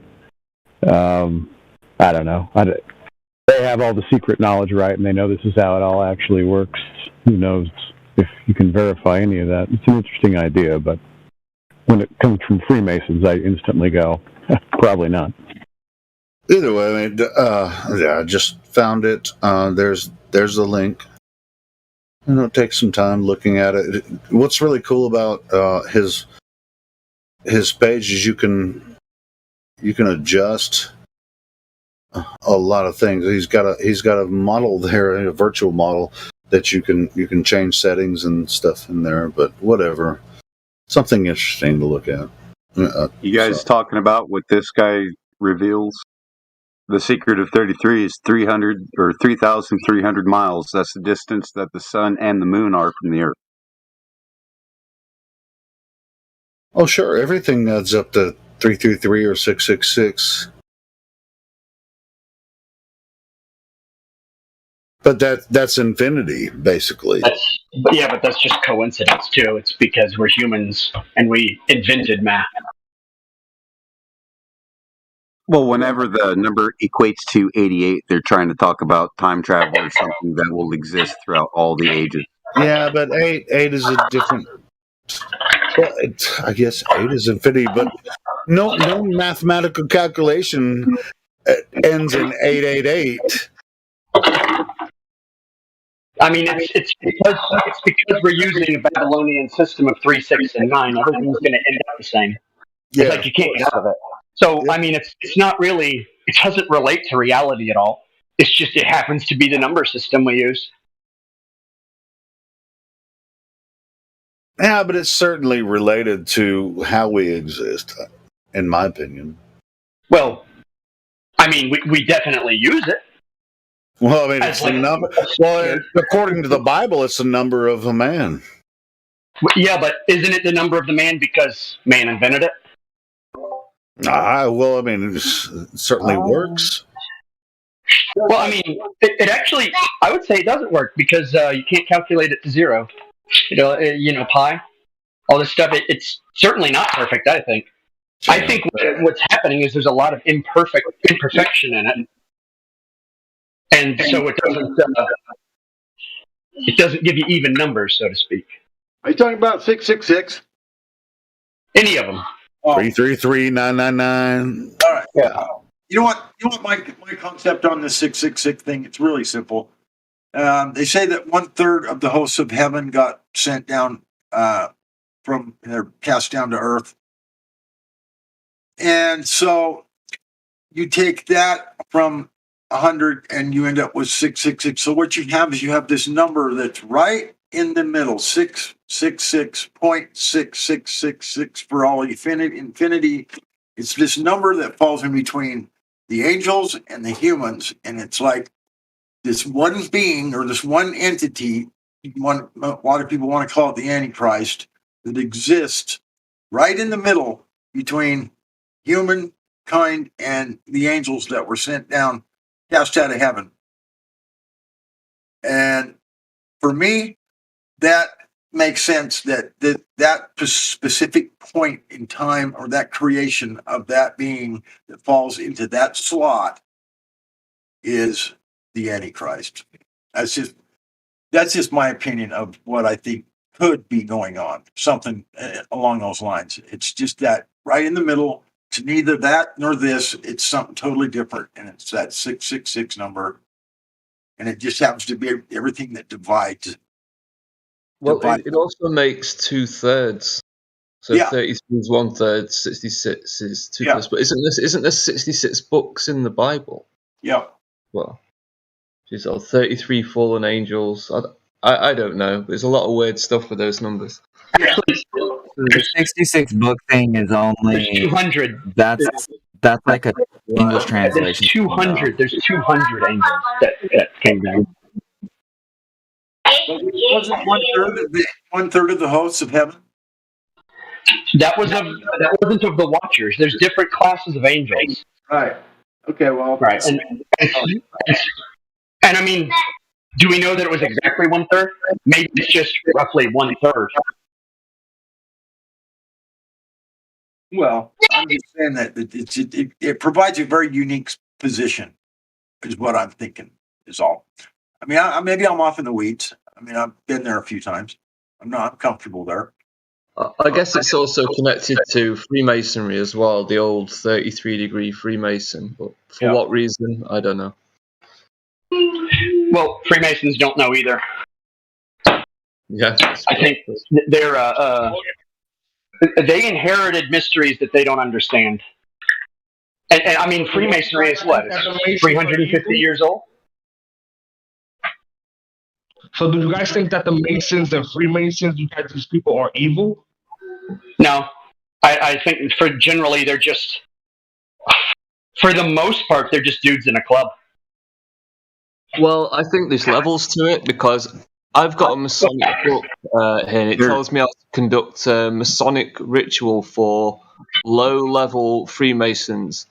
And I've read through the book. These guys still believe in space and the Earth's a globe. At the lowest level, this is.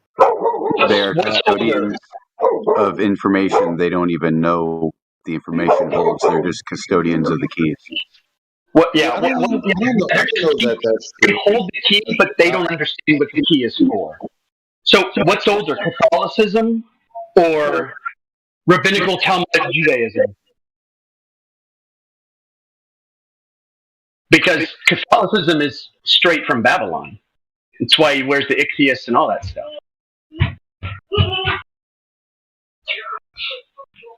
So isn't Catholicism really like the oldest mystery religion that there is? Gross. It means universal. I hate Universal. Catholicism. Yep. Universal? Yeah. Universal, something like that. The Catholic Church was created by Talmudic Pharisees, yes. Yeah. Well, I mean, their beliefs go back before the pre-Talmud, don't they? Well, we'd have to jump in a time machine to find out all that, right? Yeah. I'm sure if it wasn't them, it'd be someone else, and that before them, it was someone else. But I wasn't there, so. Is the Talmud like the evil version of the Torah, or are they one and the same? Oh, there's two Talmuds. There's two It's the Talmuds. high-level Yeah, priesthood casting their Talmud is the traditions and the oral history, and Torah is the law. So There's the Babylonian Talmud, and then there is the rabbinical Talmud, which is post Babylon, which was written after Jesus, and that's the one that's mostly adhered to today. So whenever you hear someone say Christianity came from the Jews, it didn't.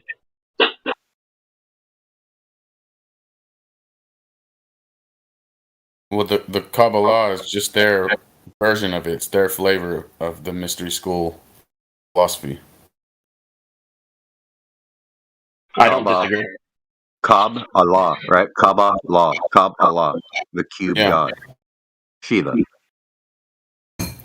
Saturn. Means spirit, doesn't it? Olio. It's Saturn. Helio. That's why they walk concentric circles around that black cube. Yep. So it signifies the rings of Saturn. Yep.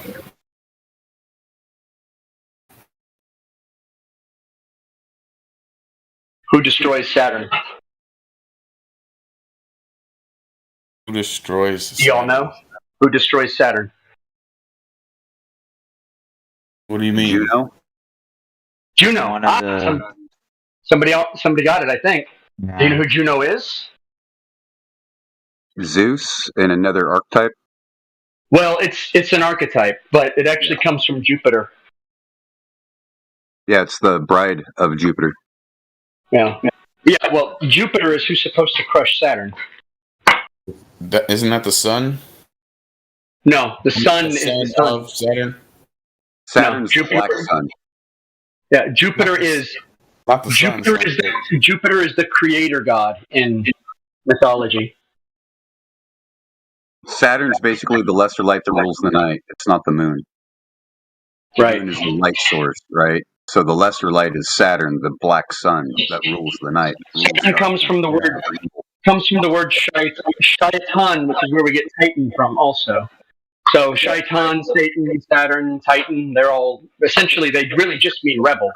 And because of Saturn's retrograde motion, it's considered the rebel star. And so that's why we get the term Satan from Saturn. And it was in retrograde all summer long last year.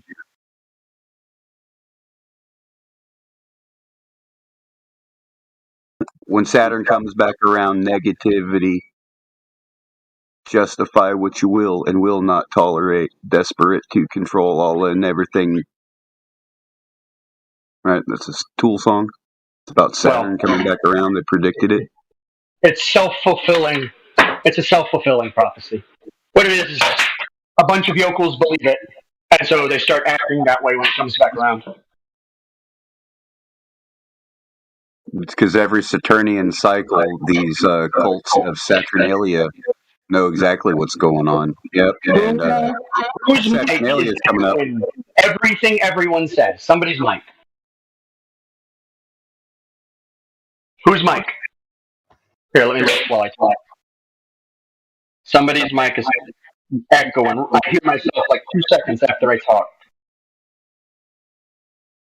Maybe it's everyone close your mics. Everyone close your mics. Okay, whoever just closed their mic is whose mic was echoing. So turn it down or make your adjustment. Hey guys. What up, Elijah? Hello, Elijah. Y'all know where that was from? Not a clue. No. Dave Chappelle. Wally. Oh, Dave Chappelle. You watching the Chappelle show? Huh? Yeah, the Chappelle show. Back when he was funny? Hilarious. Hell yeah, man. Yeah.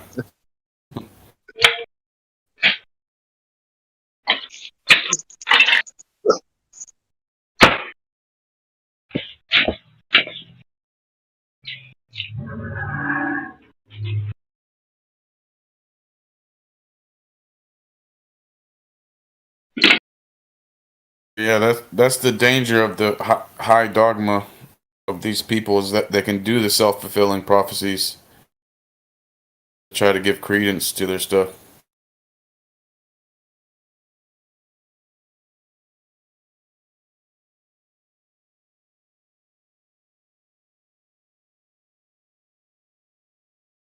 It's like that episode of Star Trek where they cloned the Klingon Messiah and said, "Oh, the prophecy came true." Exactly.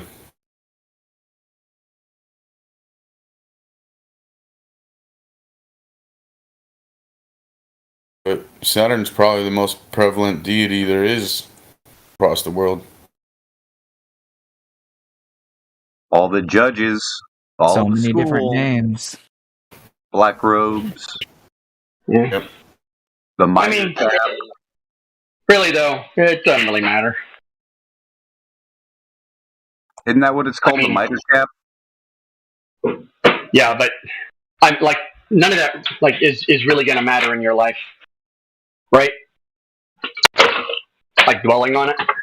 No, but people will still bow down to their Christmas tree coming up this next month. Let them. I don't.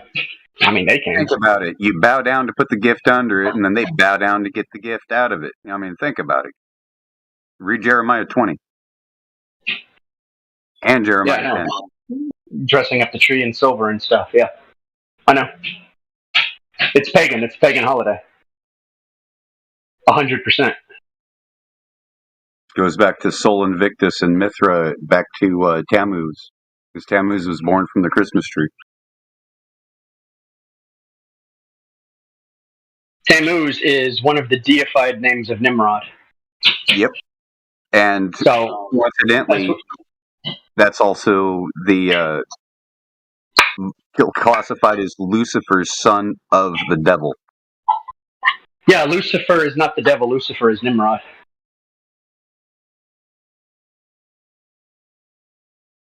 I'm so happy you know this meme. I know. I mean, That's how do we have this? How do we have this phrase at the end of the day? Like somebody was saying, it doesn't matter. You know, it is what it is. You know, these different phrases. Well, at the end of the day, you know, it's this and that. Because at the end of the day, I don't really care. I concentrate on. Because in the end, none of this even matters. I concentrate on the good in life because there's already too much wicked. And I know everything's wicked. I know the number system's wicked. But there's, I mean, if you dwell on it, it'll affect you. Well, numbers, math in itself is not wicked. Well, I mean, you know what I mean. Yeah, I know what you mean. Yeah. I just wanted to point it out. I mean, math itself is not wicked. It's just something we discovered that the Creator made. You know, patterns. That's all it is. Yeah.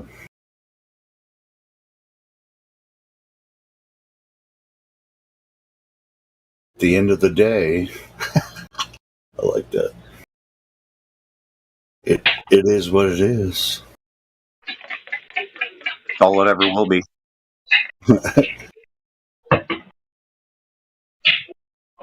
They say it don't be like it is, but it do.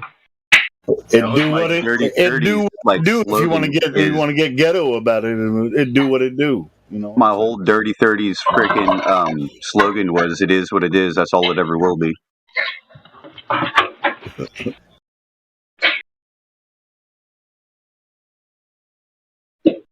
I've always detested all slogans for some reason. Maybe because most of them were true. Well, the only reason why I say that was my slogan, because I said it an awful lot. Yeah. And now it seems like I'm saying an awful lot like, yeah, I told you so. What do you want? You didn't listen. A trip to Disney World. Why is it the goal of everyone in America to? I went to Disneyland. I'm going to Disneyland. I've never been to Disneyland because I'm not. I haven't either. Well, I mean, I've never been to Disney World either, but you're very close to Disney World, so you might have been there. But I really don't see the. I've been to several amusement parks. I've been to Six Flags Over Texas. I've been to Disneyland. This was in the 80s. Don't really remember much of it because I was like 6.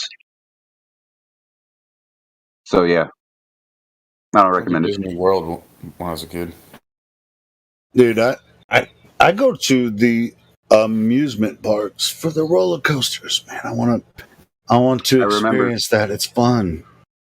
I remember my grandfather getting excited and bringing the whole family into this Club 33 little like bar type situation, and I'm just like, I don't get it. What's this Club 33? Now I realize, it was all Freemasonry because he was a Freemason and a Shriner. I grew up in a Catholic church, and all the guys from my church, during the Christmas parade or whatever, they're driving around their little Shriner cars and shit. I didn't know what that was. I was never invited to the club. Did you know officially the stance of the Catholic Church is that you cannot be Catholic and be a Freemason? At times, right? Well, I mean, the official stance of the Catholic Church, according to the Pope, is that the Muslims and the Catholics worship the same God. Well, yeah, they're clearly. I'm being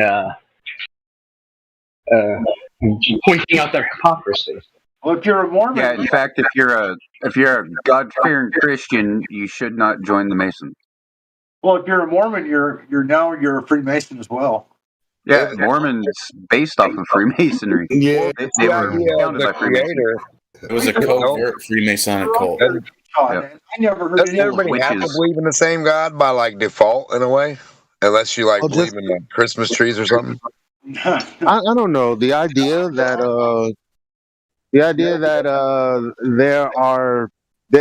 there's a God that is the real God.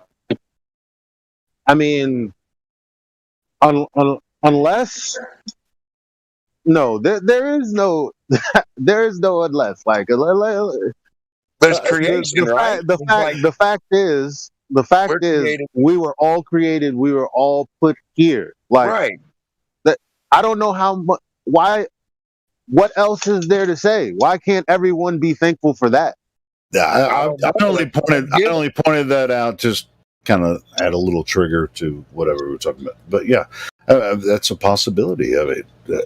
In some people's mind, they might think that, if you're Catholic, you have to be against the Muslim, or if you're a Protestant, you have to be against the Catholic and the Muslim. And so, yeah, you're exactly right, Elijah. Yeah, I think that's dumb as hell. But at the same time, there's a Catholic and there's a Muslim. What does the one have over the other? Nothing. Well, hey, the head of the Catholic Church said that it's the same God, so that's what I was saying. Maybe one text that precedes the other, but so what?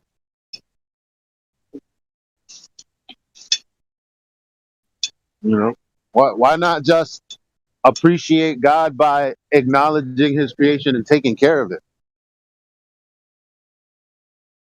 Oh, I'm gonna kill you because you're God. It's a fucking lie. It's just a reason to be an asshole, a murderer, con man. Just more reasons to not accept the fact that you are accountable. The what animals you do do. that? Like, the animals see each other and be like, your God sucks, man. I'm going to kill you. No, they do it like for territory or eating some food or something like that's like substantial, like something like physical, like that exists, like they fight over, like usually. We Well, have a it's more just like, complex way of doing the same is there thing. an argument like with the atheists, versus creationists or whatever? There's a fight there, I guess. It's just like, well, there shouldn't be a fight because they have their own creation story. It's the Big Bang or whatever they believe. But it's like everyone has their own idea of creation.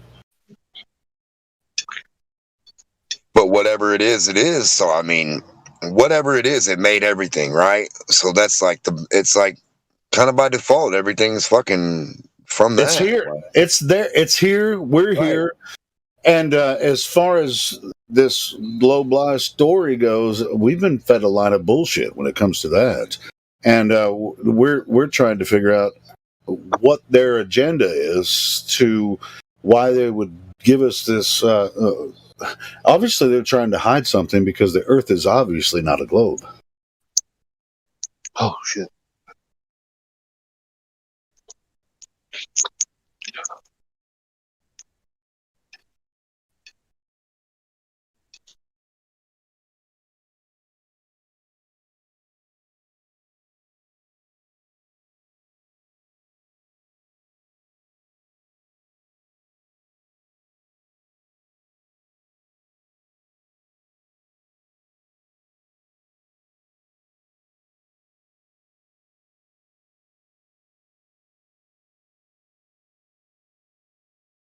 Well, it was always someone trying to gain a group of people or gain something over someone else or something else or like, or just gain them over theirself in a way too, like, have somebody do what you want rather than what they need to do.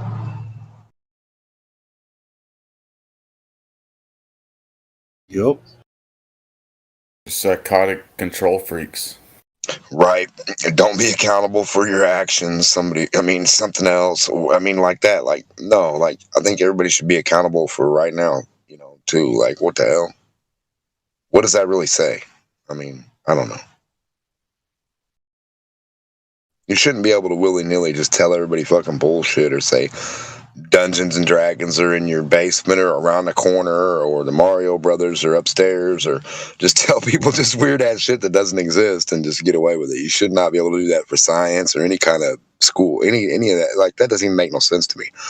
The fiction, nonfiction thing should stay in storybooks and that's it. Everything else should be fact of what they teach you. There shouldn't be no fiction of fucking what they're trying to show. Like, it just, I don't know, no non-presentation of so-called physics. Well, there's nothing you can do about people presenting pseudoscience. It's the people consenting to it. Because science, the only way to make sure that didn't happen is if we did make some monolith called science and only allowed scientific method stuff in, but then that could become corrupt. So the only thing you can do is look at the science itself and replicate it, verify it, and if we're buying into it, it's our fault. So you got millions of people buying into pseudoscience. That's their fault. Like, it's no one else's Well, it should fault. be. There's always Well, going it to should be be idiots reproduced. making random claims. Yeah, it should be reproduced right on demand. Like, if someone makes the claim, it should be reproduced in the lab right away. And if not, then you don't use the claim. That's all. It shouldn't really get misconstrued. There's always going to be idiots making claims. Always. But it's these people's fault for believing everything randomly.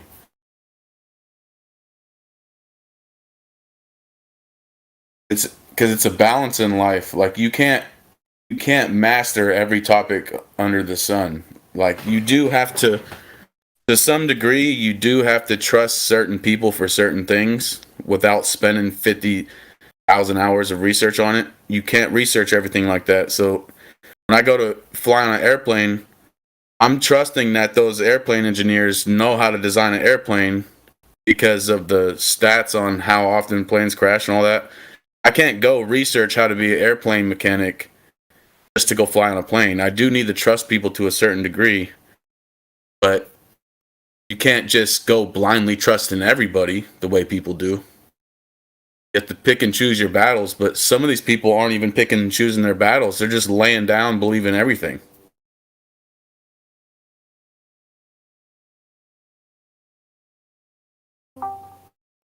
They're like stuck in that habit of just trusting everybody. It's like you can't do that. Do you think that they really think about it that way? No, but that's what they're doing, though. I know. I don't think they're conscious of it in that way. Yeah, which is okay. It's okay for them, but we're here doing this for, our purpose. And